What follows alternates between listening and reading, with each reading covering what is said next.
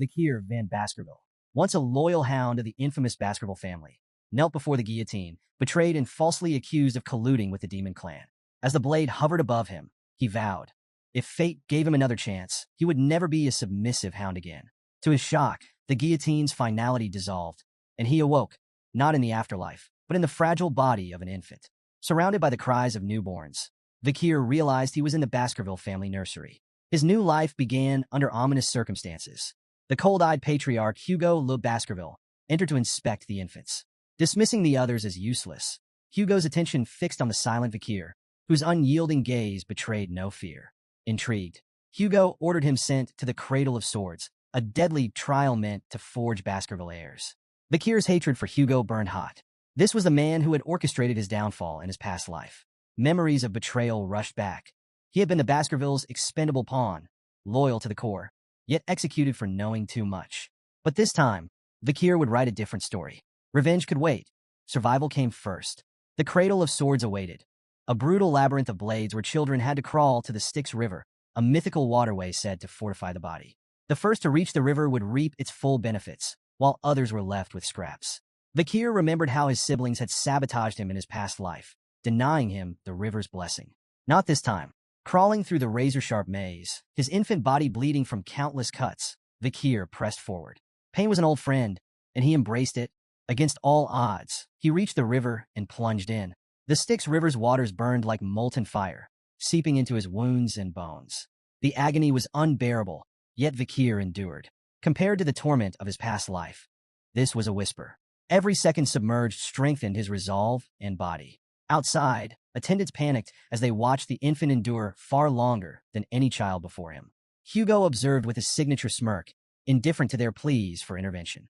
7 minutes, reported John Barrymore, the family's butler. Hugo chuckled, his amusement tinged with grim expectation. He might not survive, Hugo called out, signaling it was time to surface. But Vikir ignored him. Each second in the river was a rare chance to grow stronger, and he refused to abandon it. The water began to flood his lungs, and his vision blurred. Even as his body screamed for air, his mind chanted a single mantra, endure. Just as darkness threatened to claim him, Hugo pulled Vikir from the Styx River.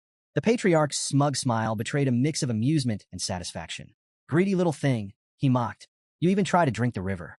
As Hugo examined him, something unusual caught his attention. Vikir already had teeth, an extraordinary trait for a newborn. Intrigued, Hugo turned to the head butler and asked the child's name. Upon hearing it, his smirk deepened. A very greedy son has been born, he mused, half amused, half impressed. Though weak and groggy, Vikir's mind remained razor-sharp. Silently, he vowed to grow stronger in secret and someday tear Hugo apart with his own hands. His hatred didn't stop with Hugo. It extended to the entire Baskerville family. They had tried to erase him once, but this time, he would make them disappear into history. As he lay in the nursery, the memories of his past life seared his thoughts. He was Hugo's illegitimate son, cursed with low status despite his extraordinary talents.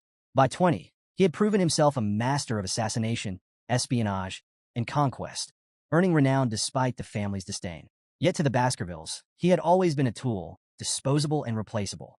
At 30, when demonic gates unleashed hell upon the world, Vikir became a pillar of resistance, fighting for 5 grueling years. His efforts turned the tide, but instead of recognition, betrayal awaited him. Accused of treachery and silence for knowing too much, his life had ended on the guillotine. This time, however, Vikir vowed that no one, not Hugo, not the Baskervilles, would get the chance to betray him again. As he fully awoke, the power of the Styx River coursed through his veins, giving him a stronger starting point than in his previous life. Yet his thoughts were interrupted by the soft creak of the nursery door. A maid entered, startled to see him awake, muttering about Madam's unusual request to leave something on his bed. Curiosity piqued. Vikir waited until the maid left before inspecting the small box she had placed beside him. The lid creaked open, revealing 2 venomous mambas, their crimson eyes glinting in the dim light. Vikir's sharp mind pieced it together instantly. This gift was an assassination attempt, orchestrated by one of the few women in the Baskerville family addressed as Madam. The motive was obvious: eliminate competition. If Vikir died, the other infants in the nursery might also succumb to the Viper's fangs, removing all potential rivals. Hatred burned in his chest as the snakes lunged at him.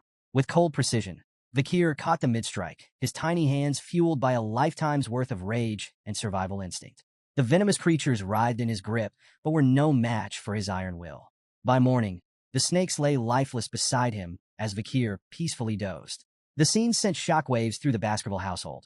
Chaos erupted as the nannies on duty faced brutal interrogations, their failure deemed an unforgivable crime. They were swiftly executed, but the Viper's origins remained a mystery to all, except Vakir. 8 years passed, and Vakir sat in a classroom, half listening as the teacher droned on about the hierarchy of swordsmanship. The students were captivated by the descriptions of the stages. Sword beginner, unable to imbue their blade with mana. Sword expert, capable of infusing a small amount of mana. Sword graduate, their blade shimmered with a liquid-like mana aura. Sword master, the pinnacle of mastery, able to form and shape solid mana freely. The class erupted in awe as the teacher mentioned that Sir Hugo, the family patriarch, was a sword master, the strongest in the Baskerville line. Vakir, however, paid no attention. His thoughts were consumed by his own goals, not Hugo's accolades. His coming-of-age ceremony was fast approaching, and each day brought him closer to the moment he would regain his full power. To him, the question wasn't if he could destroy Hugo, but when. The teacher glanced at Vakir, mistaking his quiet focus for disciplined dedication. Vakir's unmatched endurance in the Styx River and his remarkable physical development made him a standout. The teacher thought Hugo would be pleased. Vakir, however, cared little for Hugo's approval. He was busy calculating how many years he had left to exact his revenge. After class, trouble came in the form of 3 arrogant boys. Identical in every way, but their misplaced bravado, the triplets, Highborough, Middleborough, and Lowborough Le Baskerville, cornered him. Known as Hugo's Trident, they sneered and jeered, calling him Garbage Van and mocking the stories about his legendary feats as a baby. Styx River? Strangling snakes? What a joke, Highborough taunted. The others laughed, feeding off each other's malice. Vakir's sharp memory identified them instantly. These were the same triplets who had betrayed him in his past life, stabbing him in the back when he was on the run from false accusations. At 9 years old, their cruelty was unchecked, but Vakir knew they would grow into dangerous obstacles. He debated whether to deal with them now or bide his time. Highborough, the self-proclaimed leader, pulled out a knife. They say your body's immune to blades, he smirked. Let's test that. Middleborough grabbed Vakir from behind, clamping a hand over his mouth. 3 minutes, he said with a sneer. If he can endure that, I'll eat my hand. The triplets began their experiment, slashing at Vakir with increasing frustration. 1 minute passed, then 3, then 10. No matter how hard they tried, the knife didn't leave a scratch. Annoyed and out of ideas, the triplets let Vakir go. Guess the legend's true, Middleborough muttered. As he released Vakir, he froze, noticing blood on his hand and the absence of a finger. Vakir spat the severed digit onto the ground, his expression calm, almost bored. What are you doing? Middleborough shrieked, his face pale. Vakir's dark smile deepened. You said you'd eat your own hand, he reminded him coldly. Panic gripped the remaining 2 triplets. We need a priest, they yelled, scrambling to find a way to reattach the finger. Vakir wasn't interested. His icy gaze silenced their panic, and he spoke with quiet authority. Leave. The enraged triplet lunged at Vakir with a knife, hurling insults and emphasizing their age advantage. Vakir remained calm, letting the blade strike him, but it failed to pierce his skin. Seizing the moment, he grabbed the boy's wrist and twisted it with merciless precision. The triplet screamed in pain as Vakir, his voice cold and steady, reminded them that in the Baskerville family, power and talent always trumped age. An evil glint flashed in Vakir's eyes as he taunted them. Shall we continue your little game? Let's see who lasts. He wrenched the boy's arm further, eliciting louder cries. The remaining 2 triplets, frozen in fear, soon snapped into action. One charged at Vakir in a blind fury, only to meet a devastating punch that sent him sprawling across the floor. The third followed suit, lunging in desperation, but Vakir countered effortlessly with a kick to the face, leaving him crumpled beside his brothers. The room fell into an eerie silence, broken only by the groans of the defeated triplets. Vakir stood over them, his gaze icy and unforgiving. With chilling detachment, he told them that while their wounds could be treated, they would have to endure their pain for now. Then, with a mockingly generous tone, he offered them a way out. One of you can leave the room, Vakir said. Relief flickered across the triplets' battered faces, and they quickly asked which one of them would be spared. In response, Vakir picked up the knife and tossed it onto the ground between them. Decide for yourselves, he said, his voice dripping with cruel amusement. As he turned to leave, he added one last taunt. Don't take too long. At least one of you should live, right? The triplets stared at the knife, then at each other. The realization hit them like a thunderclap. Survival would come at a cost. Desperation overtook reason, and they began to fight, clawing and struggling to claim the blade. From outside the room, Vikir paused to listen, satisfaction curling his lips as the sounds of their infighting, grunts, shouts, and cries echoed through the hallway. The once united trident of Baskerville had been shattered, their bond irreparably fractured. Meanwhile, in the Patriarch's office, Hugo Le Baskerville received troubling news from his head butler, John Barrymore. "The Morgs clan is stirring trouble at the Ruby Mines, my lord," John reported. "They've started staking claims to the territory." Hugo leaned back in his chair, unfazed. "Let them. We'll deal with it when they come knocking," he replied coolly. John nodded and shifted topics.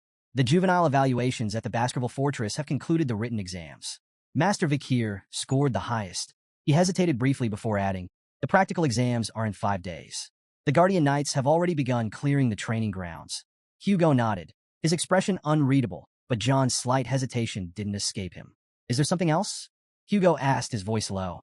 John hesitated again before finally speaking. "There's been an incident involving the young masters." Hugo's gaze darkened. "How many died?" "None, my lord," John quickly clarified. "But there were injuries. Master Highborough's teeth were completely shattered. Master Middleborough suffered a broken jaw, and Master Lowborough lost his left index finger." Hugo's face remained impassive as John continued. "The physical wounds have been treated, but the psychological impact seems severe. The boys are deeply shaken." Hugo's brow furrowed in mild surprise as he remarked, "The Trident of Baskerville is known for their unshakable bond. They wouldn't have turned on each other without good reason." John Barrymore, standing attentively, responded with precision. "The cause was another young master, Vikir. Not only did he inflict their injuries, but he also achieved the highest score on the written exam." Intrigued and faintly concerned, Hugo ordered, "Summon him." Vikir entered Hugo's office with a calm smile, exuding quiet confidence. Hugo greeted him with a tone of authority, commenting, "You've grown considerably since we last met." Hugo wasted no time addressing the incident with the triplets, noting the gravity of their injuries, not the physical ones, which had been treated, but the deeper wounds inflicted on their bond as brothers. Hugo's gaze was steady as he asked, "Do you think your actions were wrong?" Vikir met his gaze without hesitation, replying with his own question. "What did I do wrong?" Hugo's eyes narrowed slightly, yet he allowed Vikir to continue. The boy elaborated, asserting that in the Baskerville family, strength was paramount. If strength decides all, how can the stronger party ever be in the wrongs? Hugo paused, his expression unreadable, before revealing, "The triplets have already forgiven you." The revelation caught Vikir off guard. "They forgave me?" he echoed, incredulous. An old memory surfaced in Vikir's mind, a scene from his previous life. A young woman, the last survivor of a family annihilated by the Baskervilles, had come to Hugo as a nun. Despite her suffering, she forgave him, citing her faith. Hugo's response, cold and cutting, now rang clearly in Vikir's ears. Forgiveness is merely an excuse for the weak, who lack the strength to seek revenge. Drawing from that memory, Vikir repeated Hugo's own words back to him. Forgiveness is nothing more than a way for the powerless to cope with their inability to retaliate. For a moment, silence filled the room. Then Hugo's stern expression softened into approval, his eyes faintly glowing with satisfaction. "You understand," he said simply. Turning to John Barrymore, Hugo issued an unexpected command. "Let him take whatever snacks he wants from the food storage, so long as he can carry them himself." Grateful but cautious, Vikir made a modest request, chocolates. As he turned to leave, Hugo's voice stopped him. "Perform well in the upcoming evaluation," the Patriarch said, his tone sharp yet almost fatherly, "particularly against the direct descendants of the Baskerville bloodline. Don't disappoint me, son." Vikir's lips curled into a faint smile, though his crimson eyes betrayed a simmering hatred. "Understood," he replied, and left with Barrymore. The head butler led Vikir to the storage room, proudly explaining the premium quality of their chocolates. "These are the finest in noble circles," Barrymore said. The Morgs clan spared no effort in procuring them. Before he could continue, Vikir interrupted firmly. "I don't want anything processed." Barrymore, momentarily taken aback, sought clarification. "Cacao beans," Vikir specified. "The ones with the richest aroma." Though puzzled, the butler complied, arranging for a batch of cacao beans to be brought to Vikir. As he placed one in his mouth, a nearby chef offered an explanation. "Those are bloody beans," the chef said, impressed by Vikir's choice. "They're legendary for their potency. Just one bean can produce up to 100 liters of chocolate. Their aroma and yield are unparalleled." The head butler, Barrymore, watched in bemusement as Vikir chewed on the bitter cacao bean without hesitation. Assuming Vikir had an unusual love for chocolate, Barrymore thought the boy's unorthodox request might be a clever ploy to secure more in the future. When the chef offered to process the beans into chocolate and deliver it to his room, Vakir declined, insisting on taking the raw beans with him. The peculiar request left the staff scratching their heads. What none of them realized was that Vakir had no intention of eating chocolate. These cacao beans were tools for a far more devious plan, one that would unfold during the practical exam in 5 days. Unbeknownst to everyone, the seeds of chaos had been sown, and a catastrophic event loomed, destined to become a defining moment in the Baskerville clan's brutal history. The Baskerville family, infamous as the Berserker family, forged their reputation through relentless trials and ruthless discipline. From their first steps, Baskerville children were shaped by grueling evaluations designed to strip away weakness. Among the earliest trials was a grueling mountain climb, with rest granted only in carefully rationed breaks. At night, they were forced to sleep beside the corpse of a slain monster, a grisly exercise meant to steel their nerves and prepare them for hostile environments. This unrelenting training produced warriors feared and respected across the land. However, it was at the age of 8 that the true test began, the deadly evaluation, a rite of passage that would cement their place in the Baskerville hierarchy. On the outskirts of Baskerville territory loomed the life-engulfing forest, a treacherous mountain infested with monsters. This foreboding peak was the site of the deadly evaluation. The young hounds, children selected for the trial, gathered at its base, their expressions a mix of determination and fear. Standing before them was Shadow Dog Pavlov Van Baskerville, an instructor renowned for his sharp instincts and formidable aura. He laid out the rules of the exam with cold precision. The task was deceptively simple: survive for 1 month on the mountain while hunting strong monsters. The scoring system, however, demanded both strategy and ruthlessness. Survive the month, 10 points. Avoid permanent injuries, 30 points. Defeat a monster, 70 points. Eliminate a contestant, 50 points. Fulfill all conditions, 90 points. But no one could achieve a perfect 100. Sir Hugo had decreed that perfection bred arrogance, and arrogance was the path to ruin. Additional points could be earned by stealing the badge issued to each participant. However, death carried an unforgiving penalty, 0 points. Pavlov issued a grim warning: do not stray beyond the designated area. While the marked zones were dangerous, they were partially subjugated with monitored monster populations. Beyond these areas lay the mountain's forbidden zones, where unknown horrors prowled. The shadow dogs, acting as examiners and covert supervisors, would observe the participants and minimize casualties where possible. Killing was not forbidden but carried penalties, and the instructors aimed to prevent unnecessary deaths. Yet in the Baskerville family, the line between survival and slaughter was perilously thin. As the young masters gathered at the base of the mountain, anticipation crackled in the air. Whispers rippled through the group, with many casting furtive glances at Vakir. His legendary endurance in the Styx River and the rumored incident with the triplets were hot topics of conversation. Vakir, as composed as ever, remained indifferent to their murmurs, his thoughts focused on the mountain before him. He had been to Le Rouge et Le Noir before and was no stranger to its dangers. Unlike the others, who saw only a brutal test, Vakir saw an opportunity. Nearby, the triplets stood together, their usual arrogance dampened. Beads of sweat glistened on their foreheads as they cast uneasy looks at Vakir. Their nerves betrayed them. It was clear the memory of their encounter with him still lingered.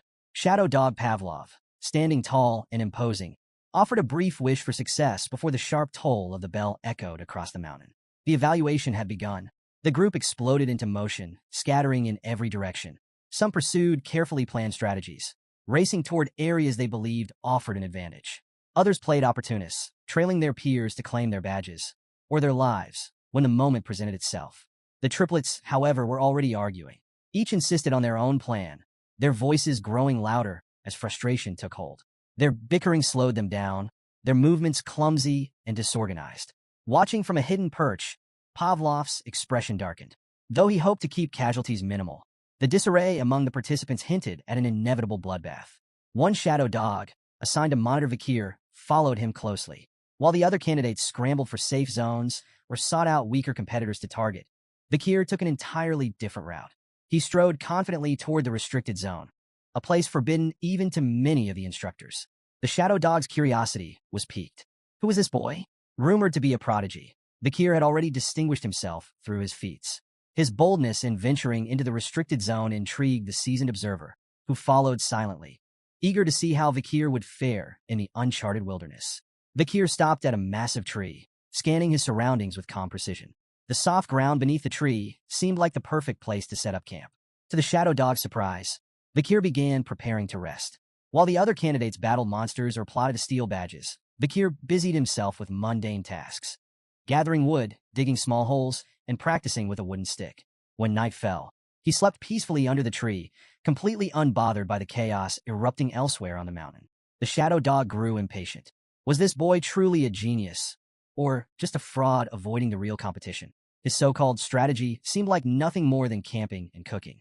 Frustrated by the lack of action, the Shadow Dog eventually decided to abandon his watch, muttering to himself as he left to observe more interesting candidates. As soon as the Shadow Dog was gone, a sly smile crept across Vikir's face. He had been waiting for this moment. Without the observer breathing down his neck, he could finally focus on his real plan.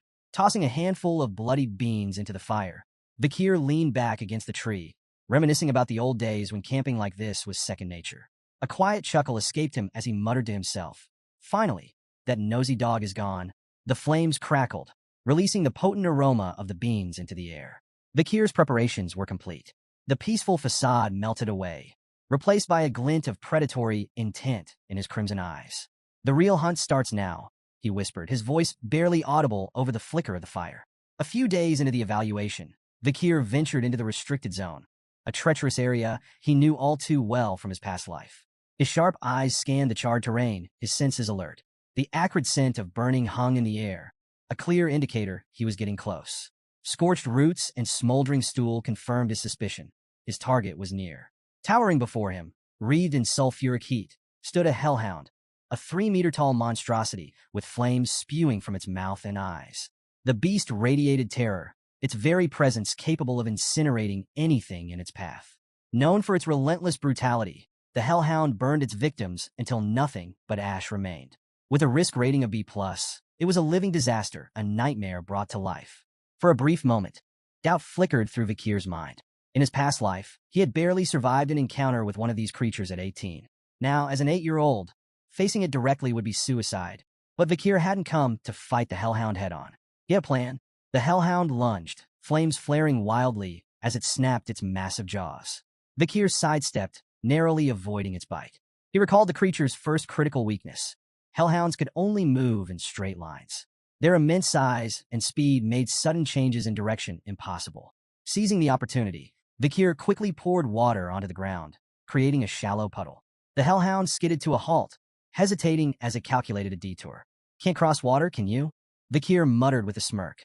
Like most canine monsters, the hellhound was instinctively repelled by water, even in shallow amounts. This bought Vikir precious time to reposition himself. But the danger was far from over. The beast's bloodlust was unrelenting, and it lunged again, flames roaring. Vikir sprang into action, executing the final step of his plan. As the hellhound opened its massive jaws to roar, Vikir hurled a bloody bean directly into its throat. The beast staggered, its snarls turning to whimpers as its body trembled violently. It collapsed, immobilized and helpless. "Chocolate's toxic to canines," Vikir remarked, watching the hellhound writhe. The bloody bean, capable of producing 100 liters of chocolate from a single seed, acted as a concentrated poison, overwhelming the beast in moments. With the hellhound incapacitated, Vikir approached with deliberate calm. His crimson gaze locked on its weak point, a vulnerable spot near its kidney, where no ribs offered protection. He gripped his sword tightly, then plunged the blade into the hellhound's side with surgical precision. The beast's body convulsed before going still. A rush of energy, its karma, flowed into Vikir, fortifying his young body. His sword felt lighter, his movements sharper. Inch by inch, he could feel himself reclaiming the immense power he had once possessed before his regression, all while still in the body of an 8-year-old. Standing over the fallen hellhound, Vikir allowed himself a moment of satisfaction. He imagined the stunned expression on Hugo's face when he returned to the clan with the head of a B+ rank monster. With a flick of his blade, Vikir decapitated the hellhound and hoisted its massive head. The weight felt insignificant in his hands, a testament to his growing strength. As he gazed out over the charred forest, Vikir's smirk deepened. Victory was already in his grasp. He knew that this kill had all but guaranteed him first place in the practical exam. Vikir's triumph was short-lived. A low, menacing growl shattered the silence, and he turned to see a group of hellhounds emerging from the shadows. Their flaming eyes locked onto him, filled with vengeful fury. It was clear they had come for their fallen comrade. Despite the odds, Vikir remained calm. He gripped his sword tightly, mentally calculating his resources. He had enough bloody beings to exploit their weakness, and he knew their patterns and limitations. Victory wasn't impossible, but before the hellhounds could attack, something unexpected happened. The pack began to whimper, their flaming eyes darting nervously as they shrank back. This sudden display of fear immediately caught Vikir's attention. Hellhounds never back down, even when facing certain death. What could terrify them? Vikir murmured, his heart pounding as he turned to face the source of their fear. His eyes widened in shock. Towering above him was a Cerberus, the legendary three-headed guardian of the underworld. The beast was colossal, 7 meters tall and radiating an aura of unmatched menace. Its 3 heads snarled and snapped, each mouth spewing fiery embers. With a risk rating of A+, Cerberus was leagues beyond the hellhounds in strength and ferocity. Vikir's mind raced. What is a Cerberus doing here? The monstrous creature was supposed to reside on the 7th ridge of life engulfing forest, far beyond the exam's designated area. Then he noticed something critical. Cerberus was injured. The creature's massive body bore several deep wounds, and arrows jutted out from its flesh. Blood trickled down its dark fur, and its movements were slower than usual. It was clear someone or something had been hunting it, driving it to this lower ridge. Realizing the opportunity before him, Vikir quickly assessed his options. An injured Cerberus was still a massive threat, but it was far more vulnerable than usual. This was a once-in-a-lifetime chance. With steely resolve, Vikir charged forward, his body moving with precision honed from years of battle in his past life. His blade flashed in the dim light as he landed several strikes on the massive beast. Each blow was calculated, targeting weak points exposed by its injuries. The Cerberus roared in pain, its fiery breath scorching the ground as it lashed out in retaliation. Vikir dodged with agility, his movements sharper than ever thanks to the strength he had gained from the Styx River. An injured Cerberus. This is doable, Vikir thought, his determination burning as brightly as the flames around him. But his confidence was short-lived. In a moment of carelessness, the Cerberus struck with lightning speed. Its first swipe shattered Vikir's sword, the blade exploding into fragments that scattered across the forest floor. The second blow hit him with tremendous force, sending him flying through the air like a ragdoll. Vikir's flight ended abruptly as his body slammed into a tree trunk with a sickening crack. The impact left him crumpled on the ground, motionless and battered. Blood spilled from his mouth, pooling beneath him as silence descended. For a moment, nothing moved. Then, Vikir's eyes fluttered open. Pain shot through his body, sharp and overwhelming. Panic flared as he noticed the unnatural angle of his left arm. His first thought was that the Cerberus had torn it clean off, but to his relief, it was still attached, though badly mangled. He grimaced, forcing himself to sit up. The Styx River's blessing saved me, he realized, though the protection came with limits. He wouldn't survive another direct hit. The Cerberus advanced, its 3 heads snarling in unison, fire and fury emanating from its massive frame. Vikir's instincts screamed at him. Brute force was no longer an option. Survival demanded a different strategy. Sometimes the wisest move was to retreat and live to fight another day. Swallowing his pride, Vikir turned and ran. His mind raced as he scanned the terrain for an escape. The beast's roars thundered behind him, its footsteps shaking the ground with each stride. Then he saw its salvation. A weathered iron fence loomed just a few yards ahead, marking the edge of the restricted zone. If he could cross it, he'd be closer to the safe haven he had prepared before the battle. Summoning every ounce of strength, Vikir sprinted toward the fence. The Cerberus lunged, its massive jaws snapping inches from his back. With a final burst of speed, he threw himself through the gate, crashing onto the other side. Relief surged through him, but there was no time to waste. The beast's pursuit was relentless, and Vikir had to move fast. He scanned the forest, his eyes locking onto the trap he had set days earlier, a deep pit camouflaged beneath thick foliage. As the Cerberus charged, Vikir led it straight to the concealed pit. Timing his move perfectly, he dived out of the way just as the beast lunged forward. Unable to stop its momentum, the Cerberus plummeted into the pit, impaling itself on the wooden spears hidden below. Vikir's lips curled into a grim smile. His meticulous preparation had paid off. The spears, coated with the essence of bloody beans, acted as a lethal poison to canine monsters. The Cerberus howled in pain, its growls turning to gurgles as foam oozed from its mouths. Yet, Vikir knew better than to relax. The legendary beast wasn't defeated yet. Despite its injuries, the Cerberus began to climb out of the pit, its enormous claws scraping against the sides. Vikir wasted no time. He grabbed a wooden spear, its tip smeared with venom from a bloody mamba snake, and hurled it with precision.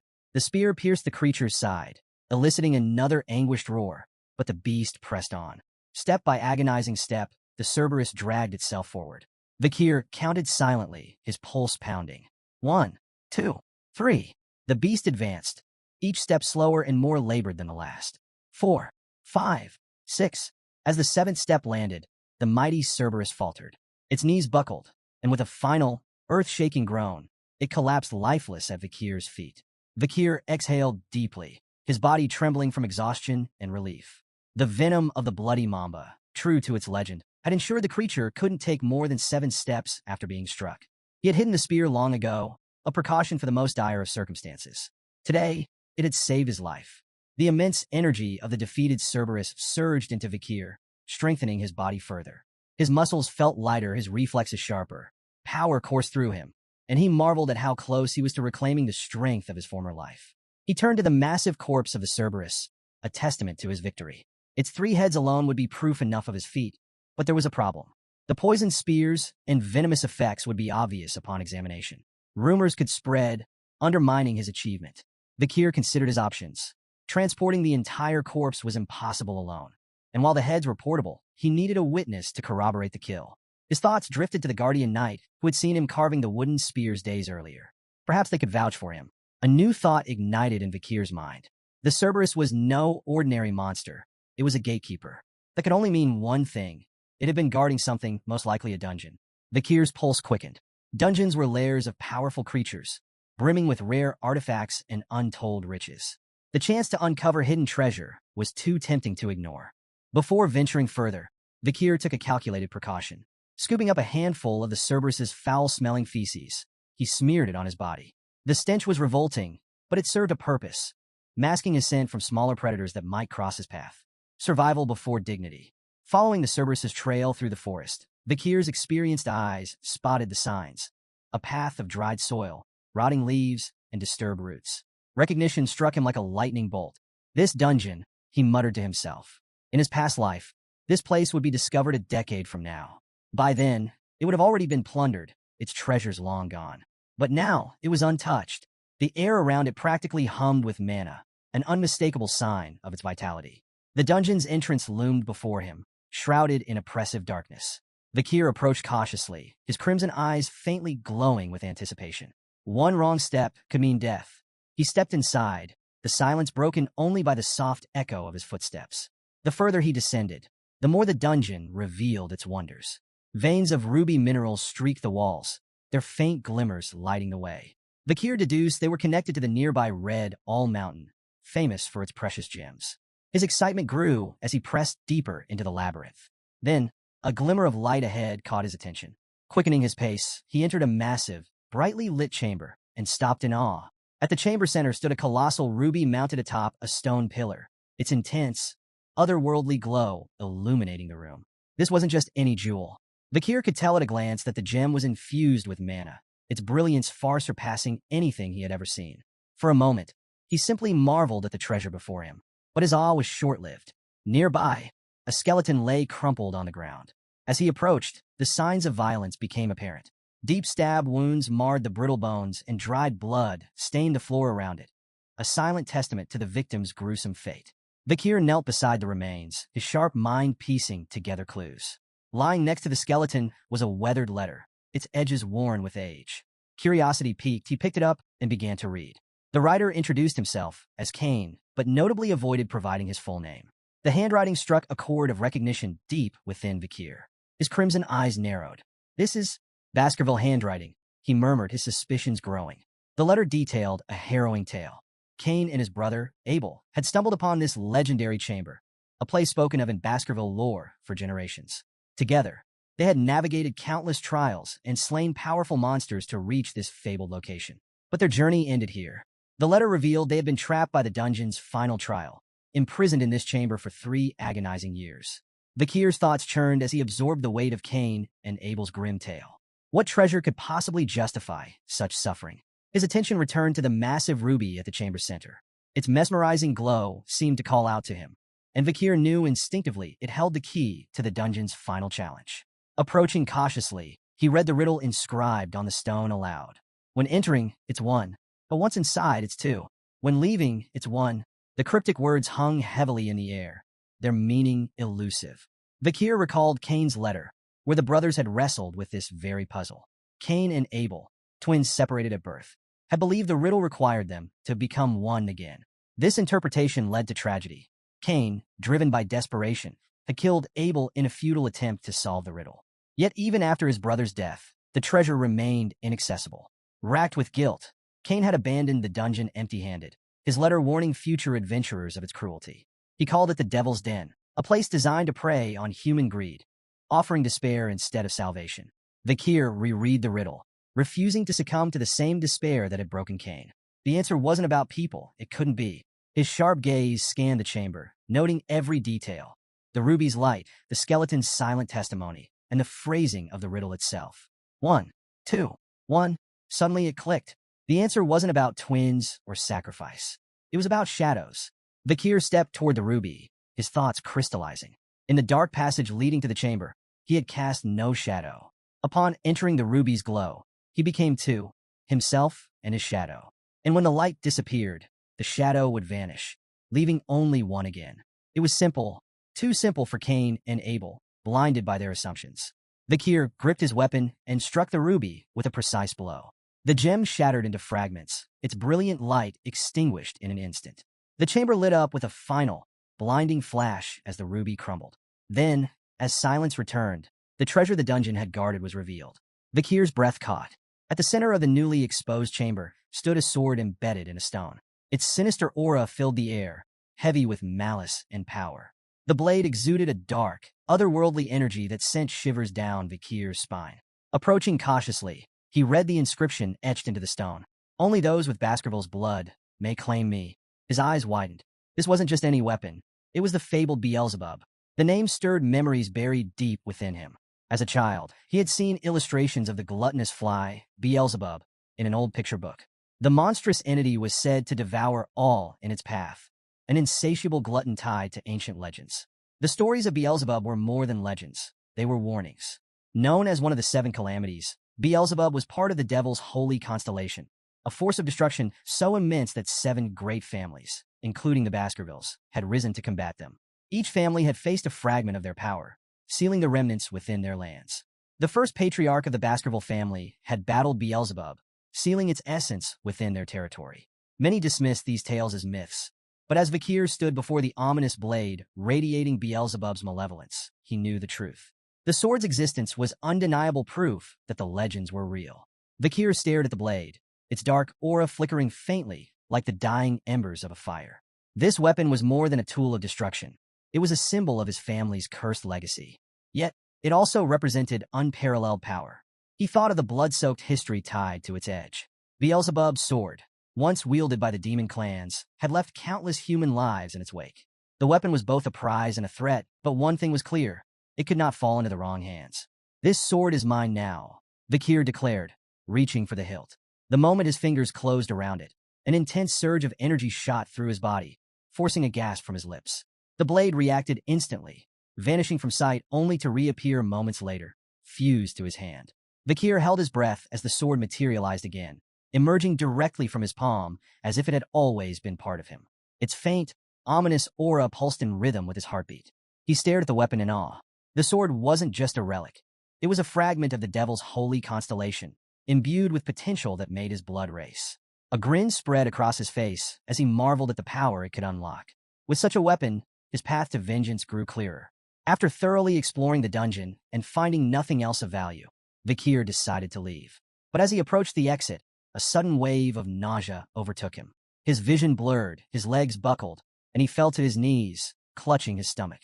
At first, he thought it was his own hunger, but the sensation was strange, foreign. Then he understood. It wasn't his hunger. It was the sword's. Beelzebub's insatiable appetite was now linked to him, its hunger coursing through his veins. Stumbling out of the dungeon, Vakir felt the blade tugging at him, pulling in a specific direction. Unable to resist, he followed its guidance. It led him back to the Hellhound's corpse, still steaming from its earlier battle. Confused but compelled, Vakir extended the blade toward the body. His eyes widened as the sword came alive, voraciously absorbing the Hellhound's blood. The once dark blade pulsed with crimson light as it fed, its hunger satiated at last. As the feeding ended, the sword let out a strange, satisfied sound, like a child after a hearty meal. Vikir's own hunger faded, replaced by a gnawing frustration. The blade was unpredictable. Its needs a burden he hadn't anticipated. Yet, its power was undeniable. Examining the weapon, Vikir noted its intricate design, slots embedded within the blade, faintly glowing. He recalled the stories about Beelzebub's inherent ability, gluttonous flies. The sword could absorb not only the blood of its victims but their skills, adding them to its arsenal. This ability made Beelzebub a weapon of limitless potential, but also one of chaos. Many of its past wielders had overindulged its appetite, allowing it to absorb so much that even their most fearsome opponents had been rendered powerless.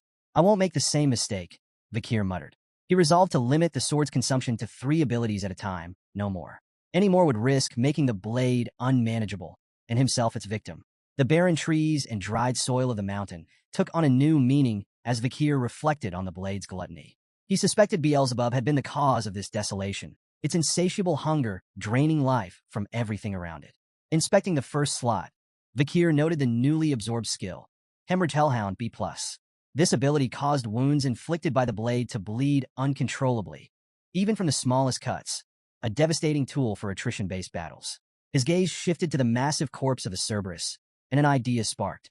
Extending Beelzebub toward the body, Vikir allowed the blade to begin feeding. The sword's dark aura flared, and the Cerberus's blood was drawn into it. Before the weapon could devour the entire corpse, Vikir stopped it with a sharp word, tapping the hilt lightly, as if scolding a pet. Enough, he muttered. The blade responded with a shrill cry, like a reprimanded child. Beelzebub's 3 slots were now filled. 1. Incinerate Cerberus. A+, inflict severe, flaming injuries that are resistant to healing. 2. Hemorrhage Hellhound, B+, causes catastrophic blood loss from even minor wounds. 3. High-speed regeneration. F. A minor healing ability absorbed from a crushed sewer rat. Vikir smirked, noting the high-speed regeneration skill. While not as impressive as the others, it could still prove useful in emergencies. He glanced at the squashed rat beneath the Cerberus's corpse and felt a mix of amusement and practicality. Reflecting on Incinerate Cerberus, Vikir marveled at its raw destructive power. Thermal injuries, he knew, inflicted far more agony than hemorrhage. With his preparations for the exam complete, Vikir chose to remain near the Cerberus's remains until the evaluation officially ended. When the young hounds returned to Baskerville Fortress, the elders began assessing their performances. Each participant was awarded a reward crafted from the remains of their hunted monsters, a sword, shield, or necklace symbolizing their success. But one hound stood out above the rest. In his office, Patriarch Hugo Van Baskerville leaned back in his chair, eyebrows raised in mild surprise. Turning to his head butler, John Barrymore, he asked, "Who caught what?" Barrymore responded dutifully. Master Vikir Van Baskerville, the 8-year-old hound, hunted a Cerberus, an A+ rank monster that wandered into the restricted area during the exam. Hugo's surprise deepened. Even the family's guardian knights avoided facing such creatures. Yet, Vikir had managed to slay one. Barrymore continued, explaining that the Cerberus had been previously wounded by the barbarian tribe before Vikir encountered it. The boy had then used poison on a wooden spear to secure his victory. However, the exact nature of the poison remained unknown, as Vikir's hunting journal offered no explanation. Hugo smirked, intrigued. And why hasn't he clarified this? Barrymore hesitated before answering. The boy claimed he was tired and retired to his dormitory. The patriarch chuckled, his eyes glinting with amusement. The little brat is already so sly. He understands that information is power, and power has its value. Barrymore nodded, though his astonishment lingered. It's remarkable that such talent comes from a hound named Van, rather than Lon. Hugo dismissed Barrymore's implication with a smirk. I do not judge hounds by their lineage. I raise them for their talent and their spite. Even mutts can rise to greatness. His tone left no room for doubt. In the Baskerville clan, skill and ambition outweighed noble birth. Barrymore hesitated, his mind drifting briefly to Hugo's second son, who was undergoing isolation training. He wondered if Hugo's indifference masked concern, but chose not to voice his thoughts. Instead, he bowed slightly and apologized for his earlier comment. Hugo waved it off. Enough of that. Bring me something to lift my spirits. Shall I summon Master Vikir? Barrymore offered immediately. Hugo nodded, and the butler departed. When Vikir entered the Patriarch's office, his composed, self-assured demeanor didn't escape Barrymore's notice. Hugo, ever direct, wasted no time questioning him about the Cerberus hunt. How did you manage it? Hugo asked. With calm precision, Vikir revealed his use of chocolate as a poison, exploiting its lethal effect on canine monsters. Hugo's eyes briefly widened in surprise, quickly piecing together the implications. The boy's earlier request for chocolate hadn't been a whim. It had been a carefully laid strategy. Barrymore, standing nearby, was equally astonished but kept his focus on the subtle tension between the two. The lack of formal greetings struck him as unusual. Was this how a father and son truly interacted? As the conversation continued, Hugo shifted gears. Why didn't you explain this to Barrymore earlier? Vakir's reply was curt but deliberate. The butler is not my master. Hugo raised an eyebrow, intrigued. Then who is your master?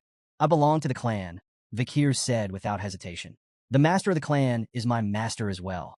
Hugo smirked faintly, leaning back in his chair. Well said. He congratulated Vakir on his performance during the practical exam and declared that the Cerberus's corpse and all associated materials would belong solely to him. Hugo then announced an additional reward.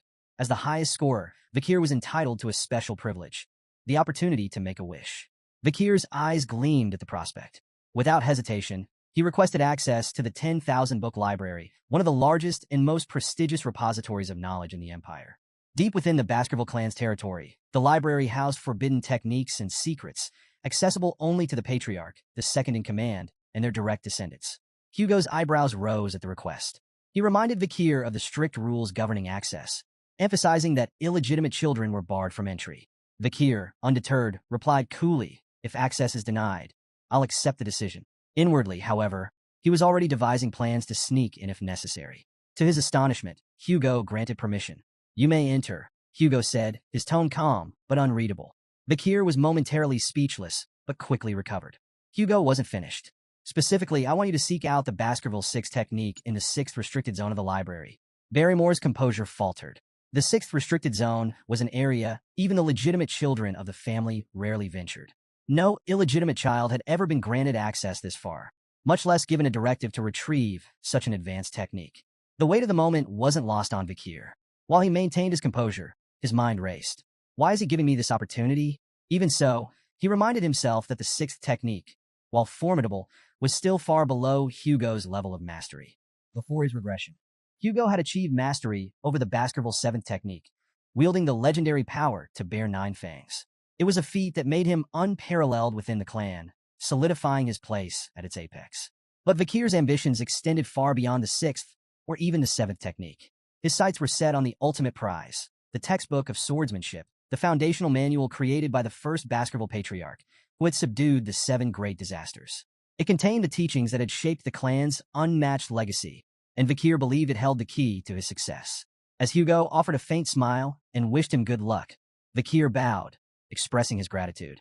Inside, however, he marveled at how Hugo had unknowingly handed him an opportunity of incalculable value. He doesn't realize what he's given me, Vakir thought. But it didn't matter. What mattered was what he would do with it. Arriving at the 10,000-book library for the first time, Vakir stood in awe. Towering shelves filled with ancient tomes stretched endlessly before him, each spine bearing a title that sparked his imagination. He read a few aloud, letting the evocative names linger in the quiet air. Severing incisors, grinding molars, piercing canines, snaggle tooth that embeds twice, wisdom teeth that lay down. These were the forbidden secrets of Baskerville swordsmanship he had long coveted but had been barred from learning in his past life. Yet he understood the logic behind the restrictions. The Baskerville clan had deliberately designed their techniques to cap the progress of their hounds at the 4th technique. It was a safeguard, a leash, ensuring no hound could turn their sharpened fangs against their master. Pressing onward, Vakir's steps were purposeful as he navigated the labyrinth of knowledge. Eventually, he arrived at a section guarded by heavy chains. Behind the iron bindings rested a massive tome, its lock glinting in the dim light. Vakir's crimson eyes narrowed. This is it, the Baskerville 6 technique. For a moment, he couldn't believe it. Hugo had truly granted him access to something he could only dream of in his past life. Unlocking the chains, Vakir smirked. He knew why Hugo had allowed him here, because the Patriarch likely believed number 8-year-old could possibly memorize the book's contents in a single day. But Hugo underestimated him. Before his regression, Vakir had already studied the theories behind the 1st through 4th techniques exhaustively. His obsession had even bred frustration. He had grown sick of those early stages, dissecting them endlessly in his quest to deduce the 5th technique. It was then he realized his past mistake. After drawing the 4th tooth, he hadn't stopped the flow of mana. That single oversight had kept the 5th technique out of his reach. The Baskerville swordsmanship followed a unique progression system. Each technique corresponded to a specific number of fangs. The 1st technique bore 1 fang, the 2nd 2, and so on. With each stage, a distinct red sword energy manifested, a visual representation of the user's mastery. The sixth technique, with its immense power, was a treasure Hugo likely thought Vikir could glimpse but never truly grasp. But Vikir's focus wasn't on the sixth technique itself. He wasn't here for what Hugo expected. His goal was far more audacious: to find a way to transcend his current limitations entirely. Leaving the swordsmanship section, Vikir caught the guards off guard. They stared at him in disbelief. "You're already finished reading?" one asked, incredulous. Another guard, clearly impressed, offered to retrieve more advanced texts from the deeper sections of the library. "You should check out the techniques stored in the restricted zones. That's where the real treasures are." But Vikir declined with a polite nod. "I've completed my task." The guards exchanged amazed glances as Vikir walked away. "Does he even realize how valuable those techniques are?" one whispered. "If it were me, I'd spend every second memorizing them," the other added. Vikir smirked to himself, letting them think what they wished. He knew exactly what he was doing. Amid the dusty shelves of miscellaneous books, Vikir searched for the real treasure he sought. His crimson eyes scanned row after row until they landed on an unassuming, tattered book tucked away in a neglected corner. Its title read, "Lurking Embedded Teeth." The book's worn cover and damaged pages made it appear worthless, a relic forgotten by time. Vikir held it in his hands, his expression calm, but inside his heart raced. He vividly recalled the time before his regression when he had served in the Hound Squad. During a mission, his team had stumbled upon a torn page from a Baskerville swordsmanship textbook. The page bore the unmistakable handwriting of a Baskerville ancestor and contained cryptic hints about a forgotten technique. When the page was brought to Hugo, it sent the patriarch into an obsessive frenzy. Determined to find the original text, Hugo scoured the library for years before finally locating it, within the lurking embedded teeth. The book, hidden among useless texts, contained the writings of a Baskerville ancestor and revealed the existence of the legendary 10th Fong technique. Vikir remembered the carnage that followed. Hugo, captivated by the promise of the 10th Fong, declared war on anyone holding the missing pages. He dispatched Baskerville hounds to the 7 great families to recover the remaining 6 pages. The mission came at an unimaginable cost. Hounds died by the dozens, their bodies piling high, drenched in blood. When the pages were finally recovered, Hugo's only acknowledgement was a cold, dismissive phrase: "Good job." Vikir's hands clenched as the memory burned in his mind. The senseless waste of life enraged him. He vowed that history would not repeat itself. He would surpass Hugo, not by mimicking his methods, but by learning from his mistakes. Flipping through lurking embedded teeth, Vikir noted its disjointed techniques and incomplete passages. Without the missing pages, the book was little more than a fragmented puzzle. But Vikir had an advantage no one else did. Before his regression, he had memorized every detail of those lost pages. The reason he couldn't progress beyond the 4th technique in his previous life wasn't his lack of skill or mana. It was the absence of this original text. The missing pages were the key to understanding the techniques in their entirety. As Vikir closed lurking embedded teeth, he muttered to himself, "To most, this book would seem like meaningless, disjointed nonsense. But with the missing pages, the misleading information transforms into an absolute masterpiece." He marveled at the text's brilliance, understanding that its true genius emerged only when the blanks were filled. Before his regression, Vikir had reached the pinnacle of graduate aura and mastered the highest level of the 4th Fong technique. Now, armed with this knowledge, he was confident he could surpass it. This time, however, he vowed to avoid the mistakes of his past. Before he turned 15, he would reclaim all the power he had lost, and more. Engrossed in the book, Vikir lost track of time. By the time he finished, dawn had broken. The realization of how much he had achieved filled him with pride. He had memorized every word, every nuance of the text. Glancing around the library, he noticed the absence of the Guardian Knights. The silence emboldened him. Though his young body wasn't yet capable of drawing all 10 fangs, he was certain the elusive 5th Fong technique, which had eluded him in his past life, was finally within reach. Approaching a nearby statue, Vikir steeled himself, his mind focused and his heart resolute. He began executing the Baskerville sword techniques, unleashing every ounce of power he could summon. First Fong technique, a sharp, decisive strike, its precision cutting cleanly through the air. Second Fong technique, building momentum. Each movement grew more deliberate and deadly. Third Fong technique, forceful and unrelenting. His strikes hammered the statue's surface. Fourth Fong technique, a whirlwind of honed precision, each blow infused with years of dedication. As his sword collided with the statue, Vikir's memories surged. He recalled the brutal struggle to reach graduate aura in his past life, only to have his illegitimate status bar him from progressing further. The direct bloodline of the Baskervilles had ensured he never advanced beyond the 4th technique, crushing his potential with their hostility. But this time was different. With each strike, Vikir channeled his anger, frustration, and defiance into his blade. In his mind, the statue became a vivid image of Hugo's face, taunting him. With a ferocious swing, he unleashed his full force, slicing through the statue in a series of precise, calculated blows. As the dust settled, Vikir stepped back, his breath ragged and his body trembling.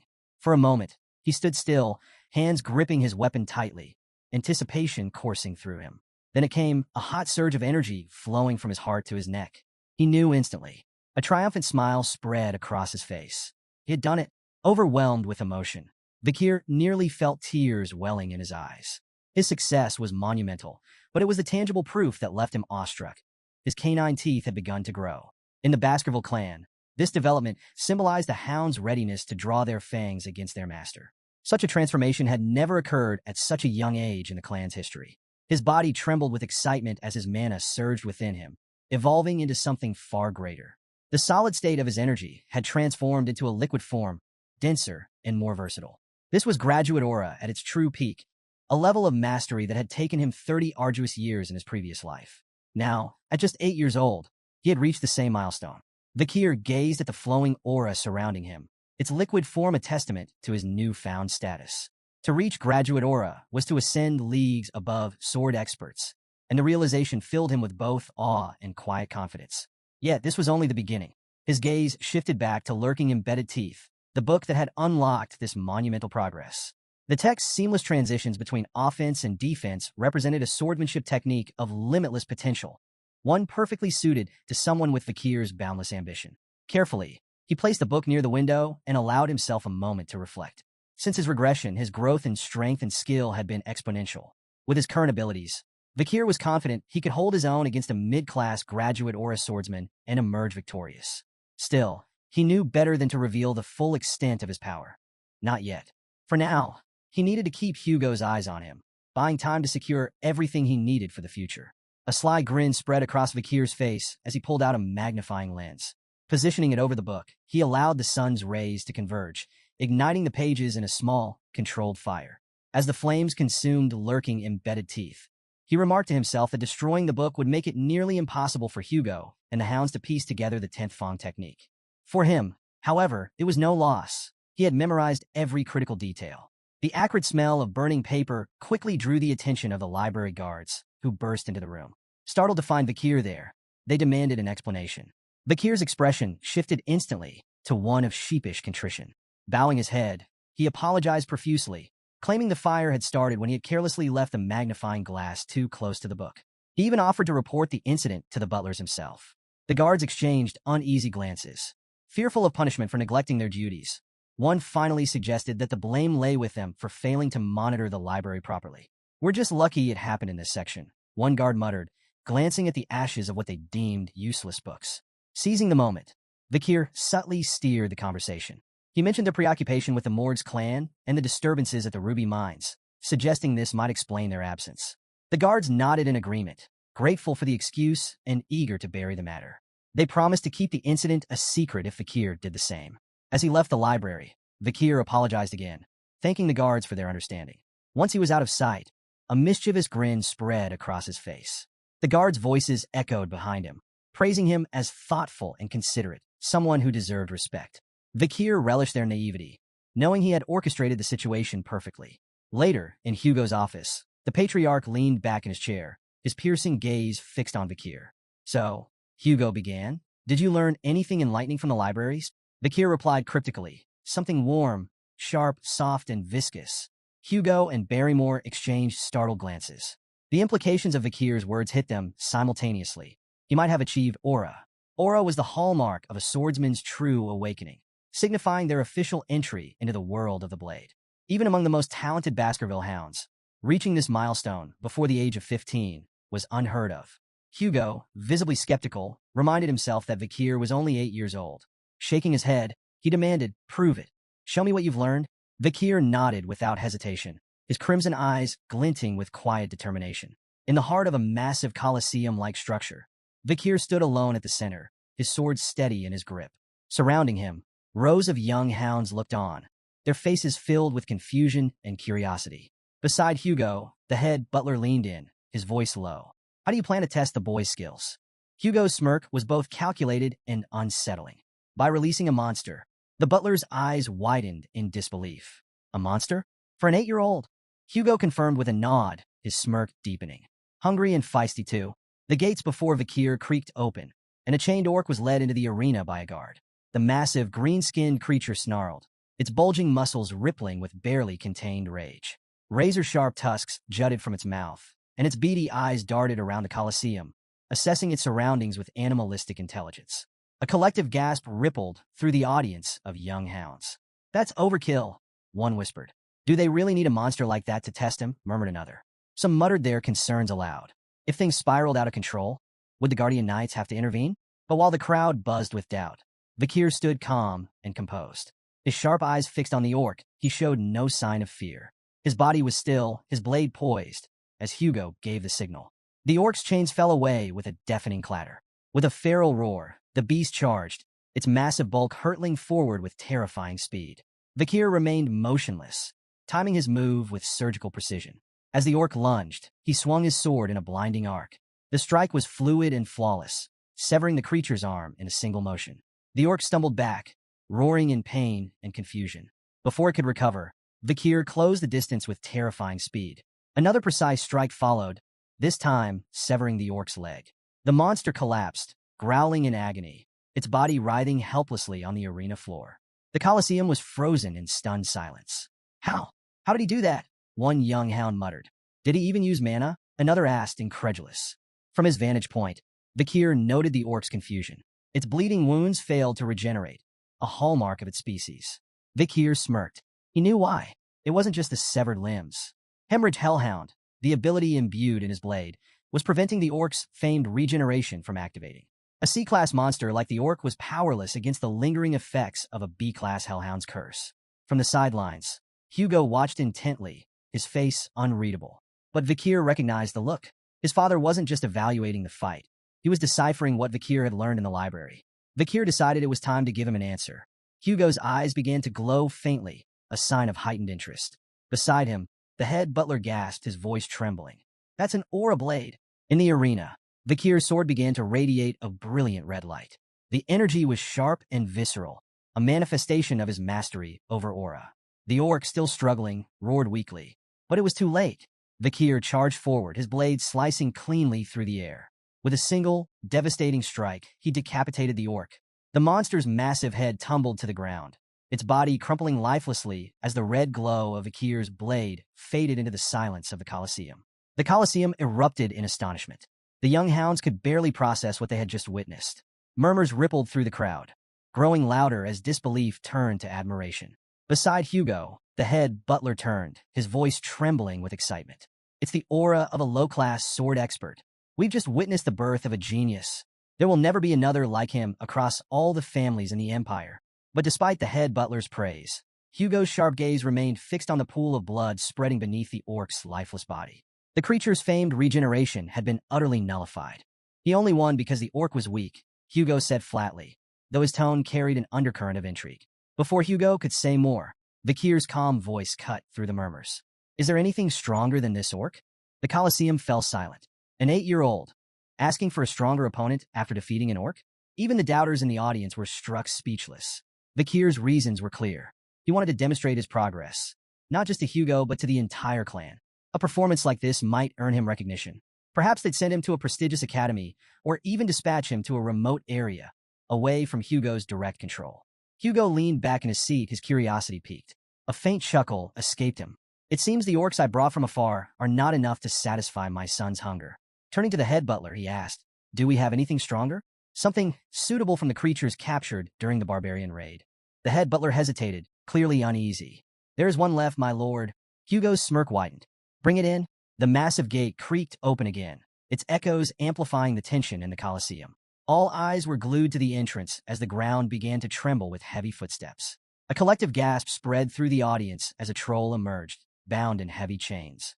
Vikir stood calmly in the arena, his crimson eyes fixed on the towering creature before him. The troll, with its twice-human size, rippling muscles, and ferocious presence, was a creature designed to instill terror. Vikir turned toward Hugo, seeking silent approval. The patriarch gave a slight nod. The troll's chains clattered to the ground, and the beast roared, the sound reverberating through the Colosseum.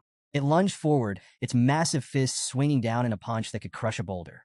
But Vikir was faster. With almost inhuman agility, he sidestepped the attack, the troll's fist smashing into the ground with a thunderous impact. Dust and debris flew into the air as the crowd gasped at the sheer force of the blow. Moving with calculated precision, Vikir slipped behind the troll, exploiting its momentary confusion. From the audience, a young hound shouted, "That's the perfect moment to attack. Why didn't he take it?" Hugo's calm, instructive voice cut through the murmurs. Trolls have extraordinary regenerative abilities. Only fatal attacks are worth it. Anything less is a waste of effort. A proper plan is essential to hunt a troll. The troll charged again, its massive frame lumbering forward with raw power but sluggish movements. Vikir moved with grace, effortlessly evading every swing, swipe, and stomp. Each step was calculated, each dodge precise. The audience watched in awe as the 8-year-old displayed remarkable poise. Yet their curiosity grew with every second. "Why isn't he fighting back?" someone muttered. "He's probably trying to tire it out," another speculated. "No," whispered a third. "He's waiting for the perfect moment to strike." Minutes of evasion stretched on, and even Vikir began to feel the tedium of the exchange. Enough, he thought. Time to act. Fully aware that he could end the fight swiftly with his full strength, Vikir deliberately chose a more calculated approach. His goal wasn't just victory, it was to make his progress seem plausible, not overwhelming. As the troll launched another heavy attack, Vikir seized the moment. With a single, precise swing, he sliced deep into the troll's arm, nearly severing it from its shoulder. Gasps rippled through the Colosseum as the audience believed the fight was over. But their astonishment turned to unease as they watched the troll's wound heal before their eyes. The severed tissue reconnected rapidly, and within moments, the arm was as good as new. Vikir frowned slightly. He had expected the troll's regeneration to kick in, but seeing it firsthand confirmed the challenge he faced. The hemorrhage skill of Beelzebub could nullify this, he thought, but he couldn't rely on such an obvious technique. It would reveal too much. From the sidelines, Hugo's sharp voice rang out. "Enough, Vikir.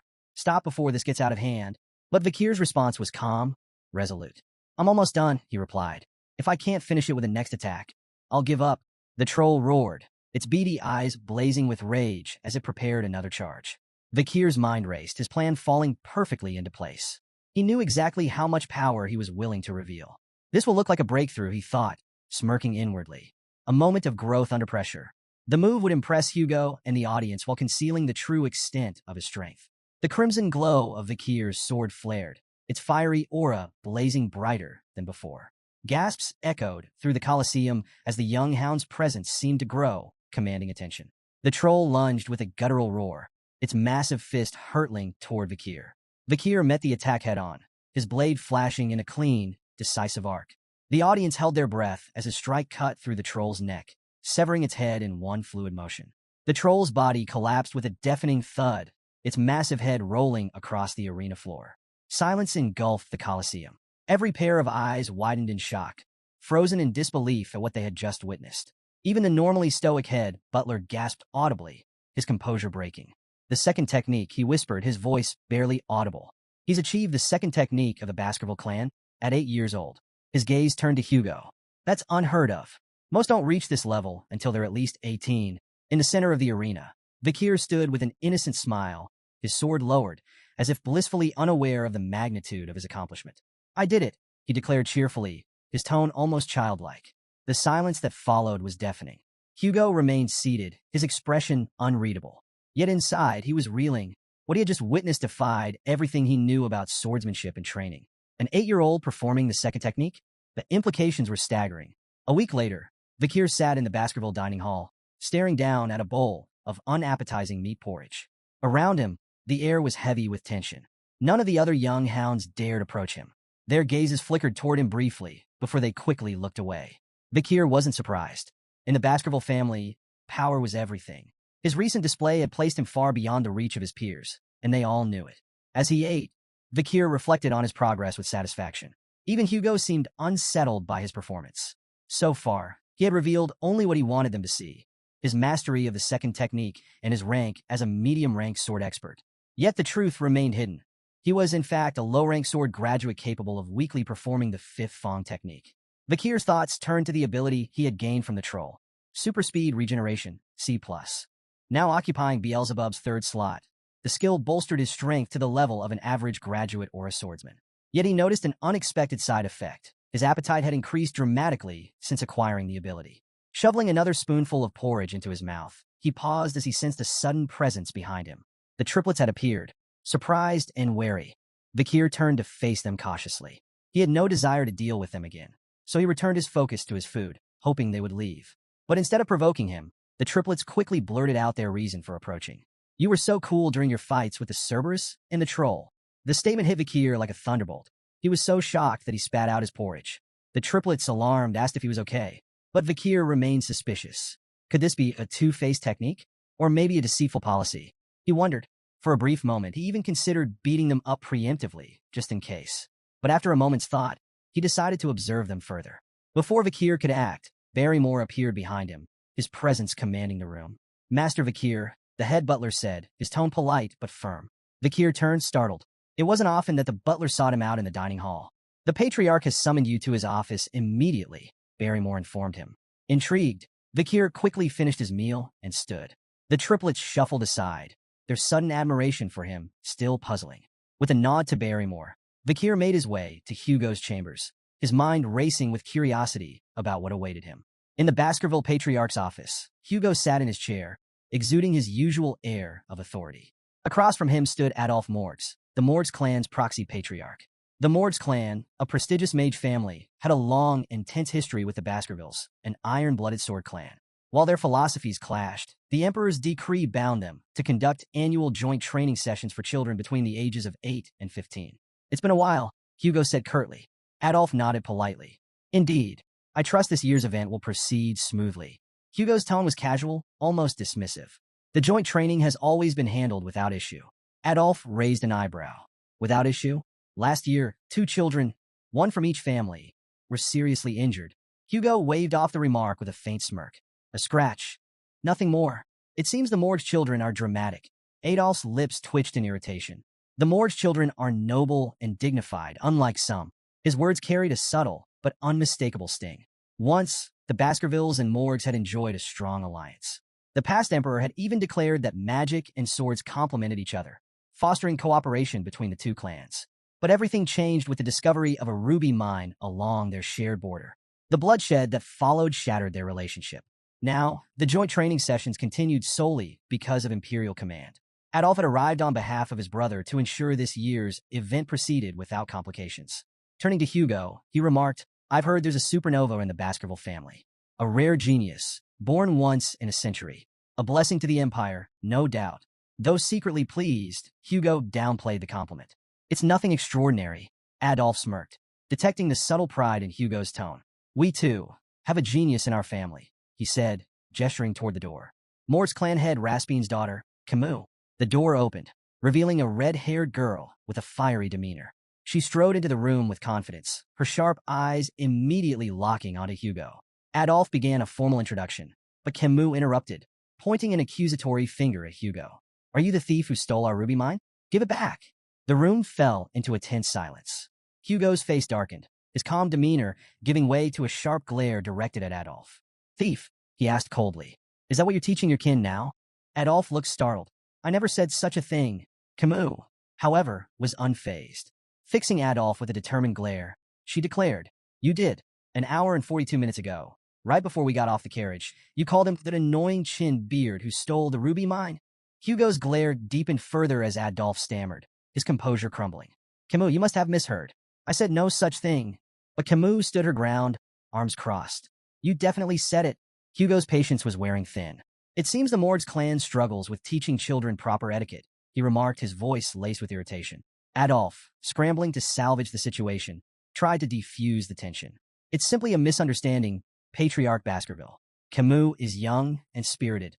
Hugo's sharp gaze remained fixed on him.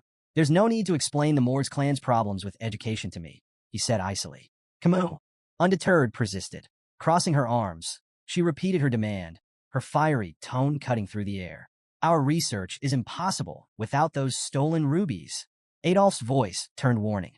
"Camus," but she ignored him, stepping closer to Hugo. Hugo's patience finally snapped. His voice was sharp, tinged with barely concealed anger. "It seems the Mords don't teach manners at all. Adolf bristled at the comment, his composure cracking. And what do you plan to do? He retorted, his words biting. Threaten an 8-year-old girl? The insult struck a nerve. Hugo's proud Baskerville dignity prevented him from stooping to such behavior, leaving him momentarily speechless. Before the tension could escalate further, a calm but cutting voice sliced through the heated exchange. It seems the morgues don't teach their children not to envy what belongs to others. All eyes turned toward the speaker, Vakir. He stood in the doorway alongside the head butler, his composed demeanor stark against the tension in the room. The butler formally announced his arrival as Hugo turned to see his son, standing steady and unruffled. Adolf, startled by Vakir's sudden appearance, quickly connected the dots. This boy had to be the rumored Baskerville supernova. His thoughts were interrupted when he noticed something odd. Camus, who had been sitting beside him moments earlier, was no longer there. Camus had moved swiftly, now standing directly in front of Vakir. Her fiery demeanor was on full display as she demanded, "What did you just say?" Adolf called her name sharply, trying to stop her from causing a scene, but Camus ignored him entirely. Vakir, meanwhile, remained unruffled, studying her intently. As Vakir observed her, memories of Camus' future self surfaced in his mind. In time, she would rise as the Morgues clan's legendary iron-blooded empress, a figure revered and feared across the empire. Renowned as a genius of geniuses, Camus would create an era of unprecedented power for the Morgues clan. She was infamous for her ferocity, having eradicated the monsters and barbarians from life-engulfing forest to form the infamous border of blood and ashes. Her political acumen would even allow her to manipulate the imperial family, earning her the title Fire Goddess of Authority. But for now, Camus was just a child. A fiery, talented child, yes, but still far from the towering legend she would one day become. His musings were interrupted by Camus snapping. "Why does the ruby mine belong to you?" Remaining calm, Vakir countered, "Because it does. Your tantrum won't change that. Don't you think your behavior is childish?" Camus bristled at the remark, her irritation palpable. Without a word, she began casting a spell. Vakir instinctively prepared for an attack, but to his surprise, Camus conjured an intricate ice sculpture instead. She pointed at the sculpture, her tone defiant as she began explaining. "This is the joint security area," she said, using the sculpture as a visual aid. She pointed to a small cave carved into the icy representation. The mine entrance lies within Morgue's territory, but the vein itself runs beneath Baskerville land. This prevents you from claiming it entirely, but it also makes it impossible for us to mine freely without crossing into Baskerville territory. Her finger traced the icy veins with precision, her voice steady but laced with frustration. "We've offered, repeatedly, to pay rent for the use of the land, but your family rejects every proposal. You treat us like trespassers, interfering with our work." She turned to Vakir, her fiery eyes locking with his. "The ruby vein belongs to the Morgues clan," Camus declared firmly, "but your people keep claiming it's yours." Adolf nodded approvingly at Camus' explanation, his pride evident. Meanwhile, Hugo's expression darkened, annoyance brewing beneath his stoic exterior. Vakir, still calm and composed, interjected, "Rubies are common magic ingredients. The Baskervilles don't need them." Camus turned to him, her frustration evident. "Then why not rent your land if you don't need the rubies?" Vakir met her fiery gaze, his tone even. "The Baskervilles are fiercely protective of their land. We're uninterested in letting others profit from it. Entering Baskerville territory will bring losses, not gains, for your clan." Camus refused to accept his reasoning. With a determined glare, she placed her hand over the portion of her ice sculpture representing Baskerville land. "Then whose arm is this?" she asked defiantly. Vakir moved swiftly, catching her wrist in his grip. His confident smile returned. "It's my arm," he said coolly, "because it's in my land." Camus' face flushed crimson, caught off guard by his unexpected reply. She stammered, "What are you talking about? How could I belong to you?" Clearly amused, Vakir tilted his head, his grin turning mischievous. "Who said you're mine?" he teased, his tone ambiguous. Before Camus could respond, Vakir reached behind him and produced a knife. The sudden motion startled everyone in the room, Camus, Adolf, and even the head butler. Vakir's grin darkened, and his voice dropped. "What I'm saying," he said ominously, "is that your arm is mine."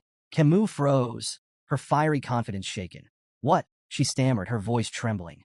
Hugo, observing from his seat, broke into a cold sweat. The room grew thick with tension, the only sound Camus' faint, nervous hiccup. As Vakir moved the knife closer to her hand, Camus screamed, "Uncle, help!" Adolf appeared behind Vakir in an instant, his expression fierce. "Step away from my niece," he commanded, his voice full of protective fury. Camus seized the distraction to wrench her arm free, retreating quickly to Adolf's side. Shaken but defiant, She clung to her uncle's arm, glaring at Vikir. Adolphe turned his anger toward Hugo, his voice rising. What is going on here? Hugo, still sweating, turned his stern gaze to Vikir. You've gone too far with your joke, he said in a reprimanding tone. Vikir chuckled, raising the knife to reveal its harmless edge. It's just a toy, he explained, a Baskerville children's knife, given to us to practice with from a young age. The room fell silent for a moment. Adolphe's outrage returned with full force. A dangerous toy like that for children? This is unacceptable. Vikir bowed his head, his tone contrite. I apologize if I frightened Camus, he said. That wasn't my intention. Camus, however, was far from convinced, her fiery glare fixed on Vikir. Adolphe's frustration simmered. This boy fails to take anything seriously, he snapped. Hugo stepped in, his tone light but firm. Adults shouldn't meddle in the affairs of children, he said. Let's focus on the ruby mines and move on to the friendly duels. Adolphe hesitated, but seeing Hugo's resolve, he relented with a sharp nod. Camus, still upset and wiping away tears, turned to Vikir, her voice trembling with indignation. I won't forget this. Vikir met her glare with a faint, unreadable smile. Good, he said simply. Camus' fist clenched, her frustration bubbling over. But before she could respond, Adolphe guided her away. Vikir remained in place, his calm demeanor unwavering, his crimson eyes gleaming faintly in the dim light of the office. The day of the friendly duels had arrived. Children from both the Baskerville and Morgs clans, aged 8 to 15, gathered in the grand arena to showcase their skills. The younger participants displayed theoretical techniques and mana sensitivity, while the older children engaged in live combat. Yet, this year, all eyes were on one match. Camus Morgs versus Vikir van Baskerville. Camus stood confidently in the arena, her fiery red hair catching the sunlight. She turned to Vikir, her expression sharp and determined. Get ready, she said firmly. I won't hold back. Without hesitation, Camus began casting a spell. Her intricate hand movements and the shimmering glow of mana captivated the audience. Spectators murmured in awe as her magical energy grew more intense. A voice in the crowd broke through the noise. Is she casting quadruspells? The exclamations turned to gasps of astonishment. Quadruspell casting, the ability to cast 4 spells simultaneously, was a feat that eluded even many adult mages. Seeing an 8-year-old achieve it left the audience awestruck. She really is the Morgs clan's genius mage, one spectator remarked. Exactly what we'd expect from someone like her. Camus unleashed a flurry of attacks, casting 4 powerful spells simultaneously. Fire, ice, wind, and earth magic surged toward Vikir with precision and force. But Vikir dodged effortlessly. His movements were fluid, almost casual. Shaking his head slightly, he spoke with a faint tone of criticism. Instead of showing off with flashy spells, maybe focus on mastering just one. Camus sneered. Her pride stung. Why do you even care? You're just an idiot who doesn't understand magic. With a swift incantation, she conjured a sand wall, a thick barrier of swirling grains, to separate them. But Vikir, unimpressed, broke through it with a single kick. The wall crumbled like paper, scattering in the wind. Camus froze, stunned. Is this the strength of someone who's bathed in the river Styx? Her mind raced, recalling the tales of the infamous Baskerville trial. But before she could regroup, Vikir moved in with lightning speed. Realizing too late that the attack was unavoidable, Camus shut her eyes, bracing for the blow. But it never came. When she opened her eyes, she found herself propelled backward. Not by a strike, but by a flick to her forehead. The sheer power of the flick sent her tumbling across the arena floor. On the sidelines, Adolphe stared in disbelief. A flick? That was just a flick. Camus winced, holding her forehead, her fiery demeanor shaken. Why did you flick me? Are you going easy on me? Vikir smiled faintly, tapping his own forehead. Maybe it's time to end this before things get out of hand.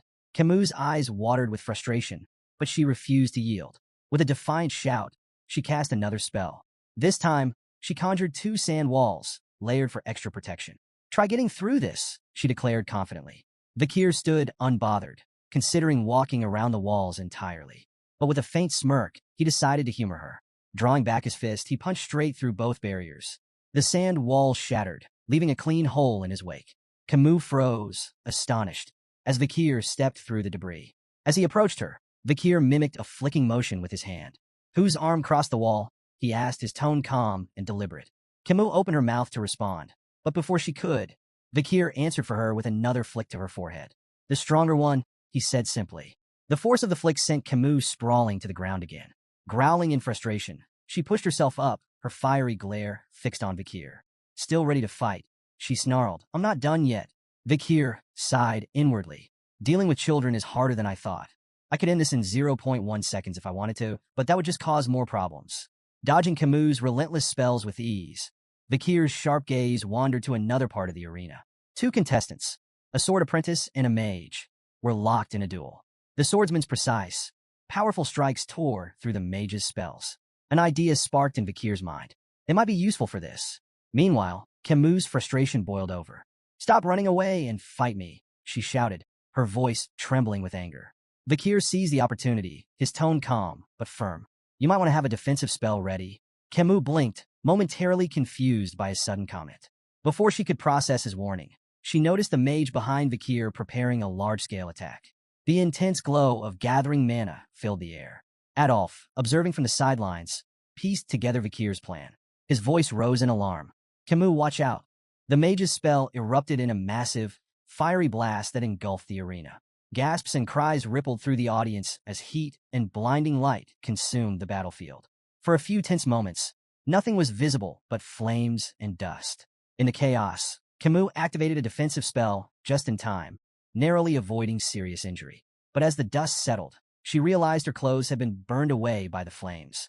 The crowd murmured in shock, their whispers growing louder. Camus froze. Tears welled up in her eyes as the horrifying reality sank in. She had been exposed in front of the entire audience. Her hands trembled as she tried to cover herself, humiliation washing over her. She heard her uncle Adolf calling her name, his voice filled with worry. How could this happen? She thought, her shame overwhelming. As the smoke began to clear, Vikir stepped forward. His calm figure emerged from the dissipating dust, unscathed and composed. The audience fell silent, their attention fixed on him. Vikir approached Camus, shrugging off his jacket as he reached her. To the crowd's surprise, he draped it over her shoulders. "You'll need this," he said simply, his voice steady. Camus stared at him in shock, her face flushed. "But you'll be exposed if you give me your only jacket." Vikir brushed off her concern with a faint smile, his tone light but resolute. "It doesn't matter." Camus, still reeling from the chaos, struggled to understand why her supposed rival would offer her kindness. Her confusion deepened when she noticed a thin line of blood trailing down Vikir's arm. "You're hurt," she said, pointing at the wound. Vikir glanced down, momentarily surprised. He hadn't expected his body, strengthened by the river Styx, to be scratched. Examining the cut more closely, he realized the swordsman's blade in the adjacent duel must have carried lingering aura. As the dust fully settled, the scene came into focus for the audience. Camus sat on the ground, wrapped in Vikir's jacket, her fiery demeanor momentarily subdued. Beside her stood Vikir, his shirtless figure revealing a small but noticeable wound on his arm. The crowd murmured in awe, their gazes drawn to Vikir's impressive physique. Despite his young age, his toned muscles and disciplined build stood as a testament to the brutal training of a Baskerville hound. Among the spectators, admiration for Vikir was growing. But for Camus, the situation was more complicated.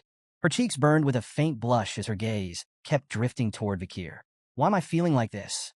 she wondered, her earlier anger replaced by an unfamiliar sensation. Even as her uncle Adolf pulled her into a protective hug, her thoughts remained on Vikir. Later, Vikir walked alongside Hugo down a dimly lit hallway, breaking the silence. Hugo's voice was calm but probing. "How was the battle with the Morg's girls?" Vikir answered thoughtfully. "It was interesting. I learned the purpose of the event once again." Hugo nodded slightly. "A battle with a mage is different from a duel between swordsmen. Why didn't you go for a decisive blow?" Vikir hesitated before admitting. "I wasn't sure how to handle a lady in battle." Hugo's expression hardened. "Letting your guard down will only lead to injury. Take this scratch as a lesson." The unexpected concern in Hugo's tone gave Vikir pause. This isn't the Hugo I remember, Vikir thought.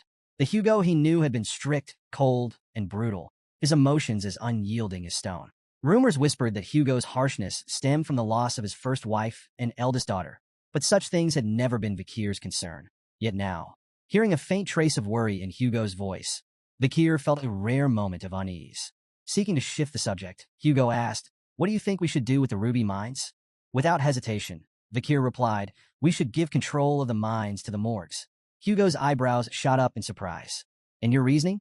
"The Baskervilles' primary focus is territorial expansion," Vikir explained. "The monsters and barbarians around the mines will be obstacles if we try to claim the region directly. By allowing the Morgs control of the mines, we can use them to minimize our losses. Their presence will draw the threats into that area, allowing us to handle everything at once." Hugo listened carefully, his sharp mind processing Vikir's words.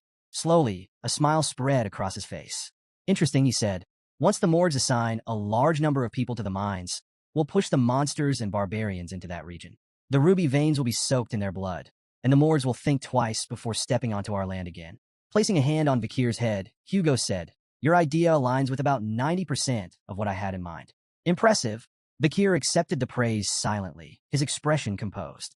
Inside, he mused on the irony. This plan was originally Hugo's idea. Vikir had carried it out on his orders in his previous life. Now, seeing it unfold from this perspective brought an odd sense of satisfaction. To conclude, Vikir added, "We should keep a close eye on the Mord's movements." Hugo dismissed the concern with a wave of his hand. "There's no need. I've already increased the number of hounds scouting the area." Vikir nodded, choosing to keep his thoughts to himself. As they continued walking, a familiar voice rang out behind them, stopping them in their tracks. "Hugo, I have something to discuss before I leave." Turning toward the source, they saw Adolf approaching, his expression serious. Hugo nodded, gesturing toward a nearby room. "Let's talk." Once seated, Hugo leaned back in his chair. "What is it you want to discuss?" Adolf wasted no time. "I think it's time to resolve the issues surrounding the ruby mines peacefully," he began. Hugo raised an eyebrow. "Peacefully?"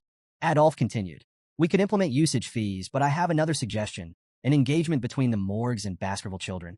As the two patriarchs discussed the potential union, Camus sat nearby. Her gaze occasionally drifted toward Vikir, her cheeks faintly flushed. Hugo noticed this, leaning forward with subtle interest.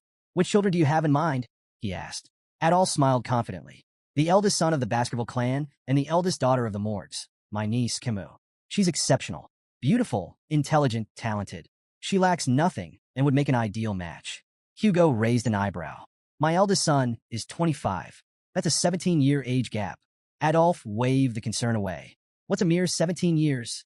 In the grand scheme of things, it's nothing." Before Hugo could respond, Camus interjected firmly, "I will not marry anyone weaker than my mother. And I don't want a significant age gap in my partner." Adolf's face twisted in frustration as he turned to his niece. "Camus, if you insist on marrying someone stronger than your mother, you'll be alone for the rest of your life.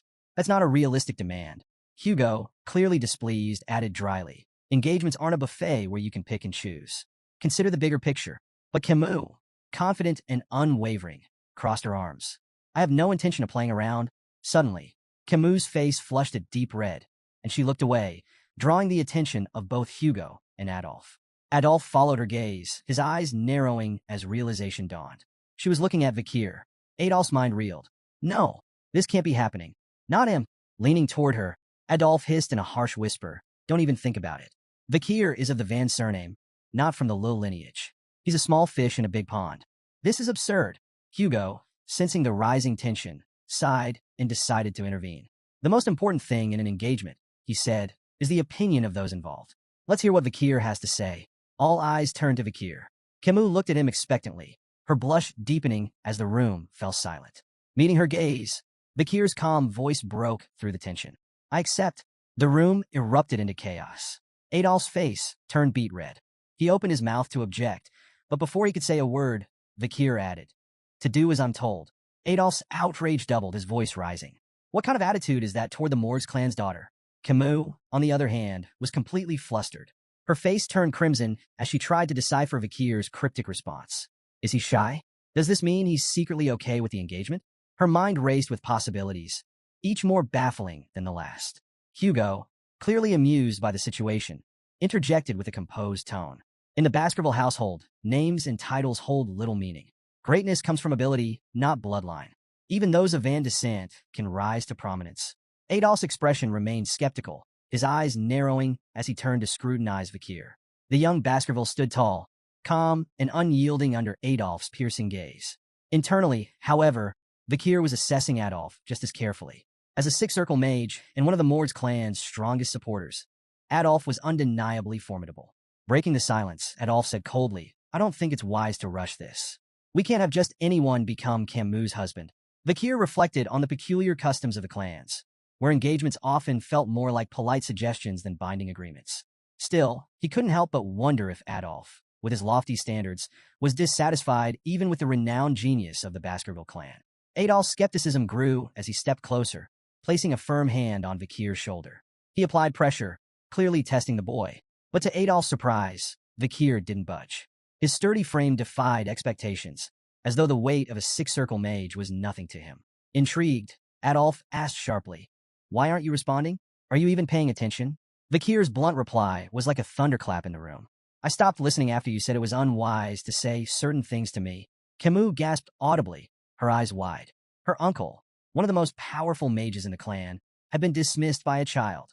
Meanwhile, Hugo struggled to stifle his laughter, turning away to hide the smirk threatening to break across his face. Adolf, instead of anger, erupted in a dark, booming laugh. Turning to Hugo, he declared, "I think I need to have a more in-depth conversation with this boy." Hugo raised an eyebrow, suspicious. "What are you planning, Adolf? You're not going to scold an 8-year-old, are you?" Adolf laughed again, the sound echoing ominously. "Not as a deputy patriarch of the Mord's clan. I'm speaking as her uncle. After all, Vikir might one day marry my niece." Camus' face turned crimson. "Uncle, stop it," she pleaded, but Adolf ignored her protests. "These moments are inevitable, Camus," he said, waving her off. Hugo, sensing where this was heading, gave Adolf a skeptical look. "You're serious about this, aren't you?" Adolf nodded, his expression grimly amused. "Completely." Hugo sighed, hesitant but ultimately relenting. "Fine," he said, "but don't take it too far. The last thing we need is a political incident over a conversation." Camus groaned in frustration. "This isn't a conversation," she muttered, crossing her arms. It quickly became clear to everyone in the room. This wasn't going to be a talk. It was a duel. After some time, Vikir and Adolf stood face to face in the center of the arena, tension crackling in the air.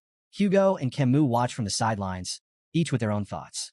Adolf smirked and declared, "Show me everything you've got, boy. Don't hold back." Vikir's confidence barely wavered. "If I actually go all out, you might end up face first on the floor," he mused, suppressing a grin. To kick things off, Adolf performed an intricate spell, seamlessly combining fire, earth, and water magic to create a clay pot. He filled it with water and balanced it on his head with a flourish. "Your challenge," he announced, "is to make even a single drop spill. If you succeed, you win." Vikir raised an eyebrow. "A pot-on-head challenge? This guy's either crazy confident or crazy." Camus leaned toward Hugo. "This is classic Adolf," she explained. "His control is basically unmatched." Vikir analyzed the setup. Charging straight at Adolf might not work, but it'd give him valuable intel. Without hesitation, he lunged forward, sword in hand, aiming directly for his opponent. "Vikir, no!" Camus cried, horrified by his reckless approach. Adolf didn't flinch. He raised a hand, casting a shimmering barrier that effortlessly absorbed Vikir's strike. "Rookie mistake," Adolf said smugly, glancing at Camus. "Why are you helping him? Shield magic makes swordsmen like him obsolete." Vikir clicked his tongue, frustrated but unfazed. Adolf, clearly enjoying himself, launched a series of flashy spells. Fireballs, wind blades, and earth spikes flew toward Vikir, but he dodged them all with cat-like agility. From the sidelines, Camus seethed. "He never used this much magic against me," she shouted. Adolf turned to her, feigning betrayal. "Et2, Camus? My own niece, rooting for the enemy." He returned his gaze to Vikir, playful menace gleaming in his eyes. "You'll pay for that." Hugo stayed quiet, watching intently. Vikir's movements were sharp, his strikes precise. "Let's see how far he can push Adolf," Hugo murmured to himself. Vikir observed Adolf's techniques closely, replaying memories from his past life and adapting them to his current form. Adolf bragged, "No sword can break my shield." But cracks began to form as Vikir struck the same spot over and over, his attacks like a perfectly tuned machine. Adolf's smug grin faltered. Persistent little, before he could finish, Vikir's sword shattered. Adolf immediately regained his composure. "Amateur mistake," he taunted. "You ignored your weapon's durability." But the air shifted. Hugo and Camus exchanged knowing glances as Adolf continued his mockery, oblivious to the danger. Water poured down Adolf's face, soaking him completely. He froze. "What the?" He glared at the shattered pot above him. "How did a shard pierce my shield and the pot?" Vikir, calm and composed, simply shrugged. "Maybe it was too full." Camus stood frozen, cheeks flushed as the weight of the moment hit her. Vikir had defeated her invincible Uncle Adolf. Her thoughts spiraled. "He's amazing. Is this fate?" Images of wedding bells and matching outfits flashed through her mind. Meanwhile, Hugo stood in silent contemplation, his gaze fixed on Vikir. This wasn't just talent or luck.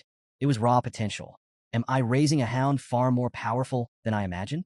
7 grueling years passed. The young hounds, now honed by relentless training, faced their ultimate test, a monstrous horn bear. The beast charged, its roar shaking the ground. In perfect unison, the hounds launched their attack, swords slicing with precision. From the sidelines, their instructor, Staffordshire Baskerville, watched with a calculating eye. "Stop wasting your energy on its vital points," he barked. "Go for the hind legs, slow it down first." The triplets responded instantly, their crimson auras flaring as they executed synchronized strikes. The beast staggered, its movements slowing. Staffordshire nodded in approval. "Good. That's how Baskervilles fight, as a pack."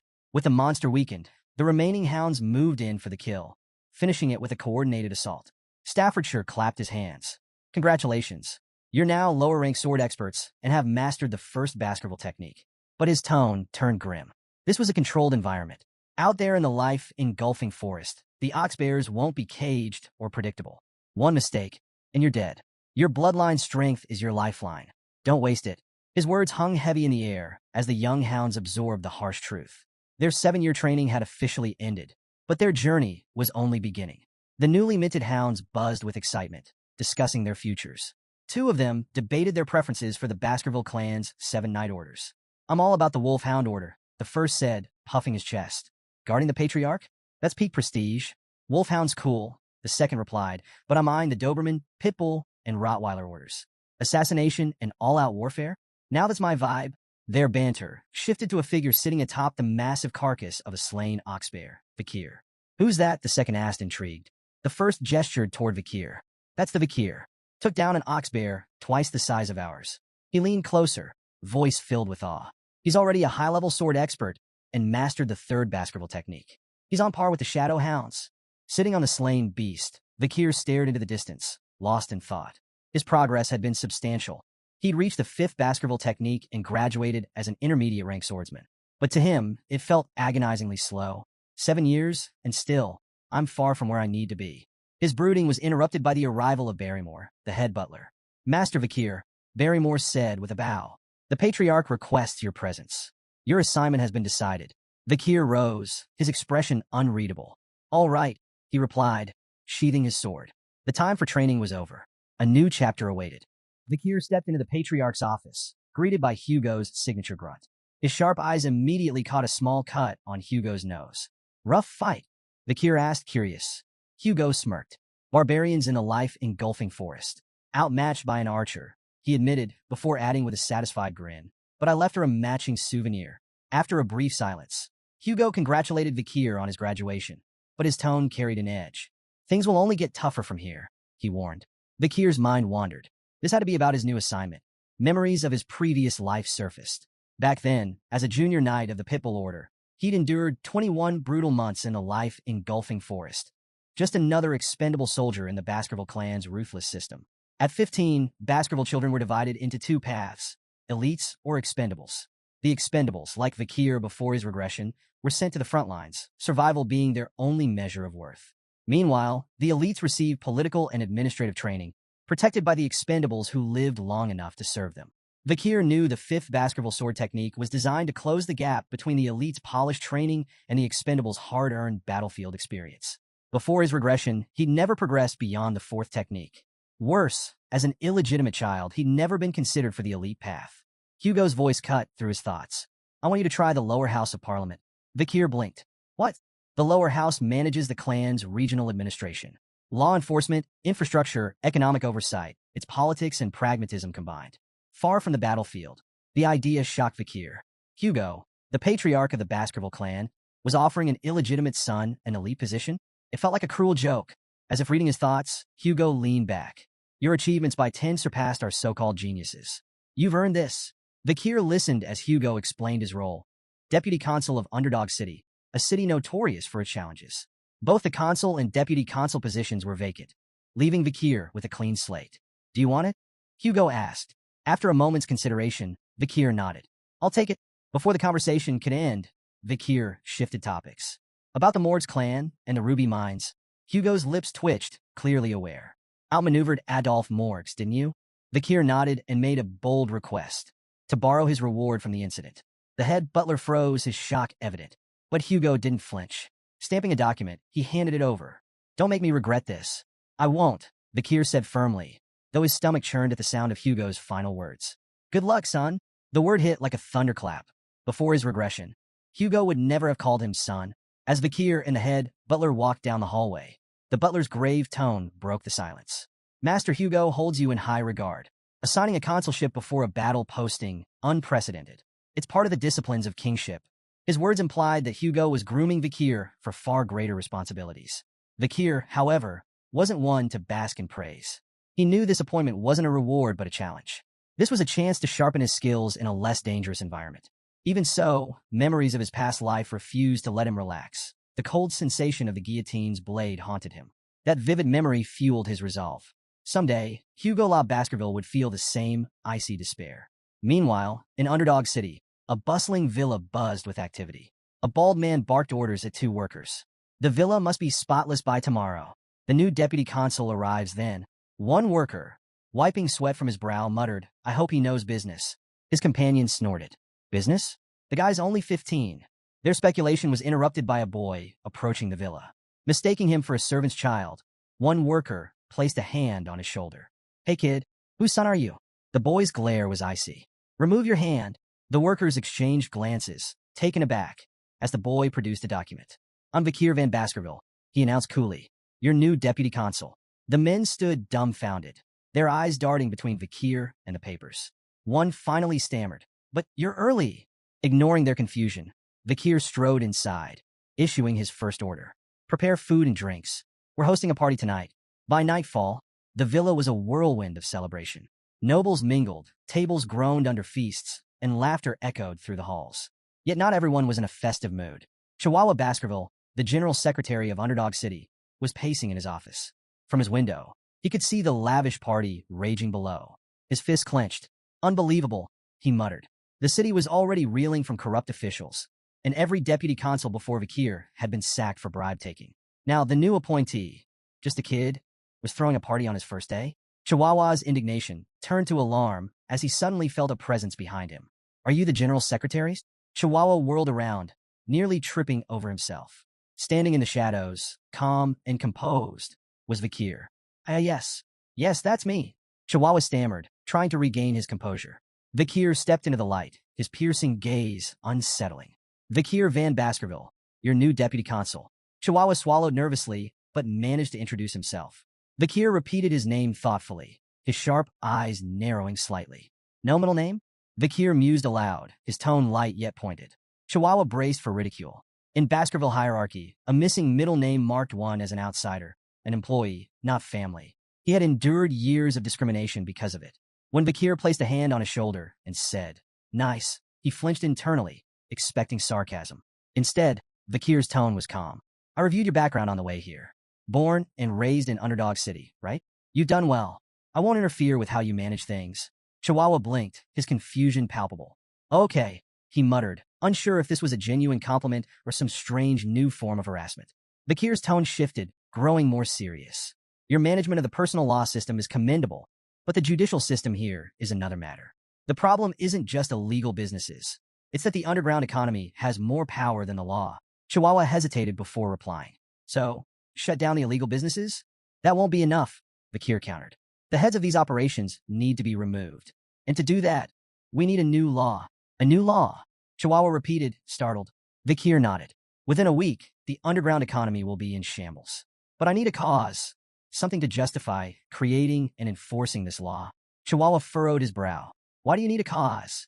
Isn't it enough to act against illegal businesses?" Vikir smirked, his gaze sharp. "I'm a 15-year-old deputy consul. Without a strong performance, I'm just a kid with a fancy title. This isn't about acting. It's about proving I can win."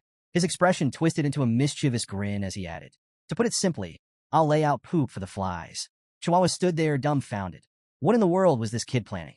The next day, Vikir arrived at Dort Smile Street, Underdog City's bustling downtown hub. Crowds had already gathered, their curiosity piqued by the rumors of their new deputy consul's first public action. Standing on a makeshift stage, Vikir held a large stake in his hand, his calm demeanor commanding attention. Chihuahua and the other officials stood nearby, exchanging puzzled glances. Since dawn, Vikir had been on that stage, silently biding his time. Finally, he stepped forward and introduced himself. "I am Vikir van Baskerville, your new deputy consul." The crowd buzzed with surprise, their whispers swelling like a tide. Many found it hard to believe that someone so young could hold such a high position. While a few onlookers murmured that Vikir was cute, Most questioned what someone his age could possibly achieve. Undeterred, Vikir raised his voice, addressing the crowd with confidence. He reminded them of the Baskerville family's long-standing laws, unwavering and as strict as ever, regardless of who held office. But skepticism was thick in the air. Doubts about his age, ability, and resolve rippled through the crowd. Some muttered bitterly about the corruption of past officials, assuming Vikir would inevitably fall into the same trap. Standing beside him, Chihuahua clenched his fists. Unable to stay silent, he snapped at the crowd, demanding respect for the new deputy consul. His sharp tone momentarily hushed the murmurs, though many still whispered that Chihuahua seemed better suited for the role than the boy standing on the stage. Then, Vikir acted. With a display of raw strength, he hoisted the large stake high above his head. In one powerful motion, he drove it into the ground with such force that the earth seemed to tremble. Gasps spread through the audience, their skepticism giving way to astonishment. Before the awe could fade, Vikir made his move. Standing tall, he declared the introduction of a new decree, the Vikir Special Law. The first provision, he announced, his voice carrying over the crowd, is simple. Anyone who pulls this stake from the ground will be rewarded with 100 million gold, personally paid by me. The crowd erupted in disbelief. 100 million? They shouted, their voices blending into a chaotic cacophony of awe and doubt. Could it really be that simple? Could pulling out a stake make someone unimaginably rich? Yet, despite the excitement, no one stepped forward. Vikir's sharp eyes scanned the hesitant faces, his gaze daring someone to take the challenge. What's wrong? He taunted. Does no one have the guts to try? When the silence persisted, he smirked and raised the stakes, literally. Paragraph 1, Article 2, he declared. The prize is now 1 billion gold to the person who pulls out this stake. Gasps of shock rippled through the crowd. 1 billion gold was beyond anyone's wildest imagination, a life-changing fortune. The murmurs turned feverish as the audience grappled with the sheer magnitude of the reward. Amid the tension, a loud, mocking laugh cut through the noise. An overweight man lumbered forward, his face twisted in disdain. What is this nonsense? Do you take us for fools? He barked. No one's going to fall for such a ridiculous stunt. But someone in the crowd, quieter yet no less intrigued, muttered, 1 billion isn't exactly pocket change. The mood shifted. Whispers of curiosity and hesitation rippled through the audience. Behind Vikir, Chihuahua was more perplexed than ever. Why weren't they the ones embarrassed by this spectacle? Why was the crowd the one feeling the pressure? Unfazed by the noise, Vikir remained calm, his presence commanding.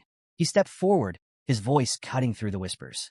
So, he asked, his tone sharp and direct, is there no one brave enough to accept the challenge? The crowd fell silent once again, the weight of his words hanging heavy in the air. When no one stepped forward, Vikir raised the stakes once more. His calm voice carried over the hushed crowd. The reward is now 10 billion gold. The crowd collectively froze, their disbelief palpable. Whispers rippled through the gathering. This has to be a joke, someone murmured. Don't be stupid, another cautioned. Look at his sword. If you seem too greedy, he might cut you down. Despite the unimaginable prize, fear and hesitation kept everyone rooted in place. Beside Vikir, Chihuahua leaned in, whispering anxiously. Deputy Consul, there isn't enough money in the city to back that promise. Before Vikir could reply, a small hand shot up from the crowd. I'll try, said a timid voice. Gasps echoed through the audience. All eyes turned to the source, a frail young girl clutching a basket of flowers. Judy? The flower girl, an old man muttered, stepping forward as if to stop her. Child, don't. But Judy shook her head, determination flickering in her eyes. My mother is sick. I have no choice. The crowd whispered in astonishment as she approached the stage, her movements hesitant yet resolute. Standing before the massive stake, Judy glanced nervously at Vikir, who towered over her with an unreadable expression. Vikir spoke a single word, pull. His voice was calm, devoid of any hint of mockery or encouragement. Judy couldn't tell if he was serious or testing her. With trembling hands, she wrapped her fingers around the stake. Taking a deep breath, she pulled with all her strength. To everyone's shock, the stake slid out effortlessly, as though it had been planted in sand. A stunned silence fell over the crowd. Mouths hung open, eyes wide in disbelief. How could a frail little girl succeed where no one else dared to try? Judy stared at the stake in her hands, unsure of what to do next. She glanced nervously at Vikir, her heart racing when she saw him reach for his sword. Tears welled up in her eyes as she thought of her sick mother and the consequences of her boldness. But instead of cold steel, something warm and heavy landed in her hands. Startled, she opened her eyes to see Vikir kneeling before her, holding out a small bag. For now, here's 100 million gold, he said calmly. Judy froze, clutching the bag tightly as the weight of his words sank in. Was this real? Bakir rose to his feet, his tone businesslike. Where's your home? He asked. 10 billion gold is too heavy to carry. I'll have it delivered with a guard to protect it. Placing a hand gently on Judy's head, Bakir spoke with quiet authority. This is the law. It must always be obeyed. The crowd erupted into a cacophony of murmurs and gasps. Bakir had done the unthinkable. He had kept his outlandish promise. Even Chihuahua, standing on the stage, was left slack-jawed, unable to process what he had just witnessed. This bold performance was a turning point. The Bakir special law swept through the city, becoming the talk of Underdog. It overshadowed even the Baskerville clan's long-standing governance law. For the first time, people saw the young deputy consul as more than just a figurehead. He was someone who kept his word, no matter how audacious it seemed. Citizens were deeply moved by the simple fairness of the law, rewards for those who upheld it and consequences for those who broke it. Word of Bakir's commitment spread like wildfire. Unlike his corrupt predecessors, Bakir wasn't about greed or empty promises. He was earning the city's respect. In a matter of weeks, the atmosphere in Underdog City began to shift. Crime rates plummeted, and for the first time in years, the streets felt safer. The people began to take pride in their leadership. In the deputy consul's office, Chihuahua was scribbling on a board when Bakir approached, noting that the text was written in the Eastern language. Impressive handwriting, Bakir remarked casually, sparking a conversation. Still reeling from the earlier spectacle, Chihuahua confessed, Deputy Consul, I've lived in this city for 2 decades, and I've never seen anything like today. It was inspiring. Bakir offered a faint smile. Fear and wrath can only go so far. Trust in the law is what matters. Today wasn't about theatrics. It was about trust. Chihuahua, visibly moved, stepped forward and bowed deeply. You have my loyalty, sir. From this day forward, I will serve you for the rest of my life. Relax, Chihuahua. You're going to overheat, Bakir teased, but his thoughts were already drifting. Reflecting on his success, Bakir couldn't help but think of a future that once was. He remembered Camus Morgues, whose iron-fisted rule had once brought crime rates to an impressive 1%. But her methods relied on fear, alienating the people she ruled. Bakir was determined to forge a better path, one that earned loyalty, not resentment. Turning to the map spread out on his desk, Bakir marked several locations. These were potential hideouts and operational bases for illegal groups. The real challenges are just beginning, he murmured. The 10 billion gold reward had already been spent. Now it was time to recover those funds. Pointing to the marked areas, he laid out his plan to monitor these locations and confiscate the dirty money fueling the city's criminal networks. Chihuahua leaned over the map, intrigued. How do you know these are their bases? With a smirk, Bakir tapped his nose. I can smell them. The truth, of course, was far less mystical. Bakir's memories from before his regression had provided him with precise knowledge of these operations. While Chihuahua marveled at his investigative prowess, Bakir kept his advantage to himself, confident that his next steps would tighten his grip on the city's underground economy. Their conversation was interrupted by a staff member bursting into the room. Deputy Consul, he announced, the Village Hall's Youth Autonomy Association has requested a meeting. Chihuahua didn't seem surprised. It's about time, he muttered. Bakir, however, scowled. Arrogant bastards, he said bluntly. What do they want? Chihuahua explained. The Youth Autonomy Association is made up of second and third generation members from Baskerville's 7 founding families. Despite the grand name, it's just a rowdy social club for entitled brats. He shrugged. They probably have opinions about the Bakir special law. Bakir's grin was sharp, his tone cutting. The dung flies have started to smell the bait. Both Chihuahua and the staff member blinked, momentarily speechless. Bakir's cold smirk deepened. Let's deal with the pests gnawing at the city's foundations. Meanwhile, deep within the burning suspension, a high-end club in Underdog City's most luxurious hotel, a raucous party was underway. In the VVIP lounge, rented for a staggering 10 million gold for just 6 hours, the 7 key members of the Youth Autonomy Association reveled in extravagance. These second and third generation heirs of Baskerville's most influential families were steeped in privilege. The room buzzed with laughter as they built a pyramid of glasses, pouring expensive wine over it and letting the liquid cascade dramatically across the table. The blonde ringleader of the group smirked as he turned to the waiters. Drink it, he ordered, gesturing to the wine pooling on the table. Without hesitation, the waiters complied, lapping up the spilled wine like obedient dogs. Thank you, sir, for the privilege, one muttered, wiping his mouth. Reclining on a plush sofa, the blonde man chuckled. No matter how recklessly I spend, my money always comes back to me, he bragged. One of his companions nodded, raising a glass. Thanks to the Baskervilles, of course. All that territorial expansion gives us an endless supply of barbarians to kidnap and sell as slaves. Another laughed. The Baskervilles' ambitions are a blessing. They're like our personal hunting dogs, always there to protect us. Protect us, the blonde man scoffed. They're just sword-wielding idiots we can manipulate. Leaning forward, he added with a grin, remember when we orchestrated that conflict between the Mesamadrano and Baskerville clans? The Baskervilles wiped them out without even realizing they'd been played. The group burst into laughter, toasting their cleverness. As the laughter died down, one of them brought up the new deputy consul. What about this Vikir van Baskerville? The blonde man sneered. Oh, never heard of him. The group shook their heads, equally unimpressed. Well, the blonde man said, his grin widening. How about we teach the boy a lesson? We'll invite him to a lavish party, ply him with expensive drinks and women, and then stick him with the bill. The group roared with laughter at the thought. Think about it, the blonde continued. The kid wouldn't dare report us. A 15-year-old deputy consul? He'd ruin himself trying to pay. As they finalized their plan, the waiter entered with a group of women in tow, their arrival announced with a flourish. The group's attention shifted immediately, their laughter giving way to eager anticipation for the night's indulgences. As the party raged on, one of the companions noticed an unfamiliar young man standing among the women. His brow furrowed. Who's that kid? He demanded. The waiter stammered nervously. He entered with so much confidence that no one stopped him. The young man stepped forward, and the room fell silent as recognition began to dawn. It was none other than Vikir himself. The blonde man, smirking to hide his unease, gestured for a waiter to handle the situation. The waiter grabbed Vikir by the hair, yanking him forward. Who do you think you are, barging in here? He snarled. Vikir's cold, glowing eyes froze the room. A tension so thick it felt like suffocating blanketed the space.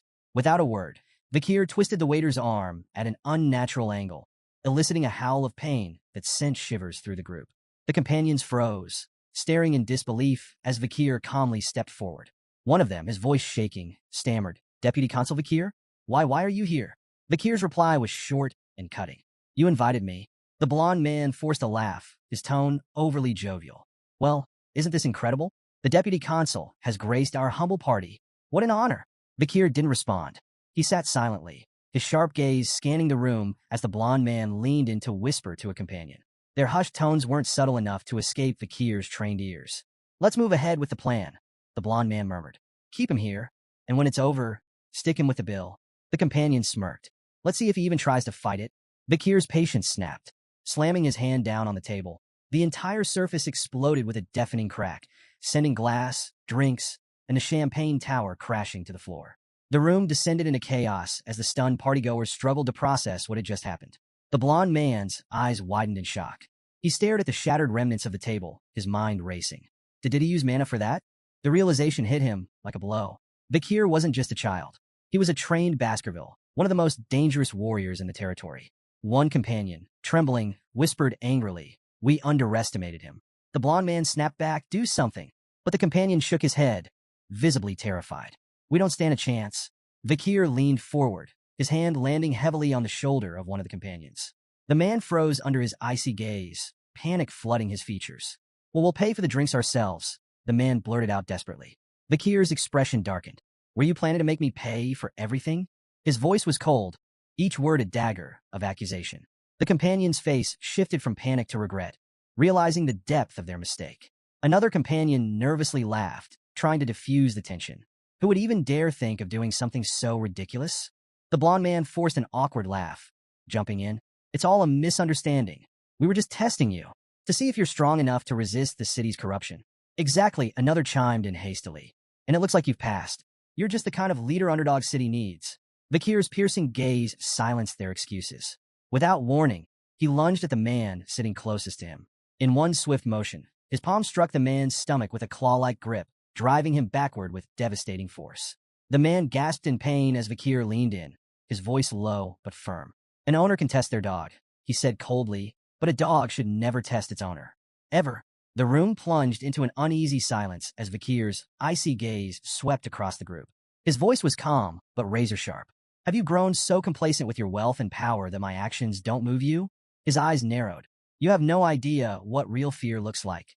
Without hesitation, he threw the man beneath his grip to the ground and stomped on his face. The sickening crunch reverberated through the room. Vikir straightened and looked back at the others. "Do you even know why I'm doing this? If not, perhaps you all need the same lesson." The blonde man's face turned deathly pale. Stammering, he insisted, We understand perfectly. There's no need for more." Vikir's expression darkened. If you really understood, you'd already know what's coming next.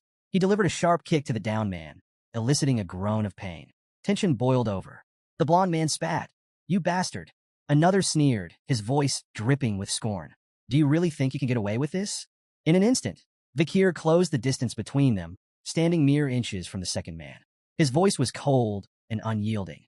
"You're guilty of abduction, kidnapping, illegal slave trafficking, and insulting Baskerville authority."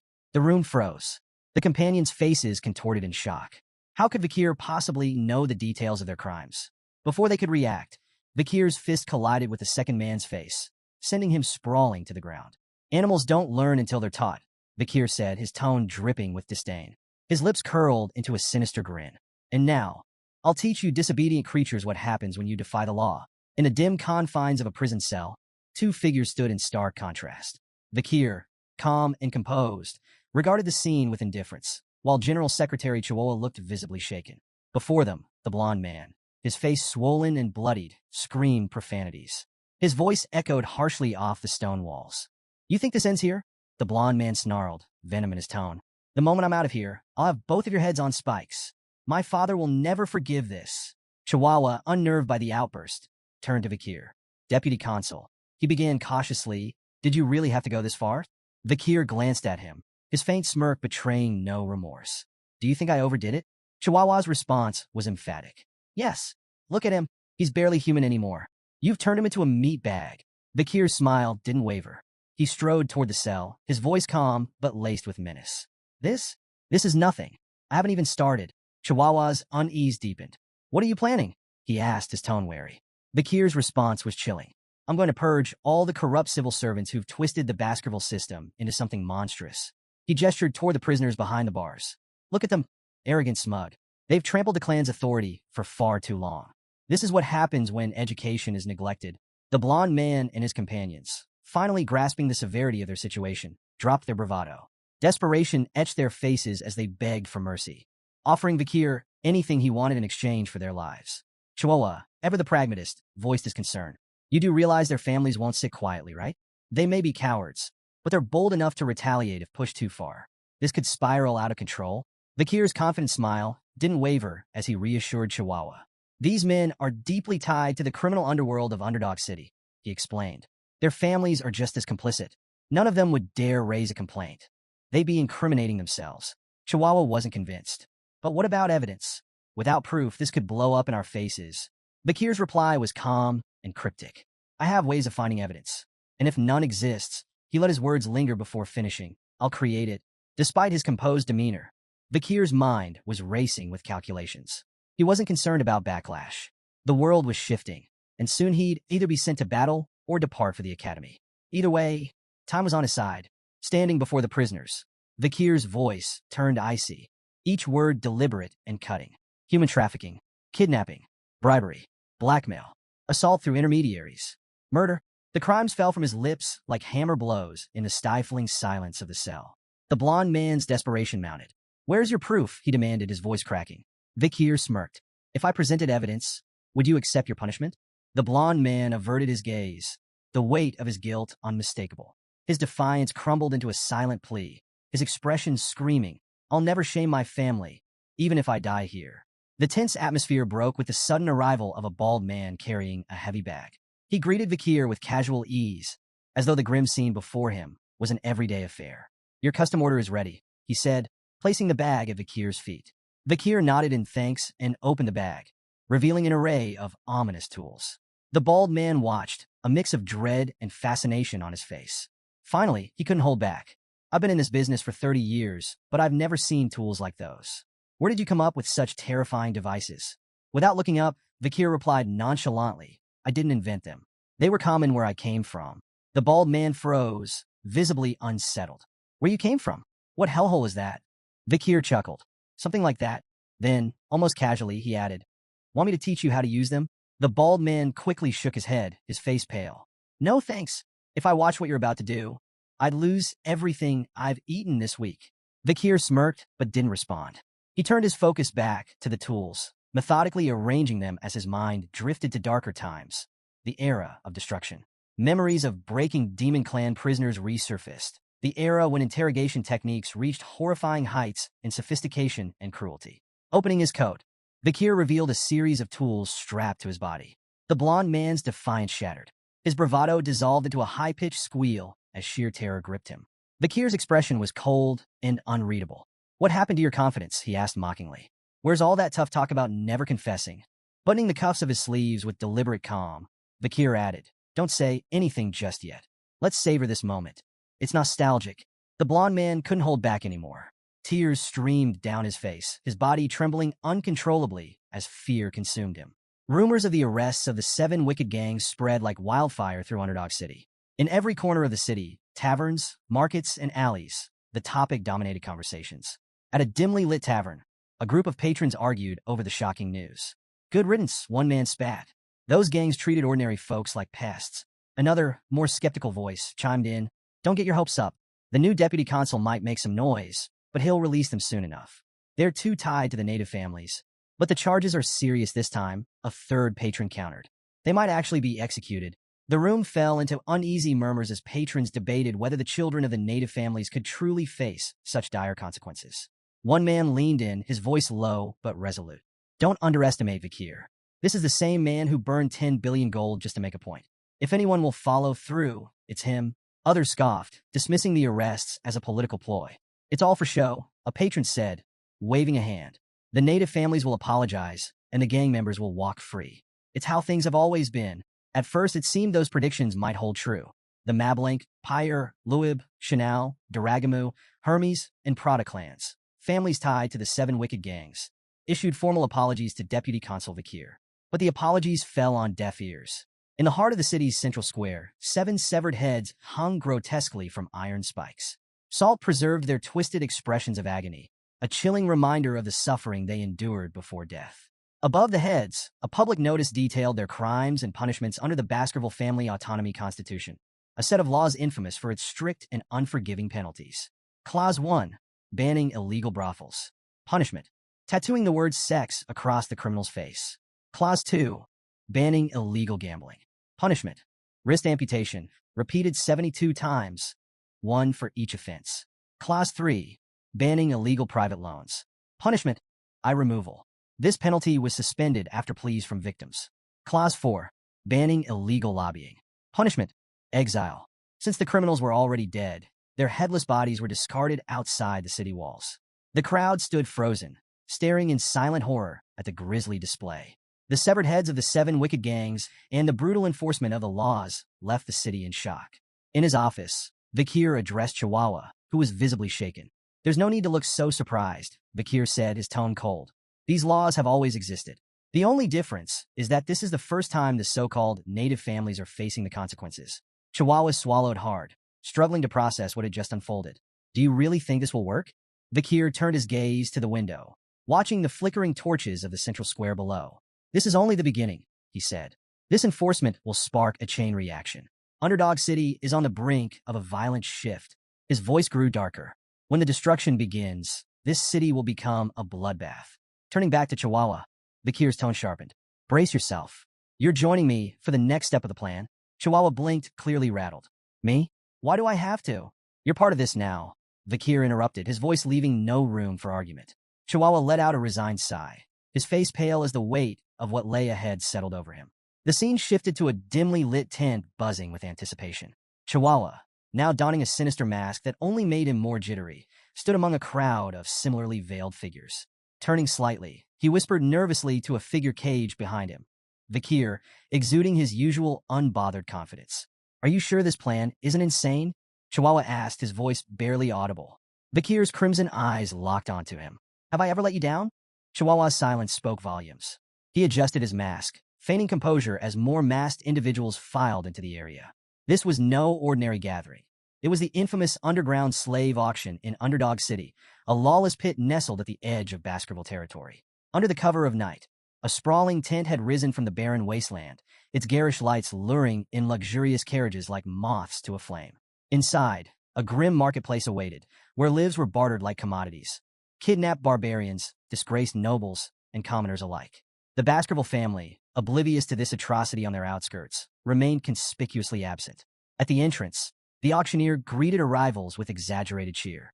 His tone shifted slightly upon noticing Chihuahua's group, recognizing the telltale insignias of the Mablin clan, one of the auction's most esteemed customers. "You're here as sellers this time," the auctioneer remarked, glancing at their credentials. "I trust you've brought something to impress. Last time, the clan wasn't exactly thrilled with our offerings." Chihuahua's lips curled into a nervous smirk beneath his mask.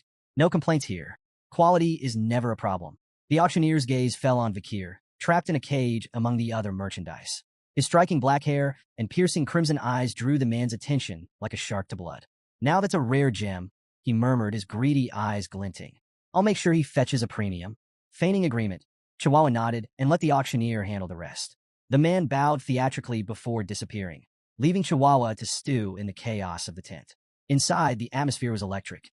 The crowd of criminals and elites buzzed with anticipation, swapping whispers about the night's offerings. From exotic slaves to tragic nobles, everyone had their preferences, though all shared the same ravenous hunger for novelty.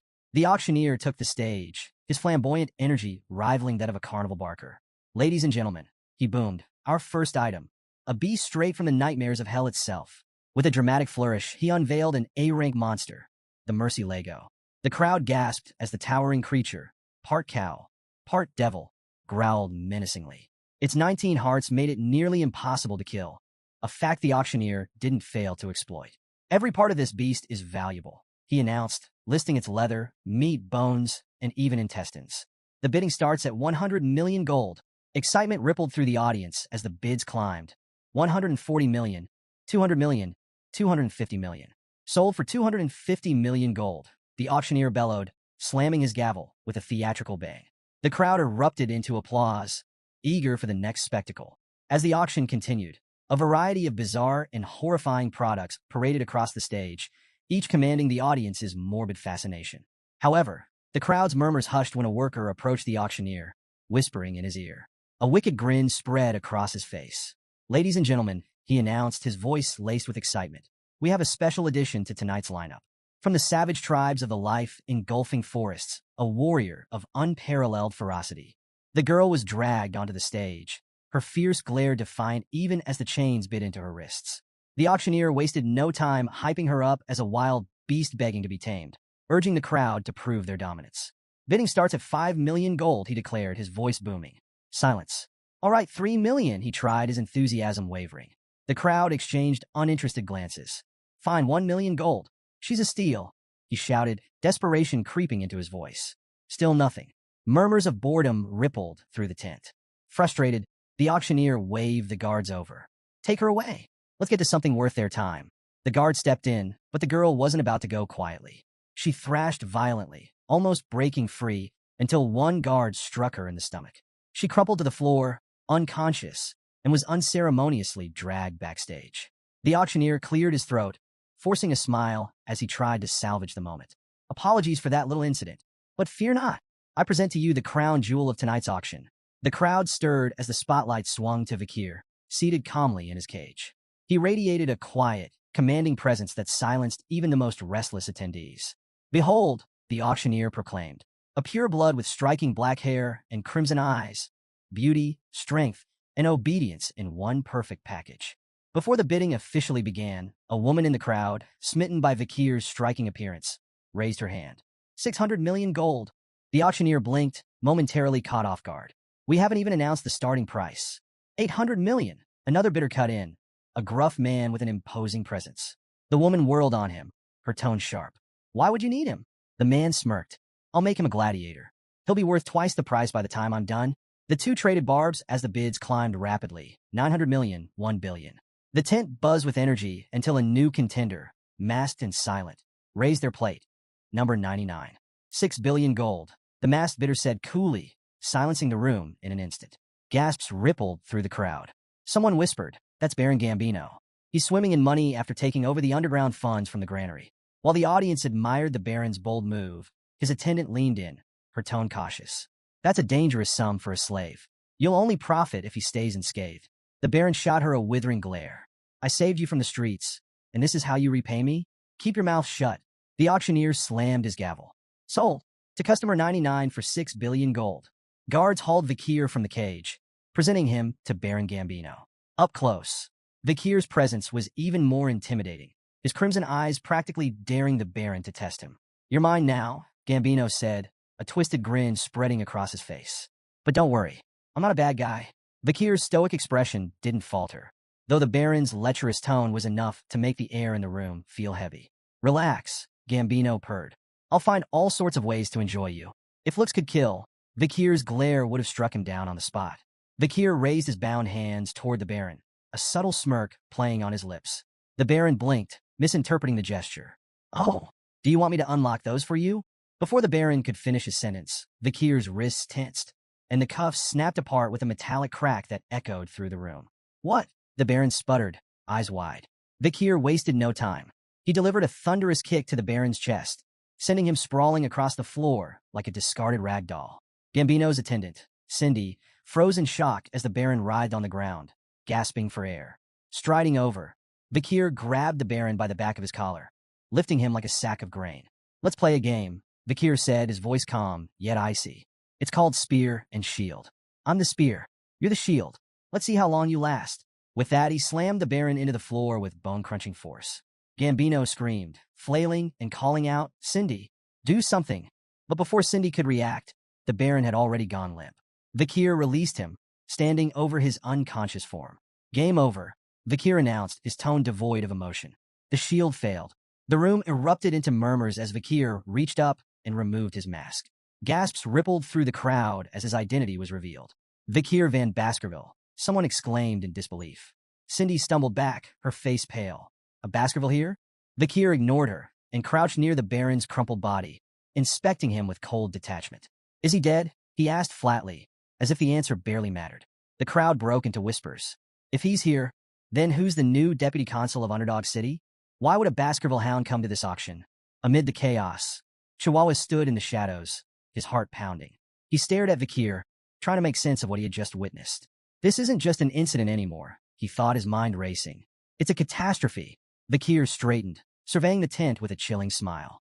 "A circus," he muttered, his crimson eyes gleaming with menace. "That's what this place is. But don't expect the clowns to survive the show." Tension gripped the room. Vikir stood unarmed at the center, surrounded by a sea of guards. The crowd held its collective breath, unsure if they were about to witness a miracle or a massacre.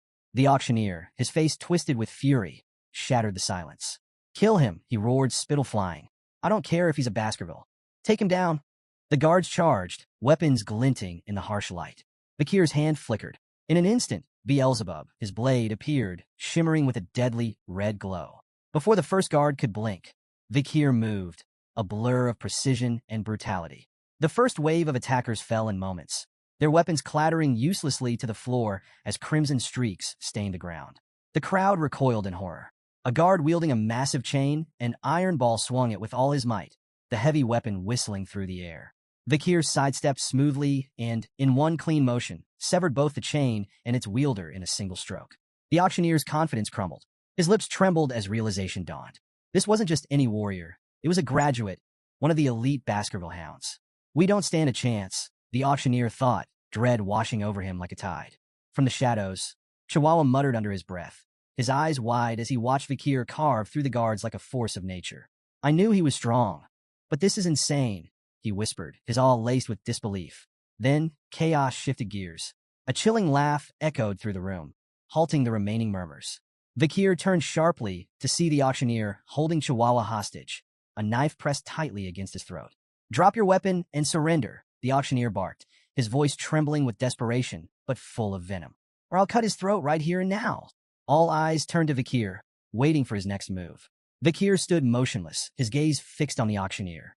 His calm demeanor only served to agitate his opponent, who pressed the blade closer, drawing a thin line of blood on Chihuahua's neck.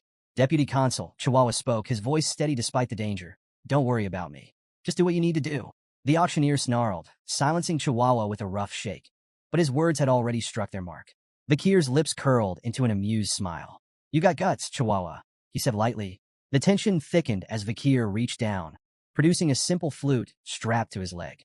The auctioneer's confidence faltered for a moment, his brow furrowing. "What's that? Some kind of trick?" Ignoring the taunt, Vikir brought the flute to his lips. The high-pitched note that followed sliced through the air like a razor, its intensity rattling the very walls of the auction hall. The crowd clutched their ears, howling in agony as the sound reverberated, unrelenting and merciless. When the noise finally ceased, the room fell into an uneasy silence. The crowd exchanged confused, fearful glances. The auctioneer, sweating but outwardly unaffected, forced a grin. That's it? A cheap scare tactic? He chuckled nervously. Even a graduate can't. His words stopped abruptly. A thin blade pierced his throat from behind, slicing through flesh and bone with terrifying precision. Blood sprayed in an arc as his head rolled to the ground, his lifeless eyes still wide with shock. Behind him stood a hooded figure, their crimson-streaked blade gleaming under the dim lights. Chihuahua froze, unable to process what he had just witnessed. A guard, attempting to regain control, charged at the hooded figure.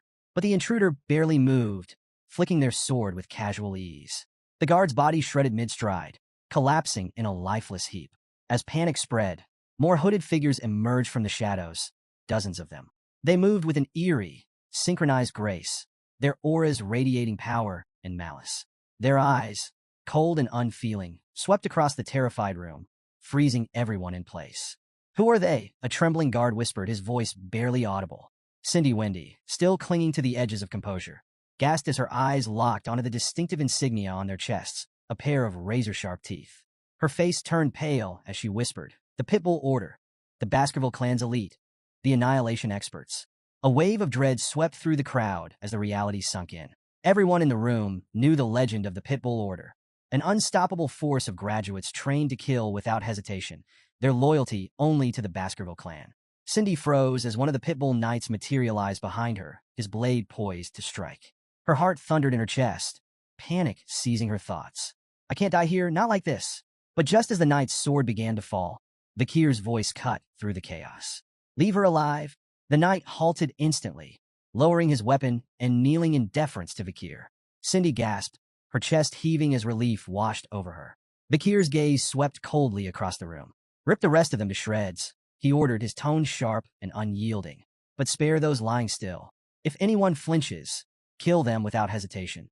The knight nodded and vanished into the shadows like a specter. The hall erupted into a cacophony of screams as the Pitbull Knights carried out their master's commands with ruthless precision. Blades flashed, flesh tore, and pleas for mercy were silenced in an instant.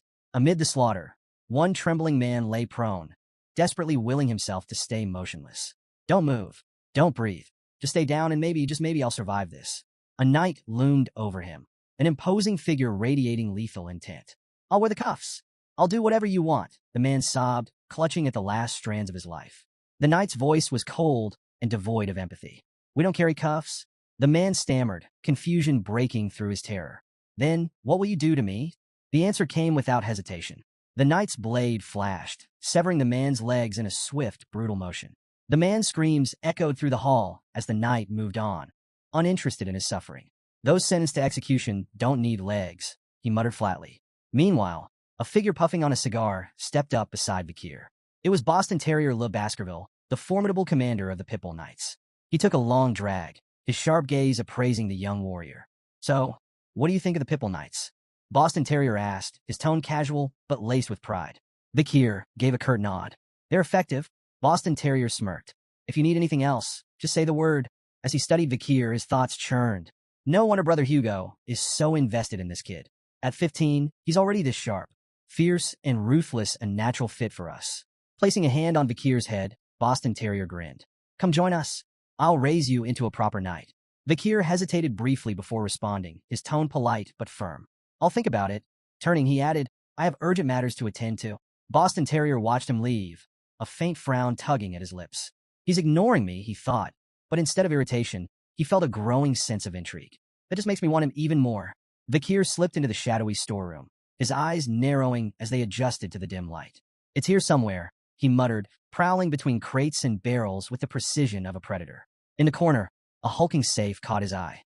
For a fleeting second, he considered if it held the nobles' contributions. The thought of dragging it to City Hall for some bureaucratic taxation ritual briefly crossed his mind. "Yeah, no," he dismissed, smirking to himself. "I'm not here to play accountant." His attention shifted to a cage covered with a tattered cloth. As he stepped closer, a faint whimper reached his ears. His smirk vanished, replaced by a grim determination. Yanking the cloth away, he revealed a bruised and battered girl huddled inside. She flinched at the sudden exposure, her tear-streaked face a picture of fear and pain. Vikir let out a frustrated sigh, reaching into his pack. "You're lucky I have this," he muttered, pulling out a shimmering potion, a relic from the Pitbull Knights, known for its legendary healing properties. Carefully tilting the vial, he let a few drops trickle into her mouth. The transformation was almost instant.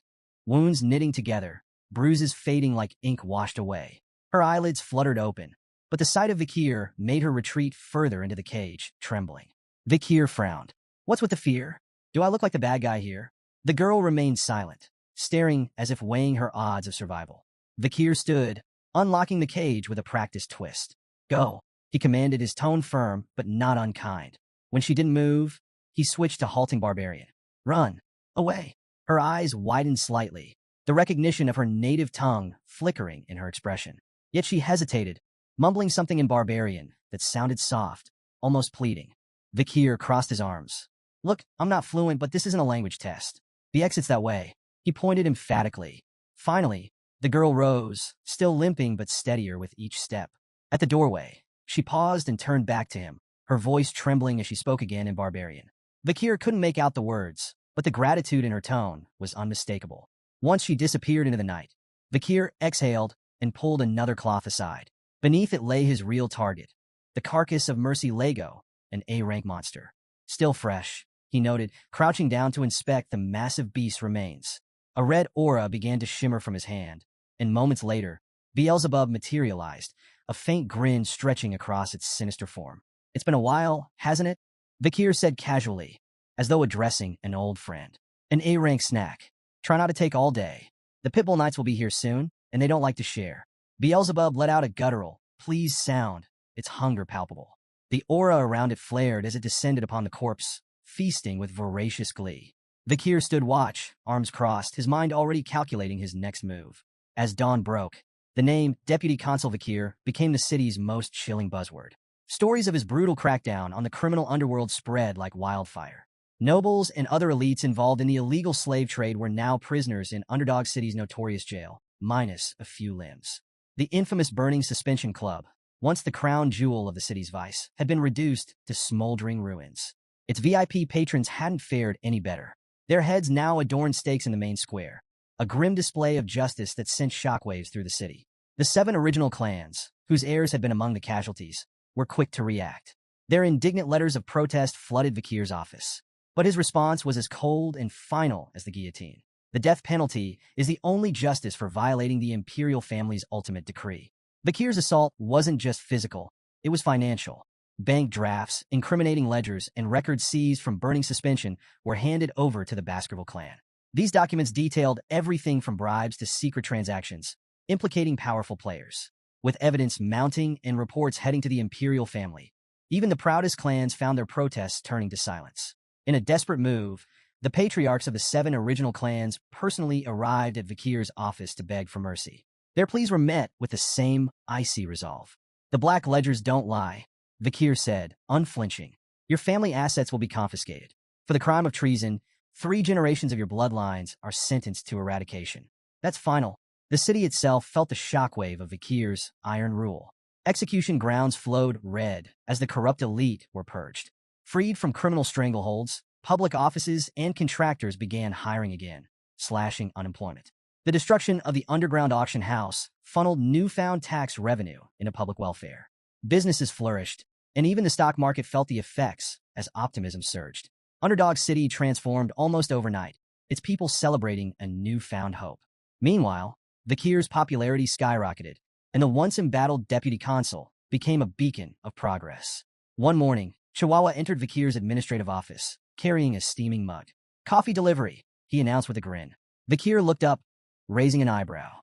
"You're the office manager, not my errand boy." Chihuahua waved off the remark. "Call it gratitude. You saved me at the auction, remember?" That clown's knife was way too close for comfort.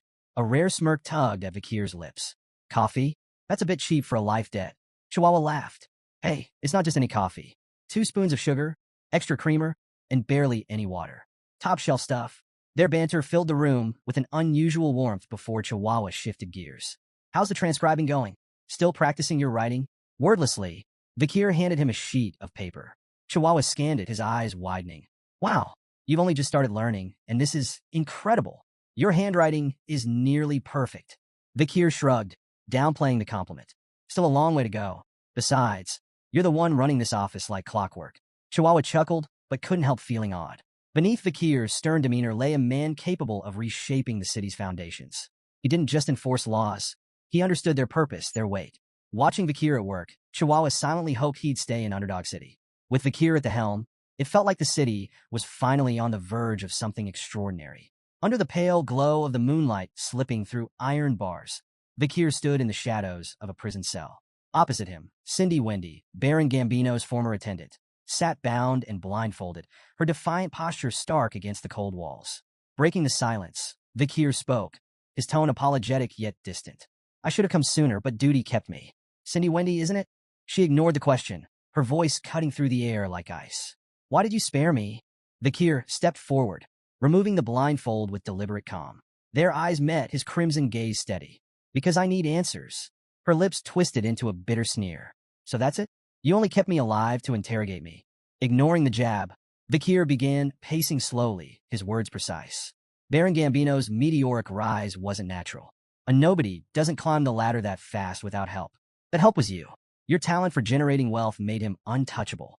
If you'd chosen a different path, you could have been a respected merchant, maybe even a banker. He stopped in front of her, dragging a chair noisily across the floor. Sitting down, he locked eyes with her. Let's keep this simple. Answer my questions honestly, and you'll walk free. Refuse, and his voice trailed off ominously, leaving the alternative to her imagination. Cindy's eyes narrowed as she bit her lip, wrestling with her anger before spitting out a reply.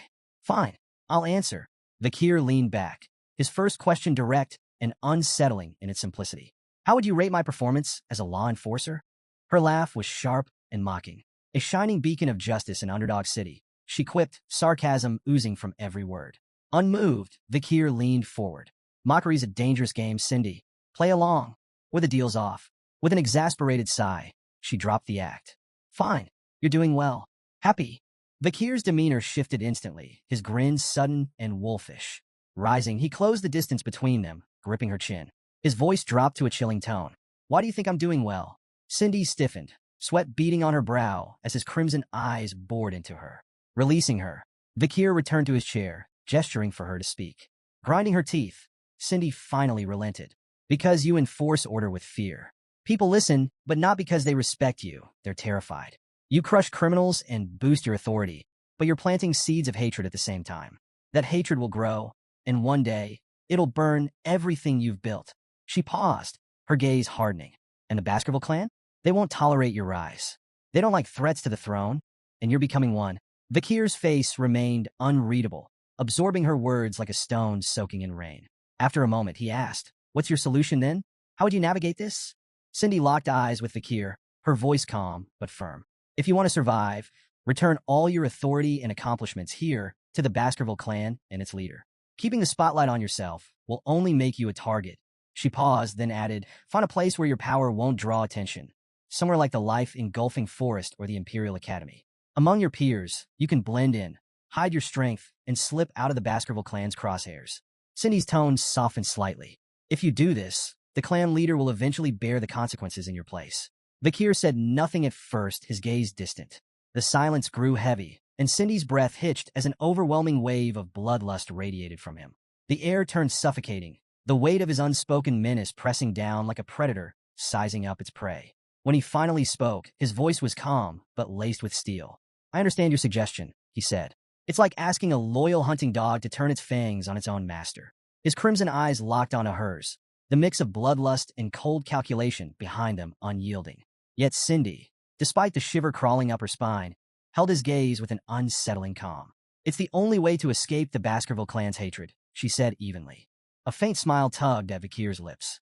Not bad, he remarked. Your thoughts align suspiciously well with my own. To Cindy's surprise, Vikir stepped forward and unlocked her handcuffs, the metal clattering to the floor. She stared at him in disbelief. You're really letting me go? Vikir nodded, his expression unwavering. I keep my promises. Cindy hesitated as she walked past him, glancing back. I hope you never come to regret this. Before she could leave, his voice stopped her cold. Do you know the Messamid Inaro clan? Cindy turned, her expression puzzled. Bakir's tone was measured, deliberate. Among the founding families of Underdog City, everyone knows the 7 original clans. But there was an 8th, a prosperous merchant family, the Messamidinaro clan. They were as wealthy and influential as any of the 7. His voice darkened as he continued. Their rise ended in a single night.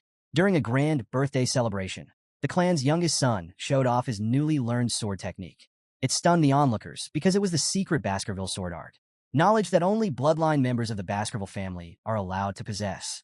Cindy's body tensed as she listened. Bakir's words carried the weight of history and bloodshed. The Baskerville clan leader deemed it a betrayal of the highest order. Their response was swift and merciless. The hunting dogs were unleashed, and the Messamidinaro clan was erased from existence. Cindy's unease grew, but she managed a forced smile. And what does this have to do with me? Bakir's eyes sharpened, his tone cutting. There's more to the story. That technique wasn't leaked by accident. It was stolen by the young masters of the 7 clans and taught to the boy as a cruel joke. The Messamidinaro clan was nothing more than a scapegoat, a victim of their malice. Cindy's forced smile faded entirely as Bakir stepped closer, his voice heavy with grim resolve. There was one survivor, a 1-year-old girl pulled from the ruins of her family's massacre. Beautiful, even as an infant, but beauty brought her no mercy. She endured unimaginable torment at the hands of those who took her. Cindy's fists clenched as anger flashed across her face. I don't want to hear any more of this, she snapped, turning away and striding toward the exit. But Bakir's voice cut through the silence, stopping her in her tracks. The story doesn't end there, he said, his tone measured but unrelenting. A new deputy consul uncovered the truth and brought justice. The 7 young masters who orchestrated the fall of the Messamidinaro clan were captured, interrogated, and forced to confess. His expression darkened, the weight of his words pressing into the room. Before they died, they showed remorse. Their final words were, "We're sorry for committing such a heinous crime." Cindy froze, tears streaming down her face as she turned to face him. Her voice trembled as she asked, "Who are they apologizing to?" Bakir met her gaze with calm resolve. "They were apologizing to the sole survivor of the Messamidinaro clan," he said. "To the girl who took the name Cindy Wendy." Cindy staggered, her tears falling faster. "How am I supposed to believe that?" she demanded, her voice raw with pain. "You tortured them. How can I trust that their apologies were genuine?" Without hesitation, Bakir grabbed a nearby torch. "There's only one way for you to believe me," he said evenly. "See it for yourself." He led Cindy through the dim halls to a desolate prison cell. Stopping before the door, he gestured toward the ground. "Look." Cindy's eyes widened as she took in the horrific sight. On the cold stone floor, written in dried blood, were the prisoner's final, desperate words. "We brought devastation upon the Messamidinaro clan. Forgive us for our crimes." The pitiful plea was raw and haunting, a message scrawled in their final moments of terror. Cindy's knees buckled as the weight of it all hit her. Overcome, she clutched her stomach and retched, tears streaming down her cheeks as she trembled. Bakir stood behind her, his voice steady but laced with an edge of cold purpose.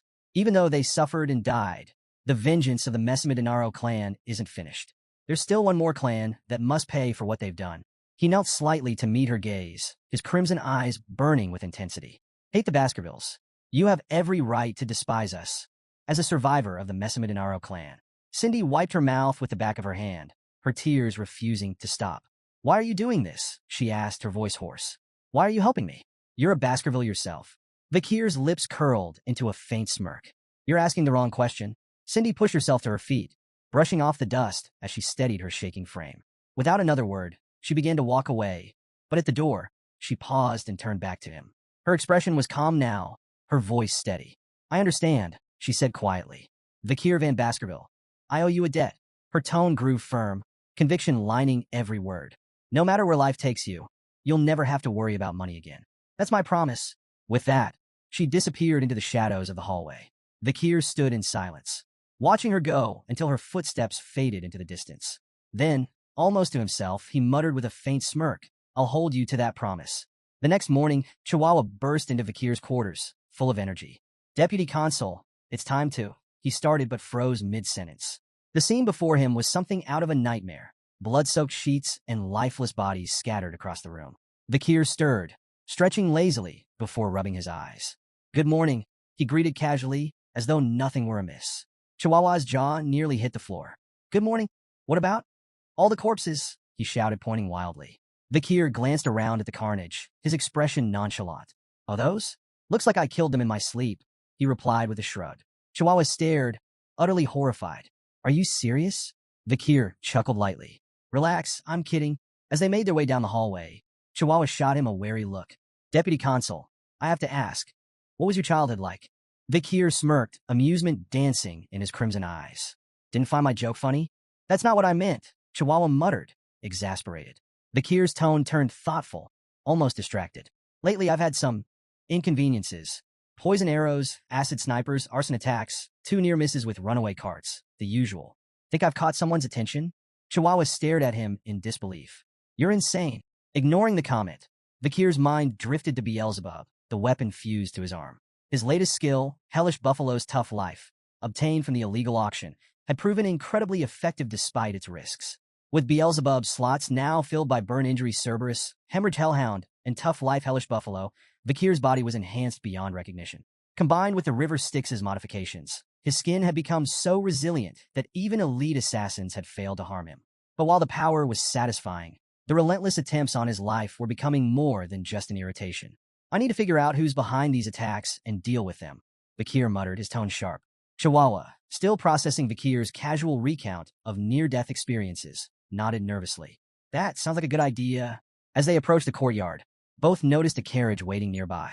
The flag it bore was unmistakable, the Baskerville crest. They've sent someone from the main family, Vikir said, his tone growing serious. The carriage door opened, and a figure stepped out. Chihuahua immediately began sweating bullets, his posture stiff as he whispered to himself. No way. It's really him. Vikir, by contrast, remained calm, his crimson gaze steady. The figure descending from the carriage was none other than John Barrymore, the legendary head butler of the Baskerville household. John greeted Vikir with a warm smile. It's been quite a while, hasn't it? Vikir inclined his head politely. You look well, head butler, he replied. The butler chuckled as he approached. Do I? I've always believed you'd do well since leaving the main residence. Just luck, Vikir replied modestly, his expression betraying little. Nearby, Chihuahua was awestruck. John Barrymore wasn't just a servant. He was the servant, a man who had faithfully served the fearsome Baskerville family for 4 generations. Meeting him was like standing in the presence of a myth. Breaking the moment, Vikir addressed John directly. What brings you here, head butler? John's ever-present smile didn't falter as he delivered his message. The patriarch has been following your progress and is pleased. He's ordered you to return to the main residence. Vikir blinked, momentarily thrown. Hugo is pleased, he thought, struggling to picture such a concept.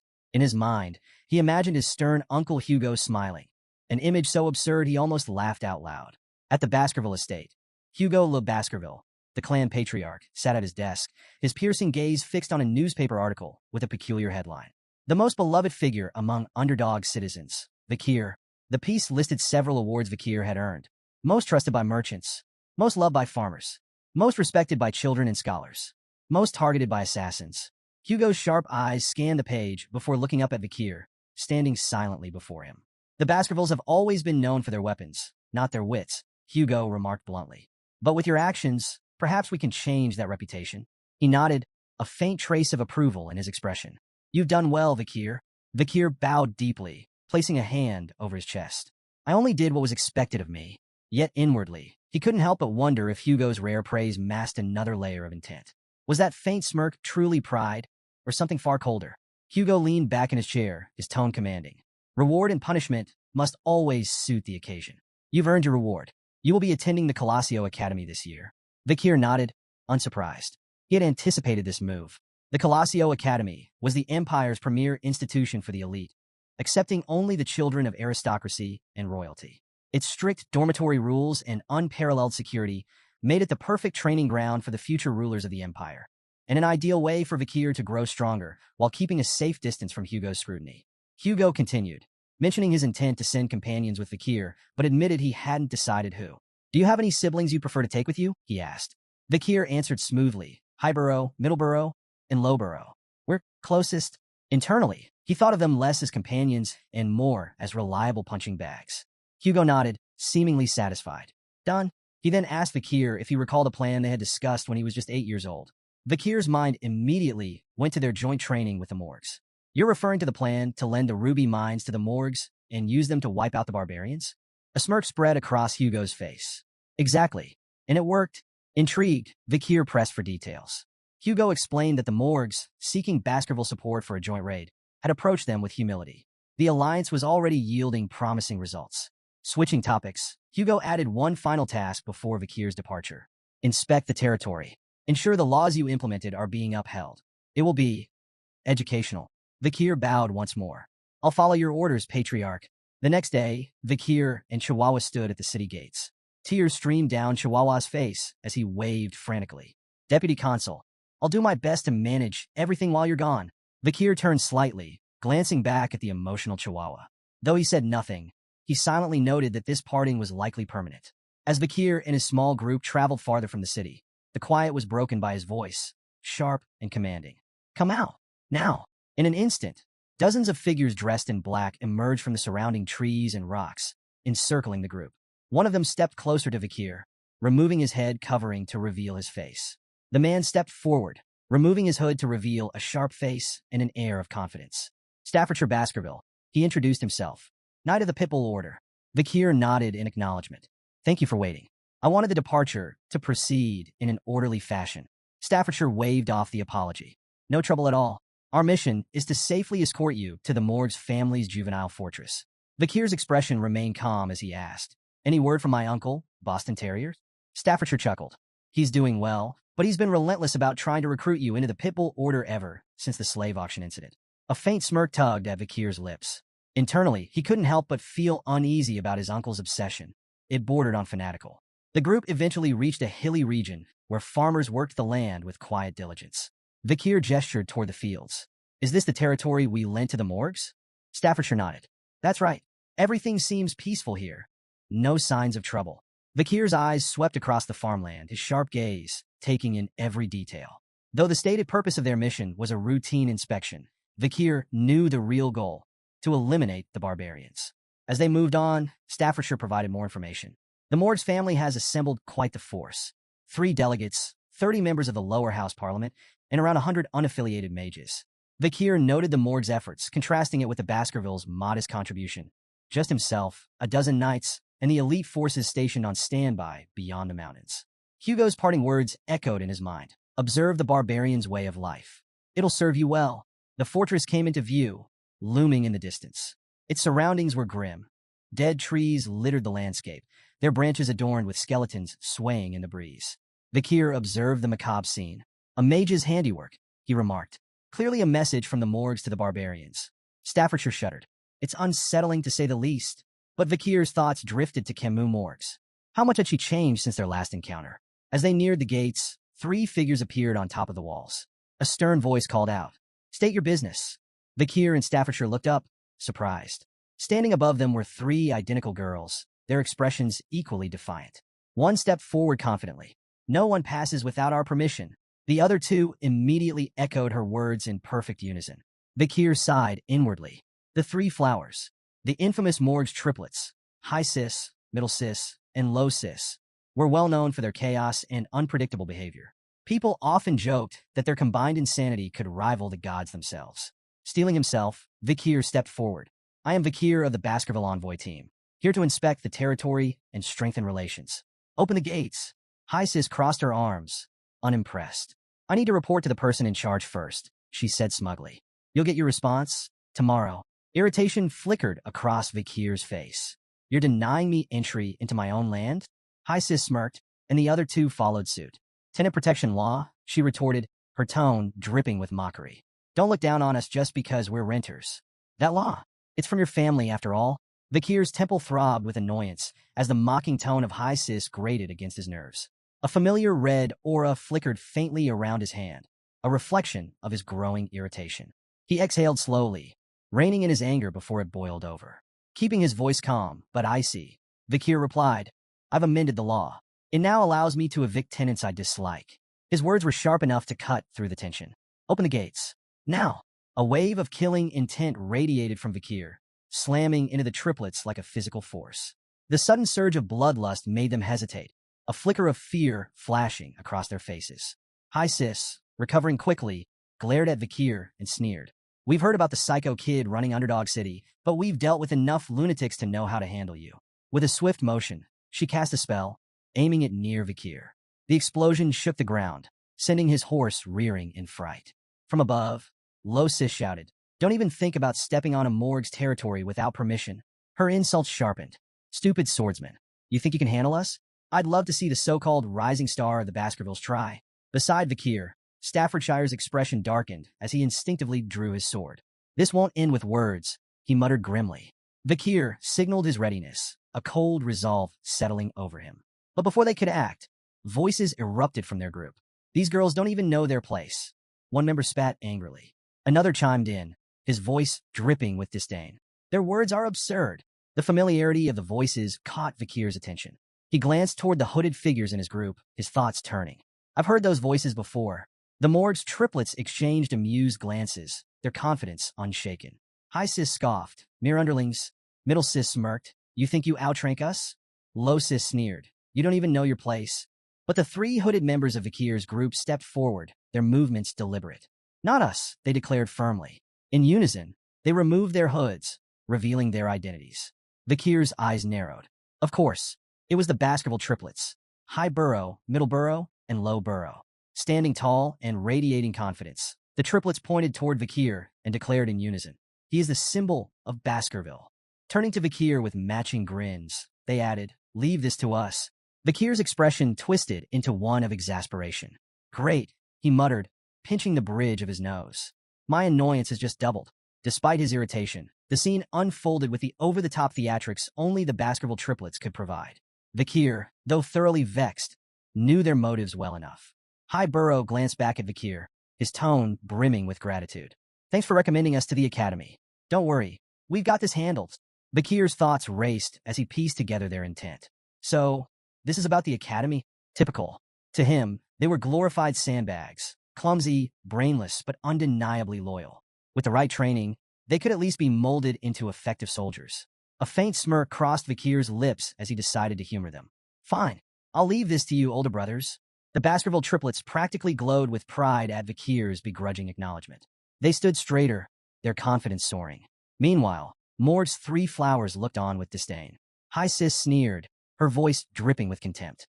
"Pathetic," clinging to each other like scared little children. The Baskerville triplets, unfazed by the insult, responded in perfect unison by flipping them off. "No, you're the fools," they retorted, their defiance as synchronized as their gestures. High Sis's face twisted with anger, joined by Middle Sis and Low Sis, who bristled at the audacity. "They need to be taught a lesson," High Sis growled, her tone promising retribution. As the tension thickened, Vakir's thoughts wandered to memories of the morgue's triplets before his regression. He remembered them as formidable mages, each with a distinct affinity, water, earth, and nature. Individually strong, their combined magic was devastating, amplifying their spells to an extraordinary level. It was this seamless synergy that earned them the title Morgue's Three Flowers. Proving their reputation, the Morgue's triplets summoned their power, combining magic to create a colossal barrier of intertwining vines and earth. The massive wall loomed over their opponents, its dense structure exuding raw magical energy. High Sis perched atop the barrier, laughing triumphantly. "Let's see you get past this," she jeered, her sisters joining in to mock the Baskervilles. Undeterred, High Burrow drew his sword with a confident smirk.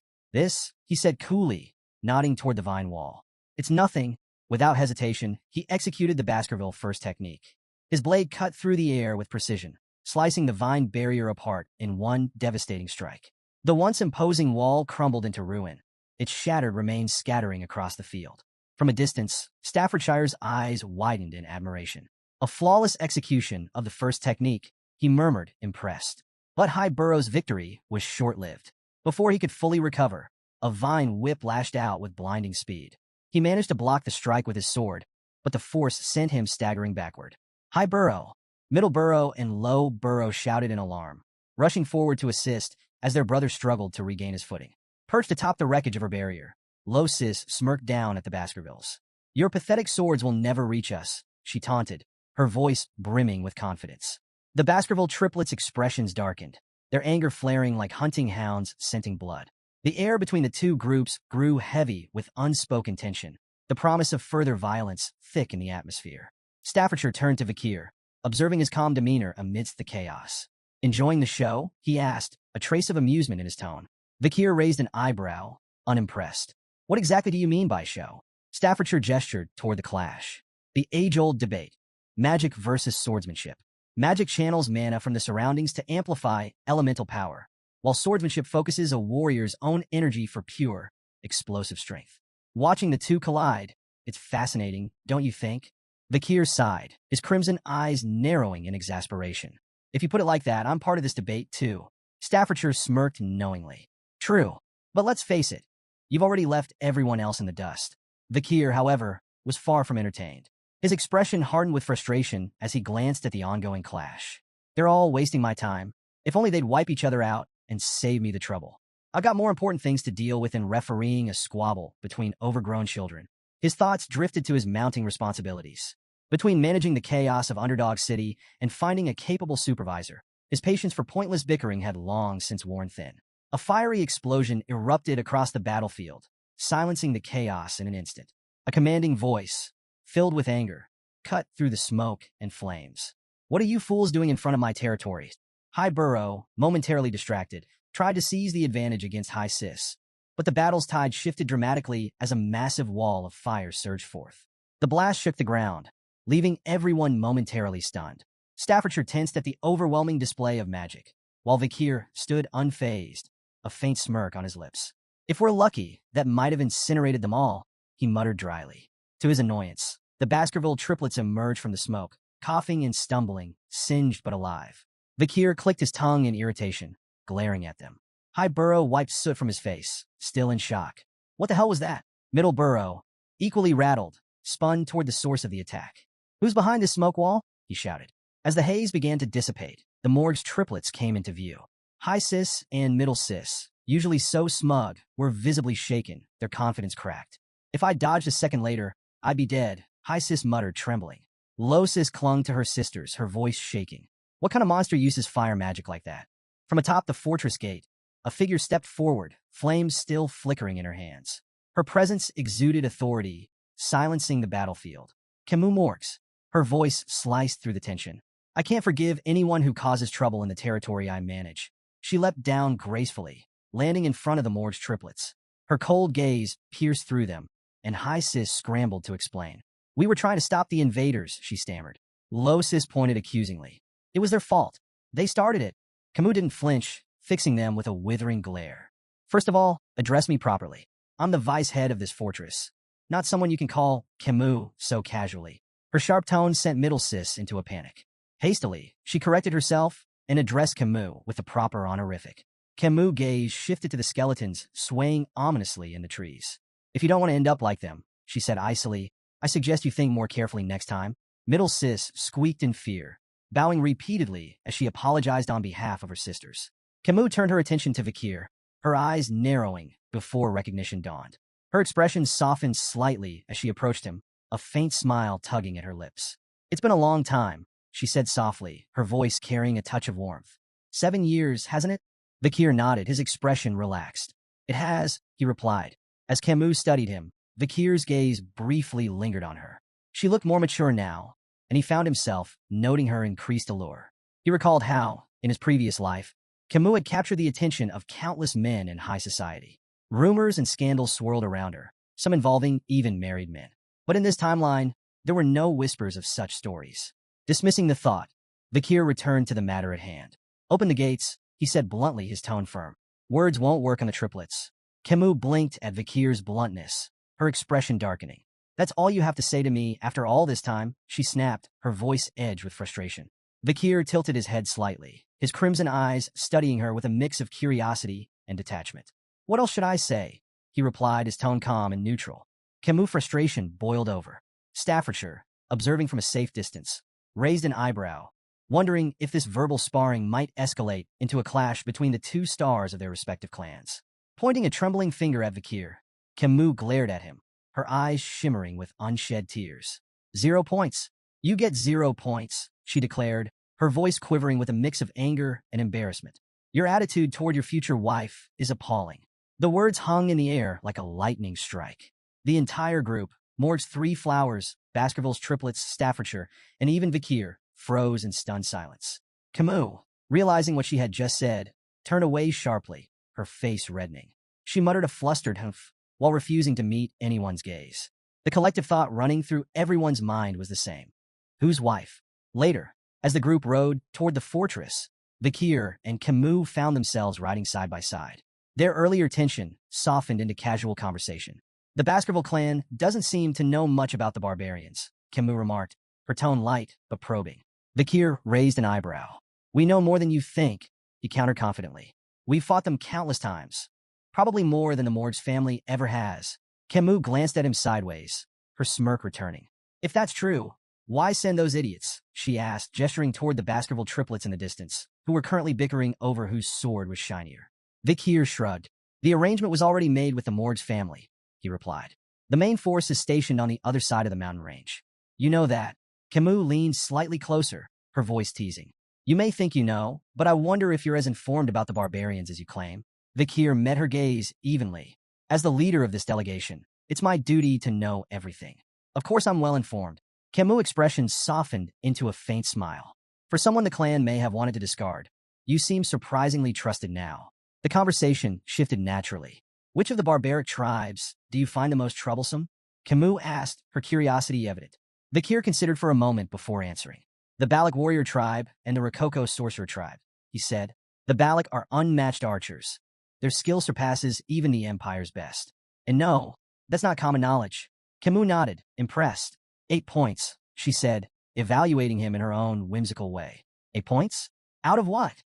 Vikir asked, frowning slightly. Camus grinned playfully. Out of 100, of course. You answered well, so you earned points. Vikir gave her a skeptical look, but let it go. Camus continued her peculiar scoring. I don't like overly intelligent men, she declared. They're boring. A little foolishness makes them more interesting. She shifted her gaze to his horse. Your choice of horse? Awful. That massive beast doesn't suit someone of your shorter stature. Her teasing tone carried a playful jab as she deducted 6 points. Then, she critiqued his attire. Your clothes? Bland and uninspired. For points for effort. Noticing that Vikir was entirely ignoring her commentary, she smirked. 1 point for your so-called manners. Finally, her eyes softened as she studied his face. Your face? 99 points, she said, her tone quieter and more sincere. But you lose 1 for that lack of expression control. Vikir let out a heavy sigh, his patience wearing thin. Enough with these pointless evaluations, he said, his tone firm. Camus' eyes narrowed, her tone sharp as she shot back. Pointless? I'm just being stern with my future husband. Vikir froze, confusion flashing across his face. Future husband? What are you even talking about? Camus folded her arms, huffing indignantly. You passed the test, remember? My uncle's test. That duel was to determine if you were worthy to be my husband. Vikir's eyes narrowed as realization set in. She was talking about the duel he had fought 7 years ago against her uncle, a test of his abilities as her potential partner. Camus, her frustration mounting, continued venting. I never agreed to this. That duel ruined my path to marriage. But she sighed heavily, her anger fading into reluctant resignation. A promise is a promise, so I have to follow through. Not that I'm happy about it. Vikir watched her silently, acknowledging her skill as a fire mage, among the best he had ever seen. Finally, he interrupted her rant with a blunt declaration. I've forgotten all about that day. As far as I'm concerned, it never happened. Camus' face turned bright red. Without hesitation, she grabbed her jacket and threw it at him. You idiot, she shouted. You can't just pretend something like that didn't happen. Besides, I'm a genius. I never forget anything I see. Vikir caught the jacket and stared at it, recognizing it instantly. It was the same one he had given her after their duel, 7 years ago, when her clothes had been burned. Camus, still blushing furiously, turned away with a huff. Don't read too much into it, she muttered, and stop saying such nonsense. Vikir examined the jacket more closely, smirking faintly. She returned it unwashed. As they reached the outskirts of the fortress, Camus pointed toward a distant wall. The barbarians ambushed the ruby mine, she explained. They've been pillaging crops and capturing indigenous slaves to sell elsewhere. She gestured toward the massive wall, a towering structure of earth and iron. We had our mages construct that in just 1 month. Vikir studied the wall, his eyes narrowing in appraisal. Impressive. It would have taken several hundred workers over a year to build something like that. Camus nodded, pride evident in her expression. Naturally, but Vikir's gaze lingered on the wall's flaws. Several large holes gaped in the structure, their edges jagged and burned. His expression darkened. Those were they caused by Balak arrows? Camus' expression turned grim. Yes, their arrows are imbued with a strong aura. We've suffered heavy casualties, especially during night guard duty. Those arrows can pierce walls 2 to 3 meters thick. She hesitated before adding, even my uncle wasn't spared. One of their arrows broke through his magic shield and struck his chest. He survived, but his pride didn't. Vakir's brow furrowed as he recalled a similar incident with Hugo, the Baskerville patriarch. A Balak arrow had grazed Hugo's nose bridge, leaving him seething with fury. Do you know who's behind these attacks? Vakir asked, his voice serious. Camus hesitated, her tone uncertain. It's hard to say. Their faces are painted black, so identifying them is nearly impossible. But I think it's a woman. Their conversation was cut short as a mage hurried toward them, addressing Camus with urgency. Vicehead, we've captured a reconnaissance member of the barbarians. Please come quickly. Vakir and Camus exchanged a glance. Curiosity and concern mirrored in their expressions. Following the mage to a large tent, they found a disheveled barbarian restrained and surrounded by guards. Vakir's sharp gaze swept over the captive. After a brief moment, he spoke with certainty. This one's from the Rococo sorcerer tribe. Camus turned to the mage, her expression firm. Have you been able to extract any information from him? The mage shook his head, frustration evident. He's uncooperative. His sorcery makes him resistant to psychic magic. We haven't been able to read his mind. Camus' eyes hardened as she directed her attention to the captive. Tell me about the ambush on the Mords clan's fortress. How many people did you take? The barbarian remained silent, his expression unreadable. Camus' voice sharpened with anger. Among those taken was Rose, a daughter of the Morgs. She's my sixth cousin. Tell me, what have you done with her? A twisted grin spread across the barbarian's face, and he muttered something in his native tongue. Camus frowned, turning to the mage. What did he say? Is there anyone here who can translate? The mage shook his head again. We don't have anyone available who understands his language. Vakir's calm voice broke the tension. I know a little Rococo. Camus raised an eyebrow, surprised. Is there anything you don't know? I'm not fluent, Vakir replied, his tone measured. But I understand the basics. Camus nodded, her voice steady but strained. Then ask him. Ask him where my cousin is. She's 12 years old, with red hair, red eyes, and white skin. Vakir stepped forward, his voice firm, as he questioned the barbarian in his native tongue. The barbarian's grin widened, and he replied curtly, his tone dripping with mockery. Vakir's expression turned grim. He closed his eyes for a moment before looking at Camus. Your cousin is dead, he said quietly. Camus' face contorted with fury and grief, her hands balling into fists. She straightened, her voice cold and resolute. With the senator of the audience hall recovering and the senator of the temple away, the decision falls to me. She took a deep breath and declared, I, Camus Morgs, a member of the Middle House and the vice head of this fortress, issue the verdict. Immediate execution. Without hesitation, a sharp spike shot through the barbarian's body, followed by a torrent of flames that consumed him entirely. As the fire raged, the barbarian cried out in his language, his voice weak and filled with venom. Camus' voice was icy as she dismissed his final words. After this war, your language will only be spoken in hell. The barbarian's screams faded into silence as the flames reduced him to ashes.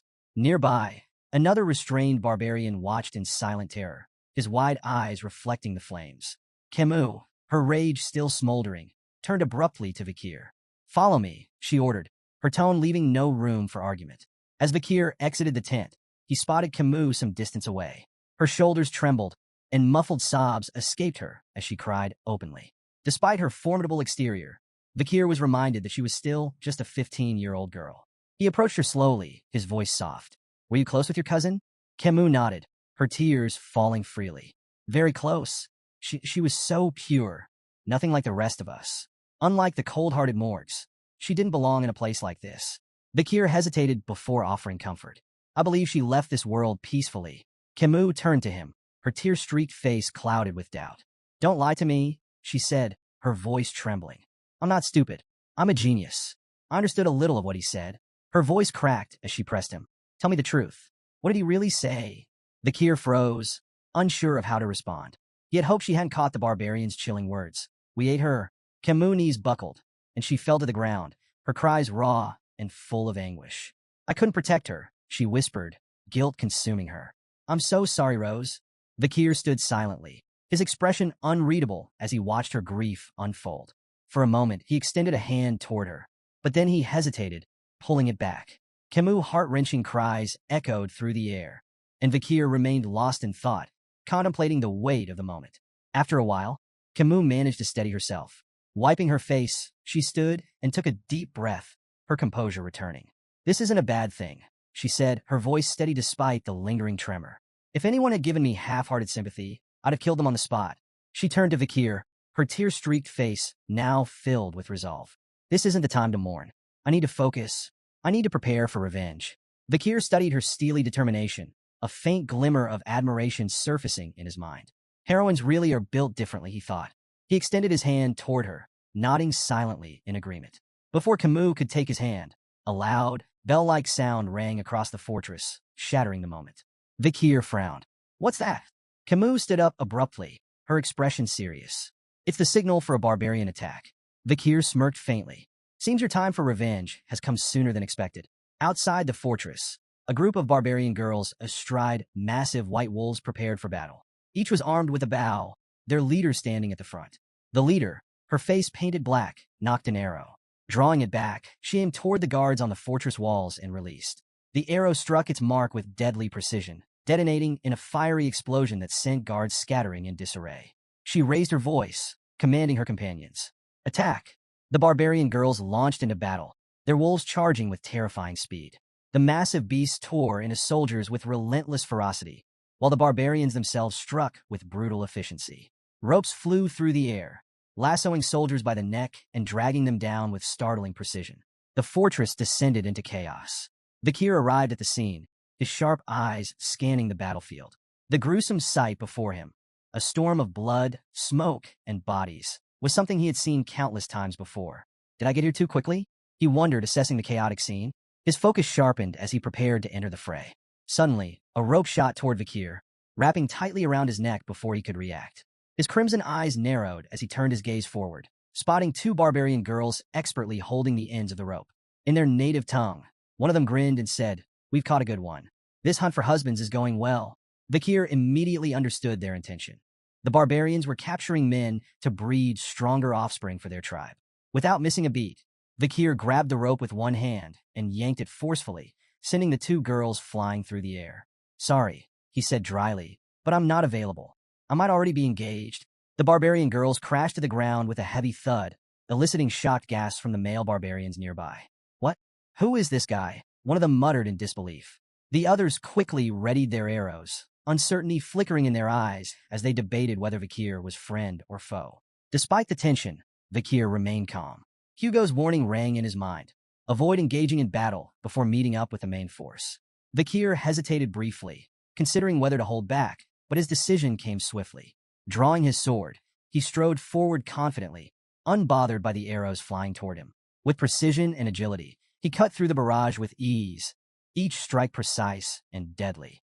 His movements were fluid, almost mesmerizing, as he deflected every projectile aimed at him. The barbarians' shock turned to panic. "How is that possible?" they whispered among themselves. Their awe, however, was short-lived. A wave of fire suddenly erupted across the battlefield, engulfing the barbarians in searing heat. Cries of pain echoed as flames consumed their surroundings. Camus stepped forward, flames crackling in her hands, her expression fierce and unyielding. "These barbarians will burn," she declared, her voice dripping with fury. Vikir turned to her in astonishment, realizing she had transformed the battlefield into an inferno. Camus glanced at him, her sharp eyes narrowing. "Are you using liquid aura?" she asked, a rare note of acknowledgement in her tone. Her words carried weight. "You're the only man I could ever recognize." Vikir responded calmly. "I received orders from the Patriarch to avoid battle until regrouping with the main force." Camus scoffed, undeterred by his explanation. As she began casting more spells, her voice rang with defiance. "An order from the Baskerville Patriarch? Do you think that will stop me?" The intensity of her flames increased as she stepped forward. "A Baskerville should refrain from intervening," she said coldly. "I'll handle this myself. Every last barbarian here will burn." Camus unleashed a series of devastating fire spells, setting the battlefield ablaze. The sheer heat distorted the air as flames roared across the terrain, consuming everything in their path. Vikir watched in astonishment, quickly recognizing her technique. "Burned," a powerful fire spell. His sharp gaze caught the details of her casting. She was using a quadra-casting method, layering 4 simultaneous fire spells to amplify their destruction exponentially. Driven by her rage and thirst for vengeance, Camus poured her all into the attack, leaving a scorched wasteland in her wake. Suddenly, from the shadows, a barbarian perched on a wolf's back raised a blowgun and fired. The poison needle struck Camus in the neck before she could react. Her body stiffened, and she winced as the poison coursed through her veins. Her legs buckled, and she collapsed to the ground, her movements sluggish and uncoordinated. Through blurred vision, she spotted her attacker, the barbarian grinning smugly as he reloaded his blowgun. Vikir observed the scene, clicking his tongue in annoyance. She's more trouble than I thought. A rope shot toward Camus, aiming to ensnare her, but Vikir's hand snapped out, catching him midair with ease. Camus, despite the poison weakening her, managed a faint smile. Nice catch, she murmured. Vikir glanced down at her, his voice blunt. We should retreat. Camus' eyes flashed with defiance. What about the farmlands? The captives? It's wiser to wait for the Baskerville main force, Vikir replied firmly, his tone leaving little room for argument. But Camus shook her head, her resolve unshaken. I won't retreat. I can't. Not after what the barbarians did to my cousin. Vikir sighed, frustration flickering across his face. You need to make a rational decision. Before he could say more, his instincts flared. Spinning on his heel, he ducked just as an arrow whizzed past his head, narrowly missing him. His sharp gaze locked onto the attacker, a barbarian girl with piercing, focused eyes, her bow poised for another shot. Could this be the destructive power Camus mentioned? Vikir wondered, noting the precision of her attack. Lost in thought, Vikir was caught off guard when another barbarian lunged forward, grabbing Camus and retreating swiftly into the chaos. Vikir! Camus cried out, her voice filled with desperation as she was pulled away. Vikir's expression darkened, frustration boiling beneath his calm exterior. Memories surged of a younger Camus Morgs, once held captive by barbarians. He recalled her fierce return, wiping out an entire group of captors and earning the title of queen. Snapping back to the present, Vikir knew he couldn't let history repeat itself. The barbarian girl he had spotted earlier lunged at him with startling agility, breaking his train of thought. Her movements were swift, deliberate, and precise. Vikir evaded her strike, his focus sharpening. To his surprise, she wielded her bow as a melee weapon, swinging it with deadly force. She followed up with a chi-infused kick, catching Vikir off guard and sending him sliding backward across the dirt. Regaining his footing, Vikir quickly assessed the situation. Her technique was far more refined than the other barbarians he'd encountered. She wasn't just another warrior. She was elite. Do I need to go all out? He wondered. Before he could act, the barbarian girl surprised him further. Attempting to speak his language, she said haltingly, We meet again. Vikir's eyes narrowed as recognition dawned.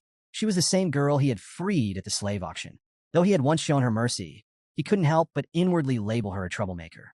The girl met his gaze with a sly smirk, as if enjoying the unexpected reunion. Memories of that fateful auction flickered through Vikir's mind, of shattering her chains and granting her freedom. Now, faced with her again, he hesitated. Breaking the tense silence, he asked coldly, Is this how you repay kindness? With revenge. The girl chuckled, her smirk widening. Not revenge for you, she said, her tone steady despite her broken grasp of the language. For them, the Morgs. They captured me, enslaved me. I repay them now. Her words were clear. Their paths had crossed by chance, not intent. Mounting her wolf with effortless confidence, she glanced down at him. Your girl, Camus. She's next leader of Morg's clan. She pointed into the distance where the chaos of battle raged. If you want her back, follow. With that, she urged her wolf forward, disappearing into the fray with an air of challenge. Vikir stood still, weighing his options. His crimson eyes burned with resolve as he debated whether to unleash the full extent of his strength. The tense moment was shattered by the arrival of Adolphe Morgs, Camus' uncle, whose imposing presence instantly heightened the tension. Without wasting a second, Adolphe began casting a spell, his voice laced with disdain as he demanded the barbarians return his niece. The ground beneath him fractured, jagged shards of earth flying through the air toward the retreating barbarians. But they were prepared. With uncanny agility, they maneuvered their wolves over the unstable terrain, leaping effortlessly between shattered rocks and evading the spell's destructive force. Adolphe could only watch their retreat, frustration etched on his face. His curses echoed across the battlefield, a vent for his mounting anger. The ambush had unraveled mere minutes after the warning bell, a testament to his force's inexperience and lack of preparation. As he seethed, a mage approached, bearing troubling news. The barbarians have fled into the restricted area of life-engulfing forest, the mage reported grimly. At the mention of the forest, Adolphe's rage shifted to grim concern. Life-engulfing forest, deep within the mountains, was infamous for its deadly ecosystem. It was a perilous region no sane person would enter at night, a place where survival was nearly impossible. Even with his niece's life at stake, Adolphe hesitated. The risks were staggering, and the thought of losing more lives weighed heavily on him. Before he could voice his uncertainty, Vikir's calm voice broke through. We can still pursue them, he stated simply, his tone steady and confident. Adolf turned to Vikir, incredulous. Are you serious? You know as well as I do that forest is a death trap after dark. Unfazed, Vikir nodded. I've navigated terrain like this since childhood.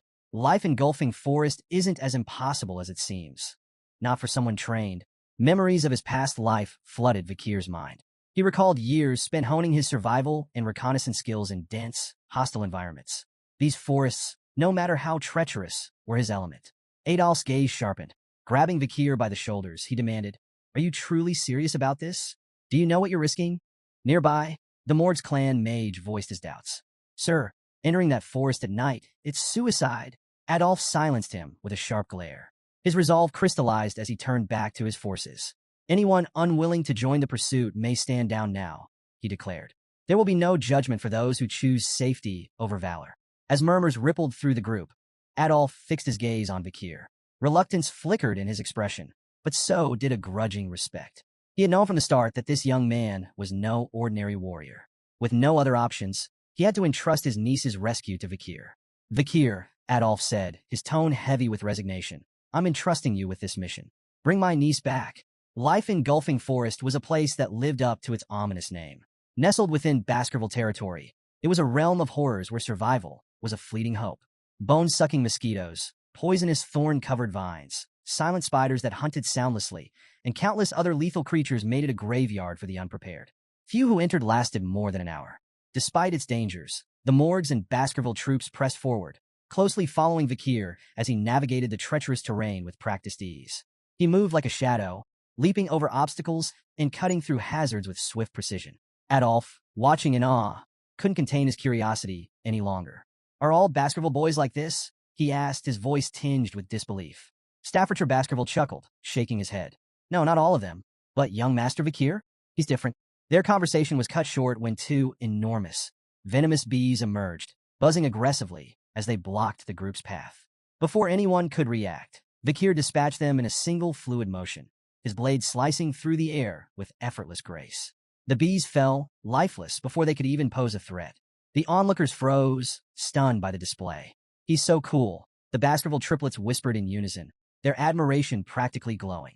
Suddenly, Vikir stopped behind a large tree and raised a hand, motioning for the group to halt. He pointed ahead, where faint flickers of light pierced through the dense canopy. They're close, Vikir said, his voice low. The barbarians haven't gone far. He added a warning, his tone grave. Balak hunters scatter dry leaves around their camps to detect pursuers. From here on, every step needs to be taken with extreme caution. Before the group could react, Adolf stepped forward, casting a spell. Silence. He intoned, the magic targeting Vikir. Vikir shot him a questioning look, but Adolf quickly explained. This spell ensures you make no sound as you move. Adolf smiled, a hint of his confidence restored. I'll take it from here. Thank you for your help, nephew-in-law. Vikir's brow furrowed. Nephew-in-law? He thought, puzzled. What is he talking about? Not far ahead, the barbarians had set up camp in a clearing. A fire crackled at its center, casting flickering shadows on the surrounding trees. Camus was tied tightly to a tree, her wrists and ankles bound with thick ropes. Her fiery spirit, however, remained unbroken. You're all going to burn to ash the moment I get out of here, she shouted, her voice filled with fury. I'll make you regret capturing me with my special fireball. Her captors paid her no mind, likely unable to understand her language. Nearby, two barbarian girls chatted casually. One spoke of her interest in the man they had encountered earlier, while the other lamented her lack of success in husband hunting. Camus gritted her teeth, her frustration mounting. They're not even listening to me, she thought bitterly. She caught snippets of their conversation and pieced it together. Husband hunting? Wife hunting? Realization dawned. Is that why they've been ambushing us this whole time? Her thoughts were interrupted as the male barbarian who had captured her approached. Smirking, he addressed Camus in his native tongue. An excellent catch like you. Every male in our tribe will want you. Camus glared at him, her fiery spirit undiminished. You perverted bastard, she shouted. If that's your plan, just kill me now. The barbarian scratched his ear lazily, feigning confusion. I don't understand what you're saying, he said with a mocking grin. Then, with unsettling cruelty, he grabbed her chin, forcing her to meet his gaze. But I can tell you're talking back just by looking into your eyes, he sneered. Camus struggled, her anger boiling over as she spat. Touch me again, and I'll burn you alive. Ignoring her, The barbarian raised an arrowhead in his hand. Slowly, deliberately, he licked its tip, his intentions clear. This arrogant slave needs to be disciplined, he said menacingly, his voice dripping with malice. Before things could escalate further, another barbarian strode into the clearing, a figure Vikir immediately recognized. It was the barbarian girl he had freed during the slave auction. "Stay away from my slave," she commanded sharply, her piercing gaze fixed on the male barbarian, Ahan. Ahan hesitated, his bravado faltering. "Commander Ian," he stammered. Then, regaining a shred of pride, he added, "But I was the one who captured her." Commander Ian shot him a cold glare. "Lower your voice," she ordered, her tone sharp enough to make him flinch. Defensive, Ahan tried to justify himself. "I shot the paralyzing arrow. I set the trap." Ian cut him off without missing a beat. "If I hadn't stepped in, you'd be a corpse. That boy with the sword would have taken your head in seconds." Ahan froze, her words sinking in. After a moment, he muttered weakly, "So, this woman, she's your prize now?" "That's right," Ian replied, her voice brooking no argument. Camus, still bound to the tree, watched the exchange with growing curiosity. An internal power struggle? She thought. While her grasp of the barbarian language was limited, she caught enough to piece things together. The girl's name was Ian, and she was clearly their commander, a position of authority that even the brash Ahan seemed to fear. Ahan, still nursing his wounded pride, jabbed a finger toward Ian. "You may be a commander, but you're still just a woman." The clearing fell silent. Ian's eyes burned with fury as a powerful blue aura erupted around her, the air growing tense with her presence. Fixing Ahan with an icy glare, she retorted, "And what difference does that make? If you got a problem with me, come forward. I'll leave you in a bloody heap." Ahan's bravado evaporated as his body broke out in a cold sweat. Raising his hands in surrender, he stammered, "I'm not angry. Do as you please." He turned and retreated hastily, thoroughly cowed. Camus watched the scene, taking note of the respect or fear that Ian commanded. "She's definitely in charge here." Commander Ian turned her attention to Camus, her gaze appraising. "Good eyes, strong physique, as expected from the future leader of the Morg's bloodline," she said, almost to herself. But her tone darkened as she delivered a sudden, sharp kick to Camus' side. Camus winced, anger flashing in her eyes as Ian continued bitterly. "You Morg's bastards sold me into slavery. If not for a stroke of kindness, I'd still be rotting in chains. But you won't be so lucky." Leaning closer, Ian's voice dropped to a menacing whisper. "I'll tame you. You'll feel it in your very bones and soul. Menial tasks, like licking the space between my toes, will become your new routine." Camus' fiery spirit flared as she gritted her teeth. "You think I'll break that easily? Dream on." Before Ian could respond, a piercing scream shattered the tension. A barbarian behind her burst into flames, his agonized cries echoing through the clearing. "What is this? An explosion?" Ian snapped, spinning around to assess the situation. The burning barbarian collapsed as the fire spread, and the remaining warriors scrambled to arm themselves. "It's an ambush," one of them shouted, panic creeping into their voices. From the roaring inferno, a lone figure emerged. The firelight framed him like an avenging specter, his silhouette cutting an imposing figure against the chaos.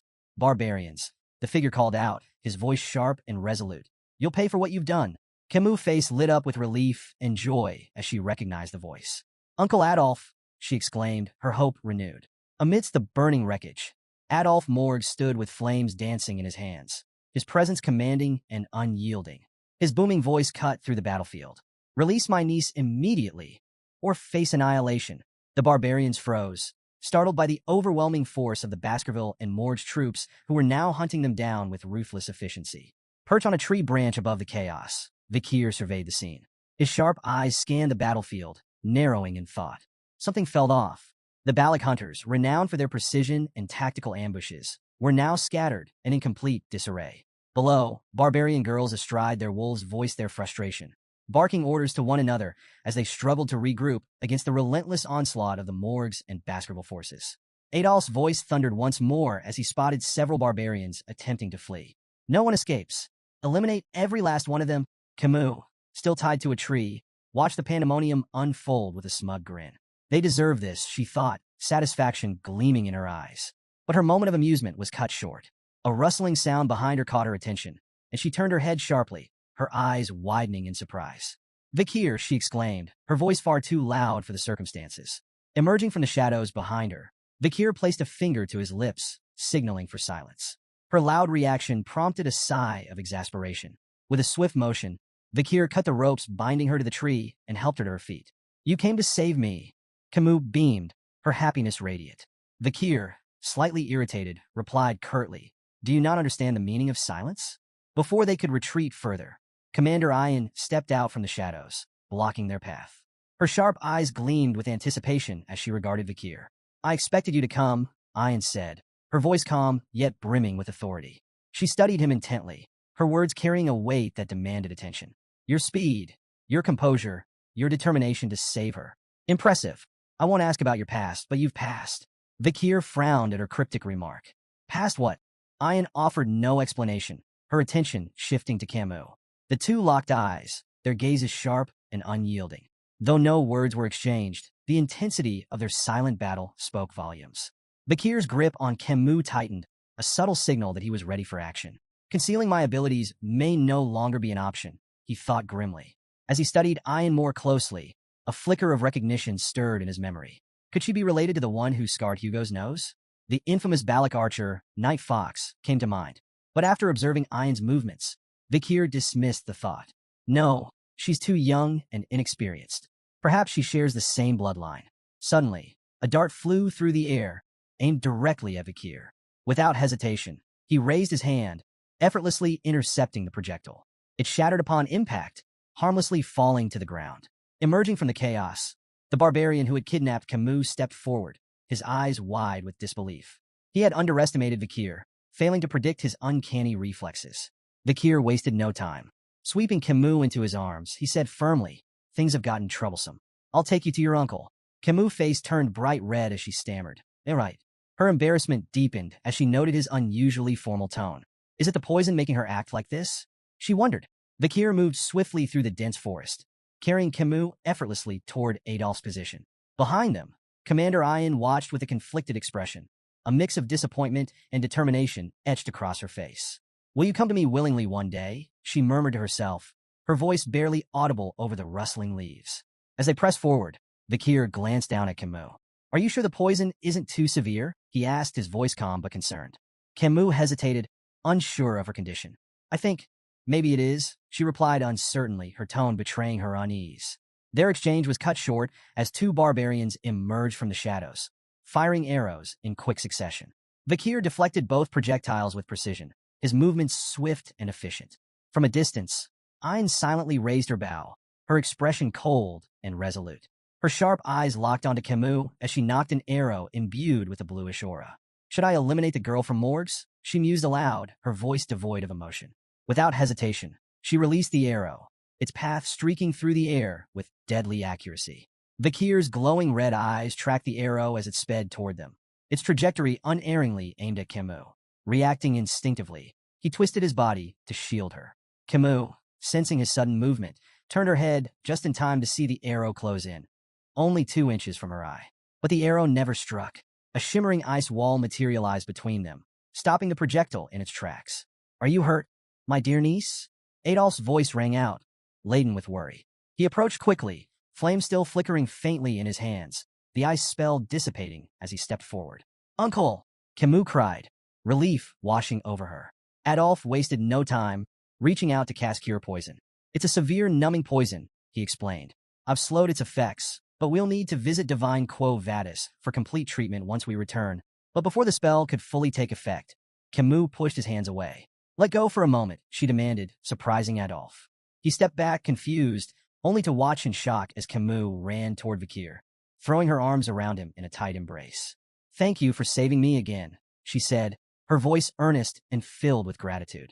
Adolph stood frozen, his eyes wide in disbelief. Tears welled up as he shouted, Camus, I did my best too. Camus turned to him, her expression indignant. And yet, you show up now? She snapped. I'm telling Mother about this. Before Adolph could muster a response, a rope shot through the air, wrapping tightly around Vakir's neck. Commander Ian stepped forward, holding the rope firmly. Come with me willingly, she demanded, pulling with all her strength. It'll be easier for both of us. I don't have much time. Despite her efforts, Vakir remained unyielding, his feet firmly planted. Ian's frustration grew as she struggled to comprehend how he could resist so effortlessly. Camus gasped, her recognition immediate. It's you again, she exclaimed, her disbelief evident. Vakir remained calm, his focus unwavering. Gripping the rope with one hand, he broke it effortlessly, snapping it like a twig. Ayan flinched at his strength, but held her ground. Her words, however, lingered in Vikir's mind. No, Tom, what does she mean by that? He wondered, sensing a deeper urgency behind her actions. A sudden, overwhelming wave of killing intent swept through the forest, suffocating the air. Birds burst from the treetops in panicked flight, their cries fading as an oppressive sense of dread settled over the area.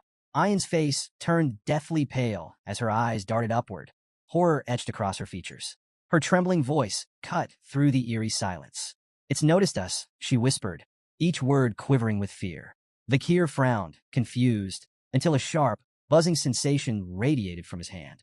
He glanced down to see the red lines etched into his skin, glowing ominously. Beelzebub, the hidden blade coursing through his arteries, was issuing an intense and unmistakable warning. "She's coming," Ayan murmured, her voice barely audible, yet heavy with dread. Vikir's expression hardened. "She? Who's she?" he asked, his instincts sharpening. Ayan's cold sweat betrayed her terror as she uttered a single name, her voice barely a whisper. "Madam Eight Legs." From the heart of the forest, a towering pillar-like structure emerged, its form cloaked in darkness and pulsating with an eerie purple aura. The barbarians froze in place, their expressions twisted with fear. "It's the madam! The madam is here!" they screamed, their voices trembling. Camus, still recovering from the earlier events, squinted at the strange structure. "Is that just a pillar?" she asked, her tone uncertain. Vikir's sharp gaze remained fixed on the ominous form. His voice was low and firm. "No, not a pillar." Before their eyes, the pillar began to split apart. 8 long, spindly appendages unfolded with unnatural grace, descending like enormous tree branches. The massive legs anchored themselves into the ground, creating an unholy silhouette that towered over the forest. Adolf, his usual composure shattered, muttered in disbelief. How could something so monstrous have been hidden here all this time? Vikir's face turned grim as the pieces clicked into place. This was Madam Eight Legs, a name that carried weight and terror. A creature ranked as an S-tier threat, capable of leveling entire cities in mere hours. The spider stood on its 8 grotesque legs, its massive frame casting a shadow over the trembling group. It let out a piercing scream, an ear-splitting wail that sent shivers down every spine and rooted the onlookers in place. Camus opened her mouth to speak, but Vikir was faster. Placing a hand firmly over her mouth, he leaned in and whispered urgently, "Stay quiet. Madam Eight Legs has poor sight, but heightened touch and hearing." Vikir's mind raced as fragments of an old native legend surfaced. He had once dismissed it as a terrifying campfire story, a tale of the Madam of Eight Legs, a monstrous entity that haunted the depths of forbidden forests. But now, standing face to face with the legend, it felt all too real. He recalled the Empire's monster dictionary, its several revisions still failing to fully account for this nightmare. Madam Eight Legs, a name that struck fear into even the bravest warriors. The creature screamed again, louder this time, before spewing a stream of greenish liquid from its gaping maw. The acidic substance rained down in a deadly cascade, hissing and crackling as it melted through trees and rocks alike. Vikir moved swiftly, dodging the falling poison with calculated precision. Beside him, Adolf reacted just as quickly, flames flickering at his fingertips. He conjured a shimmering barrier that shielded himself and Camus from the deadly rain. The forest floor sizzled as the acid ate away at everything it touched. Not far away, a Hun screamed in terror as drops of the green poison landed on his hair. Panicking, he grabbed a knife and hacked off the affected strands, collapsing to his knees as he panted in fear. Ayn shot him a cold glare, her voice sharp and cutting. "Stop screaming in front of Madam Eight Legs." Her eyes flicked briefly toward the monstrous spider, her tone growing darker. "If you weren't the shaman's grandchild, I'd kill you myself." Turning back to the other barbarians, Ayn barked her orders with steely resolve. "Retreat, all of you." On the other side of the chaos, Adolf, cradling Camus in his arms, echoed the sentiment in a quieter tone. "Make a run for it," he instructed, his voice brooking no argument. The oppressive presence of Madam Eight Legs seemed to pulse through the forest, suffocating any thoughts of resistance. There was no choice but to flee. Madam Eight Legs emitted strange, mocking noises, as if reveling in the chaos. As the various groups scattered, the Balik barbarians splintered into smaller clusters, while the Baskerville and Morg's forces retreated in a more organized formation. The creature's twitching appendages seemed to consider its options before abruptly charging after the Baskerville and Morg's forces. Adolf scowled in frustration, muttering under his breath. "Why is it chasing us?" One of the Morg's mages, brimming with misplaced confidence, stepped forward. "Leave it to me," he declared boldly. Fire attacks are a bug's greatest weakness. The mage began chanting, summoning a massive fire spell. Flames erupted in a brilliant explosion, engulfing Madame Eight Legs in a sea of fire. For a fleeting moment, the mage turned to Adolf with a triumphant grin, ready to boast of his success. But his victory was short-lived. Without warning, one of Madame's massive legs shot through the air, impaling the mage beside him.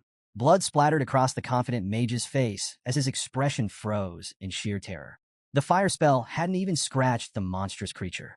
Madame Eight Legs let out another deafening screech, her massive legs slicing through the terrain as she pressed forward. Adolf, Camus, and Vakir continued their retreat, the forest a nightmare of crashing trees and searing acid. Camus, her voice trembling, stammered, "How is something like that even real?" Meanwhile, Vakir's sharp mind raced. He stopped suddenly, his eyes narrowing as a realization struck him. Without warning, he turned to face Madame Eight Legs, his unexpected movement causing the group to halt in alarm. "Vakir, what are you doing?" Staffordshire shouted, his voice filled with panic. Vakir's tone was firm and unyielding. "If no one acts, we'll all be annihilated." His eyes locked on the monstrous spider. "Someone has to tie down her legs to buy time." Staffordshire immediately volunteered, but Vakir cut him off with a blunt question. "Do you really think you have what it takes to restrain those legs?" Turning to Adolf, Vakir's voice carried urgency. "We can't let Madame Eight Legs follow us back to the territory. If she does, everyone there is as good as dead. I'm the best person for this job." He tightened his grip on his sword, his crimson eyes burning with resolve. Facing Adolf, he added, "There's no time left. Make the call." Camus' voice cracked as she called out to Vakir. "You can't do this." Ignoring her plea, Vakir urged the group to flee. "Run," he said firmly. "Leave this to me." Adolf hesitated, clearly torn. Finally, his expression hardened. "We run," he ordered, signaling the retreat. Camus struggled against him, tears streaming down her face. "Vakir, you promised. You have to come back." Adolf held her back, his voice resolute. He made his choice. Don't waste his sacrifice. As the group retreated, Vakir remained rooted in place, the weight of his decision pressing heavily on his shoulders. His grip on his sword tightened, but he paused, letting out a slow, resigned sigh. He didn't have a personal stake in the survival of Baskerville territory, nor did he believe the Allied forces were capable of stopping Madame Eight Legs' growing power. Yet, amidst the chaos, he saw an opportunity. "If I can feign my death here," Vakir thought, "I'll finally slip out from under Hugo's watchful eye."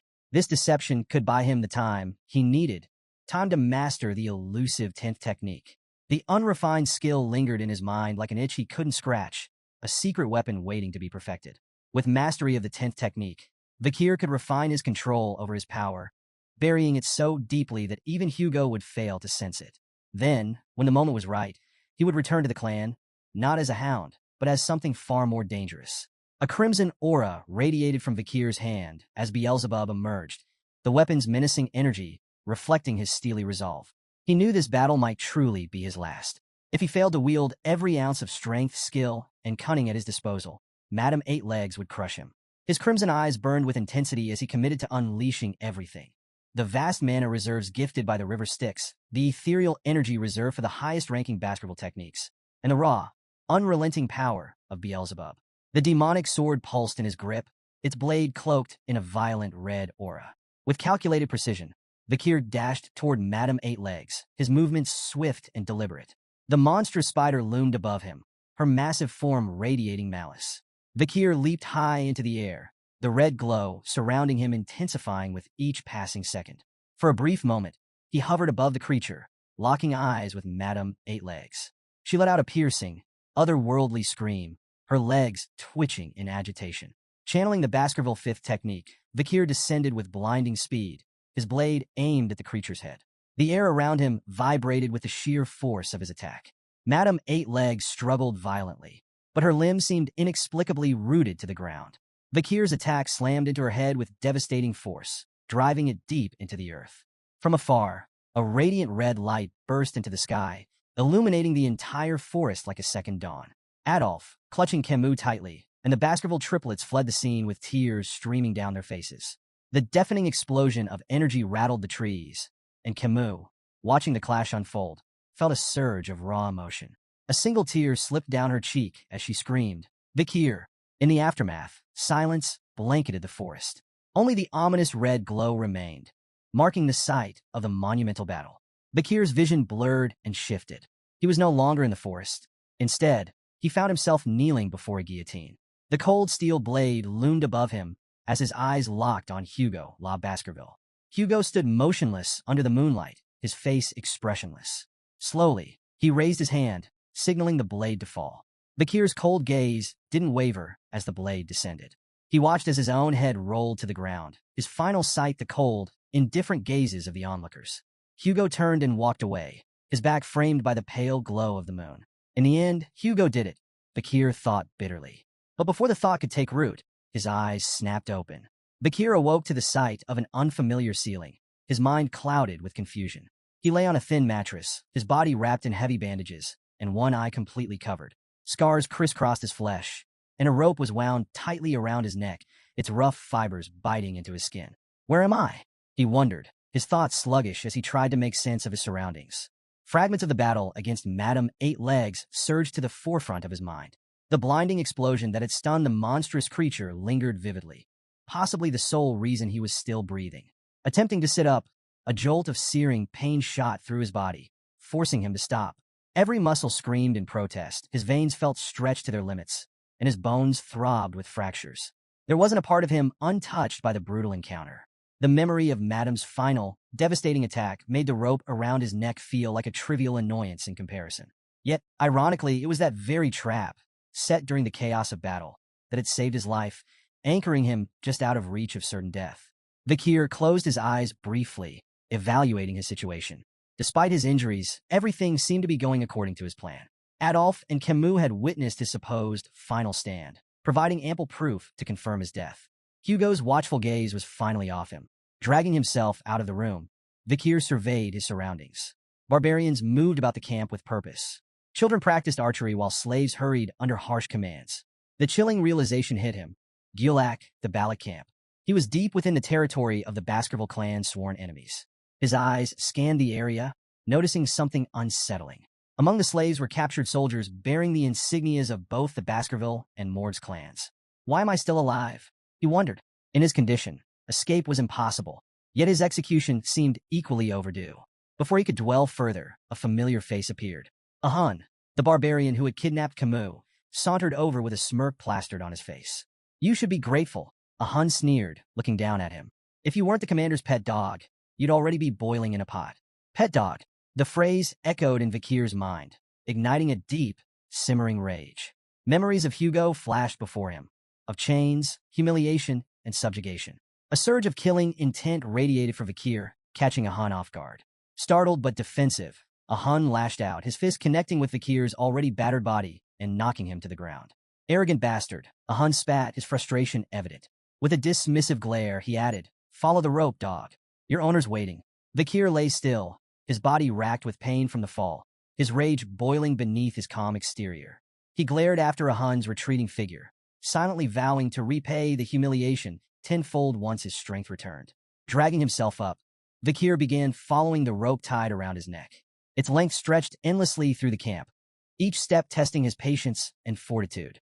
How far does this thing go? He muttered under his breath, his irritation growing with every tug. Finally, the rope grew taut, and Bakir found himself at its end. What lay before him stopped him in his tracks. Ayan, the barbarian girl from before, stood waist-deep in a small pond. She held the other end of the rope with casual ease, her expression relaxed. As she noticed him, a mischievous smile spread across her face.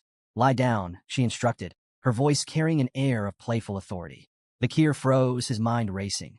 He stared at her, bewildered and unsure how to respond to the bizarre command. Before Bakir could fully process her words, Ayan yanked the rope with surprising force, sending him stumbling forward. Whiz! An arrow streaked through the air, narrowly missing Bakir's head before embedding itself into a nearby tree trunk. Ayan's sharp glare turned toward a group of children holding bows in the distance. What did I tell you about practicing near the pond? Go somewhere else, she barked, her voice commanding enough to send the children scattering. As Bakir lay on the ground, recovering from the unexpected tumble, Ayan turned her attention back to him, a sly smirk playing on her lips. I never properly thanked you for the auction, she began, her tone light but calculated. Pointing at him, she continued, in Balak culture, kindness is repaid twofold and revenge tenfold. Since you saved me once, I've saved you twice. Bakir's brows furrowed in confusion. Twice. he asked, his tone skeptical. Ayan crossed her arms, clearly enjoying herself. After that explosion, who do you think dragged your sorry self out of the forest? If I hadn't gone back for you, you'd be spider food by now. So yes, twice. Her smug response only deepened Vikir's unease. He sat up slowly, the rope around his neck pulling uncomfortably. If you've repaid the debt, why keep me alive? He asked bluntly, gesturing toward the rope. Ayan's grin widened, her mischief on full display. Because you're valuable. I have no doubt your party will pay a hefty price for you. You're not some ordinary soldier, are you? Vikir froze at the implication, his mind racing. If the Baskerville clan got involved in hostage negotiations, his entire plan to feign his death and escape Hugo's control would unravel. He kept his expression neutral, suppressing the panic bubbling beneath the surface. Ayan leaned in slightly, her voice dropping to a playful whisper. Relax. I've got no intention of returning you to them just yet. She straightened, her tone turning mock serious. You're my slave now. Without warning, she drew a dagger and sliced through the rope binding his neck.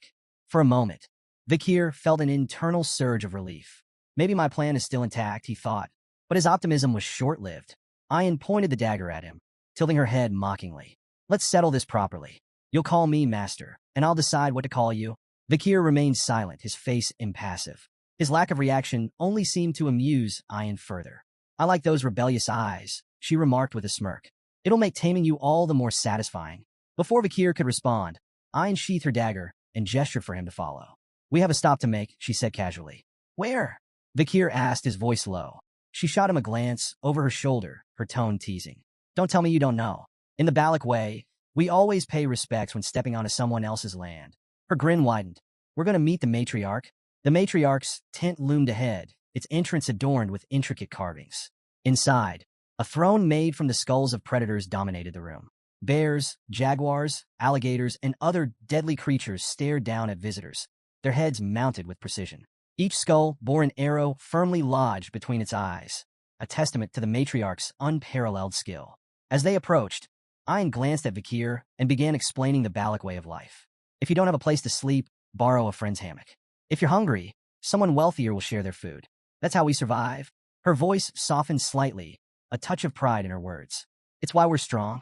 Everyone here is bound by the same rules, tight-knit, homely, and united. Vikir noted something intriguing about the Balak camp. Private assets seemed to hold little importance to them. Everything functioned on a communal system, a stark contrast to the rigid hierarchies he was used to. Ayan led the way to the grand tent without hesitation, her pace confident. Stopping outside, she gestured toward the imposing structure and declared, We've arrived. She entered first, her voice ringing out with authority. Mother, she called, addressing the figure seated on the throne inside. The single word sent a jolt through Vikir, startling him. His sharp mind immediately began piecing together the connection between Ayan and the matriarch. The implications were unsettling. The matriarch rose gracefully from her seat, her commanding aura filling the tent like a storm cloud. Her piercing gaze swept over Ayan before landing on Vikir. So this is the boy we've heard so much about, she said, her tone calm but laced with curiosity. Ayan blinked, taken aback. Mother, I haven't said anything about him, she retorted, her confusion plain. Vikir's eyes narrowed as he silently assessed the situation. The pieces began to fall into place. Ayan was the matriarch's daughter, which explained her high standing among the Balak. His gaze shifted to the matriarch, and recognition dawned. This wasn't just any Balak leader. This was the Night Fox, the infamous female Balak warrior who had left a scar on Hugo La Baskerville's nose. Memories of her prowess flooded back, particularly how her influence had made crossing Le Rogue in life engulfing forest nearly impossible during his previous life. Vikir analyzed the hypothetical scenarios from his past. If his previous self had faced her head-on, the odds of survival were non-existent. Assassination attempts? A flat 0%. The only viable option would have been escape, and even that offered a slim 20% chance. The matriarch turned her sharp gaze toward Vikir, her lips curving slightly. You look familiar, she remarked, her tone probing. Vikir's thoughts raced. Does she recognize my connection to Hugo? Before the situation could escalate, Ayan interjected with an airy laugh. Most imperial men look alike, mother, she said dismissively. The matriarch tilted her head, unconvinced but unwilling to press the matter. Her attention lingered on Vikir, and she addressed her daughter with a question that carried an undercurrent of disdain. What are your plans for this stray dog? Ayan straightened, her voice firm. With proper care, he could prove useful, she said confidently. He played a key role in the attack on Madame Eight Legs. The matriarch's expression turned cold, her tone biting. You should understand your place before acting so impulsively, Ayan. There are consequences for overreaching. Her gaze shifted back to Vakir, appraising him once more. It doesn't matter what state his body is in, as long as the seed remains intact, she said coolly. The room fell silent, tension crackling like a live wire. Ayan, clearly flustered, interrupted quickly. No, that's not why I brought him, she blurted, her usual confidence faltering. The matriarch raised a brow, amused by her daughter's sudden change in tone. Ayan cleared her throat and hastily clarified. I need a slave to assist me during hunts, she said, her voice a touch too loud, as if trying to convince herself as much as her mother. The matriarch let out a soft chuckle, stepping closer to gently pat Ayan on the head. The owner decides how to use their slave, she remarked. Ayan's cheeks tinged faintly pink as she cast a shy glance toward Vakir. Standing at the center of the tent, Vakir maintained a calm exterior, though his mind remained razor-sharp. His eyes briefly wandered to the tent structure, studying the beams and supports. Escape options, he noted inwardly, his focus momentarily drifting from the tent's exchange. As they left the matriarch's tent, Vakir broke the silence. His tone calm and curious, he asked, What's your name? Ayan stopped abruptly, her eyes wide with disbelief. Whirling around, she glared at him. How dare you ask such a question, slave? She snapped, her voice brimming with indignation. Vakir, unfazed by her outburst, explained evenly, I don't intend to call you master. I asked for your name, so I can address you properly. His straightforwardness caught Ayan off guard. A faint blush crept up her cheeks, and after a moment of flustered silence, she huffed. It's Ayan, she muttered reluctantly. Vakir, he replied with equal composure, introducing himself. Now, what's your first order? Ayan's face reddened further, and she stomped her foot. You're not supposed to call me by my name, she shouted, though a smirk soon curved her lips. She took a step closer and declared her command with mock seriousness. Build a house. That'll be your new home, slave. She couldn't hide the satisfaction in her voice. Let's see this imperial swordsman figure out something so far removed from his training, she thought smugly. To her surprise, Vakir smiled. Sounds enjoyable, he said simply. Hours passed, and Ayan stood staring at the results of Vakir's labor, her jaw practically hitting the ground. Before her stood a perfectly constructed tent, its structure seamless and sturdy. Her disbelief grew as she glanced at the crude tools she had provided him, tools that now seemed laughably unnecessary in his skilled hands. Vakir worked quietly nearby, adding finishing touches with calm efficiency. Ayan finally blurted, How did you do this? Vakir didn't look up, his tone even as he replied. During difficult times, relying solely on swordsmanship is a death sentence. To survive, you learn other skills. Ayan's gaze shifted to the expertly crafted drains surrounding the tent. They were flawless, designed to redirect water effectively. Even the drains are perfect, she muttered, more to herself than to him. Vakir, however, shifted the conversation. The matriarch's tent, he began, has a structural issue. Ayan blinked, taken aback. What are you talking about? Vakir explained, the central pillar isn't stable. During the rainy season, the ground beneath it will shift, leading to water leakage. Ayan narrowed her eyes. And you have a solution, I assume? Mix lime-rich dirt with gravel from the nearby hill to make bricks, Vakir said matter-of-factly. Reinforce the bricks with oil and fire them. They'll stabilize the structure. Ayan crossed her arms, trying to mask her growing admiration. Fine, she said curtly. Do it. Methodically, Vakir gathered materials, shaping bricks with precision and drying them over a fire. Ayan accompanied him to the matriarch's tent once the repairs were ready, explaining the plan to her mother. The matriarch watched with skepticism as the repairs were made. But when the work was completed, she examined the tent with astonishment. All these years, she muttered, her voice tinged with frustration. So many failed attempts, and it was the central pillar all along.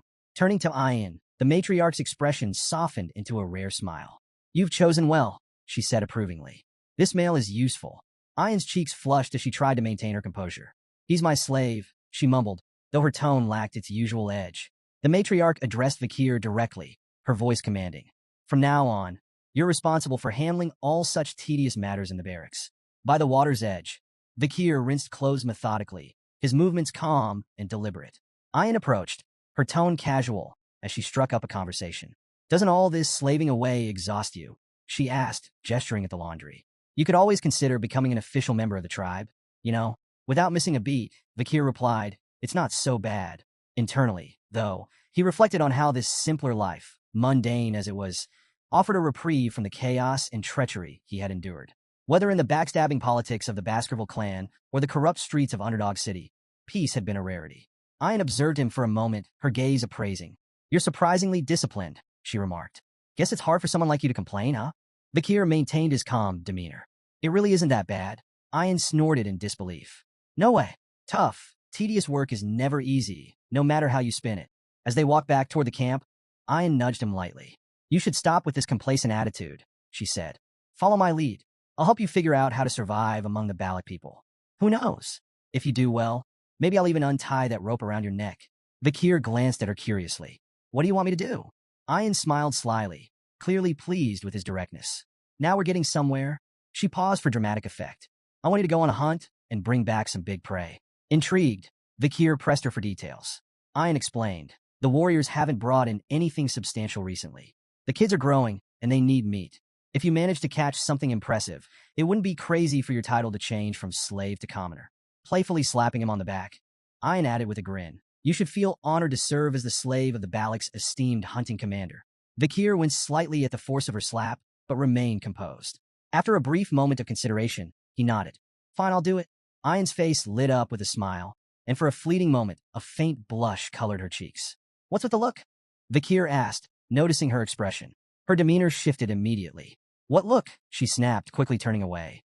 You're imagining things. Unbeknownst to them, a pair of jealous eyes watched from the shadows. Ahan glared at Vakir, his teeth clenched and his fists trembling with rage. Seeing Ayan happily engaging with the outsider stoked a fire of envy and resentment within him. Disgusting bastard, Ahan muttered under his breath, his eyes fixed on Vakir. At the tribe's central gathering, the Balak shaman, a human, began a traditional hazing ceremony. Standing before a pot of glowing charcoal, he withdrew his hands slowly, his face solemn. Gesturing for the hunters to line up, a human's voice carried across the clearing. Step forward to receive the blessing, he intoned, his words heavy with authority. Without it, your hunt will fail. Refuse, and you invite misfortune upon yourself and your kin. One by one, the hunters approached, bowing their heads as the shaman smeared the charcoal across their faces in intricate patterns. Ayan, standing beside Vakir, leaned closer to explain. The markings conceal the hunters from the god of death, she whispered. It's a gesture of guilt, our way of asking forgiveness for taking the lives of our prey. Vakir observed the ritual in silence, noting the presence of a shaman even among the fiercely independent Balak warriors. Nearby, a barbarian girl whispered skeptically to her companion. The shaman's always nagging, she muttered. The boy shrugged, replying, let it go. A human has to make himself seem important somehow. The girl frowned. His blessings don't work anyway, she added. The only time the tribe even bothers with him is for rare hunts or big ceremonies. Vakir absorbed their words quietly. Even in this remote tribe, hierarchies, doubts, and cynicism were no strangers. Just another version of what he had seen across the empire. Later, Ayan approached Vakir, her face adorned with charcoal markings that were noticeably uneven. Vakir raised an eyebrow, fighting the urge to laugh. You look ridiculous, he said flatly, though a hint of amusement crept into his voice. Ayan flushed, furiously wiping her face. I don't get along with the shaman, okay? She snapped, flustered by his teasing. In her embarrassment, she shoved the collar into his hands. Vakir held it up with a deadpan expression. Is this a dog collar? Ignoring his tone, Ayan fastened a similar collar around her own neck. These protect our necks from being bitten during hunts, she explained matter-of-factly. Vakir eyed the collar, muttering. I've fought enough monsters to know they rarely aim for the neck. But as he watched her effortlessly adjust to the collar, he realized it was just another part of adapting to life among the Balak. Ayan and Vakir rode together on a wolf, the large beast moving swiftly through the forest. Ayan glanced back over her shoulder. Hold on to my waist if you don't want to fall off, she instructed. Vakir, stubborn as ever, refused to follow her advice. Moments later, a sharp bump sent him tumbling to the ground. Ayan pulled the wolf to a stop, watching him dust himself off with a smirk. See what happens when you don't listen, she teased. Vakir grimaced, wondering if he had the strength to climb back on the wolf. Before he could decide, an unwelcome voice cut through the air. So this is what you've been up to. They both turned to see Ahan approaching, his expression smug and brimming with disdain. Ayan, you seem awfully free these days, Ahan sneered, his tone dripping with sarcasm. Neglecting your duties to play around, are you? Ayan dismounted and folded her arms. What do you want, Ahan? He stepped closer with dramatic flair. I'm here to tell you that I'll be catching the biggest prey this time. The next hunt? I'll lead the group as captain. My success will bring honor to my family. Ayan raised an eyebrow, unimpressed. You're staking your grandfather's honor on your limited knowledge of shamanism? Bold move. Ignoring her jab, Ahan suddenly lashed out with a kick aimed at Vikir's face. The attack was abrupt, startling Ayan. Ahan, she shouted angrily. What are you doing? Ahan smirked as Vikir sidestepped the blow, his movements subtle yet precise. This guy. Ahan gestured toward Vikir dismissively. He's a burn, injured and slow. How can you rely on him? But before Ahan could continue his tirade, Ayan's expression shifted. A sly smile curled her lips as she pointed at him. You might want to check your waistband before bragging any further. Confused, Ahan glanced down. His expression twisted into shock as he realized his quiver and arrows were missing. Still seated on the ground, Vikir wiped the blood from his lip and held up Ahan's quiver, a smug smile tugging at the corners of his mouth. You should hold onto your weapons as you would your lover, he remarked dryly. Ahan's expression twisted in rage as he realized he'd been outmaneuvered. Before he could fully process the humiliation, Ayan doubled over in laughter, clearly enjoying the spectacle. Seething, Ahan lunged at Vikir. Arrogant slave bastard, he roared, throwing a punch with all his strength. But before the blow could land, Ayan intervened. With a single, swift motion, she used her bow to block the attack. Her voice turned icy as she stared him down. Whose slave do you think you're punishing without permission? She demanded. Ahan, his face flushed with anger and embarrassment, shouted back. He insulted a Balak warrior. That demands punishment. Ayan's expression didn't waver. Pathetic, she muttered, her tone dripping with disdain. Desperate to salvage his pride, Ahan's voice took on a mocking edge. What's this, Ayan? Have you fallen for the slave? Ayan placed a hand on her head, sighing in exasperation. Her irritation was palpable. Vikir is my slave, she admitted coolly. If he's done something wrong, I'll punish him. But you? You have no right to lay a hand on him. The tension in the air was palpable as Ayan turned toward Vikir, who watched the exchange silently, his expression unreadable. Without warning, Ayan's fist shot out, connecting with Vikir's face. The impact sent him sprawling, blood spraying onto the green grass. Ahan stumbled back in shock, his jaw slack as he watched the scene unfold. Ayan turned to Ahan, fixing him with a cold stare. Are you satisfied now? She asked sharply. Ahan opened his mouth to speak, but Ayan cut him off. I get it, you're frustrated. You haven't managed to capture a maiden, and it's eating you up. But touch my slave again, her voice dropped, and I'll make sure you regret it. Ahan, cowed by her words and her sheer presence, nodded reluctantly. His bravado extinguished, he turned and retreated, muttering under his breath. Later, as Ayan and Vikir rode the wolf back toward the camp, Ayan kept sneaking glances at him. Her expression was conflicted, an uncharacteristic mix of guilt and concern. After several minutes of silence, she broke the ice. Does it hurt? She asked cautiously. Vikir didn't reply. She tried again. Are you angry? Still nothing. Frustrated by his silence, Ayan finally spoke up. Look, it was necessary, she began defensively. Ahan's stubborn and petty. If I didn't deal with him like that, he'd keep looking for excuses to retaliate. When Vikir remained unresponsive, Ayan sighed heavily. Why aren't you saying anything? Finally, Vikir spoke, his voice calm, but tinged with a hint of dry humor. It hurts? Ayan froze. Then, with surprising agility, she twisted in midair, landing backward on the wolf to face him. Her hands cupped his face as her eyes filled with worry. Does it hurt a lot? Is it bad? Are you in danger? She asked anxiously, her words tumbling out in rapid succession. Vikir remained stoic. It hurts to talk, he replied plainly. But it's not the first time. Before he could finish, Ayan leaned forward, her lips suddenly meeting his. Time seemed to freeze as Ayan pulled away, her face flushed a deep crimson. She pressed her fingers to her lips, as if only now realizing what she had done. Turning forward hastily to avoid his gaze, she muttered, I knew I was right. You show promise. Even for an imperial bastard. Vikir blinked, wiping his face as he tried to process the moment.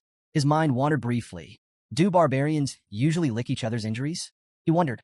The thought of spreading infection crossed his mind, though it seemed a trivial concern compared to his confusion.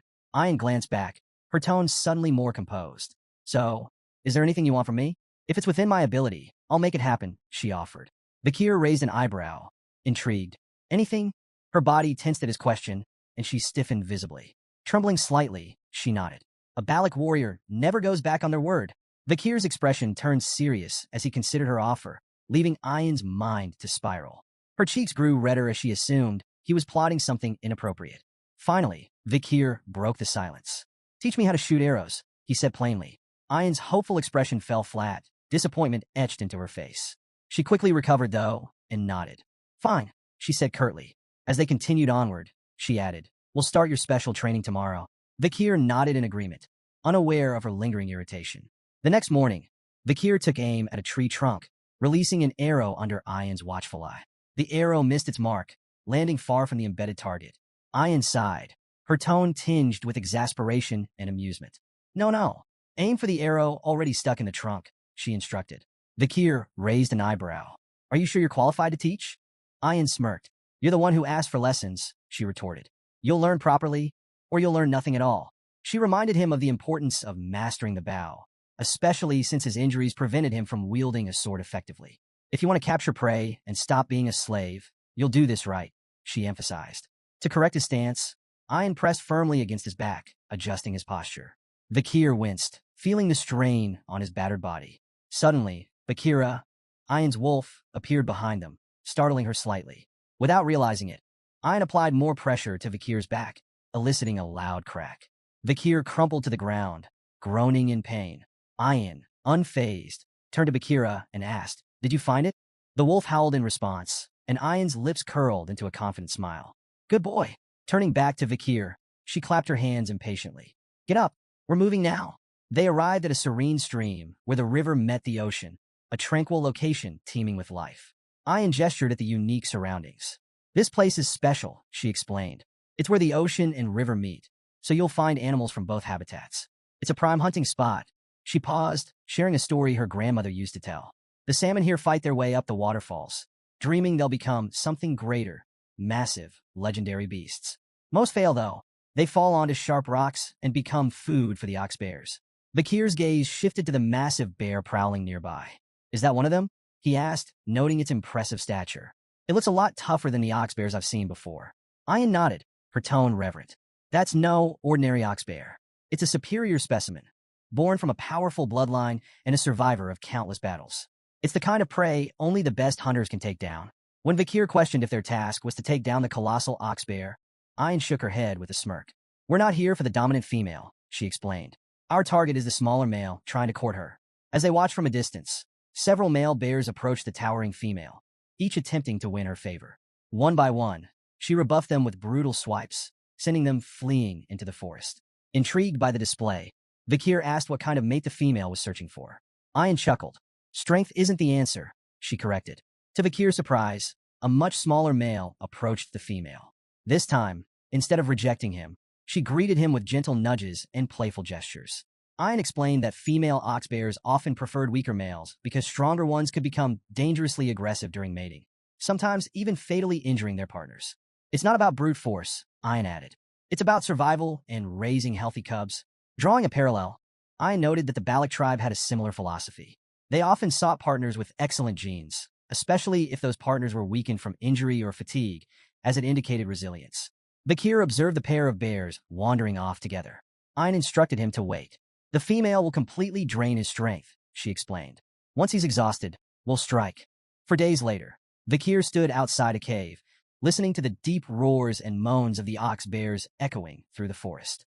He reflected on their strategy, leaving food for the bears to facilitate their courtship and encourage their mating ritual. Ayan approached, holding a small fruit in her hand. This fruit boosts strength temporarily, she explained, but it shortens lifespan. The clever female will avoid it. The male? He'll eat it without a second thought to keep up with her. The strategy clicked in Vakir's mind. The male's desperate attempt to impress his mate would leave him depleted, making him the perfect target. Ayan handed Vakir a bowl of soup, urging him to eat and regain his strength. As he sipped, he couldn't help but comment on the bear's remarkable stamina during their mating ritual. Ayan smirked, leaning closer. That's just typical for Balak males, she teased. Imperials like you wouldn't know anything about it. Too reserved. Vakir raised an eyebrow, unimpressed by her jab. Before he could respond, Ayan leaned in playfully. What about you? Can you match their vigor? His unamused expression deepened, but their exchange was interrupted by a deafening roar from the cave. Ayan immediately straightened, her teasing demeanor gone. It's time, she said sharply. From their vantage point in a nearby tree, Vakir and Ayan watched as the female bear let out another earth-shaking roar, signaling the end of their mating ritual. The exhausted male stumbled out of the cave, his legs shaky, his strength utterly spent. The female emerged moments later, her demeanor entirely different. She charged at the male, swiping at him with ferocious intensity. Vakir watched the aggressive display with fascination. Why does she chase him off after mating? He asked. Ayan explained, her tone matter-of-fact. Once the ritual is over, she becomes territorial. She'll drive him away to protect her space and ensure he never comes back. From now on, she's a predator, not a partner. Vakir couldn't help but smirk as he watched the exhausted male bear stumble forward, desperate for rest after 4 relentless days. He looks ready to collapse, Vakir observed, his tone laced with amusement. I nodded in agreement. He's completely drained. All he wants now is a safe, secluded spot to recover. That's where we'll strike. The two tracked the bear deeper into an unforgiving, icy terrain. The cold air stung Vakir's skin, the frost cutting deeper than he anticipated. He noted the bear's resilience and commented on its remarkable endurance. Ox bears aren't just brutes, Ein explained. They're smart. They know how to survive. This one came here deliberately to avoid blood-sucking insects. It's calculated, choosing its recovery spot wisely. As the chill seeped further into Vakir's body, his movements became stiffer. Though he tried to hide his discomfort, Ein noticed immediately. She paused and offered a solution. We need to share body warmth, she said, matter-of-factly. If your muscles stiffen, you'll slow us down. Vakir hesitated, reluctant to agree, but the biting cold left him little choice. With a resigned sigh, he relented and hugged Ein from behind. Caught off guard, Ein's face turned crimson. She stammered, quickly rationalizing the situation. This is just a practical decision. I have to keep you healthy.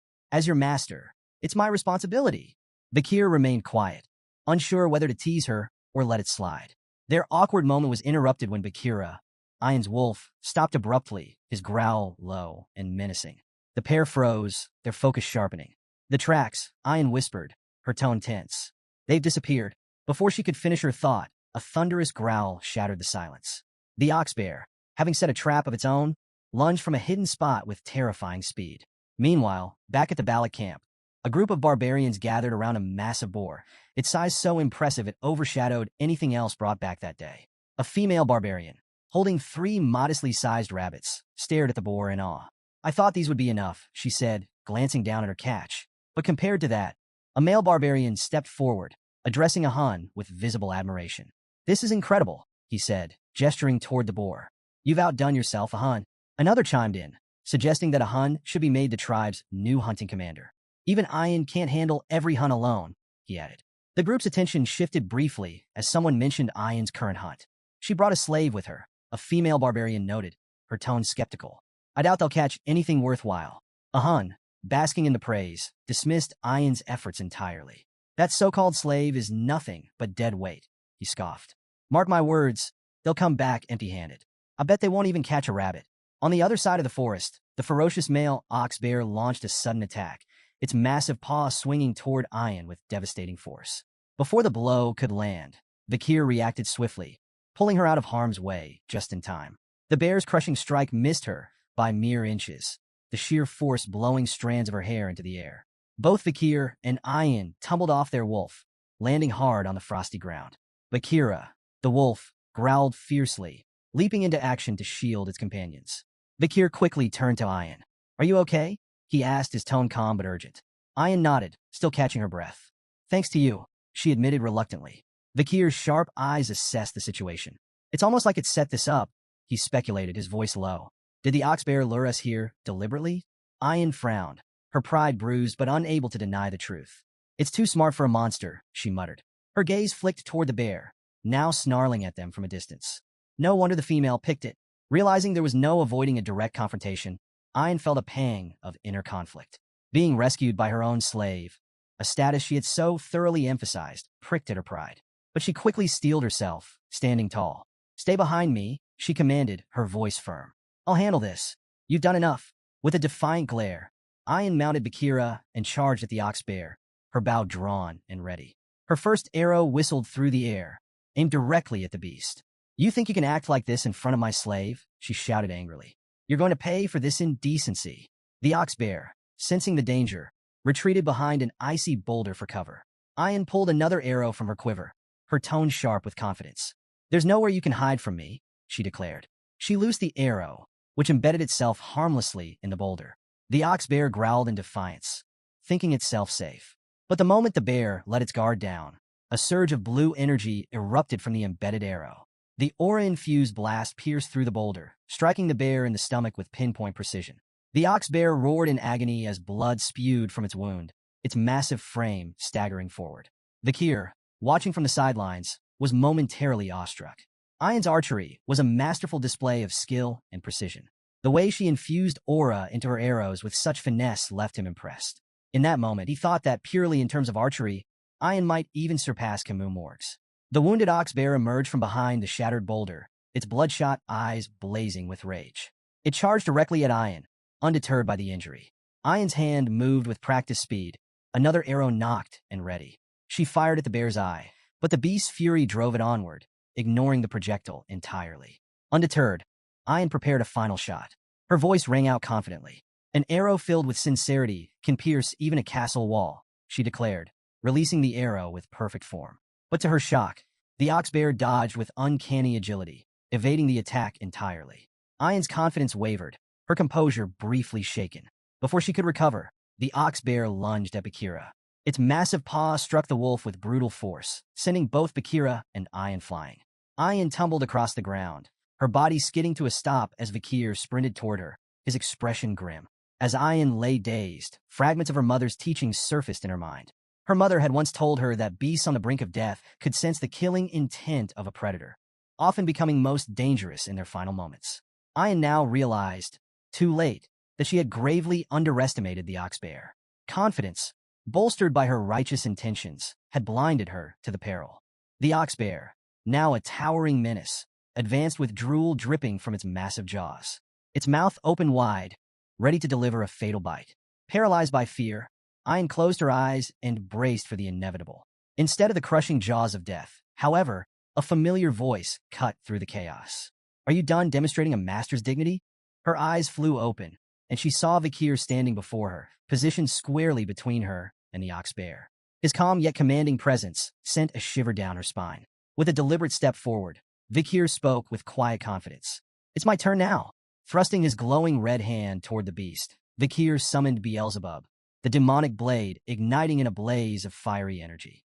Flames infused with the power of Cerberus roared forth, engulfing the ox bear's head in a hellish inferno.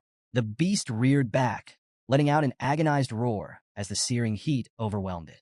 Ayan, frozen in place, could only watch in awe. The sheer ferocity of Vakir's attack left her speechless, her heart racing at the raw display of power. The ox bear staggered, its charred form collapsing lifelessly to the ground. The battle was over. The flames subsided, revealing Vakir's frame. The intense heat had burned away the bandages covering his injuries, exposing his fully healed body, including his once bandaged eye. Ayan's cheeks flushed a deep crimson as she marveled at his strength, her gratitude and amazement impossible to hide.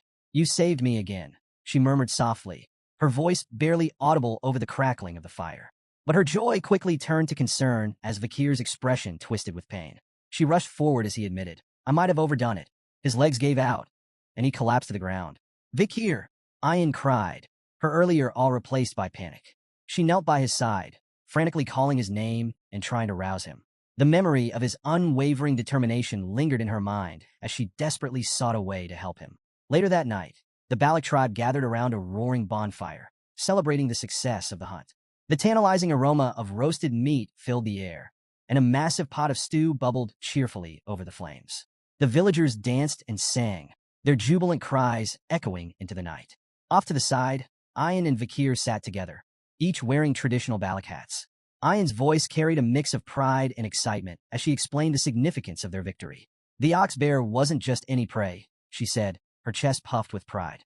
"It was both strong and intelligent, a worthy opponent. Catching it has made us the stars of this pillaging ceremony." Vakir, stoic as ever, didn't seem particularly moved by the festivities. His indifferent expression earned him a sharp glare from Ayan. "You could at least pretend to care," she huffed, crossing her arms. Her gaze shifted to the other side of the gathering, where a Hun sat glumly next to the small, sluggish boar he'd caught. The sight filled Ayan with satisfaction, and a faint smirk tugged at her lips. "That boar," she said, tilting her chin toward it. "Compared to our ox bear, it's nothing. You'd think he would have caught something more impressive, given how much he brags." Despite her playful scolding, Vakir caught the unmistakable glimmer of pride in her eyes. For the first time that evening, a faint smile flickered across his lips.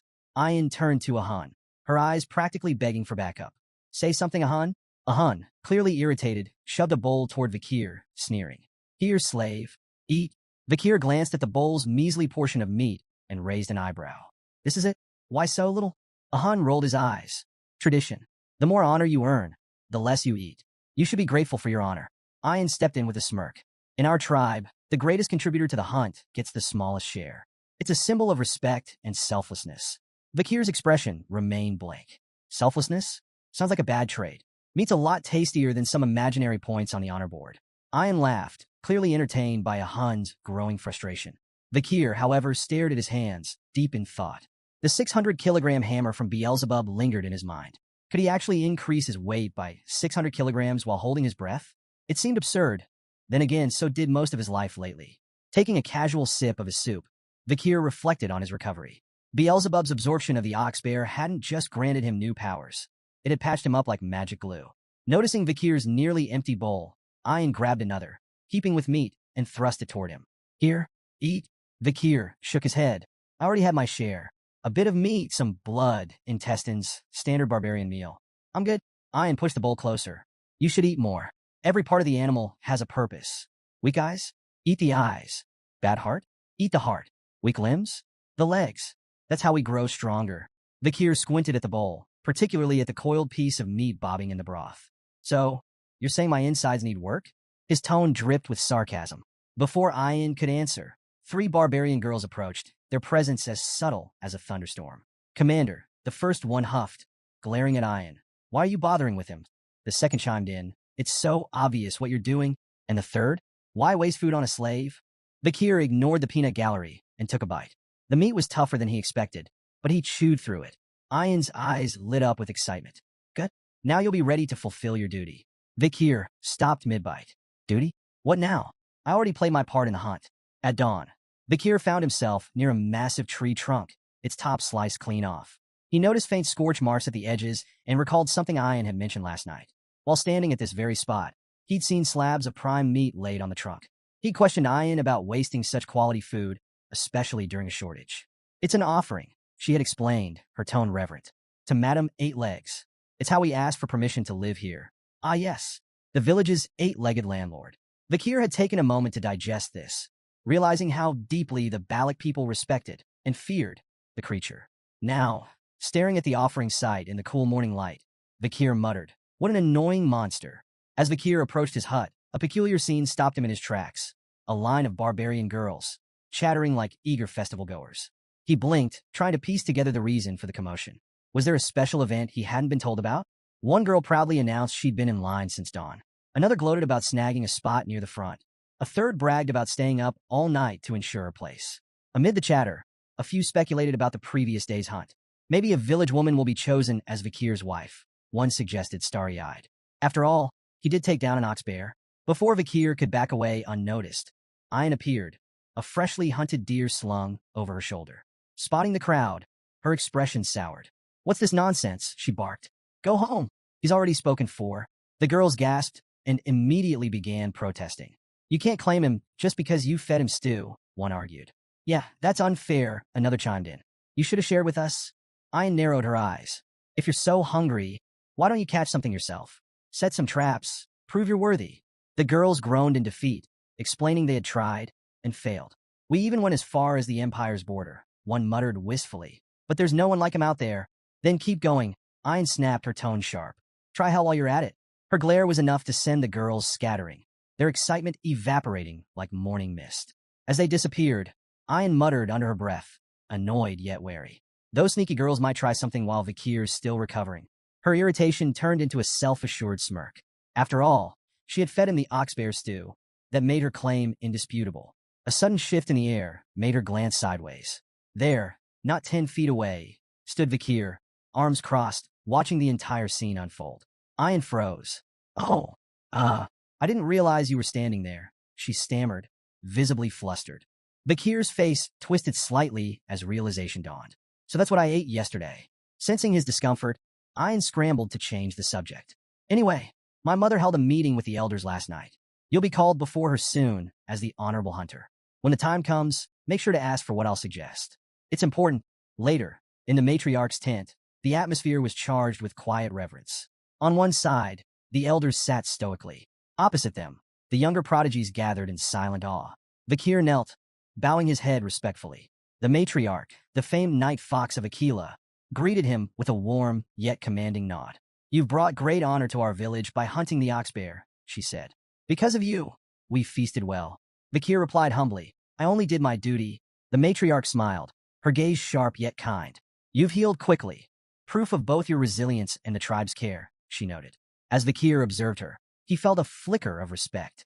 Despite her reputation as a fearsome archer who had once terrorized even the Empire, she carried herself with an almost maternal warmth. He couldn't help but compare her to Hugo, both commanding figures, but her demeanor was far more approachable. The matriarch rose gracefully, her voice commanding as she addressed the gathering. "Vakir's deeds have proven his worth.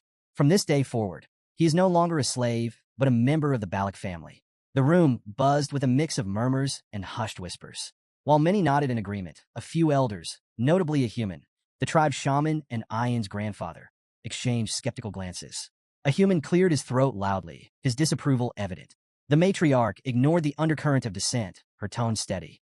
"As a member of our family, you have earned a reward. Speak your desire." She paused, her lips curling into a teasing smile. "Perhaps a maiden to share your life? I would gladly bless such a union. Or, if that's not your interest, perhaps a loyal servant instead?" Ian, standing nearby, subtly gestured to Vakir with discreet hand signs. Her message was clear. Stick to the plan. Vakir locked eyes with her briefly, before closing his own in thought. When he reopened them, his voice was calm, yet firm as he spoke. "I request to bathe in a hero's spring." A heavy silence blanketed the room. The weight of his words hung in the air like a thundercloud. The matriarch's playful demeanor vanished, replaced by a sharp, calculating expression. Her gaze bore into Vakir. "Do you understand what you're asking?" she asked, her voice cold. Before Vakir could reply, a human stood abruptly, his voice booming with anger. "Such arrogance! Do you truly believe yourself worthy of the hero's spring?" He turned to the matriarch, his tone seething. "This place is sacred, reserved for the strongest warriors of the Balak. His request is nothing but an insult." The room erupted in murmurs as other elders chimed in. One elder slammed his fist on the ground. "The hero's spring is not for outsiders. This is a privilege for our finest warriors, not some commoner." But Ian stepped forward, her voice cutting through the commotion. "Enough," she declared. "Vakir has proven himself more than worthy. None of you can deny his strength. He captured the ox bear during the pillaging ceremony, a feat even our most seasoned warriors have failed to achieve." The room quieted as her words resonated. The matriarch's piercing gaze shifted to Vakir. "Do you truly understand the significance of the hero's spring?" Without hesitation, Vakir nodded. "I do. It is no ordinary shrine. Its waters can heal wounds, internal and external alike. Only the mightiest warriors are granted access to its power." The matriarch listened, her expression unreadable. Around her, the elders resumed their debate. "The hero's spring must remain exclusive," one elder argued fiercely. "To allow an outsider to touch its waters is to insult generations of our warriors." Another elder, however, countered, stroking his beard thoughtfully. "This could be a chance to inspire him further. If he holds such potential, granting him this honor might benefit the tribe." The arguments volleyed back and forth. Some elders feared tarnishing the spring's legacy, while others acknowledged Vakir's feats and the value of rewarding his contributions. The matriarch's expression tightened, her frustration flickering. She wanted to honor Vakir's bold request, but could feel the weight of tradition and a human's staunch opposition pressing down on her. Just then, a sudden bell rang out, cutting through the tense atmosphere like a blade. Vakir's eyes narrowed as his gaze darted toward the sound. "What's the meaning of that bell? An attack?" Ian shook her head. "No, that signals a guest's arrival. Not a threat."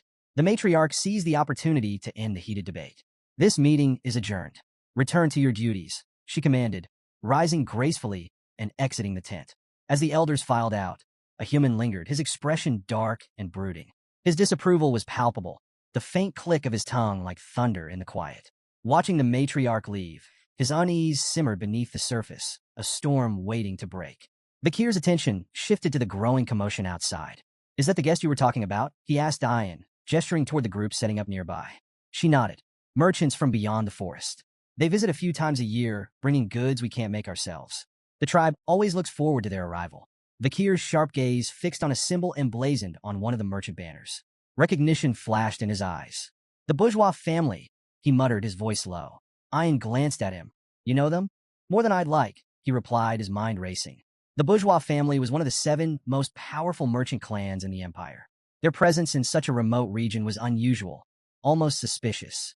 The only way to reach Balak territory was through lands controlled by the Baskerville or Morge families, neither of whom would allow safe passage to outsiders. Vakir's thoughts turned dark. How did they get here? Smuggling routes? Backdoor deals? The merchants wasted no time setting up their vibrant stalls. Their leader, a round, jovial man with an air of authority, addressing the tribe in fluent Balak. Welcome, friends. For the next 5 days, the market is open. Barter your finest goods and discover treasures from beyond the forest. Excited murmurs spread among the villagers, who surged forward to browse the offerings. The merchants displayed their wares with practiced flair. One held up a gleaming glass orb, claiming it could bring sweet dreams when placed near a bed. Another showcased perfumes, cosmetics, and sacks of grain. Vakir observed the frenzy with a critical eye. The goods on display were mundane by imperial standards, but the merchants bartered them for rare forest treasures of far greater value. The imbalance was glaring, and Vakir's jaw tightened. The bourgeois are bleeding them dry. A commotion nearby drew his attention. Ian's voice rang out, laced with frustration. A diamond for corn? Are you serious? For a brief moment, Vakir felt a flicker of relief. At least someone here recognized the absurdity of the trades. But then, to his horror, Ian's expression shifted. She grinned triumphantly, handing over a diamond for 2 ears of corn. Clutching her prize like a trophy, she beamed with pride, clearly convinced she had struck an incredible deal. Vakir pinched the bridge of his nose, exhaling sharply. Hopeless, he muttered, watching her celebrate her victory. Elsewhere in the market, 3 Balak warriors were locked in intense negotiations with the merchant leader. I'll trade this pearl clam for 2 radishes, one of them demanded, his tone suggesting he genuinely believed it was a steal. Another inspected a cabbage with a critical eye, scrutinizing its quality before eventually bartering a prized deer antler for it. Their persistence wore down the merchant leader, who, with exaggerated reluctance, tossed in extra items to seal the deals. The warriors left with wide grins, proudly celebrating their victories. The merchant leader, meanwhile, smirked as he watched them walk away, amused by how easily they'd given up treasures worth far more than the goods they'd received. In a quieter corner of the market, a young Balak girl timidly approached the merchant leader. Her wide eyes sparkled with hope as she pointed at one of the glowing glass orbs on display. "Excuse me, sir," she said softly. "May I trade for that orb?" The merchant leader crouched down, his smile dripping with condescension. "Well now, little one, what do you have to offer?" Beaming with pride, she reached in her pouch and pulled out a small, wriggling sun larva. It's very rare, and it's nutritious too." The merchant leader's face twisted with disgust. "Ugh, disgusting," he barked, slapping the larva from her hand. The tiny creature hit the ground with a wet thud, and the girl froze, her face crumpling as tears welled up in her eyes. Sneering, the merchant leader turned to leave, muttering under his breath, "For a primitive barbarian, she's quite pretty. She'd fetch a decent price as a slave." The girl knelt, clutching the rejected larva in trembling hands, tears streaming silently down her cheeks. Suddenly, a shadow loomed over her, and a gentle hand rested on her head. She looked up to see Vakir standing beside her. His expression was calm, but the fire in his eyes burned with quiet fury. "This trade is invalid," Vakir declared, his voice steady but sharp enough to cut through the market's noise. The merchant leader stopped mid-stride and turned back, his feigned confidence masking unease. "And what do you know about valid trades?" he asked mockingly. "Surely a savage like you wouldn't understand the intricacies of imperial customs." "Perhaps there's been a misunderstanding." Vakir's gaze locked onto the merchant with chilling precision. "A misunderstanding?" he asked, his tone colder than ice. "Do you mean your intention to sell a Balak child as a slave?" The merchant leader flinched but quickly recovered, waving his hand dismissively. Now, no need to be dramatic. These trades are sanctioned by the Balak shaman, a servant of the forest god, no less. It's not your place, boy, to question their sacred authority." Vakir ignored the merchant's bluster, taking a deliberate step forward. His voice, though calm, carried an undeniable weight. "I demand the cancellation of every trade conducted today. They are blatantly unfair."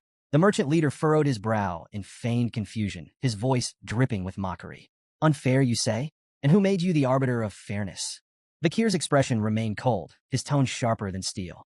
"Fairness is determined by market value, something your trades blatantly disregard." He stepped forward, his presence commanding, as he began dismantling the merchant's schemes piece by piece. "Take that corn you bartered. Each ear is worth 100 gold at most. Yet a diamond, worth 2 million gold, was given in exchange. And the ox-bear horn? Properly crafted into billiard balls, it would fetch no less than 1 million gold. It's comparable in value to goblin bud mushrooms, banned for export due to their high medicinal demand in the empire." The crowd murmured in disbelief as the merchant leader's confident grin began to crack. Vikir's precise breakdown of values left the merchants visibly shaken, their earlier smugness now replaced with unease. Reaching for one of the merchant's prized items, a glass orb, Vikir held it aloft for all to see. "And this," he began, his voice heavy with contempt, "is your so-called treasure for sweet dreams." The merchant leader forced a tight smile. "Ah yes, one of our finest wares, a marvel for peaceful sleep, perfect for weary minds." Vikir rolled the orb between his fingers, his eyes narrowing. "This orb is coated with microscopic holes that release a drug. It's banned in the Empire for its devastating effects. While it may induce dreams at first, prolonged exposure destroys the mind, leaving its users broken." Without warning, he crushed the orb in his hand. The crowd gasped as shards fell to the ground, releasing a fine, powdery mist into the air. "This isn't a treasure," Vikir continued, his voice hard as iron. "It's poison, and you've been spreading it under the guise of trade." The merchant leader stumbled backward, his pale face glistening with sweat. Nearby, one of his associates leaned in, whispering frantically, "Who is this boy? How does he know so much?" The leader swallowed hard, his voice barely audible. "Someone who knows far too much." Ayan's voice cut through the tense silence like a whip. "What did you mean by poison bodies and harm?" she demanded, her fury palpable. Vikir gave her a single nod, confirming her worst suspicions. Ayan's expression darkened further, and her rage turned toward the merchant leader. "How dare you poison our people?" she roared, her voice trembling with indignation. "You've been deceiving the Balak without fear or consequence, haven't you?" The merchant leader raised his hands, stammering as he searched for a defense. But before he could speak, a sharp whistle pierced the air.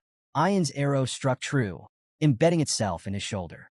The leader screamed in pain, clutching the wound as blood seeped through his fingers. His face contorted in agony as he staggered back, tears springing to his eyes. "You cowards preyed on us with your lies and poisons." Ayan snarled, her bow drawn and ready for another shot. The merchant leader glared at her, his voice weak but venomous. "You'll regret this," he spat, his words barely audible over his labored breathing. His companions wasted no time. Scrambling to their feet, they shouted frantic orders to pack their goods.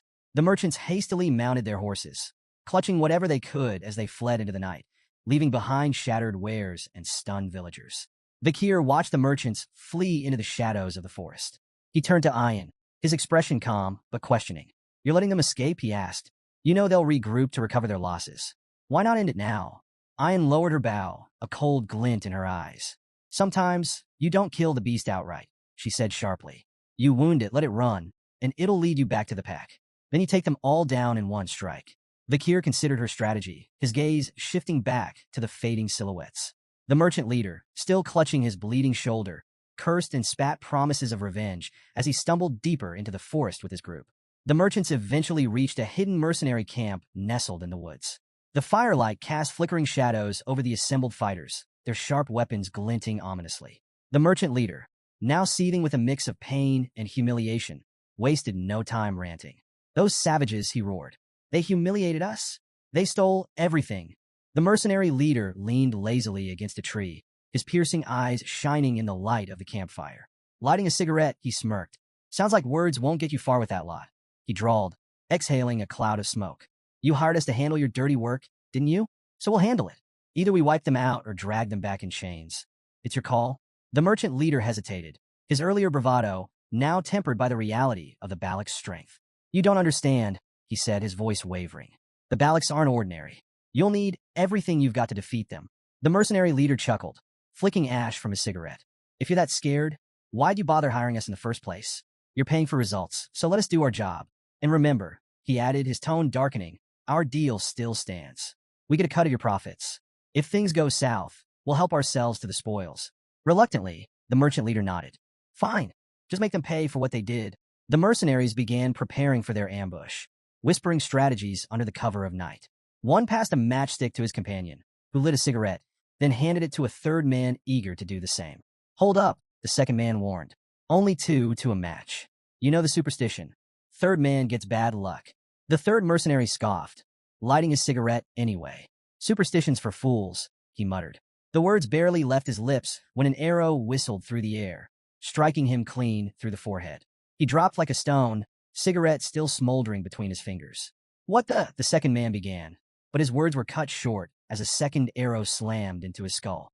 The camp erupted in chaos, but the mercenary leader remained oblivious. He continued regaling the merchant leader with stories of past exploits, boasting about how many Baloks he had captured and sold into slavery. The merchant leader's horrified expression brought his tale to an abrupt halt. He turned just in time to see an arrow embed itself squarely into his forehead. The mercenary leader collapsed without a sound, his life ending mid-sentence. Panic spread through the camp like wildfire. The merchant leader, shaking with fear, screamed at the remaining mercenaries. "Put out the fires! Extinguish your cigarettes! They can see us!" From a hidden vantage point, Ayn lowered her bow, her expression fierce and unrelenting.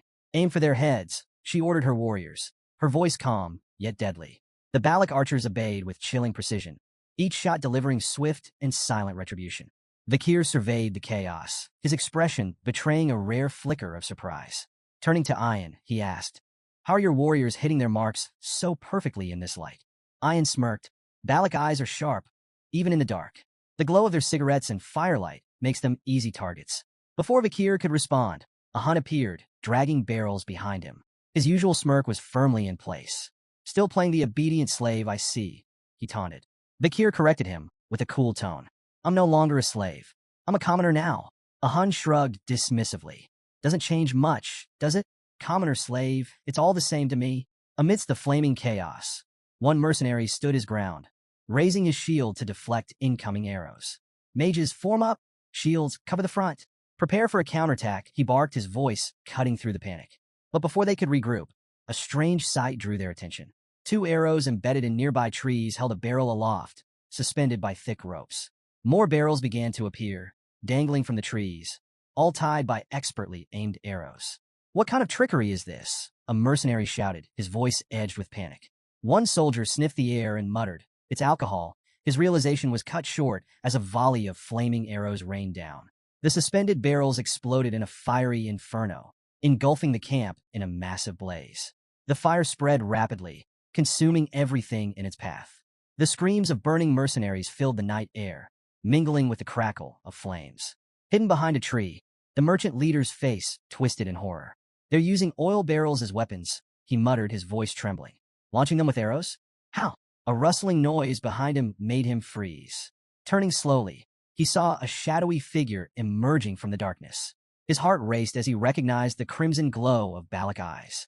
"Wait, don't kill me," he pleaded desperately. Fumbling, the merchant leader pulled a document from his bag, the official seal gleaming faintly in the firelight. "This is an exploration permit," he stammered, "stamped by the deputy consul of Underdog City. If you kill me, the Baskerville family will have their revenge." Vakir stepped into the light, his red eyes gleaming coldly.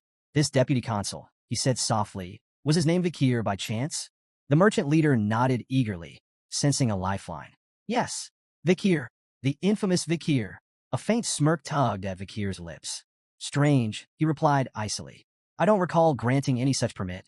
The merchant leader's face paled as recognition dawned.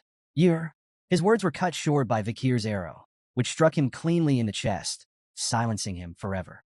"Those who forged the Baskerville seal," Vakir stated, his voice steady and unforgiving, "are executed without exception." Moments later, Ayn arrived astride her wolf, urgency in her voice. "We need to move, slave. Hurry." Vakir's brow twitched as he corrected her, his tone firm. "Not a slave. Remember that." The surviving mercenaries, emboldened by the sudden cessation of Balak arrows, regrouped. "They're retreating," one shouted. "Pursue them. Make them pay." Before they could advance, the forest seemed to shift. A monstrous presence descended upon their position, a suffocating aura that struck terror into even the bravest. Screams of fear echoed through the night, as the mercenaries faced something far worse than the Balak warriors. Standing beside Vakir, Ayn watched the distant carnage. "The fire tactic was clever," she remarked, her tone tinged with admiration. "You're becoming a real Balak warrior." Vakir smirked faintly. "I could say the same whenever I see you." Their attention shifted to the looming shadow of Madame Eight Legs, her monstrous aura palpable even from afar. Vakir's expression hardened, his voice carrying a note of resignation. "This night just keeps getting better." Back in the village, the matriarch addressed the gathered Balak warriors with a warm smile. Placing a hand on Vakir's shoulder, she declared, "For your many achievements, resolving our food shortage, minimizing casualties with clever tactics, uncovering the truth behind the warriors' ailments, and exposing the merchant's deceit, I grant you permission to enter the hero's spring." The crowd murmured in approval as she added, Tonight's full moon marks a sacred time. Ayan, guide Vikir to the spring. Ayan stood with a cheerful, yes, mother, and led Vikir toward the sacred site. As they walked, she looped her arm around his casually, her tone light, but pointed. Did you notice a human stayed quiet back there? He was quick to blame curses for the warrior's sickness. But your discoveries? Let's just say they didn't help his reputation. Vikir's gaze drifted toward the shaman, recalling the merchant leader's words about a human being a supposed proxy of the forest god. He couldn't help but wonder how much truth there was in those claims, or how much the shaman might be hiding. That night, Vikir submerged himself in the hero's spring, letting its warmth seep into his battered body. He closed his eyes as relief washed over him. The spring's magical properties soothed his muscles, mended his bones, and purified his mana. It was leagues beyond the river Styx back in Baskerville, free of its limiting conditions. He was so absorbed in the spring's restorative effects that he almost missed Ayan slipping into the water beside him. Opening one eye, he raised a brow. The matriarch said I should bathe alone. If you're here, the spring's effect might diminish. Ayan waved off his concerns with a grin. Details. True Balacs don't bother with minor rules. Rolling his eyes, Vikir let it slide. His interest peaked when Ayan mentioned Sir Adonai, the legendary figure credited with discovering the spring. Adonai? What's his story? Ayan's tone shifted to reverence as she explained. He's the only warrior in Balac history who dared to face Madame Eightlegs head-on. The most powerful man in our legends. You should show him respect. Vikir nodded, acknowledging her words. If he stood up to that monster, he deserves honor. Ayan frowned, catching the faint trace of skepticism in his tone. I'm being serious. You're impossible to talk to sometimes. She huffed and turned away, muttering about how frustrating outsiders could be. Her irritation softened as she thought back to her mother's earlier words. The matriarch had spoken of Vikir's transformation, from a slave to a respected commoner with a growing reputation. With the hero's spring aiding his recovery, her mother had said, he might become the man he's destined to be. He wouldn't make a bad husband. Ayan's face flushed as she stole a glance at Vikir, her resolve strengthening. Today, I'm going to make him mine, she thought with determination. Breaking the silence, Ayan shifted the conversation, trying to mask her embarrassment.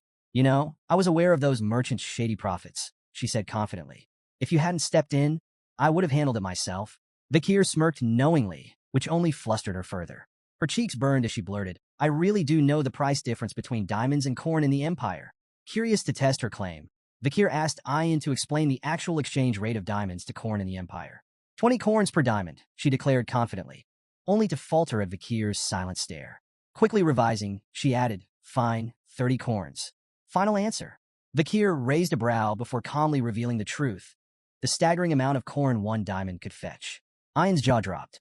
That's insane, she exclaimed, quickly clapping a hand over her mouth. Trying to save face, she mumbled, well, the Empire's logic is just weird. What could they possibly need all those shiny rocks for anyway? Unmoved by her evasions, Vikir shifted the focus. None of that matters. What does matter is this. Choose how you address me. My name or slave. I don't like ambiguity. Ayan blinked at his seriousness, her demeanor softening. Standing, she moved closer to him, her piercing gaze locking onto his. You don't like ambiguity, huh? She said softly. Gently, she took hold of his chin, tilting his face to meet hers. Her playful smirk turned intent as she leaned in closer. Then I won't call you slave, and I won't call you Vikir, either. Her voice dropped to a whisper, teasingly. What I want to call you is... Suddenly, their moment was shattered by the splash of children joyfully diving into the spring. Commander, they shouted as they ran toward Ayan, completely ignoring the tension in the air. Vikir's brother. Vikir. Ayan spun around, startled. How did you even get here? She demanded, her exasperation drowned out by their laughter and splashing. Vikir glanced at the commotion, only half listening. Her unfinished words lingered in his mind. If it's not my name or slave, then what does she want to call me? Ayan's temper flared as the kids splashed around. You rascals. If you keep playing here, the spring's effects will be ruined. But Vikir smirked, his tone laced with amusement. Didn't someone say a true Balac doesn't bother with minor rules? The children immediately took his side, chiming in with playful glee. Yes, stingy Ayan? One of the older children stepped forward, his serious tone contrasting with the chaos. It was the matriarch's command, he explained. She said the sick children should use the spring. It'll help heal the damage caused by the merchant's drugs. Ayan froze, her expression shifting to one of realization. Mother planned this, she muttered, her tone exasperated. Of course she did. Nearby, a small girl shyly approached Vikir, her brother by her side. Thank you for helping my sister, the boy said, his voice filled with gratitude.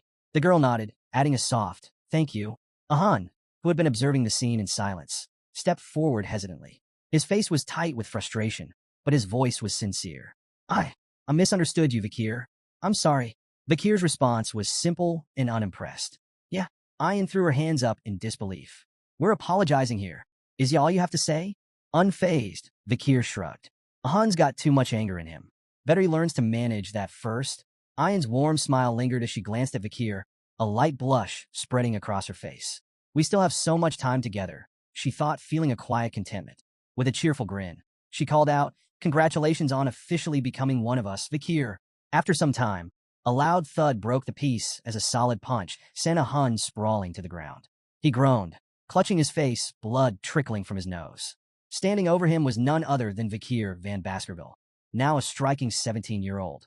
You're more of a crybaby than I thought, Vikir said with faint amusement.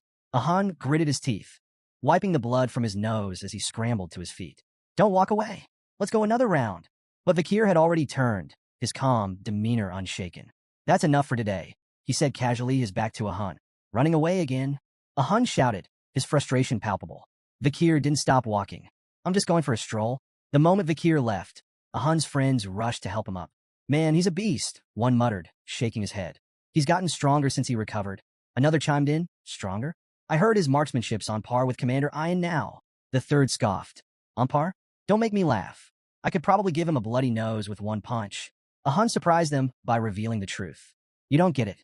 His punch didn't even hit me. His friends blinked in confusion. What are you talking about? Ahan clenched his fists, still feeling the phantom impact. It stopped right in front of my face. The wind pressure from his punch made my nose bleed. Elsewhere, Vikir stood in front of a wall riddled with massive holes. Sweat dripped from his brow as he exhaled, his chest heaving from exertion. Finally, he muttered, the sixth technique perfected. His gaze sharpened as he assessed the destruction before him. At just 17, Vikir had mastered the six-fong technique, a feat even seasoned Baskerville swordsmen rarely achieved. Pride flickered in his eyes, but he remained grounded. The path to the pinnacle, the 10th technique, still stretched far ahead. Beyond his swordsmanship, Vikir had cultivated 6 mana circles, raising himself to the rank of a high-tier graduate. He reflected briefly on the tools and techniques that had brought him here. The river Styx's power coursing through him, the demonic sword Beelzebub in his arsenal, and the lethal skills he'd honed during his time with the Balax.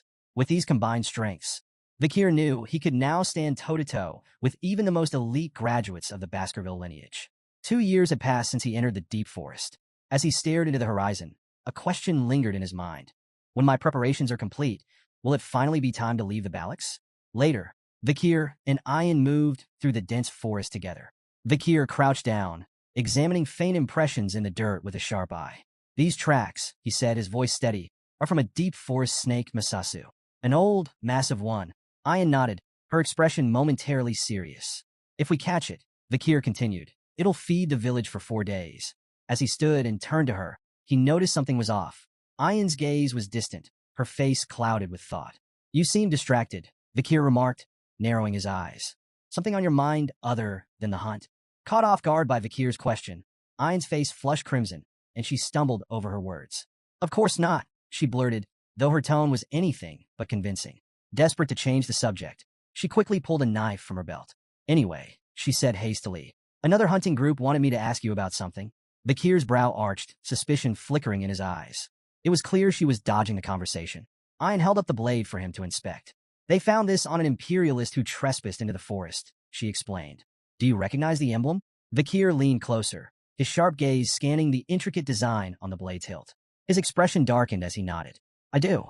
That emblem belongs to the Leviathan clan, one of the 7 imperial clans, alongside Baskerville. Ayan's face fell as she processed the information. We thought it might have belonged to someone from the mercenary group we took down 2 years ago, she admitted. But it looks like this is something bigger. Her tone grew heavier as she continued. There's something off about all of this. We've been finding traces of a red liquid at random locations around the headquarters. Glass bottles, shattered and discarded, always left behind by intruders who disappear before we can catch them. Vikir's eyes narrowed. What kind of red liquid? Ayan sighed. We're not sure, but it's deliberate. The hunting group did manage to capture someone once, but she hesitated, her frustration evident. They swallowed poison before we could question them. This dagger is all they left behind. She paused, studying Vikir intently. Her demeanor shifted, her voice lowering. Vikir, she asked softly, do you want to go back to your hometown? The question stopped him cold. He turned to meet her gaze, his brows furrowed. "Why are you asking me this now?" he asked, his tone steady but edged with caution. Ayan's frustration broke through as she stepped closer, her voice rising slightly. "I don't like secrets or lies, Vakir. Just tell me the truth." Before he could respond, her next words struck like a bolt of lightning. "Another imperialist entered the deep forest recently," she said, her tone grave. "I believe they're here for you." Vakir froze, his sharp composure faltering for a fraction of a second. Ayan didn't miss the flicker of shock in his expression. She leaned in closer, her voice barely above a whisper. "There's one more thing," she added.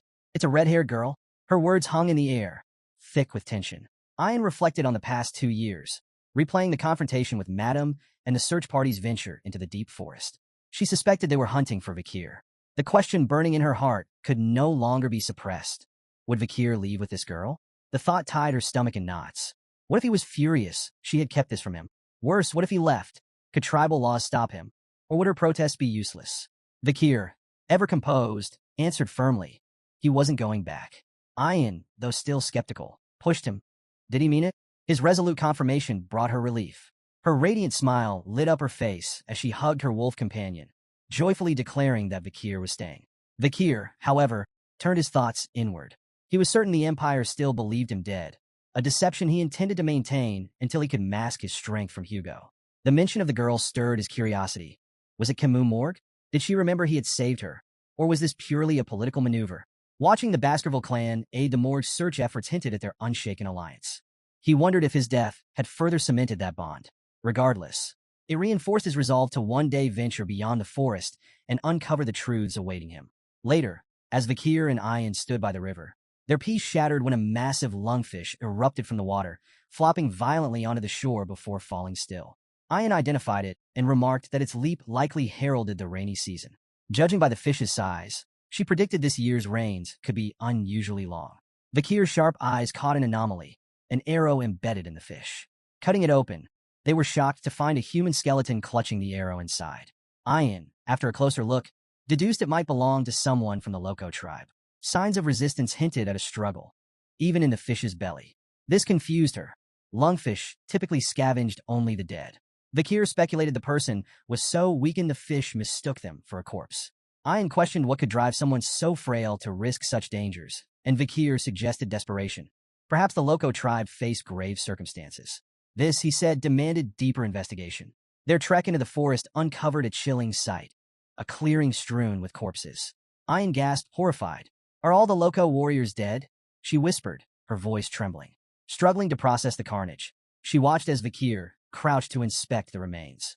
His keen observation revealed grim signs: vomiting, diarrhea, and red spots on the bodies. The horrifying possibility struck him. This could be a deadly disease.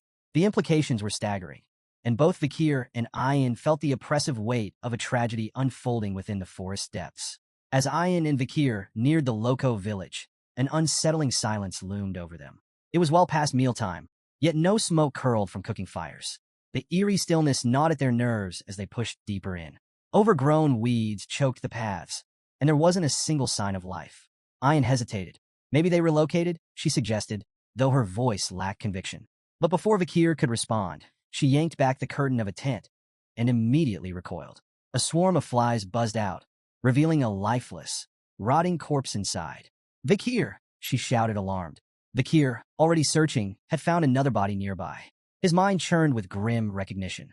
Before his regression, a deadly plague, the Red Death, had ravaged these lands. Victims suffered red blotches, violent vomiting, and agonizing pain before succumbing to a slow, excruciating demise. The disease had spread so viciously it even reached the Empire, leaving devastation in its wake. Ayan's face paled. "We need to leave. This village is cursed." Vakir, unfazed, corrected her. "It's not a curse. It's an infectious disease." "That's even worse," she snapped. He reassured her that it wasn't highly contagious, though she didn't look convinced. Hesitantly, she asked, "Are you sure it's not a curse?" "If you're scared, leave," he replied, his tone indifferent. Ayan's expression darkened. "What if you die?" Vakir shrugged. "Then I die." She gaped at him. "How can you say that so casually?" Vakir ignored her outrage, analyzing the scene instead. Not all the Loco people were dead. The village looked abandoned rather than exterminated. It seemed the survivors had fled, leaving behind the sick and dying. He decided to check the barracks for supplies. Find a safer spot and wait, he advised. Fuming at his cold attitude, Ayan turned to leave, only to freeze mid-step. Her eyes widened in horror, her face drained of color. Then she screamed. Vikir spun around, alarmed, and saw her on the ground, shaking violently. Ayan, she pointed ahead, her voice breaking. TT the curse. Run, Vikir. Now! A small figure stood in the distance. Ayan, paralyzed with fear, begged him to flee. If you run, I'll follow. I swear. Just don't go near it. But as she tried to stand, she cried out again, clutching her leg in pain. A cramp. Vikir ignored her panic and approached the figure. It was a little girl, no older than 5. She wasn't loco, that much was clear. She stood near a small pile of stones, a wilted flower resting atop them, a grave. She had been mourning someone. Kneeling, Vikir met her eyes. Who are you? The child hesitated before responding with 3 chilling words. Loco slave. Kitchen maid? Ayan gasped audibly, but Vikir remained calm, studying her. She had been a servant, enslaved by the Loco tribe. What's your name, he asked. The girl hesitated again before softly replying. Pomerian. Vikir's eyes narrowed. The name sounded imperial. Was she a kidnapped noble? Then she completed her introduction, words that sent a shock through his entire body. Pomerian Le Baskerville. Vikir froze. Within the Baskerville clan, middle names carried immense weight. The extended family bore Van, but Lum was exclusive to those of direct lineage, reserved for male heirs. In the rare case of female descendants, they too carried the name Le. That meant Pomerian was a direct descendant of Hugo Baskerville. Ayan's voice cut through his spiraling thoughts. She pointed at the pendant hanging from Pomerian's neck, its etching unmistakable, the Baskerville crest. Vikir seized the pendant, startling the girl, who clutched it protectively. Ignoring her reaction, he flipped it open. His blood boiled. Inside was a portrait of Hugo. A storm of emotions surged through him. Rage, confusion, disbelief. His grip on the pendant tightened as he turned to the trembling child. Where did you get this? His voice was sharp, demanding. Pomerian flinched, holding the pendant closer to her chest. Ayan quickly intervened. You're scaring her, she said, stepping between them. Try smiling. Vikir exhaled sharply. He was losing control. After a deep breath, he forced a smile. The result was so unnatural that Ayan actually looked impressed. Kneeling, he spoke again, this time softer. Who are they? He asked, pointing to the images inside the pendant. Pomerian hesitated before responding. My mother, grandmother, and grandfather. Vikir's mind raced. He recalled something Butler Barrymore, the longtime Baskerville butler, had once said about Hugo's past. Before becoming the cold, ruthless tyrant of the Baskerville clan, Hugo had been a devoted husband to his first wife, Roxana, and a loving father to their only daughter, Penelope. But tragedy struck when barbarians kidnapped Penelope. Desperate, Hugo moved the entire Baskerville clan to the remote Lenore Mountains, near barbarian lands, and sent out countless hounds in search of her. Yet no trace of Penelope was ever found. Her loss shattered him. The once devoted father became the infamous executioner of the empire, a man who hated barbarians with an unquenchable fury. At the time, Vikir had dismissed the story as a tragic legend. But now, the truth stood before him. Pomerian was Penelope's daughter, which meant she was Hugo Baskerville's granddaughter. The irony was almost poetic. Hugo, the man who despised barbarians more than anything, had a half-barbarian granddaughter. Vikir smirked. He could only imagine Hugo's face when he learned the truth. But that was a problem for later. For now, he ruffled Pomerian's hair. You've been through a lot, haven't you? He said gently. The girl studied him, uncertain. Then, with quiet fascination, she whispered, Your hair and eyes, they look like my mother's. Vikir chuckled. All Baskerville hounds tend to look alike. He smirked and added, Guess that makes me your uncle. Pomerian's eyes widened. Uncle, a memory flickered in her mind. Mother told me, if I ever saw someone with red eyes, I should follow them. Vikir arched a brow. Oh, and what do you think? Pomerian hesitated. Then, with sudden determination, she clung to him. I'll go with you. And just like that, 2 stragglers of the iron-blooded sword clan crossed paths, bound by fate. The next morning, Pomerian peeked out from the tent, rubbing her sleepy eyes. Spotting Vikir preparing to leave, she immediately trotted over. Where are you going? Vikir slung his weapon over his back. A meeting. The clan's matriarch called for it. Without hesitation, Pomerian ran up to him, arms outstretched. I'm coming too. Before he could refuse, she climbed into his arms, clinging to him like a stubborn little monkey. Vikir sighed, realizing there was no point in arguing. She wasn't afraid of much, except being left behind. As he carried her on his back, his thoughts drifted to the road ahead. The Balak village wasn't a place for a child. She needed safety, civilization, A home far from Hugo's grasp. This wasn't just his fight anymore. He had someone to protect. His resolve hardened. He needed help. First, he'd see the matriarch. Then, he'd find Chihuahua and make arrangements to leave the forest for good. Inside the matriarch's tent, the atmosphere was tense. The matriarch's weary eyes scanned the gathered elders and shamans as she addressed the growing crisis. The disease is spreading, she said gravely. If the rainy season begins while it persists, the consequences will be catastrophic. The shaman scoffed. This is no disease. It's a curse. He declared that the spirits of their ancestors were furious, and the only solution was a grand ritual to appease them. Ian immediately objected. This isn't a curse. If we don't act fast, more will die. We need to move the village. The elders pushed back. Their ancestors' ashes were buried here. The land was sacred. Leaving was unthinkable. Ian's group refused to back down. The children are dying, one of them argued. What's the point of honoring the dead if we let the living perish? The shaman supporters held firm. The ancestors are punishing us. If we abandon them, we'll be cursed forever. Meanwhile, Ian's group speculated about the true cause. Tainted mushrooms, parasites, or a contagious infection. Voices rose in frustration. The debate became a battlefield of faith versus logic. Eventually, all eyes turned to the matriarch. The room fell silent, awaiting her verdict. She hesitated. This wasn't just about survival. It was about their identity. Did I in the back? Vakir observed quietly, piecing together the truth. He had seen this before, the Red Death. It was as ruthless as the Black Death that had once devastated the Empire. Two figures had once played key roles in stopping its spread. Camus Morgue, who created a massive firewall to contain the infection. Dolores, the saintess of Quo Vadis, who purified the afflicted with divine power. But their aid had only extended to the Empire. The barbarians in the Lenore Mountains had been left to rot. Most perished, and the Baskerville clan had benefited greatly from their extinction. With fewer barbarians, low-tier monsters overran the region, wreaking havoc on civilians. The Empire funneled more resources into Baskerville hands to manage the threat, allowing Hugo to consolidate his power. Vakir clenched his fists. This wouldn't become another stepping stone for Hugo's rise. Suddenly, he raised his hand. The matriarch's gaze snapped to him. The entire tent fell silent. Then, with quiet confidence, Vakir made his declaration. I know how to stop the Red Death. Vakir's method was put to the test. A goblin, bound and suspended upside down, was submerged in water drawn from an infected source. Seconds passed. When they pulled it out, horror rippled through the crowd. Red spots bloomed across its skin, the telltale mark of the Red Death. Without hesitation, the barbarians threw the writhing creature into a fire. Better to burn it than risk the disease spreading. Ian turned to Vakir, her expression shifting between shock and realization. Every goblin exposed to the contaminated water had shown symptoms. So it really spreads through water, she muttered. Vakir nodded. Boiling the water will neutralize it. That's our best defense. To verify his claim, they escalated the experiment. Ian suggested testing boiled water safety, so they dropped a goblin directly into the boiling pot. It died instantly. Ian winced. Well, that didn't work. Vakir, unfazed, replied, let's try cooled, boiled water instead. After adjusting the test, 2 goblins were submerged in cooled, previously boiled water. This time, no red spots appeared. The gathered barbarians murmured in awe. Boiled water was safe. The matriarch, watching the results unfold, finally spoke. You've given us hope, Vakir. Despite their breakthrough, Vakir remained cautious. The Red Death doesn't just spread through water. It can be transmitted through breathing, eye contact, and exposure to mucous membranes. Stay vigilant, especially during the early morning fog. Ian smirked, casting a smug glance at the shaman. Funny, I remember someone insisting it was a curse.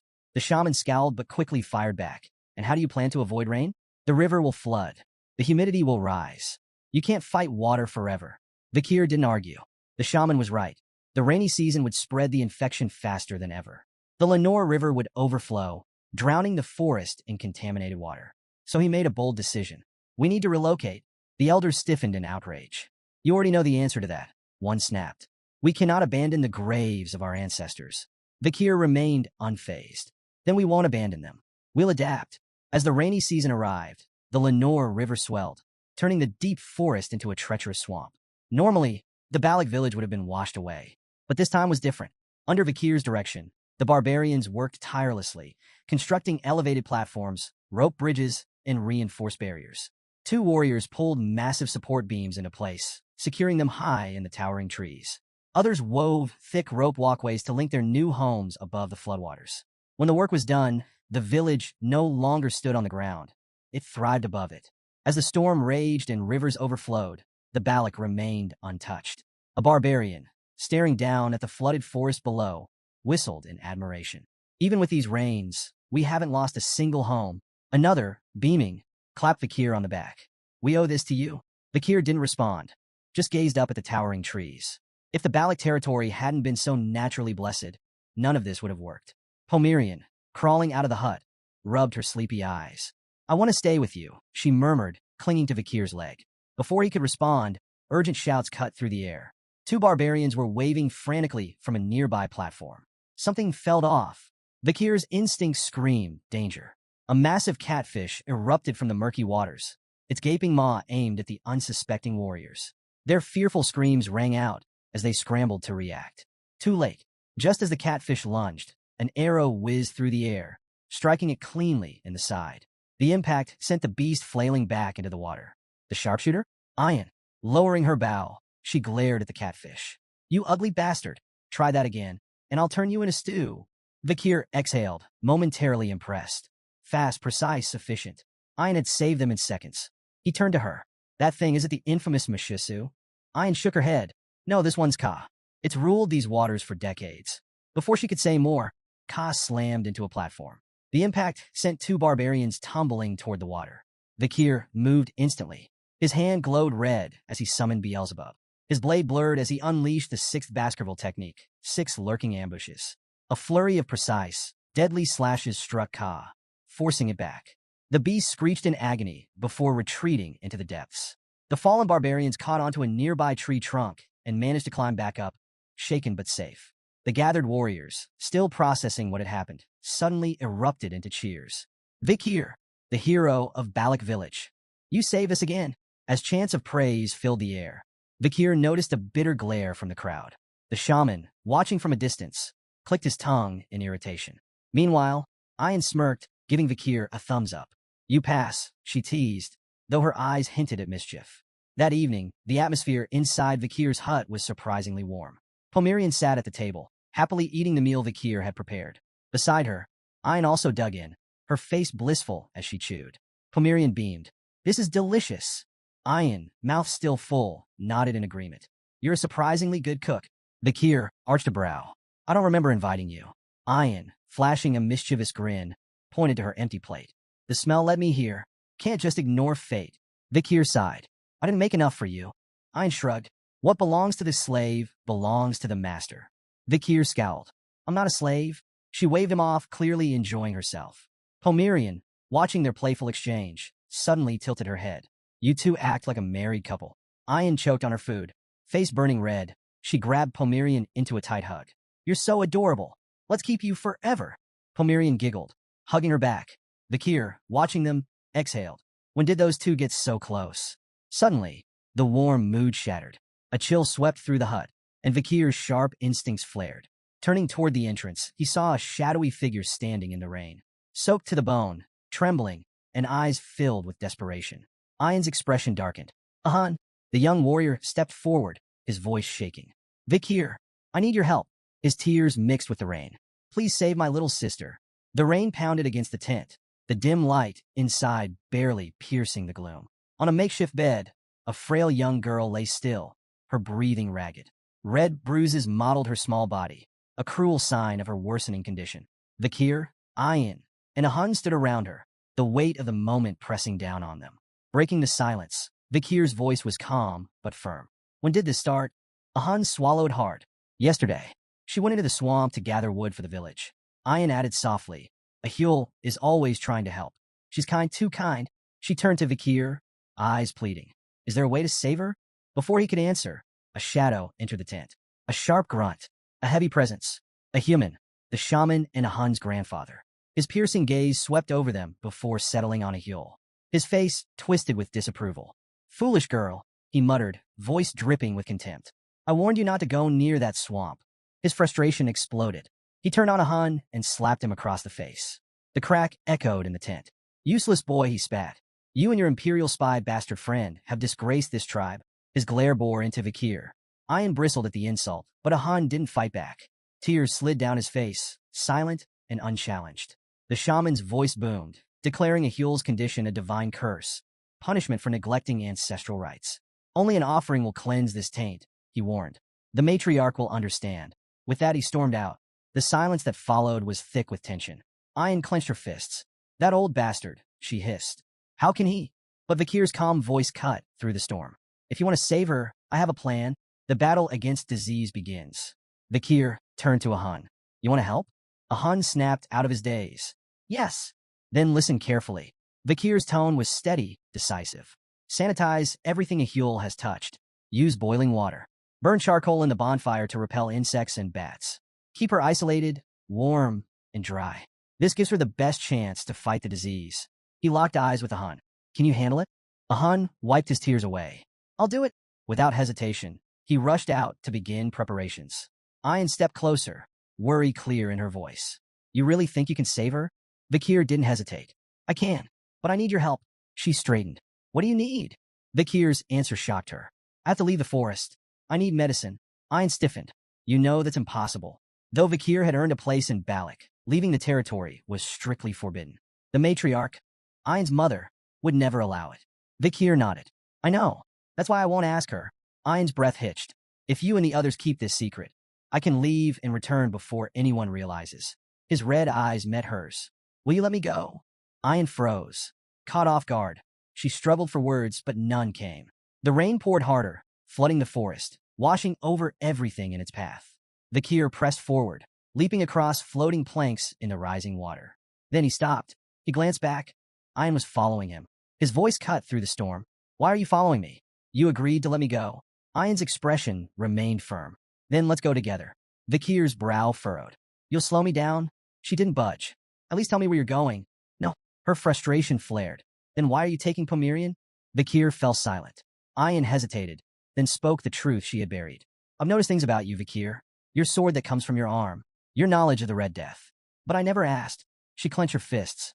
I was afraid. Her voice trembled. I was afraid that if I pushed for answers, you'd disappear. She looked away. Finally, she whispered, You'll come back, right? Eyes shut. She braced herself for an answer she didn't want to hear. A moment passed. Then his calm voice reached her. I will come back. She opened her eyes. He was gone. Rain blurred her vision as she muttered softly. You'd better keep your promise. The deputy consul's office was a disaster zone of paperwork. General Secretary Chihuahua sat at his desk, drowning in documents. No matter how much he worked, the pile never shrank. He sighed, rubbing his temples. Back when the deputy consul was alive, things were just as exhausting, but at least they felt meaningful. Nostalgia settled over him. His late superior's memory weighed heavily on his heart. I miss him. Then, a face appeared outside the window.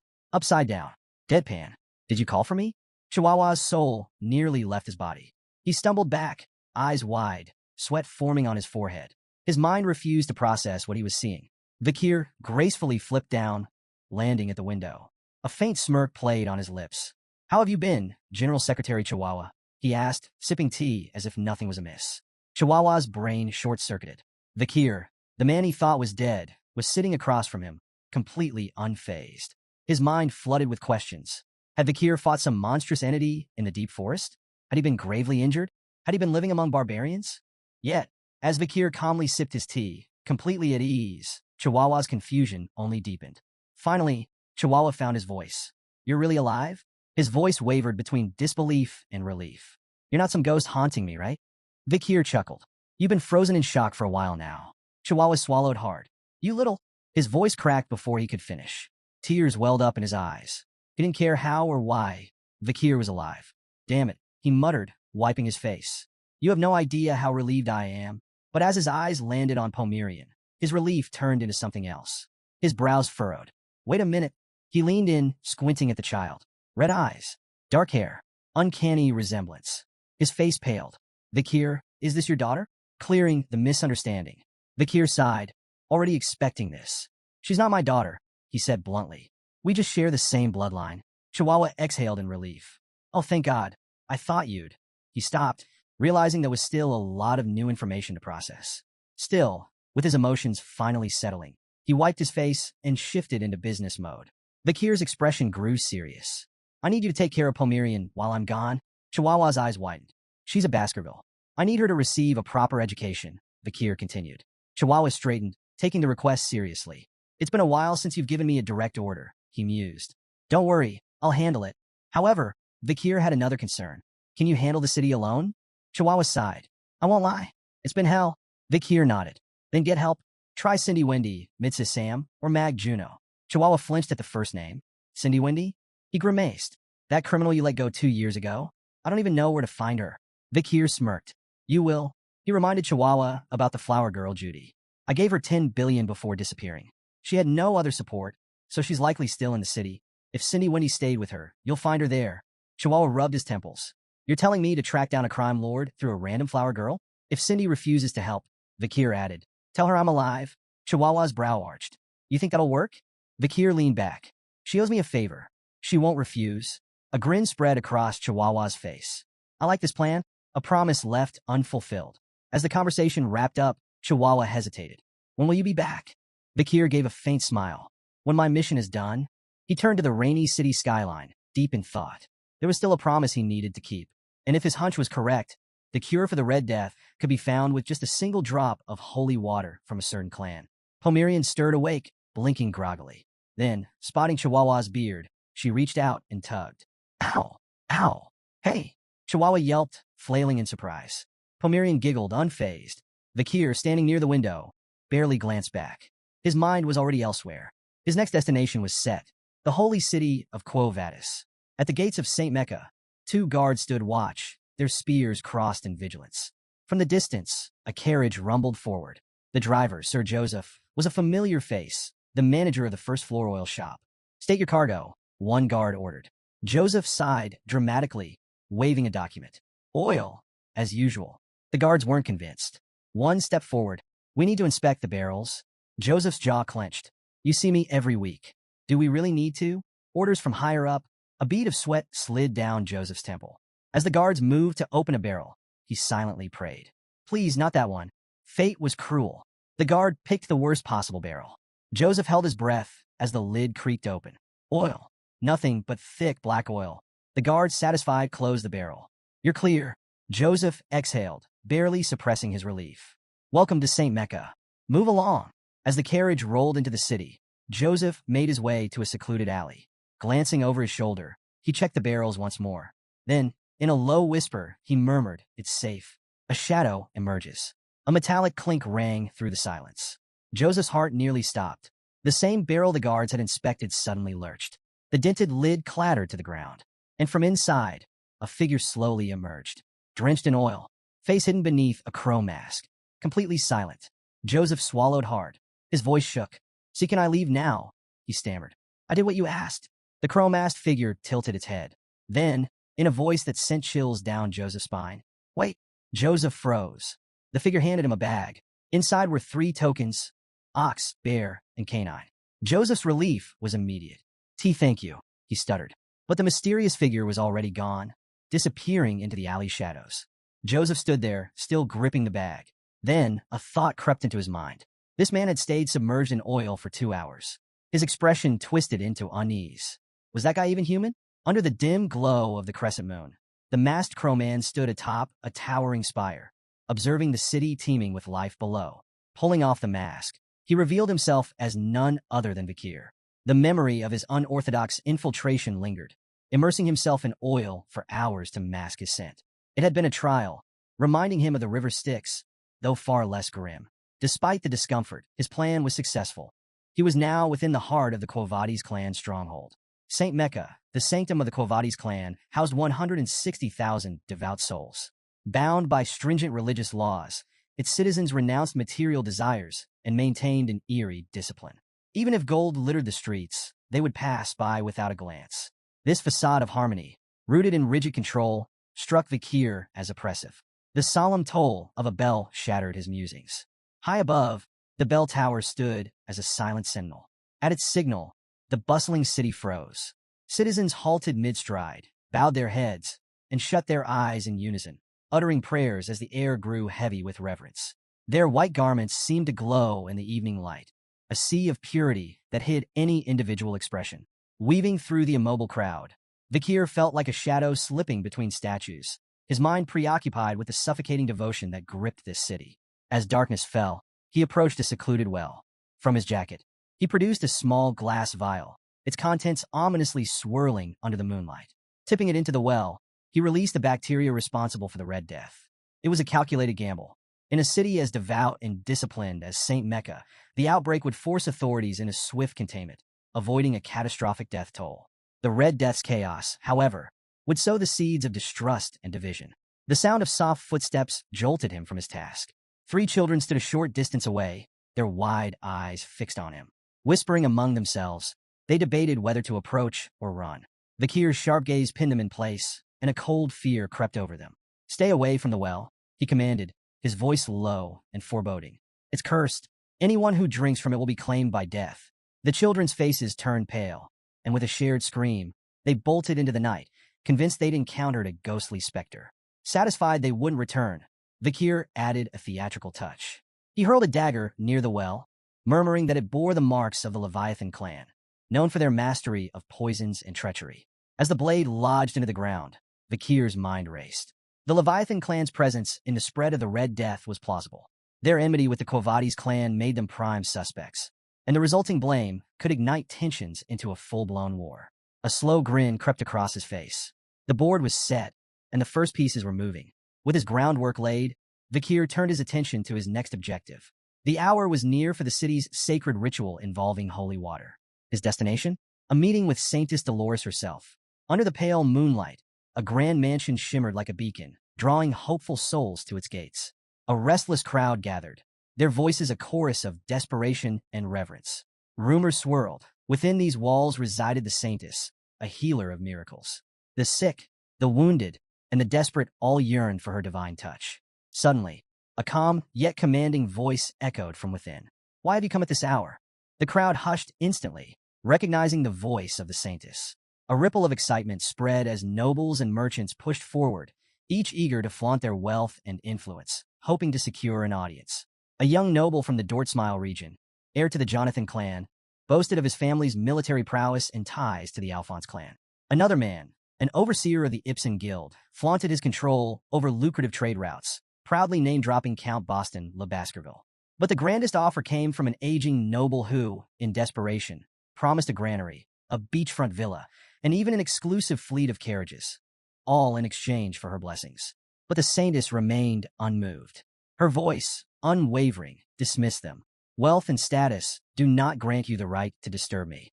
Disheartened but obedient, the crowd gradually dispersed into the night. Yet one figure remained. Vakir. The glow of his crow mask shimmered under the moonlight as he stood in quiet contemplation. Memories resurfaced, visions of the Saintess in his past life.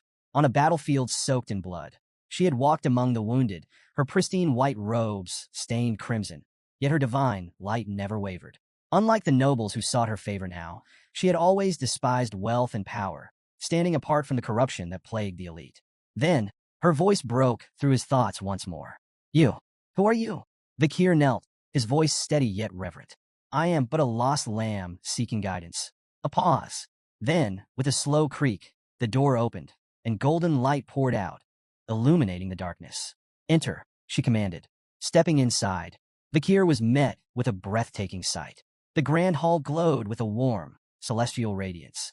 At its center, an ornate fountain stood, adorned with an angelic statue, its water shimmering like liquid gold. The Saintess's voice resonated from the fountain itself. "Tell me, lost one, how did you lose your way?" For a brief moment, Vakir considered the possibility that the Saintess would refuse to meet him in person. Given his masked appearance, it wasn't an unreasonable assumption. Still, he remained composed and carefully placed a leather pouch on the fountain's edge. "The slums are plagued by an epidemic," he stated plainly. "This water, it's tainted with a dark energy." He stepped back, waiting. If the Saintess truly possessed divine power, she would sense the malevolence within. But the chamber remained eerily silent. Then her voice cut through the air like a blade. "You lie." The accusation barely settled before the chamber filled with the sound of approaching footsteps. Knights emerged from the upper level, positioning themselves like sentinels above him. The atmosphere turned heavy, their leader stepping forward with an air of cold authority. "Your words are far too bold for someone claiming to be a lost lamb," he remarked, his gaze sharp. "Who are you really?" Vakir remained silent, but recognition flickered in his eyes. Pietro Kovades, an old comrade from his past life, known for his unshakable sense of justice and ruthlessness in pursuit of it. Pietro had mastered interrogation techniques so brutal that demons might have taken notes. Vakir himself had learned a thing or two from him, enough to break the infamous 7 young masters of Underdog City. Finally, Vakir spoke. I didn't expect to see you here. Pietro's eyes narrowed, but he showed no sign of familiarity. Instead, he acknowledged the epidemic report with skepticism. And yet, here you stand, masked like a thief in the night, he countered. Remove it. Show your face.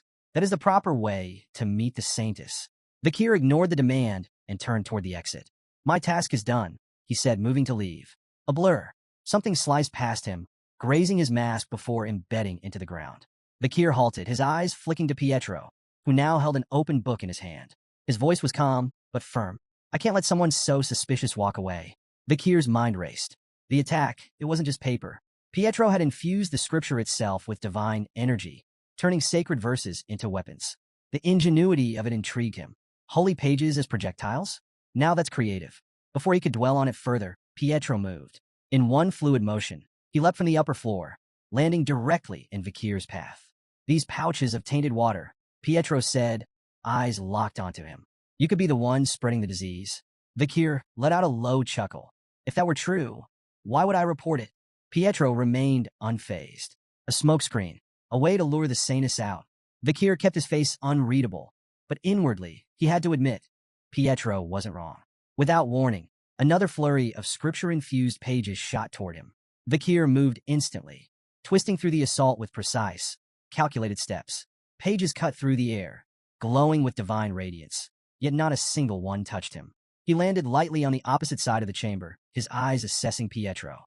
Fast, tactical, as sharp as ever. He considered activating his aura to shift the battle in his favor. But the moment he did, the truth would be undeniable. He was a Baskerville. And that wasn't a secret he was willing to reveal. Not yet. Vakir saw an opening and took it. Launching off the wall, he propelled himself forward, his foot swinging in a powerful kick aimed straight at Pietro. The knight barely had time to raise his arm guard, reinforced with his holy book as a shield. The impact sent a shockwave through the floor, cracking the stone beneath him. Pietro staggered, his eyes widening in disbelief. That strength! How does he have such monstrous power in such a small frame? But Vakir wasn't done. Using the rebound, he pushed off Pietro's guard and flipped backward, landing gracefully. He smirked. 600 kilogram stability. A technique he had developed 2 years ago after taking down the legendary Oxbear. This was its first real test in battle, and judging by the cracked floor and Pietro's shaken stance, it worked beautifully. Not giving Pietro a chance to recover, Vakir shot forward, unleashing a relentless barrage of punches. Pietro blocked with his book, deflecting the blows, but the sheer speed and force behind them made it impossible to counter. Pietro clenched his jaw. This lost lamb isn't weak at all. Then, Vakir raised a hand, and with a flick of his wrist, Cerberus flame ignited. A surge of fire erupted toward Pietro, consuming his book in an instant. Flames licked at his hands, searing his skin. With a pained grunt, Pietro flung the burning tome aside and plunged his hands into the fountain, desperately trying to cool the blistering heat. Vakir remained composed. Do you want to keep going? Pietro, despite his obvious pain, wasn't ready to back down. Gritting his teeth, he lunged forward. You use sorcery. You stand against the divine. Vakir sighed. Then, without hesitation, he kicked the burning book straight at Pietro's face. The knight recoiled, momentarily blinded. That was the opening. Vakir moved like a shadow, closing the distance instantly. His fist slammed into Pietro's chest with devastating force. A sickening crack echoed through the room as Pietro's armor shattered. The sheer impact sent him hurtling backward, crashing into the grand fountain. The angelic statue collapsed in a spray of water and stone before Pietro slammed into the far wall, blood spilling from his mouth. Silence. The knights above stared in frozen disbelief. One whispered, "Is this a dream?" Another stammered, "Pietro lost?" The fallen knight lay crumpled amidst the rubble, his breath ragged. Slowly, his comrades moved, forming a defensive formation with shields raised and swords drawn, ready to face Vakir. Vakir exhaled, adjusting his stance. "If you want to continue, A voice cut through the tension like a blade. Enough! The air in the room shifted. The knights immediately stepped aside, bowing as she entered. Vakir turned his gaze to her. Saintess Dolores. She took in the scene, the shattered fountain, the wounded Pietro, the knights bristling with tension. Then, her sharp eyes settled on Vakir. So, she mused, her voice laced with amusement. You're the lost young lamb? Vakir met her gaze. That's what I said. A small smile played on her lips. You look more like a puppy than a lamb. A small, stubborn puppy, covered in bruises. One night flared with anger. He's no puppy. He's a bloodthirsty wolf. The saintess waved off the remark with a chuckle. Be a dear and fetch some tea. What? Tea. The knight hesitated, but ultimately obeyed, clearly confused. Meanwhile, Dolores turned and began walking away. She glanced back at Vikir, her expression unreadable. Come, she said. We need to talk. Vikir sat across from the saintess at an ornately set tea table, his posture relaxed, but his senses alert. Behind her, Pietro stood like a sentinel, his sharp gaze locked onto Vikir, ever watchful. Vikir studied Saintess Dolores Quo Vadis. Despite appearing no older than 16, her name carried immense weight. During the war against demons, she had worked tirelessly on the front lines, healing the wounded when all seemed lost. To soldiers and marshals alike, she was a beacon of hope, a symbol of compassion in an age of despair. Even Vikir, hardened by battle, had once regarded her with a degree of reverence. Then, unexpectedly, she sighed. I've been really stressed lately. Vikir blinked. That was not what he expected. The saintess continued, seemingly unfazed by his silence. I just got back from the Imperial Academy of Colosso. I'm on break, but family matters have kept me busy. Vikir narrowed his eyes. What was she playing at? Why shift the conversation to something so mundane? She turned her gaze to the window, watching the moonlit city below. Nobles and merchants are relentless. They demand my presence at all hours, but most of their problems are self-inflicted. She swirled her tea absent-mindedly. Narcotics, personal misadventures, things they call urgent, but are really just the consequences of their own indulgence. Very few of them are actually suffering from serious illnesses. Taking a slow sip of her tea, she exhaled softly. People rarely care about justice, righteousness, or equality. They only focus on their immediate needs. Her words hung in the air, an unspoken challenge for Vikir to reflect on them.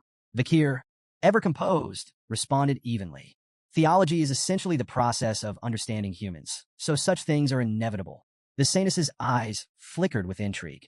Asmo's Old Testament, chapter 6, verse 9. For the first time, genuine surprise flashed across her face. I never thought I'd meet someone who still remembers that passage.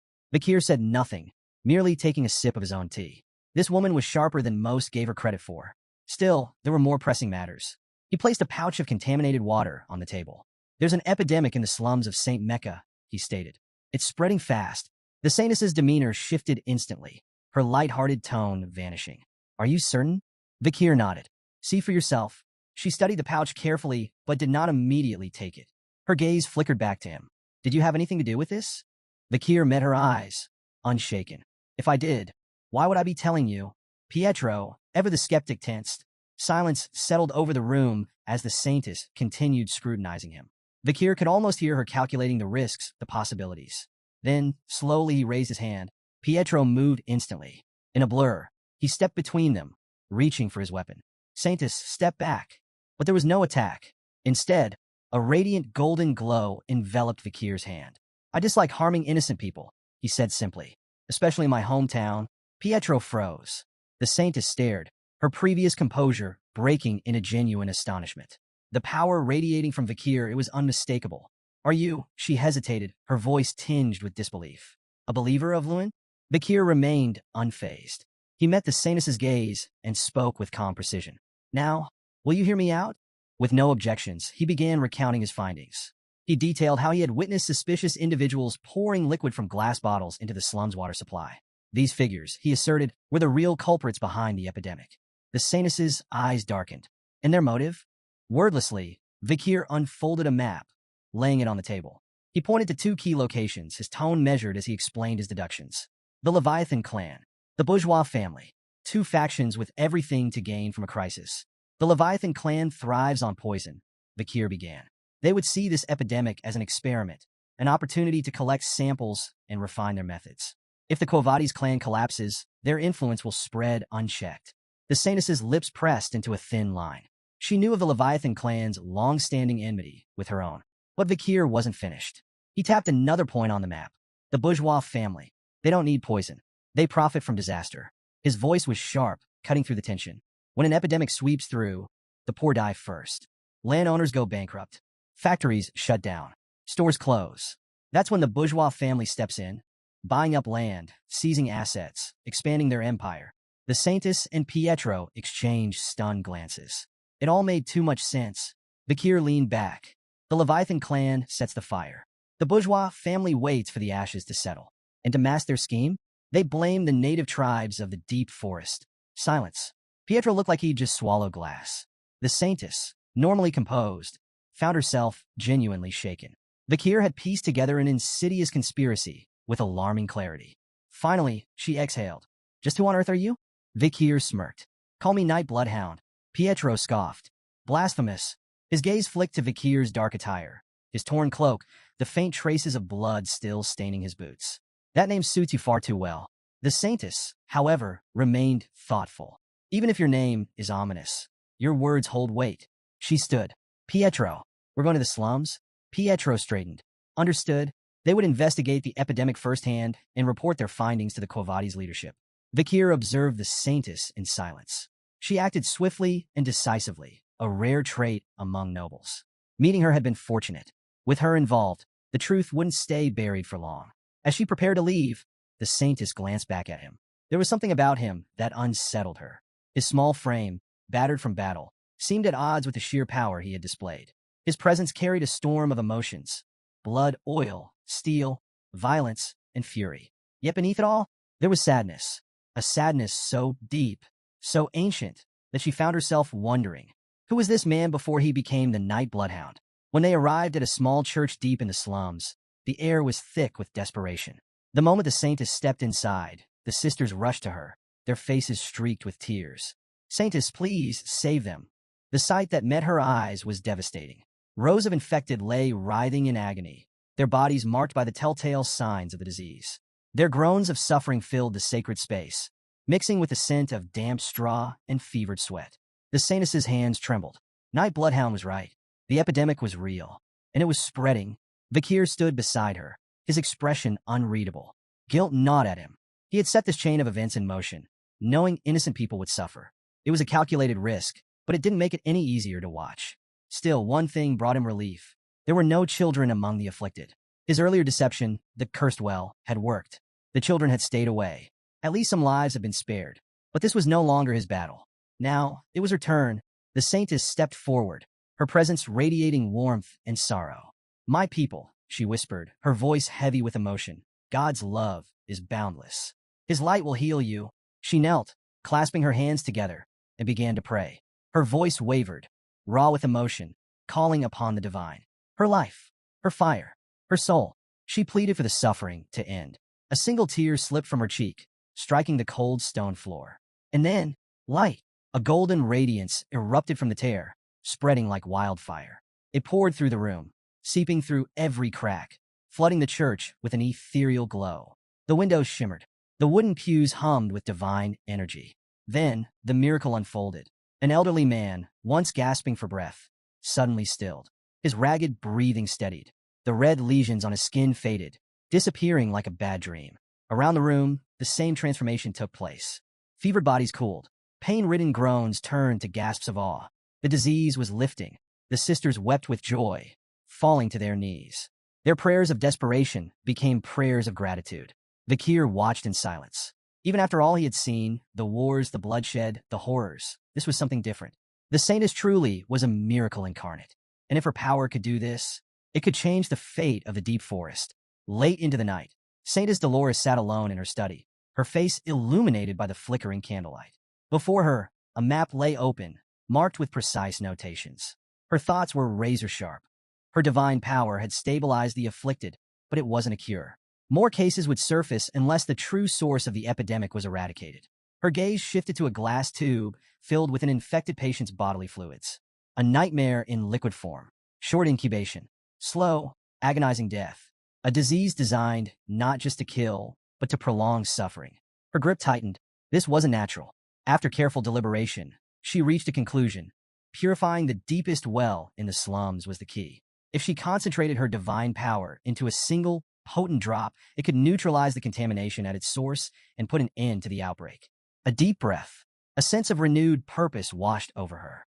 There were still people to save, but as she stood, a sudden pain lanced through her skull. She staggered, gripping the edge of her table. A headache, sharp, unrelenting. Was it anemia? Exhaustion?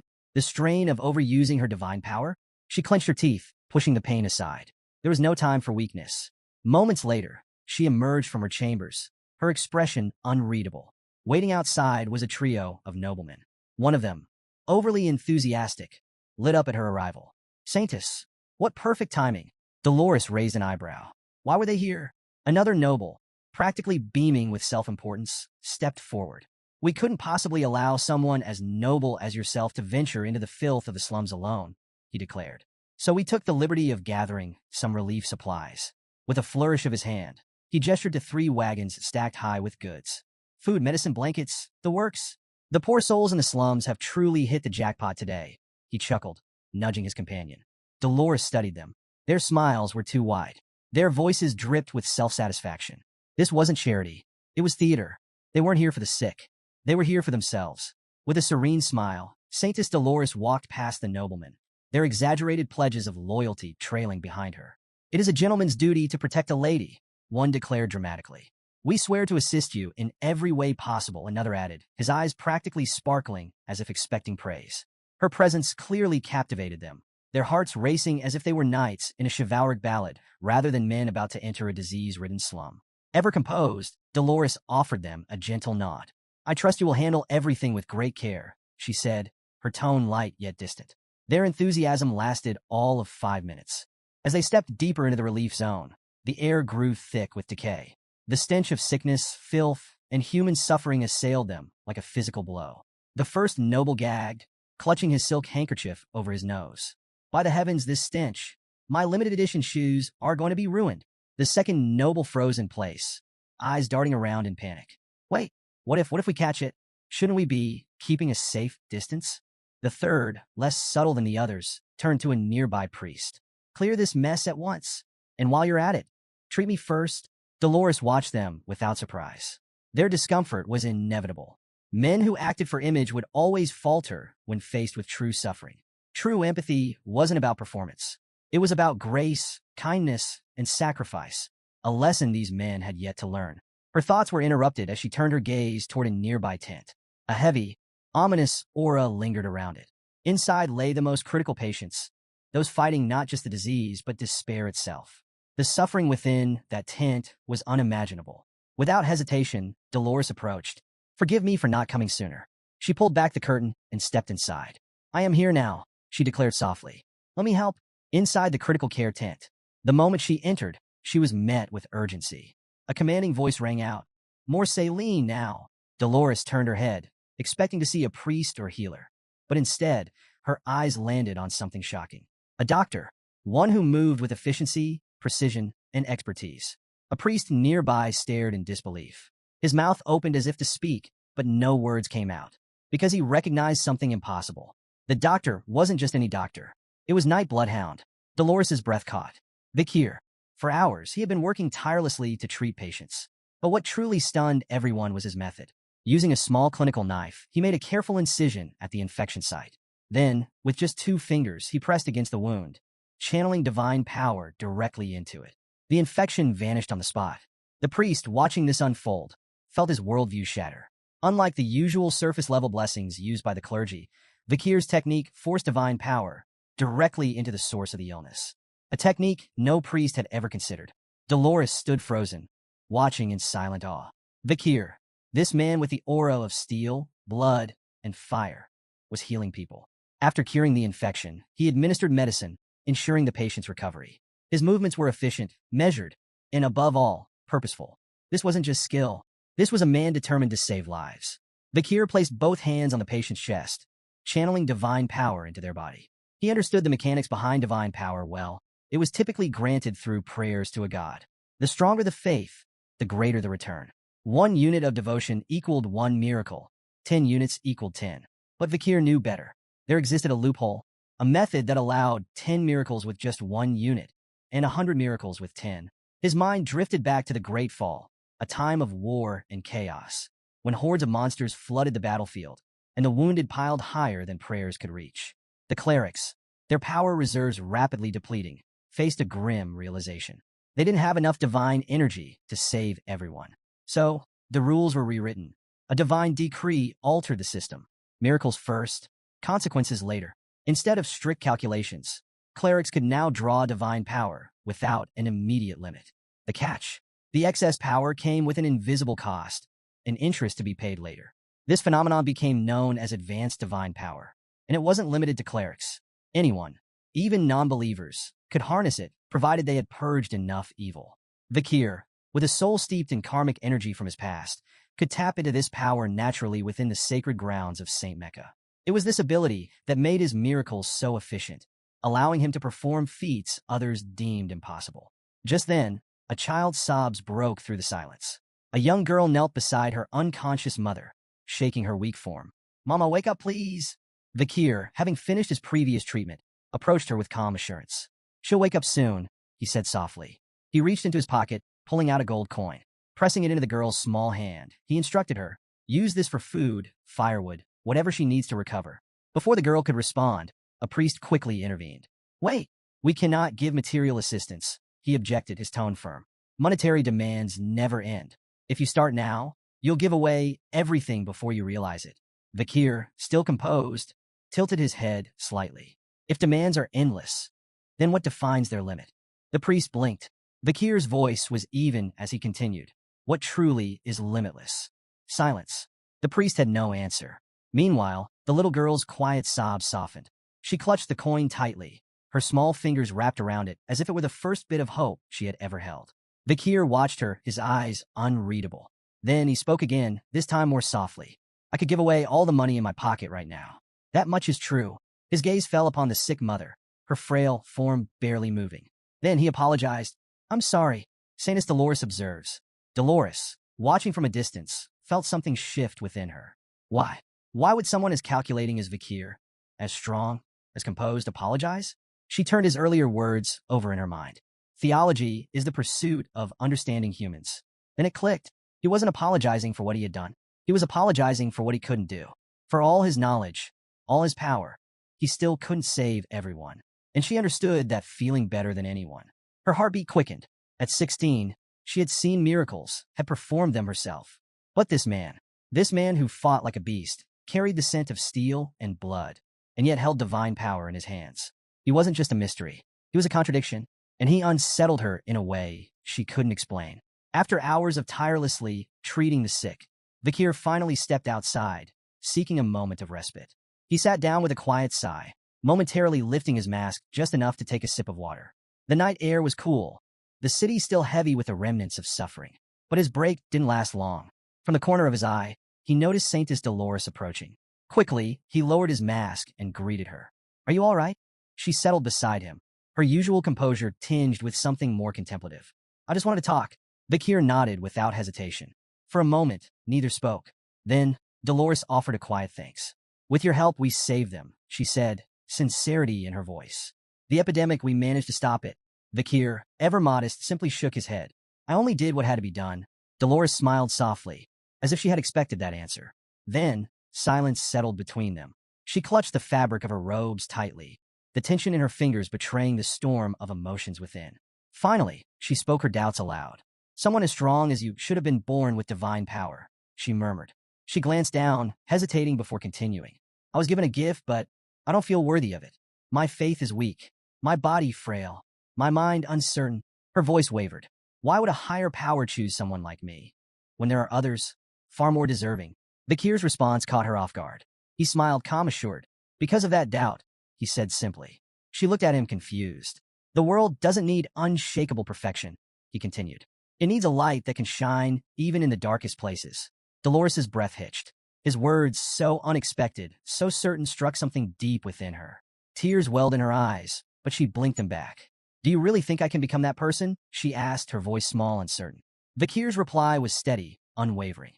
"You already are." Later, the clergy of the Quavadi's family gathered in solemn prayer, their efforts culminating in a sacred miracle. Before them, 3 drops of divine essence crystallized into liquid purity. Each drop held the power to cleanse the entire slums of the epidemic. Sealed in small glass bottles, they were given a name, Pliny de la Verge, or, as they were commonly known, the Saintess's Tear. In the grand hall of the temple, Saintess Dolores knelt before a podium. Before her, the sacred box containing the 3 bottles sat in quiet reverence. As she began her prayer, a radiant divine light filled the space. Her voice, clear, strong, yet laced with emotion, carried through the chamber. She spoke not of power, nor of miracles. She spoke of a woman, a mother, chosen to nurture the only son of a higher power. A woman who had spent sleepless nights in anguish, whose heartache surpassed the limits of endurance, whose sorrow was carried in silence. She declared this day as one of suffering, and she poured every ounce of that suffering into her prayer. As Saintess Dolores concluded her prayer, the divine light descended upon the podium, bathing the hall in its radiant glow. The air hummed with sacred energy, a testament to the power of her faith. Moments later, holy knights entered the chamber, their movements reverent as they approached the podium.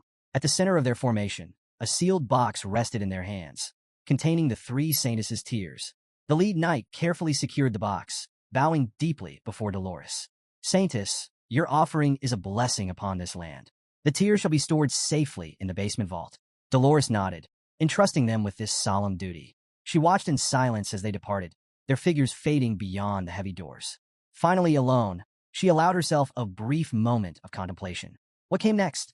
Nearby, a priest knelt in prayer before a statue of the goddess, his focus unwavering. Dolores approached quietly. Father. The priest lifted his head.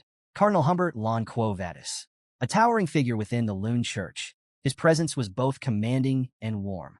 His eyes softened as he looked at Dolores, greeting her with affection. My fairy, my daughter, he murmured, placing a firm but gentle hand on her shoulder. Come closer, child. She obeyed, bowing her head slightly. With a smile, the cardinal praised her efforts. The offering you have made this time is remarkable, fitting of your station. Dolores humbly accepted his praise, her tone measured. Your generosity knows no bounds, Father. The cardinal gestured for her to continue. Tell me, what have you learned of this plague? Dolores began outlining their plan. We will use the saintess's tear to purify the contaminated waters beneath St. Mecca. At this, the cardinal leaned forward, interest sharp. Have you identified the source? We have, Dolores confirmed. She explained. An unregistered well in the slums. Rumors had spread among the children. A spirit's curse. But upon investigation, they had found more than superstition. From beneath her robes, Dolores unwrapped a cloth bundle, revealing several objects placed before the cardinal. A dagger, a glass bottle, and an emblem. The cardinal's expression darkened. He picked up the emblem, his fingers tightening around it.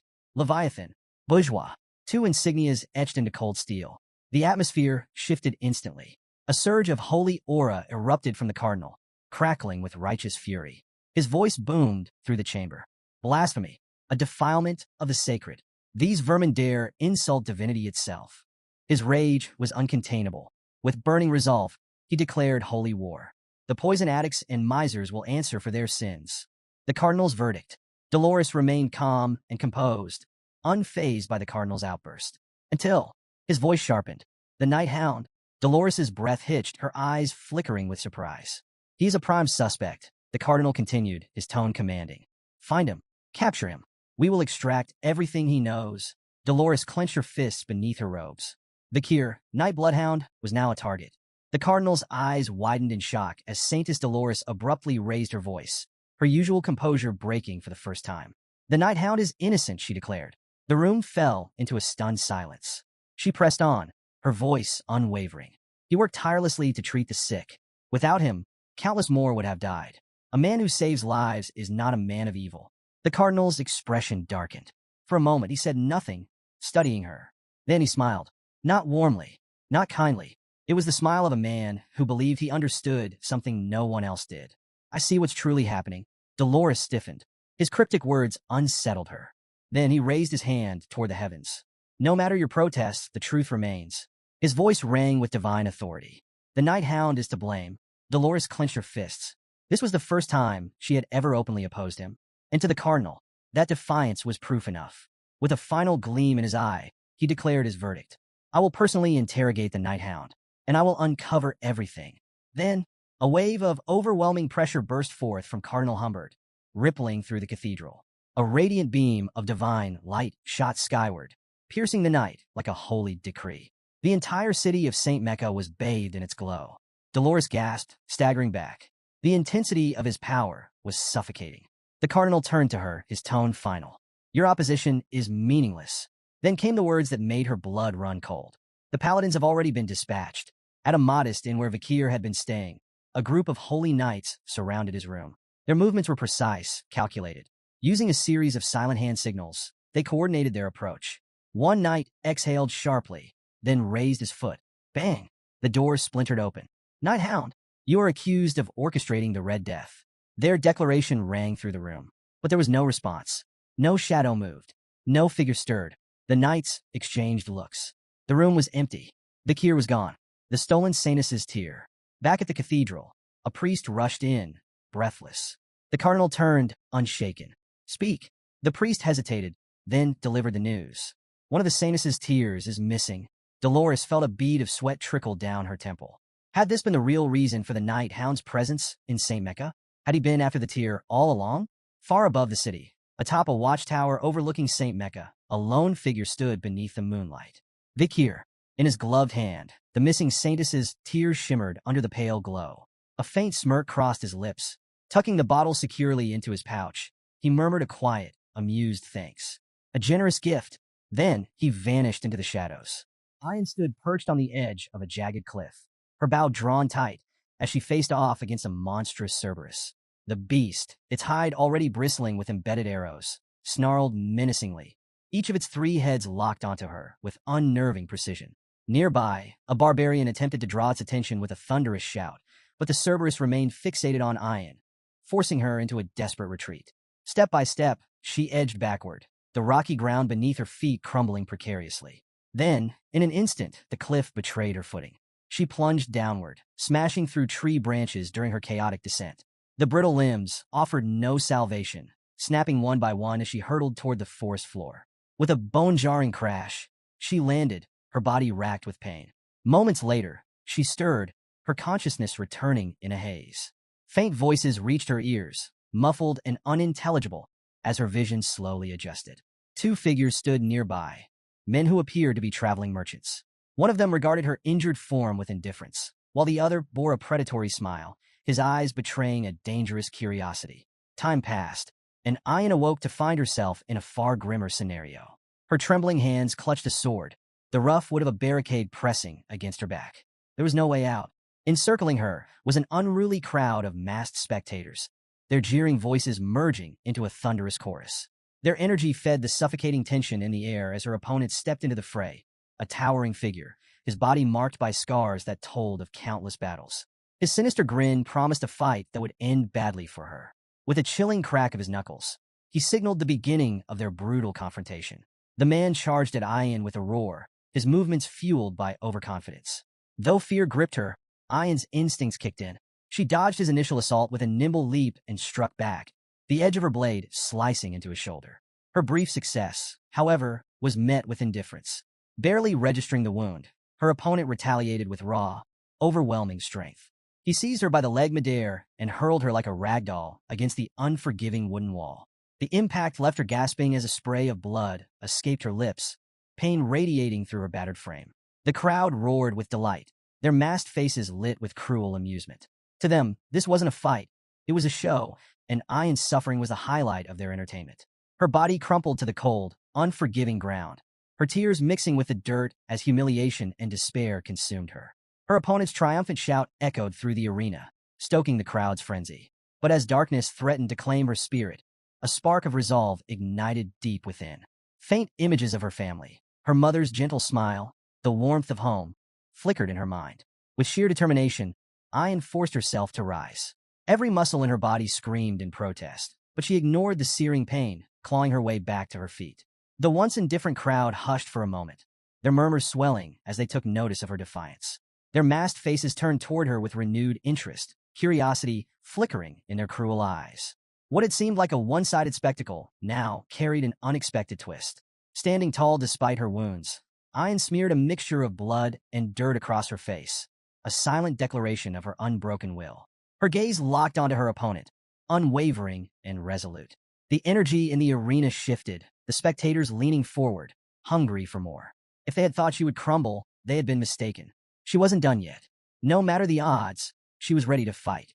Years later, the fire that had once burned so fiercely within Ayan had dimmed to mere embers. Behind the cold steel bars of a prison cell, she sat motionless, her spirit shackled as much as her body. The defiance that had once gleamed in her eyes was now dulled by hopelessness. Even the cherished memories of her family, which had once given her strength, had faded into distant, unreachable echoes. The weight of despair pressed down on her, suffocating and unrelenting. The heavy silence of the cell was suddenly broken by an unexpected sound. Ayan's eyes snapped open, her gaze landing on a small glass tube lying before her, its remnants of elixir glistening faintly.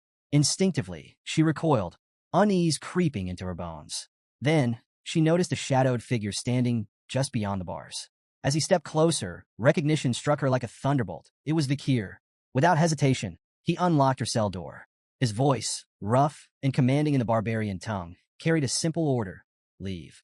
Ayan awoke with a gasp, her chest heaving as she was pulled from the depths of the nightmare. Tears streamed down her face, the lingering weight of her torment pressing heavily upon her. But as she blinked away the remnants of the dream, she realized she wasn't in a prison. Instead, she lay cradled in her mother's lap, the warmth of the matriarch's presence anchoring her to reality. With gentle concern, her mother asked if she had been dreaming. She mentioned that even in her sleep, Ayan had called out for Vakir. But the nightmare was not the only thing haunting her. Trembling, Ayan confided in her mother, her voice breaking under the weight of her suffering. A deep, unrelenting pain burned within her chest, her body racked with an agonizing dryness that felt as though it was suffocating her from the inside. Fear crept into her words as she admitted the terrible thought that had taken root in her mind. Was she afflicted with the Red Death? Through choked sobs, she confessed the unbearable truth. The pain was so overwhelming that it made her regret ever being born into this world. The matriarch's expression softened with sorrow, yet her touch remained steady and reassuring. Placing a comforting hand on her daughter's trembling form, she began to speak, her voice gentle and soothing, weaving a tale meant to mend the cracks in Ayan's wounded spirit. The matriarch's voice softened as she delved into a story from long ago, a memory woven with both joy and sorrow. She spoke of a time when she and Ayan's father had planted a tiny seed together. He had buried it in the soil, while she had diligently watered it each day. Before long, the seed sprouted, growing into a vibrant, beautiful flower. When the time came, they harvested the blossoms, extracting their sap and smoking it. What followed was a blissful euphoria, a fleeting moment of pure happiness. And it was during this time of joy that Ayan had come into their lives. But as the matriarch continued, the warmth in her tone faded. The story took a darker turn. Because of a grave misdeed, Ayan's father had faced a terrible fate, executed at the hands of her own grandfather. The matriarch paused, watching as pain flickered across her daughter's face. Struggling with both her illness and the weight of her emotions, Ayan could no longer hold back her despair. The suffocating agony inside her made her question everything. Sensing this, the matriarch smiled gently, reminding her that life was unpredictable, a journey filled with both hardships and triumphs. She urged Ayan to endure, to hold on to hope, and assured her that Vakir would return with a cure. But Ayan, lost in hopelessness, rejected the comforting words. She voiced her doubts, convinced that Vakir would never come back. Just as the words left her lips, a sudden shout echoed from outside, piercing through the heavy atmosphere. The message was clear. Vakir had returned, and he had brought the much-needed medicine. The matriarch's expression brightened instantly, a knowing smile playing on her lips. She turned to Ayan, ready to tell her that her faith in Vakir had been justified. But before she could speak, Ayan was already gone, having bolted out the door. Slightly exasperated, the matriarch muttered to herself, wondering if her daughter truly had the Red Death after all. Ayan sprinted through the settlement, her heart pounding with a mix of hope and urgency. Her thoughts raced back to the past, to the moment Vakir had rescued her from a life of slavery. She remembered the fearless way he had stood against Madame Eight Legs, the unshakable strength he had displayed. Through his actions, he had taught her a valuable lesson, the power of facing one's fears head-on. That lesson had given her the strength to rise above her own suffering. And now, as she pushed forward, her mind held on to one single thought. Vakir was back. Finally, she arrived at the gathering of barbarians, her breath coming in ragged gasps. And there he was, standing tall, calm, and resolute. Their eyes met, and for the first time in what felt like forever, a wave of relief washed over her. Vakir, noting her presence, raised an eyebrow in mild surprise. He had heard she was suffering from the Red Death, and yet here she was very much on her feet. Before he could say anything more, Ayan acted on instinct. Without hesitation, she ran straight at him and leaped into a forceful hug, sending them both crashing to the ground. Vakir groaned dramatically beneath her weight, pretending to struggle. With an amused smirk, he muttered that if he hadn't reinforced his body with mana, Her first hug might have actually broken his back. Then, with a teasing tone, he questioned how someone supposedly afflicted with the Red Death had the strength to tackle him like that. Still clinging tightly to him, Ayn admitted with a soft smile that the moment she heard he had returned, her body had felt lighter. Vakir studied her, his confusion evident, but as he took in her expression, bright, full of relief, he let out a breath and asked if she was truly all right. Ayn nodded, her joy unmistakable. She admitted that perhaps she was only pretending to feel better, but at this moment, she had never been happier. Then, with a beaming smile, she welcomed him back. Vakir's expression softened, warmth flickering in his eyes. "I'm back," he replied. Inside a dimly lit tent, the atmosphere was thick with tension. Yahello lay on a crude bed, her breath shallow and labored, her condition worsening by the second. Around her, worried barbarians stood in anxious silence, their expressions etched with fear. Vakir knelt beside her, his gaze steady as he reached into his pouch and retrieved a small vial. The Sanus's tear. The moment he uncorked it, a brilliant golden radiance spilled forth, bathing the tent in a warm, ethereal glow. The light cascaded over Yahello, enveloping her in its healing aura. All eyes were locked onto her frail body as, miraculously, the red spots marring her skin began to vanish. Gasps of disbelief filled the space, followed by murmurs of awe. The once hopeless barbarians watched as Yahello's ragged breathing steadied, her complexion regaining its natural color.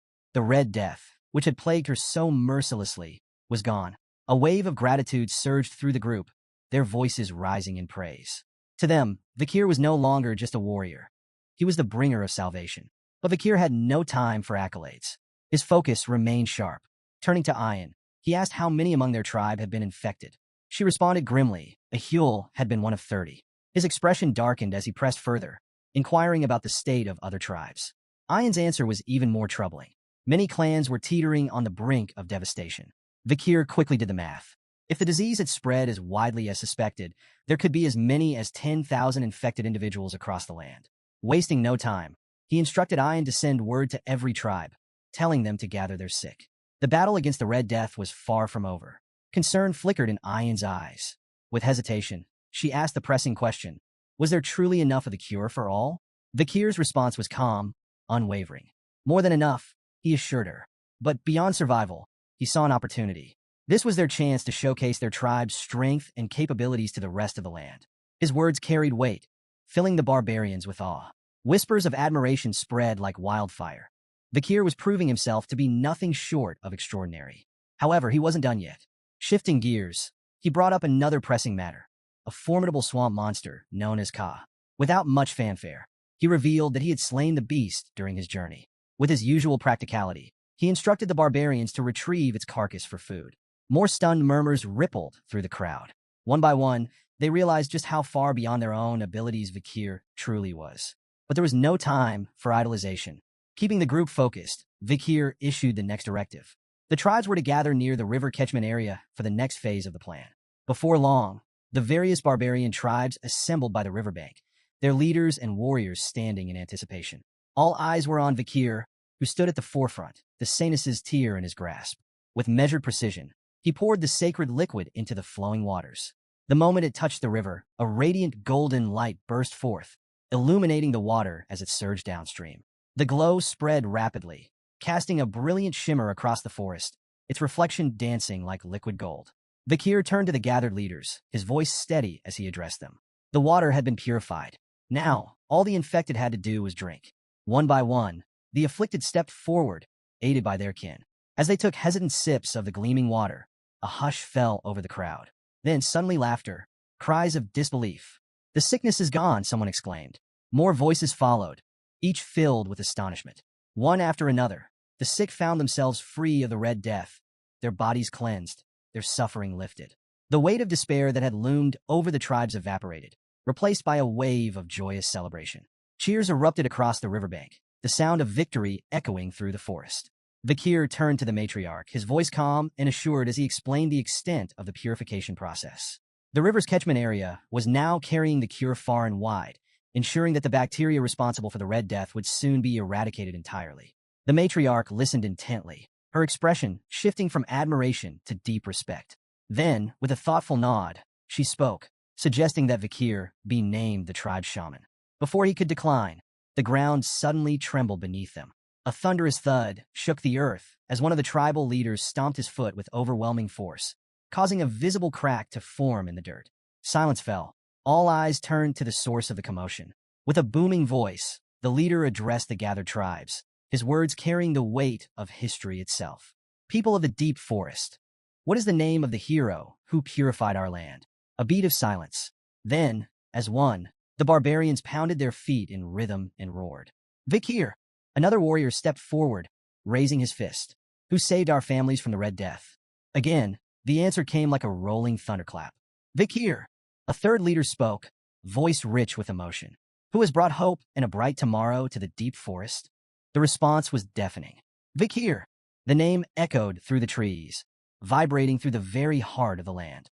The people of the deep forest had spoken, their chants a declaration of gratitude and unwavering loyalty. Yet, amid the roaring celebration, Vikir remained composed. His mind was already working ahead, calculating his next move.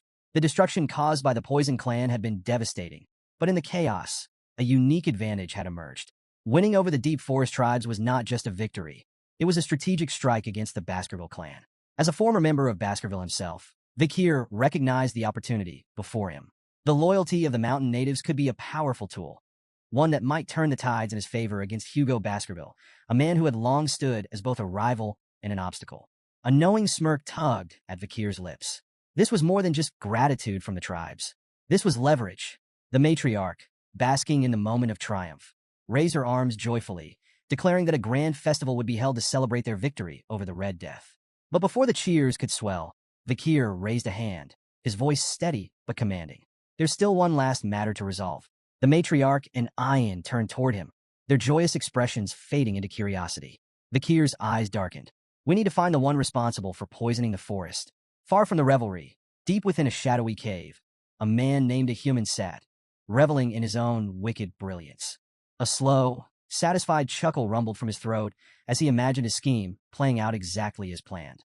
By now, he believed, the people of the deep forest should have been on the verge of collapse, their bodies succumbing to the poison he had so carefully spread. His lips curled into a sneer, all because of that imperial brat.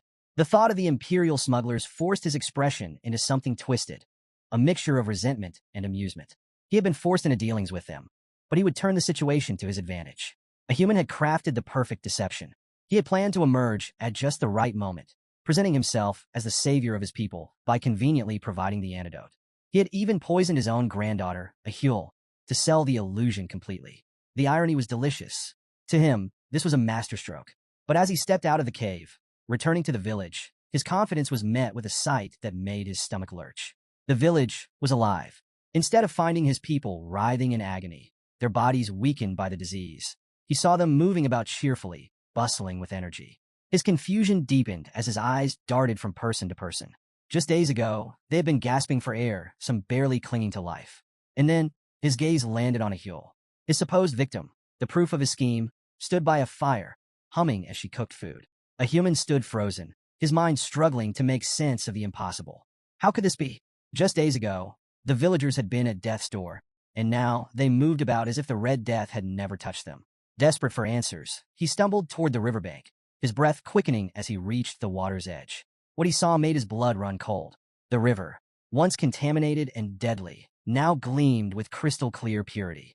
The reflection of his own bewildered face stared back at him, eyes wide with disbelief.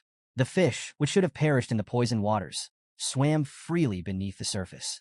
A human's jaw clenched, despair creeping into his features as the weight of reality pressed down on him. His carefully laid plan ruined. Before he could process his spiraling thoughts, a voice shattered his daze. Clear water, isn't it? The casual remark came from behind him. A human spun around, his heart hammering in his chest. Standing there, watching him with a knowing smirk, was Vikir. A sharp hiss of frustration escaped a human's lips. You imperial bastard, he spat, masking his unease with venomous words. His mind raced. When had Vikir arrived? And more importantly, how much did he know? His unease only grew when he realized Vikir wasn't alone. Behind him stood a group of barbarians, their expressions grim and unreadable. Their silence carried weight, their stances unwavering. Then he saw it in Vikir's eyes, absolute certainty. The truth crashed down on a human like an avalanche. He knows. Memories from his past life surged through Vikir's mind. In his previous existence, There had been whispered tales of an old man from the deep forest who had orchestrated a horrifying tragedy. A man who had poisoned his own people under the guise of heroism, offering them salvation with a cure he never truly had. His plan had backfired spectacularly, leading to the deaths of nearly everyone in his tribe. Now, standing face to face with a human, Vikir realized the old legend was no myth. The villain of that story was right here, right now. A human, still clinging to his unraveling confidence, let out a hollow chuckle. Ah, has everyone come to greet the old shaman? His voice dripped with forced amusement, a desperate attempt to maintain control. But the barbarians weren't fooled. Their silence was deafening. Their eyes, once filled with respect for their elder, now held something far more dangerous, doubt. The weight of their scrutiny pressed down on a human, and for the first time, his mask began to crack. Vikir remained calm, his presence exuding quiet menace. He didn't need to say a word. His mere existence was enough to tighten the noose around a human's neck. Then the matriarch stepped forward, her piercing gaze locked onto a human, her voice even, but laced with sharp intent. Tell me, elder a human, have you completed the ceremony to rid our land of sickness? A human straightened, forcing himself to feign confidence. Of course, the infection should begin disappearing soon. The matriarch's expression didn't waver. Instead, she continued, her words carefully chosen. Strange. Word from the Empire suggests otherwise. A human's breath hitched. She went on, her tone growing heavier. A war is brewing in the Imperial lands. The cause? The discovery that the Red Death was artificially created and intentionally spread. Her gaze sharpened. Yet, the deep forest has no ties to the Imperial clan. How then did the infection reach our isolated lands? A human hesitated for a fraction of a second, but in that moment, it was clear he had no answer. Still, he grasped at straws, his voice teetering between uncertainty and indignation. I do not know. I only came to perform the rites for our tribe's recovery. The matriarch's eyes flickered with something dangerous. Is that so? She glanced briefly at Vikir, an unspoken confirmation passing between them. She had suspected a human's involvement before, but now she knew he was lying. Then her voice cut through the air like a blade. If that's the case, then tell me, elder, why were you at the catchment area instead of tending to the village? A human stiffened. Beads of sweat formed at his temples. He hadn't realized anyone had been watching him. The matriarch took another step closer, her presence suffocating. Vikir mentioned something interesting before. He believed you planned to exploit the Red Death to present yourself as the tribe's savior. Her voice lowered, laced with ice. After all, if you were the only one with the cure, your influence would be absolute, wouldn't it? A human's breath hitched. Then suddenly the air shifted. A chilling aura radiated from the matriarch, her authority pressing down like an unshakable force. The barbarians around them could feel it, the storm gathering within her. A human trembled. His body betrayed him, his fingers twitching at his sides.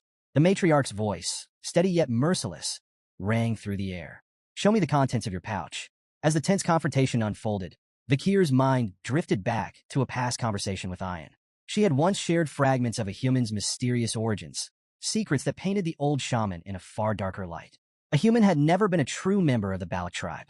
His past was shrouded in secrecy, but what little was known was enough to unsettle even the most hardened warriors.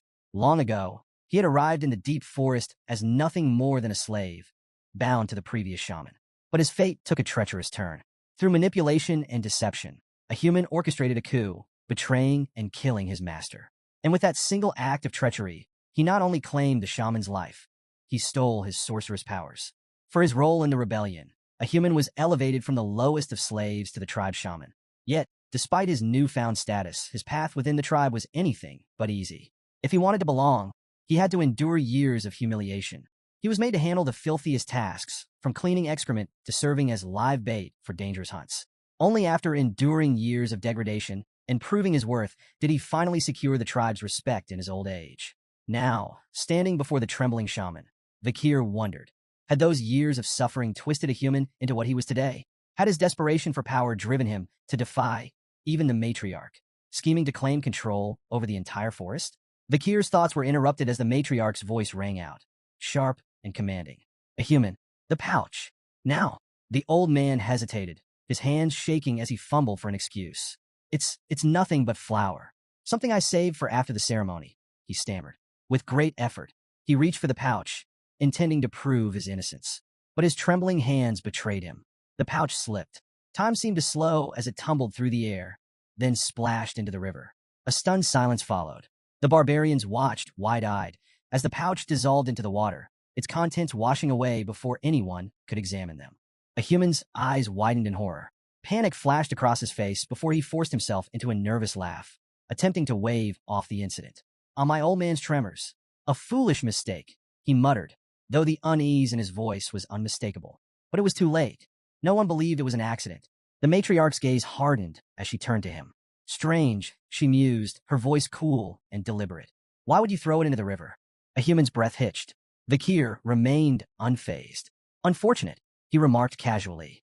Without the pouch, we can't verify its contents using conventional means. A human's face twisted with anger. His calm facade crumbled, and in a desperate attempt to shift the blame, he pointed an accusing finger at Vakir. This is a setup, he snarled. You've been scheming against me from the start. Matriarch, I demand you punish this imperial wretch for disrespecting an honorable shaman. The matriarch regarded him with an unreadable expression. Then, after a pause, she spoke, her tone eerily calm. You are right, human. Accusations without proof cannot be acted upon. A human's lips curled into a smug grin. She continued, since you are so certain of your innocence, then I will ensure your honor and pride remain intact. A human straightened, believing he had successfully turned the situation in his favor. But his confidence shattered when the matriarch uttered two simple words. Call the Iliad. A ripple of murmurs spread through the gathered barbarians. A human's stomach dropped. The Iliad, a sacred ballad tradition, a trial by combat, invoked when words alone could not settle a dispute. In an Iliad might determine truth. The victor was deemed competent and righteous, while the loser was proven unworthy, either exiled in disgrace or in some cases executed for their failure. Ayan, standing to the side, smirked. You always stress the importance of tradition, don't you, a human? She remarked, her voice laced with quiet mockery. Now's the perfect time to uphold it. A human clenched his fists, cursing his misfortune. He had no choice but to accept. But then an idea struck him. Time. He needed time to prepare. He cleared his throat and forced a nod. Very well, he conceded, masking his panic. Let us hold the Iliad in 4 days, on the night of the full moon. Vakir's voice cut through the air like a knife. No. A human stiffened. Vakir's lips curled into a knowing smile. Tradition states that the challenger has the right to set the date. His gaze locked onto a human, like a predator eyeing cornered prey. I choose now. The barbarians erupted in gasps and murmurs. A human paled. Vakir's plan had worked flawlessly. He had maneuvered a human into a trial he couldn't escape, and with no time to scheme, no allies to call upon, and no tricks left to play, the old shaman was trapped. Near the summit of the mountain, the Balak tribe gathered beneath the watchful gaze of their ancestors. The warriors' circle had been drawn, marking the sacred battleground where justice would be decided. At its center stood the matriarch, her presence alone enough to command absolute respect. With a solemn tone, she declared the commencement of the Iliad, reminding all present that any attempt to flee would be met with swift execution by the warriors stationed nearby. Behind her loomed the mighty Warriors' Mountain, where the graves of their forebears rested. She called upon the spirits of the ancestors, urging both combatants to fight with honor and prove their righteousness in battle. The crowd buzzed with anticipation, their voices swelling as they cheered for Vakir. Ayan, her eyes gleaming with excitement, cupped her hands around her mouth and shouted, Finish him in one strike, Vakir. Her enthusiasm spread like wildfire, and soon the entire tribe echoed her sentiment, chanting his name with fervor. On the opposite side of the circle, a human clenched his jaw, resentment boiling beneath his skin. The complete lack of support stung more than he cared to admit. Gritting his teeth, he bit his finger, letting droplets of blood fall to the earth. At once, 3 skeletal warriors clawed their way out of the ground, their hollow eyes burning with eerie light. A human ordered them to cover his blind spots, ensuring he would always be aware of Vakir's movements. Armed with a bow and arrow, a human allowed himself a smug smile. To him, Vakir was still an outsider. He had only lived in the forest for 2 years, while a human had survived in its depths for a lifetime. The terrain was his ally. The moment Vakir revealed himself, he would take him down with a single, well-placed shot. But a human had made a fatal miscalculation. Vakir had no intention of playing by his rules. Hanging upside down from a high tree branch, Vakir watched a human from above, his presence undetected. His breathing was steady, his gaze calculating. The ability that made this possible, Silent Heal, was one he had acquired after defeating the master of the swamp. A technique perfected by assassins. It allowed him to move without making a single sound. Even the faintest breath of disturbed air was erased, rendering him a shadow among shadows.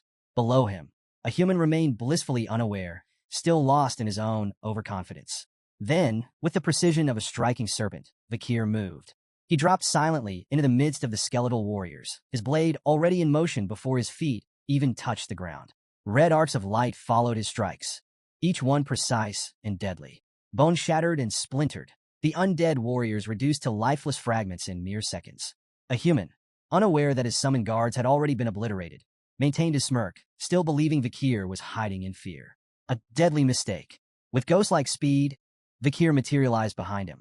A human barely had time to react before Beelzebub, Vakir's blade, drove into his chest. The smirk vanished from a human's face. Confusion, pain, disbelief. His body shuddered as a strangled gasp escaped his lips. He had not heard anything. No footsteps, no rustling leaves, nothing. His mind struggled to process the impossible reality. He had lost before the battle had even begun. With a powerful shove, Vakir sent the shaman sprawling to the ground. A human landed hard, his wide, vacant eyes staring up at the darkening sky. He writhed in agony, his fingers twitching as if reaching for something, anything, to reverse his fate. But there was nothing left to grasp. With calm precision, Vakir withdrew Beelzebub, the blade gleaming in the dim light. The duel was over. Ayan rushed forward, her face alight with joy.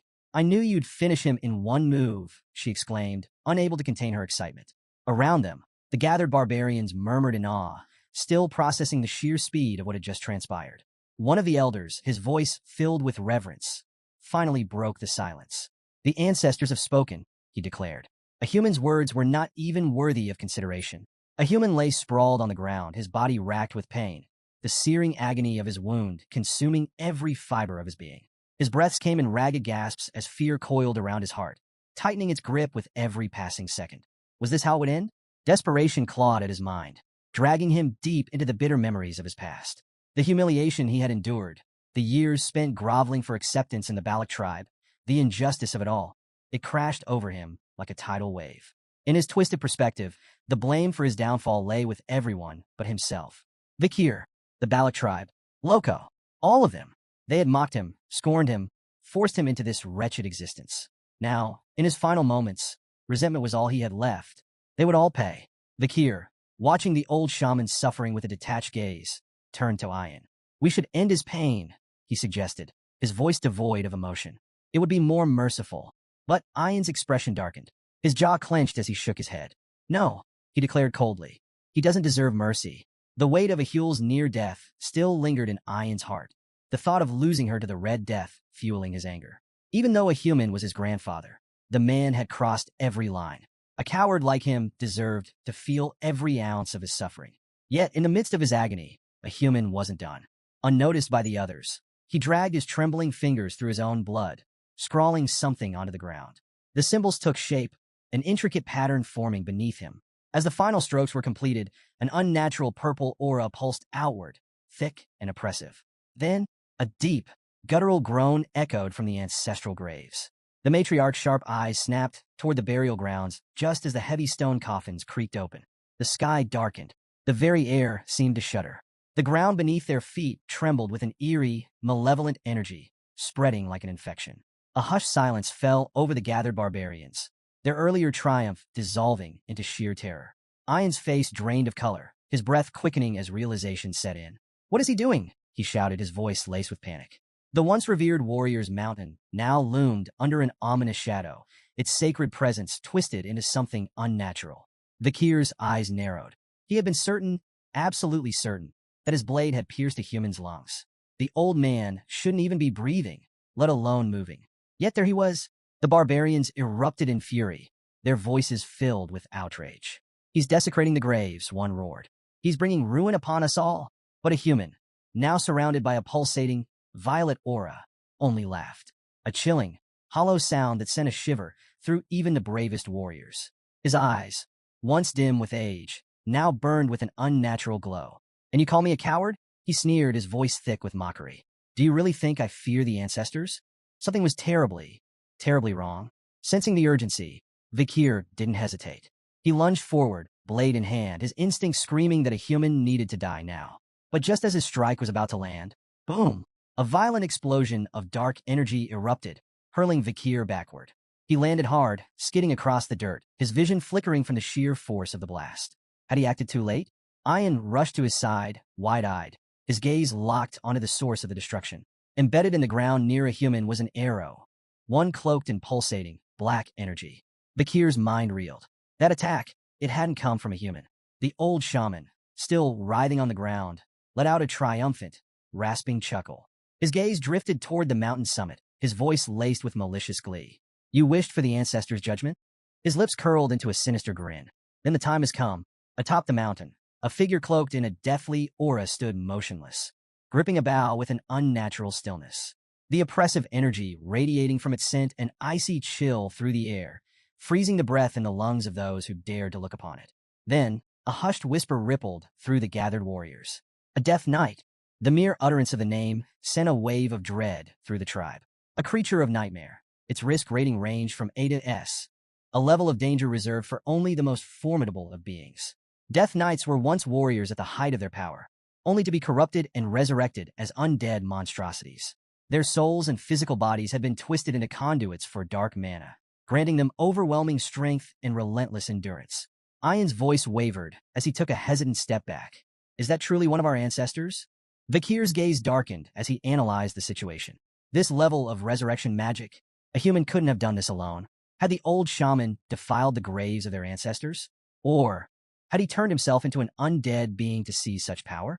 Before Vakir could reach a conclusion, the air thickened with malice. A human, his body now pulsing with dark energy, raised a trembling hand. With a wicked grin, he unleashed a torrent of skeletons, their hollow eyes gleaming with malevolence as they clawed their way out of the earth. His voice dripped with mockery. Did you really think I lived among you fools without preparing countermeasures? The warriors gritted their teeth, weapons at the ready, but a human wasn't finished.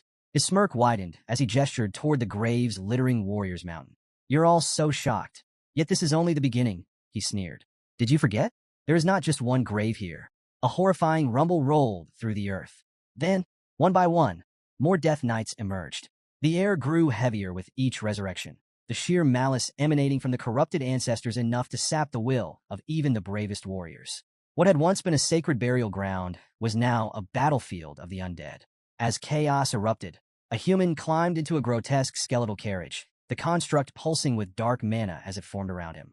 With a deranged laugh, he urged the skeletal beast, pulling it to move. Try your best to survive, he called mockingly.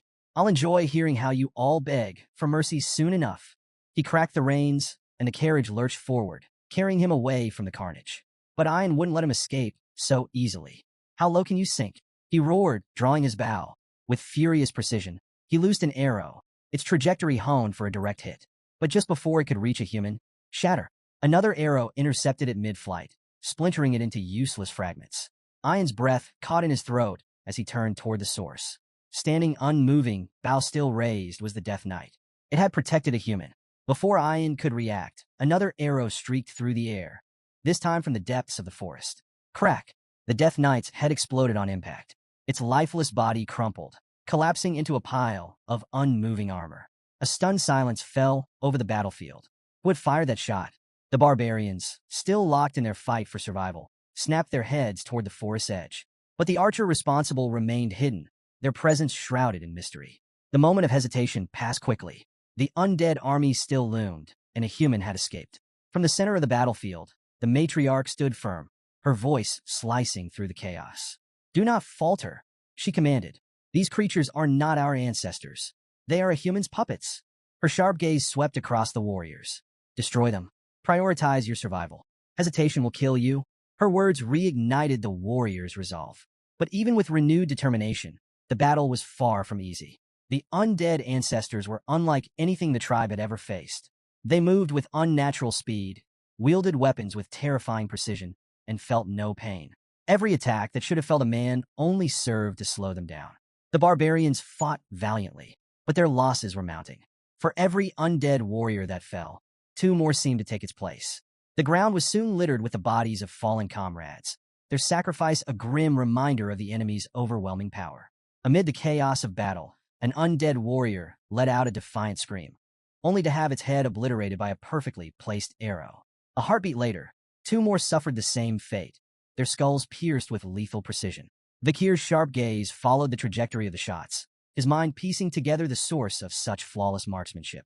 Then, his eyes landed on the matriarch. It's her, the night fox Aquila. Even among the relentless swarm of undead, her movements were effortless. Each arrow she loose struck with pinpoint accuracy, instant kills against enemies powerful enough to rival elite warriors. The Death Knights, feared beings of immense strength, fell like leaves in an autumn wind under her assault. Vikir's eyes narrowed as realization dawned. So this was the woman behind the legends. Aquila, the warrior who had once single-handedly defended the deep forest from the Empire's aggression. The stories of her prowess were not exaggerations. They were a testament to sheer skill. Turning to Ayan, Vikir spoke with certainty. With the matriarch here, the tribe will survive. But survival alone wasn't enough. Their true objective still lay ahead. Ayan, we're going after a human, Vikir ordered. The battle here is only a distraction. He's still out there, scheming. Without hesitation, the two warriors vanished into the forest. Meanwhile, a human moved deeper into the wilderness, his laughter ringing through the trees as he fled. His thoughts churned with bitterness. Fools, all of them. The Balak tribe would rue the day they cast him aside. Along the way, he turned to a skeletal minion trailing behind him. Go, he commanded, voice low and urgent. The creature nodded and disappeared into the shadows, carrying out a mysterious task. A human sneered. The tribe might have Aquila, but even she wouldn't be able to stop what he had planned. She's a genius, he admitted under his breath, his tone laced with both admiration and resentment. The strongest leader in our history. But no matter how brilliant she was, no matter how skilled, she wouldn't be able to handle this trap. Vikir and Ayan moved swiftly, tracking a human through the dense forest. At last they found him. In a hidden clearing, a human sat in the center of an elaborate magic circle, chanting in a low, guttural voice. The air around him pulsed with dark energy. Towering stone pillars, worn with age, surrounded the ritual site, their surfaces etched with ominous markings. Vikir's gaze swept across the scene, his mind racing. This wasn't just some improvised spell. This was ancient. Turning to Ayan, he asked, "Do you know what this place is?" Ayan shook her head, her expression tense. "I don't know the specifics," she admitted. "But whatever he's doing, we can't let it continue." Without hesitation, she drew an arrow, aura flickering around its shaft. "I'll kill him here and now." She let the arrow fly. It streaked toward a human, slicing through the air with deadly speed. But just before it struck, "I'm done." A human's triumphant shout sent a chill down Ayan's spine. The ground beneath them shook. Then, from within the earth, a hand shot up. Snap! With impossible speed, it caught Ayan's arrow between its fingers. Ayan's heart nearly stopped. The air around them darkened. A wave of oppressive energy crashed over the clearing, suffocating and vast. A human staggered to his feet, his face alight with glee. "It worked," he whispered, before turning toward Vikir and Ayan with a wide, deranged grin. "You're too late." Vikir's grip on his sword tightened as a human stepped aside, revealing what had risen from the ritual circle. A lone figure stood amidst the swirling dark mana. Tall, imposing, wrapped in an aura of unfathomable power. A human spread his arms in a grand gesture, his voice dripping with triumph. "Behold!" A heavy silence filled the clearing as he spoke the name. The divine archer, Adonai. Ayan's blood ran cold. She knew that name. It wasn't just a legend, it was history. Adonai, the mythical archer of unparalleled skill. The warrior revered by generations. The protector of the deep forest, whose arrows had once rained death upon the enemies of their people. And now, he stood before them, corrupted, undead, summoned by a human to serve as his puppet. Vikir stood frozen, his mind racing as he processed the horrifying reality before him. Adonai, the legendary archer of the Balak. Now nothing more than an undead puppet, twisted by a human sorcery. Before he could react further, Adonai moved. Within human speed, the Death Knight notched an arrow and let it fly. The projectile sliced through the air with terrifying precision, its sheer force warping the very space around it. Too fast. Instinct took over. Vikir whipped Beelzebub into position, meeting the arrow in midair. Steel clashed against enchanted wood, and the impact sent a violent tremor through his entire arm. The deflected arrow veered off course. Then, boom! The moment it struck a nearby tree, the entire trunk exploded. Shrapnel and splintered bark rained down like deadly shrapnel. The very earth beneath them shook, the blast carving a smoldering crater into the battlefield. Vikir staggered, his mind reeling. Aura-infused arrows. And not just any aura. This is something else entirely. Then, a sharp cry of pain. Vikir's head snapped toward the sound. Ayan clutched her thigh, her fingers slick with blood. Her face contorted in agony as she gritted her teeth. "It burns," she gasped, her voice laced with panic. Vikir's eyes narrowed as he inspected the wound. The bleeding wasn't normal. The flesh around it was corroding. Poison. Then it clicked. He had heard the stories, legends of Adonai's battle against Madame Eight Legs, a monstrous arachnid feared even among the deep forest warriors. The bow Adonai wielded, it had been crafted from that very creature's remains. And now, its venomous essence still lingered within its arrows. Before Vakir could fully process the revelation, Adonai attacked again. Another barrage rained down. Vakir moved, deflecting each shot with Beelzebub. Every impact sent bone-rattling shockwaves through his arms. The ground beneath them cracked and burned from the force of each explosion. But something was changing. Vakir's movements slowed. His breaths became more labored. His grip on Beelzebub tightened as the blade groaned under the relentless strain. Too strong. Too fast. Ian, watching him struggle, screamed, "Stop protecting me. Run away and save yourself." Vakir didn't even glance at her. His stance remained firm. There is no retreat. A human's laughter rang through the chaos, dripping with venomous glee. "Fools," he sneered. "Your resistance is meaningless." Adonai finished them. The death knight obeyed. With calculated precision, Adonai drew another arrow. This time, the aura around it darkened, twisting into something even deadlier. A single shot, brimming with the power to end everything in its path. Vakir clenched his jaw, his battered body screaming in protest as he prepared for one final deflection. But before the arrow could strike, something changed. A shadow moved. Then snap. In an instant, the deadly projectile stopped. It didn't explode. It didn't shatter.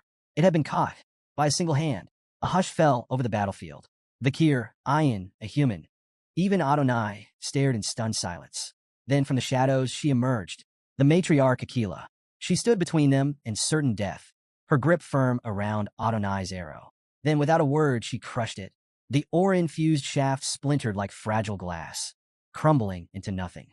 Her piercing gaze lifted, locking onto Adonai. With calm authority, her voice carried across the battlefield. "This ends now." The deadly energy around them seemed to recoil, as if even the dark forces at play recognized who she was. A human, watching from his skeletal carriage, felt an unnatural chill crawl up his spine. Then, the matriarch's gaze shifted to him. Her expression remained unreadable, but when she spoke again, her voice was laced with an icy finality that sent pure dread coursing through a human's veins. "Let's have a talk." Ian, caught between shock and overwhelming relief, called out to his mother. "Matriarch." His voice trembled as he struggled to process her sudden arrival. Aquila, standing tall amidst the battlefield's chaos, responded with calm certainty. "I sense the disturbance," she said, her tone unwavering. This level of aura couldn't be ignored. Her gaze swept across the destruction, the shattered earth, the smoldering craters left by Adonai's arrows, the warriors still locked in battle against the undead. Yes, she had made the right call. A human, still reeling from her presence, took an unsteady step back. His lips parted in disbelief, his once mighty confidence crumbling beneath the weight of her gaze. "Aquila?" He barely managed to choke out her name, his voice raw with fear. Before Aquila could respond, Ian spoke urgently. "Mother, your hand." That arrow was poisoned. Aquila glanced down at her palm. The flesh around the wound had darkened, the poison visibly spreading. Then, without hesitation, she clenched her fist tightly. A sudden ripple of energy surged through her body, an invisible explosion that made the very air tremble. A split second later, she unfurled her fingers, and the poison dripped away like water, purged completely. Vakir, watching closely, felt a rare flicker of astonishment. She detonated her own aura from within. The technique was incredibly rare. It required such mastery over one's internal energy that even the slightest miscalculation could have left her permanently injured, or worse. Yet, she had done it effortlessly. Vakir remained silent, committing the feat to memory. Aquila turned back to a human, her voice now devoid of warmth. "Answer me." A human, still trembling, desperately clung to his arrogance. You forced me into this," he spat. "You left me no choice." She ignored his pathetic justifications. Instead, her gaze shifted toward the undead figure, standing silently behind him. "Is this truly the divine archer, Sir Adonai?" Her voice was steady, unreadable. A human hesitated. Then, regaining a sliver of his composure, smirked. "Of course." He spread his arms grandly. "He is the legendary Adonai. Even you," he sneered, "wouldn't dare to fight him."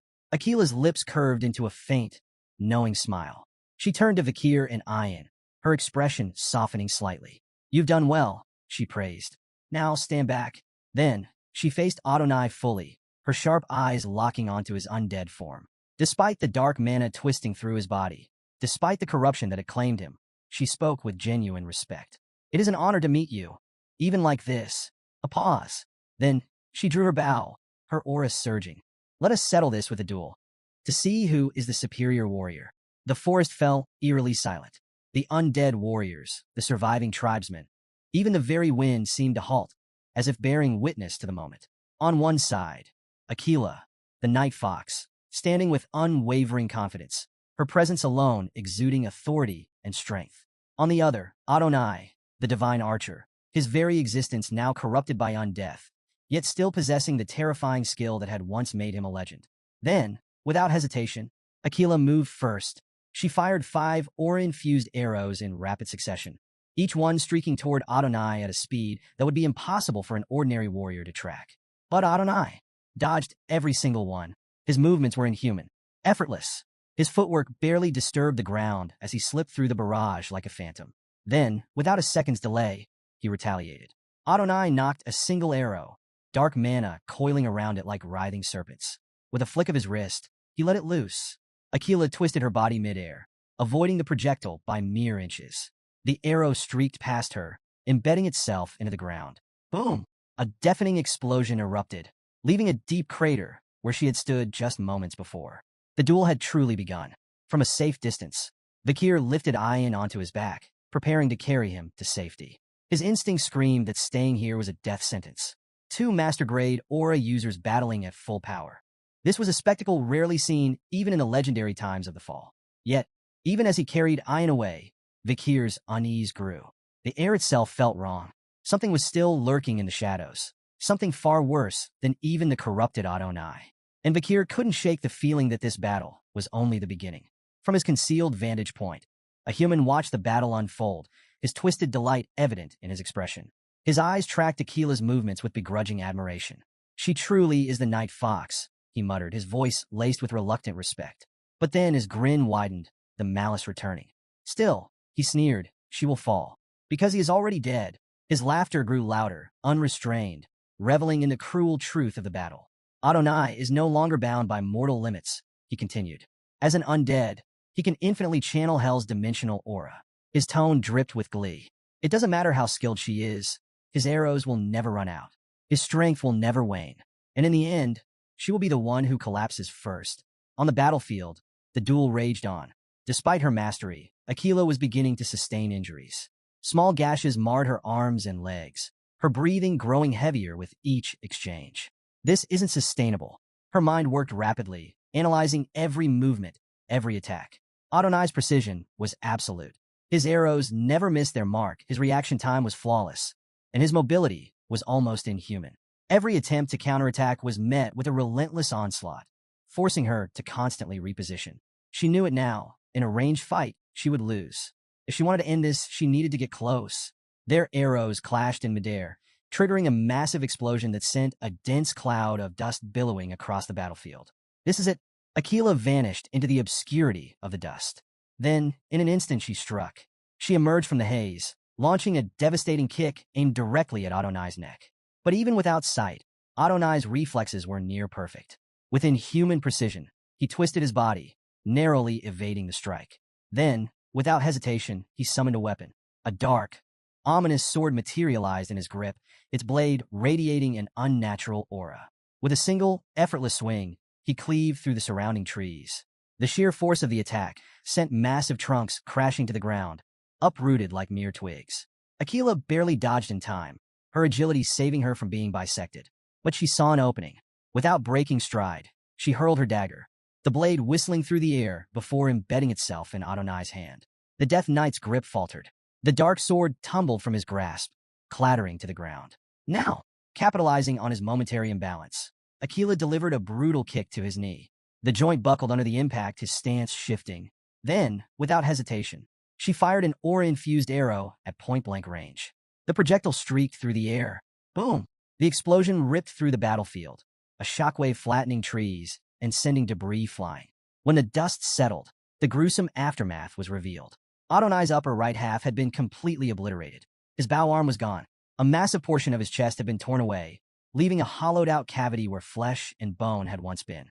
Aquila, steady despite her exhaustion, addressed him with respect. Great ancestor. Her voice was solemn. Is it your undead state that makes you hesitate? Or is it your will, buried somewhere deep inside you, that refuses to strike down your descendant? She exhaled. Regardless, I will free you from this corruption. Then, she knocked another arrow. One final shot, aimed directly at his face. She released it. The arrow sped toward its target, cutting through the air with lethal precision. But just before it could strike, a dark aura-infused arm materialized out of nowhere, catching the arrow in mid-flight. A low, guttural scream erupted from Adonai as the corrupted energy surged through his body. The dark energy began to reconstruct his missing half. His lost limbs regrew, the torn flesh stitched back together by necromantic power. His form, already fearsome, now looked even more monstrous. A human, watching from his hiding place, let out an impressed exhale. Ah, legends truly are different, he muttered. For a brief moment, it seemed as though he respected Adonai's sheer willpower, his ability to resist the necromantic spell. But that admiration quickly turned to frustration. With a scowl, he scoffed, "But what's the point of resisting if you're still my puppet?" His eyes gleamed with malice. Enough of this half-hearted rebellion. Then, with a cruel smirk, he gave the command. Adonai, unleash your full power. Destroy them all. With blinding speed, Vikir closed the distance that Akila's sharp voice cut through the battlefield, her frustration clear. She knew what was happening, but Adonai, now fully engulfed in dark aura, let out a blood-curdling scream. The transformation had completed. The air around him twisted, pulsating with raw, oppressive energy. His once noble presence had vanished, replaced by something sinister, something unnatural. A human, relishing the chaos, chuckled darkly. That thing before you, he mocked. That's no longer Adonai. Then, a new disturbance rippled through the forest. Thunderous booms echoed across the battlefield. The ground trembled as three colossal Irank monsters emerged from the depths of the woods, drawn to the overwhelming energy of the fight. Towering and savage, their massive forms radiated raw destruction, their piercing eyes locked onto the scene before them. But they never got the chance to act. Without hesitation, Adonai moved. In the blink of an eye, 3 arrows left his bow, each infused with immeasurable power. Then, silence. The monsters froze. Their bodies shuddered for a split second. Then, all at once, they collapsed. 3 unstoppable beasts, annihilated before they could even take a step. Akila stood motionless, her breath caught in her throat. She hadn't even seen the arrows. The realization sent a chill through her. I couldn't react, not even slightly. A human's lips curled into a delighted sneer, though even he looked momentarily shaken. I knew he was strong, he muttered, half to himself. But this? Even I didn't expect him to eliminate them so easily. Then, regaining his composure, he turned back to Akila, malice dripping from his tone. Well then, he grinned. Why don't we see what he can do against you? He raised his hand. Adonai, finish her. Without hesitation, the Death Knight obeyed. A barrage of arrows streaked toward Akila, each one carrying the venomous essence of Madame Eight Legs. The sheer speed and precision of the attack made them impossible to fully dodge. Akila moved, her reflexes still extraordinary. She twisted, ducked, and weaved between the incoming projectiles, her footwork flawless. But something was wrong. A creeping numbness spread through her limbs. Her movements became ever so slightly slower, the poison from the earlier wounds taking hold. She needed to end this quickly. Making a snap decision, Akila spun and fired 2 arrows in rapid succession. The first arrow veered off course, seemingly missing its mark. The second arrow, however, shot straight for Adonai's face. Adonai reacted instantly. With an almost lazily precise motion, he obliterated the second arrow mid-flight, reducing it to useless splinters. Akila's face shifted, her eyes widening in what looked like shock. A human laughed, his voice filled with mockery. That was pathetic, he sneered. Even you misfire sometimes. Then his words died in his throat. Something was wrong. The first arrow, the one that had missed, suddenly reversed course. It curved midair, spinning at an unnatural angle before piercing straight through Adonai's throat from behind. A human's triumphant grin vanished, his expression twisting in disbelief. Akila, now smirking, exhaled steadily. That was no mistake. Her voice carried through the battlefield as she addressed Adonai with measured respect. It may look like the first arrow missed, she explained, but the second one hitting the target is just the setup. She raised her bow slightly. When an opponent blocks the second arrow, the first one, having reached maximum rotation midair, reverses and strikes from behind. Her gaze held firm. It's a technique I developed after studying your legendary duel against the Imperial Knight. Silence hung in the air. A human, still recovering from the shock, scoffed, but there was a flicker of unease in his eyes. Then, Adonai moved. With an eerie calm, the Death Knight reached up and pulled the arrow from his throat. His hand lowered. The wound was already gone. Akila's confidence flickered. The attack had done nothing. A human, now regaining his composure, erupted into laughter. "You fool," he howled. His eyes gleamed with malice as he looked down at her. "It doesn't matter how strong-willed you are, Akila." His voice was filled with cruel amusement. "You've never fought a corpse before." His grin widened. "Sir Adonai is already dead. Nothing as trivial as an arrow to the throat can defeat him." Some distance away, Ayan watched with growing anxiety as explosions echoed through the forest. Each tremor that shook the ominous landscape only deepened her concern for her mother. She wanted to rush to Akila's aid, every instinct screaming at her to act, but she held herself back. She remembered Vikir's firm instructions: stay hidden. She clenched her fists, trusting that he would handle the situation, that he would be the one to stop a human's necromantic madness. Meanwhile, Vikir sprinted through the dense underbrush, his mind rapidly piecing together a human strategy. He's terrified of Akila. It was obvious. A human had never planned to fight her directly. He was hiding behind Adonai, using the undead archer as a shield against her. And now, Vikir had found him. There, crouched behind a tree, was a human, his beady eyes darting nervously toward the battlefield. Coward. Vikir didn't hesitate. He charged forward, aiming to end this with a single decisive strike. But just as he closed the distance, boom! A Death Knight materialized before him, its massive leg already in motion. The devastating kick shattered the ground, sending debris flying like shrapnel. Vikir twisted his body, narrowly evading the blow, and retreated a few steps to assess the new threat. The commotion drew a human's attention. The shaman's face twisted in recognition before splitting into a triumphant sneer.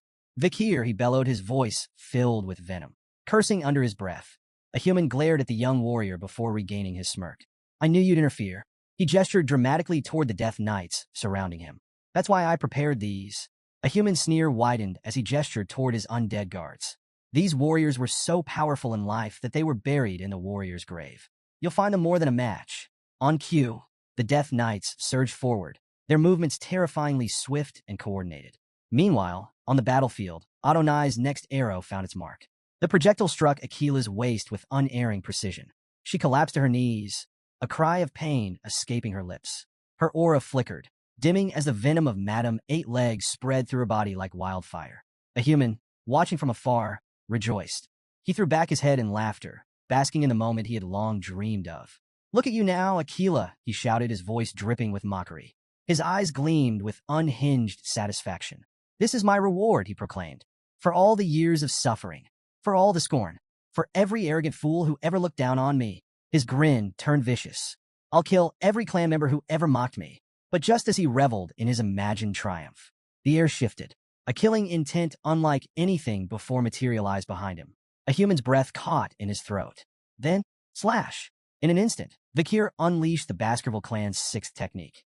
His blade moved with deadly precision, a blur of speed and finality. The Death Knights, warriors once powerful enough to be honored in sacred burial, were erased in moments. Their undead bodies dissipated into nothingness, utterly annihilated. A human turned, his sneer vanishing as he saw the carnage. Vikir stood amidst the fading remains of the fallen Death Knights, his expression unreadable. Then he spoke. "Your plan has one flaw, a human." His voice was calm. "Certain. The people of the forest aren't just obstacles." His cold, piercing gaze locked onto a human's trembling form. "They're my support system." A human's mouth fell open. His mind reeled, struggling to process what he had just witnessed. The Death Knights, warriors beyond the strength of high-ranking graduates, had been erased in mere seconds. His lips parted, his voice barely above a whisper. "Is this child stronger than a high-ranked graduate?" For the first time, a human felt fear. Not annoyance, not frustration. Genuine, suffocating fear. Then, Vikir's voice cut through the silence. "Have you truly perceived every desire?" The words sent a chill down a human's spine. They weren't a question. They were a judgment. The sheer weight of them made a human's knees buckle. He can't be human. Desperation surged through him. He needed to escape. Wild-eyed, he turned toward Adonai and screamed, "Kill him, now!" The undead archer obeyed. Adonai drew his bow. A murderous aura enveloped the arrow, its power radiating pure destruction. But before the shot could be loosed, boom! Akila struck. Appearing behind Adonai, she delivered a devastating kick to the Death Knight's back. The force disrupted his aim, sending the arrow streaking just inches past Vikir's head. The shot missed. A human's heart plummeted. Panic consumed him. His mind screamed for a way out, a way to survive. He turned back to Adonai, shrieking once more. Obey me. Finish them. But this time, his words never finished. Slash. The sound was silent, almost too fast to register. A human staggered. His eyes flickered downward, confusion dawning on his face. His hands, they were gone, severed at the wrists. Then, slash. A second strike. His head left his shoulders. His expression, frozen in death, was one of pure disbelief. He hadn't even processed what had happened. A lifetime of scheming, of malice, of ambition. All of it had ended in a single, merciless instant. The Balak tribe faced an uphill battle against the relentless Death Knights, their resolve waning under the overwhelming power of the undead. Amid the chaos, a young girl's bow was shattered by a Death Knight, which then prepared to use it against her. But before it could act, its body disintegrated into ashes, triggering a cascade across the battlefield. The entire legion of Death Knights dissolved into smoldering remains, their menace extinguished. Standing amidst the carnage, Aquila loomed over Adonai's fading form. Her breaths were heavy, her expression solemn. As Adonai crumbled to nothing, she placed a hand on his vanishing shoulder and whispered, "Rest in peace," her words soft but resonating with finality. On the other side of the clearing, a human's bitter laughter echoed, mingling frustration with despair. He cursed his failure to claim the forest, his venomous gaze fixed on Vakir. "You child of the Empire, you've ruined everything," he snarled, his rage unrestrained. Vakir met his tirade with calm indifference, though his thoughts briefly wandered. For all of a human's dark ambition, his mastery over necromancy was unparalleled. Commanding Death Knights and subjugating Adonai had required immense power. Vakir pondered what a human might have achieved had he chosen the path of a true shaman instead of succumbing to corruption. The moment passed as a human, defiant to the end, bellowed a final threat. "This isn't the end. You'll regret driving me out." Yet his declaration was cut short by an arrow that struck his forehead, ending his twisted saga. Vakir turned to see Ahun, bow in hand, his breathing labored. Ahun approached, guilt etched into his features. "If only I had listened earlier," he confessed, his voice heavy with regret. Vakir placed a firm hand on Ahun's shoulder, his tone steady. "It wasn't your fault. You did well." With a human defeated, relief rippled through the group. Zir suggested they return to the village, and the survivors set off, eager to leave the horrors behind. But their relief turned to dismay when they arrived to find the village reduced to ruins.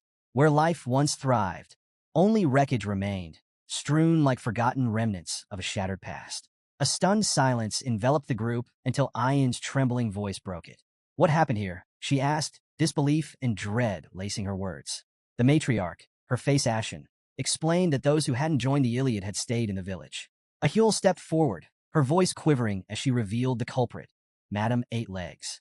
Ayan froze. "Madam? She came here?" The revelation hit like a thunderclap. Desperately, she rushed to check on her sister, hoping against hope for her safety. Meanwhile, Vakir, standing apart, puzzled over the monster's sudden aggression. Madame Eight Legs had remained dormant until now.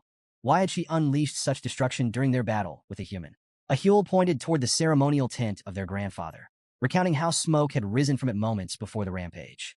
Vakir followed her gaze, investigating the site.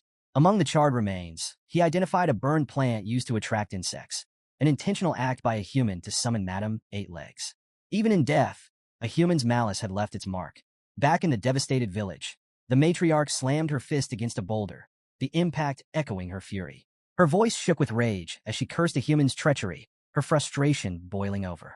A subordinate rushed to her side, concerned as her injury worsened, but she waved them off, refusing to show weakness. Gritting her teeth, she steadied herself and declared, "We can rebuild. We can hunt again." Her focus then shifted to the survivors, ordering the uninjured warriors to tend to the fallen and search for those still clinging to life.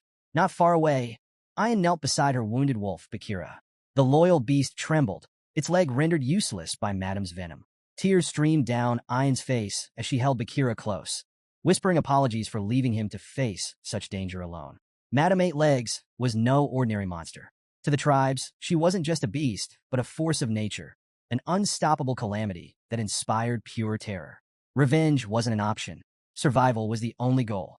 Yet, while despair settled over the village, Vakir's sharp mind was already working through a plan. Later that night, beneath the cover of darkness, Vakir entered matriarch Aquila's tent. She turned to face him, her expression wary yet composed. "What brings you here, Vakir?" she asked.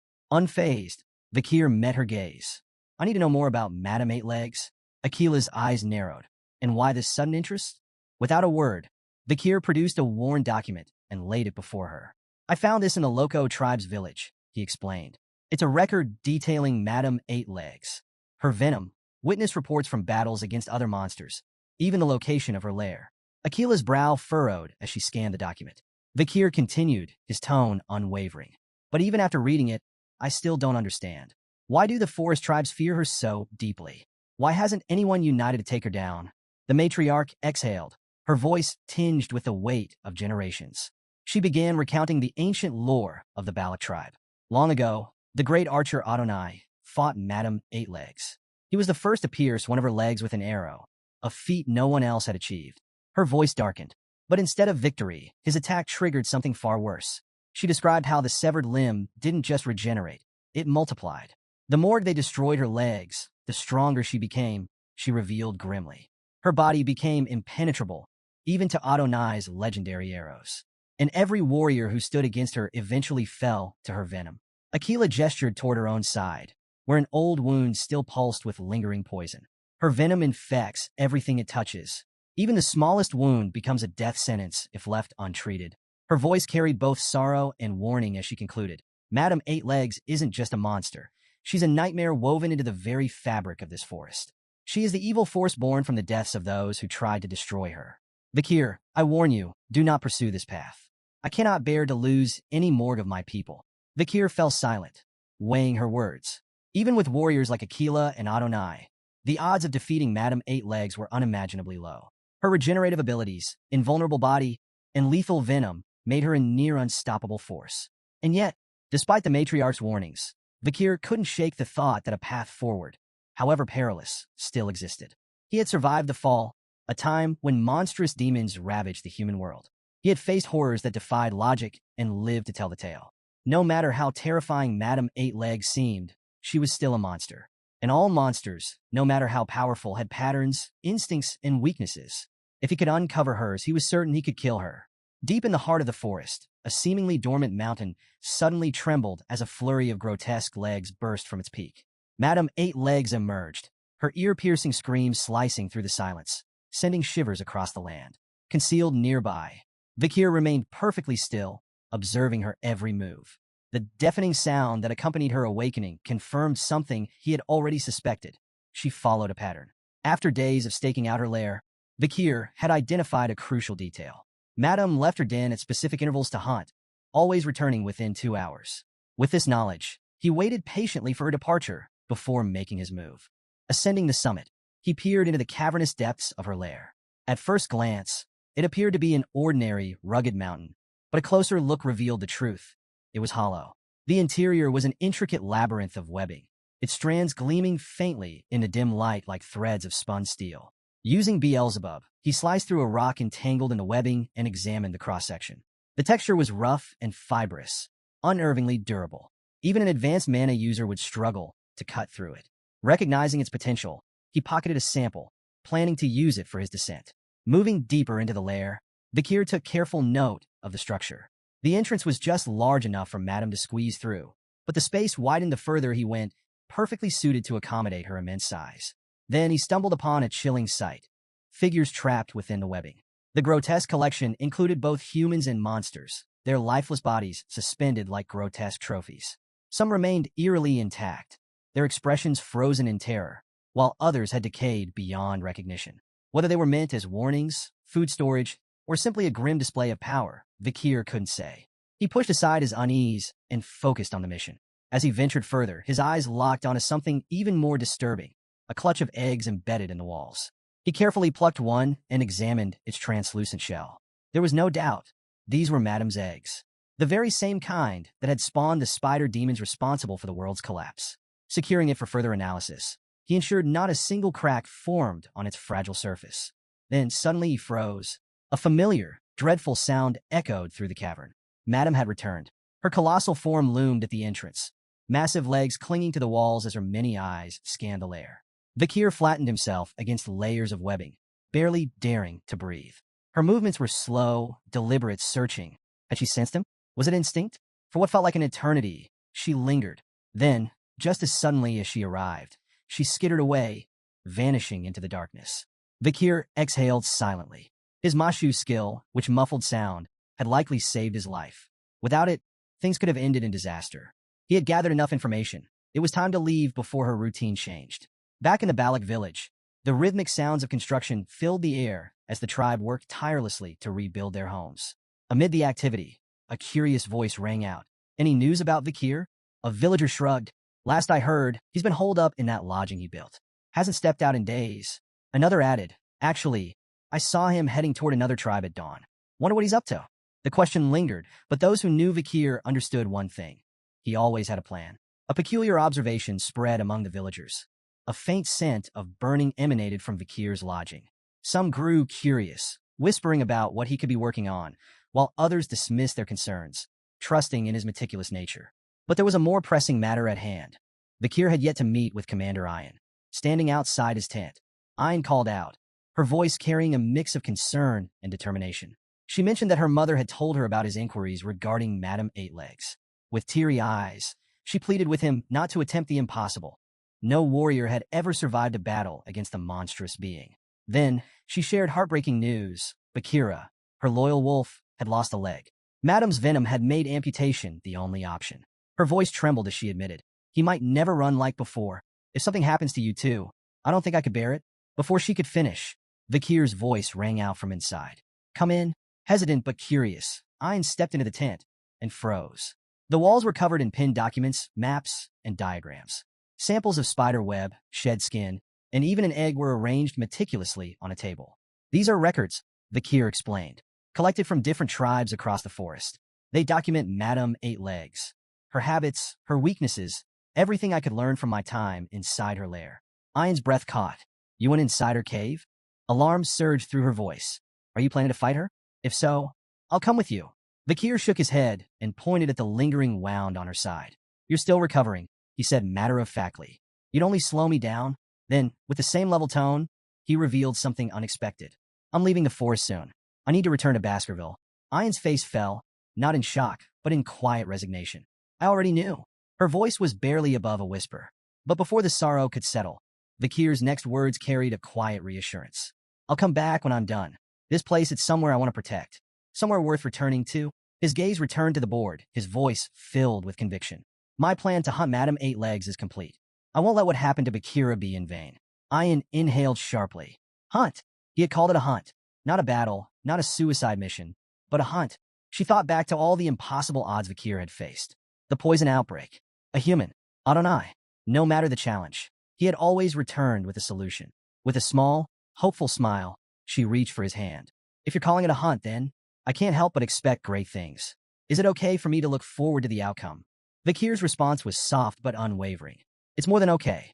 You should." As night fell, heavy rain poured over the forest, drumming against the earth. Amid the downpour, Vikir stood face to face with a giant salamander. The creature lunged, jaws snapping, but Vikir didn't flinch. With a single, precise swing of Beelzebub, he sliced through its arm effortlessly. The salamander howled, its severed limb falling to the soaked ground, only for a new one to regenerate in moments. Vikir's cold gaze didn't waver. This was exactly what he needed to confirm. If the creature's head remained intact, its regeneration would continue indefinitely. He tightened his grip on his weapon. "This is the last thing I need to confront, madam." Fixing his unyielding stare on the beast, Vikir stepped forward and declared, "Give me your regeneration." Back in the village, Ahun wiped the sweat from his brow, admiring the sturdy house he had just finished building. One of his friends, clearly impressed, let out a whistle. "Since when were you good at building houses?" Another pointed at the structure and asked, "Is this for Vikir?" Ahun grinned with pride. "Of course. Vikir's like a brother to me. Building this house is just part of my brotherly duty." His heartfelt declaration earned laughter from his friends, who couldn't resist teasing him. "Brotherly duty? Weren't you the one who couldn't stand him at first?" Ahun brushed off their jabs, crossing his arms. "That was before. Look around. The village is back to how it was, all thanks to him." Feeling eager to share the news, the group made their way toward Vikir's tent, only to find it empty. One friend shrugged. "Maybe he's out." Ahun frowned slightly. "I really wanted to see his reaction." Another friend chuckled, more skeptical. "Do you really think Vikir is capable of looking touched?" From a distance, Ayan watched the scene unfold, a bittersweet smile on her lips. Unlike the others, She knew exactly where Vakir had gone. The day everyone had been dreading had finally arrived. Lowering her head, she knelt in quiet prayer to the spirit of the forest, seeking blessings for the warrior who had set out to face disaster itself. Far from the warmth of the village, Vakir stood at the edge of Madame Eight-Legs' lair, his gaze locked onto the dark clouds swirling above. Rain loomed on the horizon, but he hardly noticed. His mind was razor-sharp, his focus unshaken. He had accounted for every variable, every contingency, and now the hunt was about to begin. Without hesitation, Vakir leapt into the cavern. His voice rang out, firm and resolute. The hunt begins. Inside, Madame Eight-Legs lay in deep slumber, her grotesque form curled in eerie stillness. The air was thick with the scent of venom, and the faint hum of her breathing reverberated through the lair. She had no idea her doom had arrived. Moving with precision, Vakir activated the Baskerville clan's sixth technique. In one swift, decisive strike, he severed one of her legs. A deafening, inhuman scream tore through the cavern. Madame Eight-Legs lurched awake, her body writhing in agony. But just as the ancient records described, her severed limb regenerated instantly, splitting into two new legs. Vakir's eyes narrowed. Confirmed. Madame shrieked and lashed out, her freshly grown legs thrashing in a violent frenzy. The force of her movements sent tremors through the lair, but Vakir was already in motion. Plan 1. Execute. Like a phantom, he weaved through the chaos, striking again and again. Each precise slash cut through another limb, each attack triggering another agonized wail. Madame retaliated, spewing venom in every direction, her movements growing erratic. Vakir dodged effortlessly at first, until a single drop of venom grazed his arm. Searing pain tore through his body. A sharp exhale escaped his lips as the poison spread with terrifying speed. Even with his training, the burning sensation threatened to overwhelm him. He clenched his jaw. One hit was already too much. He couldn't afford another. Ignoring the pain, Vakir adjusted his stance. This was only the beginning, and he was ready. Vakir, feeling the venom ravage his bloodstream, made a split-second decision. Without hesitation, he severed his own poisoned arm. Madame Eight-Legs recoiled, her countless eyes widening in genuine shock. But before she could process what had happened, his arm regenerated before her very eyes. Standing tall, unshaken, Vakir met her gaze and smirked. Don't look so surprised. I'm in the same position as you now. Then, he charged. The battle that followed was nothing short of relentless. Vakir focused on severing Madame's legs one by one, moving like a blur to evade her attacks.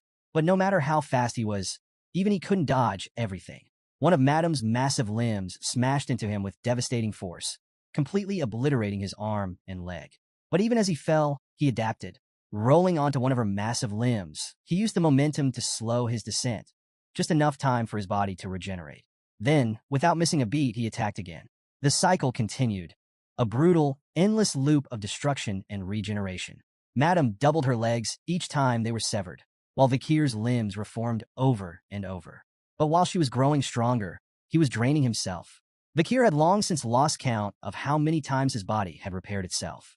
Each cycle took a greater toll on him. Fatigue crept into his muscles. His breathing grew heavier. But then, something changed. As the battle raged on, Madame's severed legs piled up around them. Too many legs. Too much mass. Vakir, panting, suddenly grinned. With newfound determination, he lunged for the webbing above, using it to pull himself toward the top of the lair. Madame, sensing something was wrong, tried to follow. But she couldn't. Her own legs, her greatest strength, had become her downfall. She had too many limbs, too much bulk. Instead of climbing smoothly, she became tangled in her own grotesque mass. Vakir looked down at her struggling form, his smirk widening. You see, he said, voice calm despite the chaos. This was my plan all along. I never intended to match your power. I wanted you to keep multiplying your legs. Madame hissed in fury, but the truth was undeniable. Vakir continued, his voice cutting through the cavern. Your ability to regenerate seems godlike, doesn't it? But it's a curse if you keep duplicating the same limb. Now, you can't even move properly. Enraged, Madame Eight-Legs unleashed a web attack, massive strands flying toward him. But Vakir had already anticipated it. Dodging effortlessly, he summoned Beelzebub, revealing what he had known all along. Your webs resist normal fire, he said, but they burn like dry wood when exposed to purple hellfire from the underworld. He gestured around the cavern, his eyes gleaming. In this place, he pointed to the gas-filled air, thick with the decay of corpses. It's the perfect fuel for a firestorm. Standing atop the massive corpse of a rotting bear, Vakir drove Beelzebub deep into its skull. With a final chilling grin, he whispered, "You've been drunk on power for too long. You've stacked up too much karma. Now it's time to pay for it." Then he ignited the hellfire. The moment the purple flames erupted, the cavern exploded into a raging inferno. The accumulated gas ignited instantly, triggering a massive chain reaction. Fire surged through the lair, devouring everything in its path. Madame Eight Legs let out a deafening, inhuman scream. Her once impenetrable domain collapsed around her, turning into an unescapable death trap. The firestorm was absolute. Days earlier, Vakir sat at his study table, his mind working through the intricate puzzle of Madame Eight Legs' behavior. One memory stood out, an encounter with a Cerberus that had been driven from its territory. At the time, he had dismissed it as an isolated event. But now, as he pieced everything together, the truth became clear. The tribes hadn't just migrated to the mountain out of necessity. They had been forced there. Madame Eight Legs had been systematically expanding her territory, slowly but deliberately pushing the barbarians and the forest creatures farther away. But why? Then it clicked. She had been running from her greatest weakness, hellfire. By using the creatures of the forest as a buffer, she had cleverly ensured that no one ever got close enough to discover this fatal flaw. Vakir's eyes gleamed. "You almost had me fooled, but now the game was over." Determined, he thrust Beelzebub into the bear's corpse and unleashed the hellfire. The cavern ignited instantly. Flames spread like a living beast, consuming everything in their path. As the inferno engulfed the lair, Madame Eight Legs let out a screech of agony.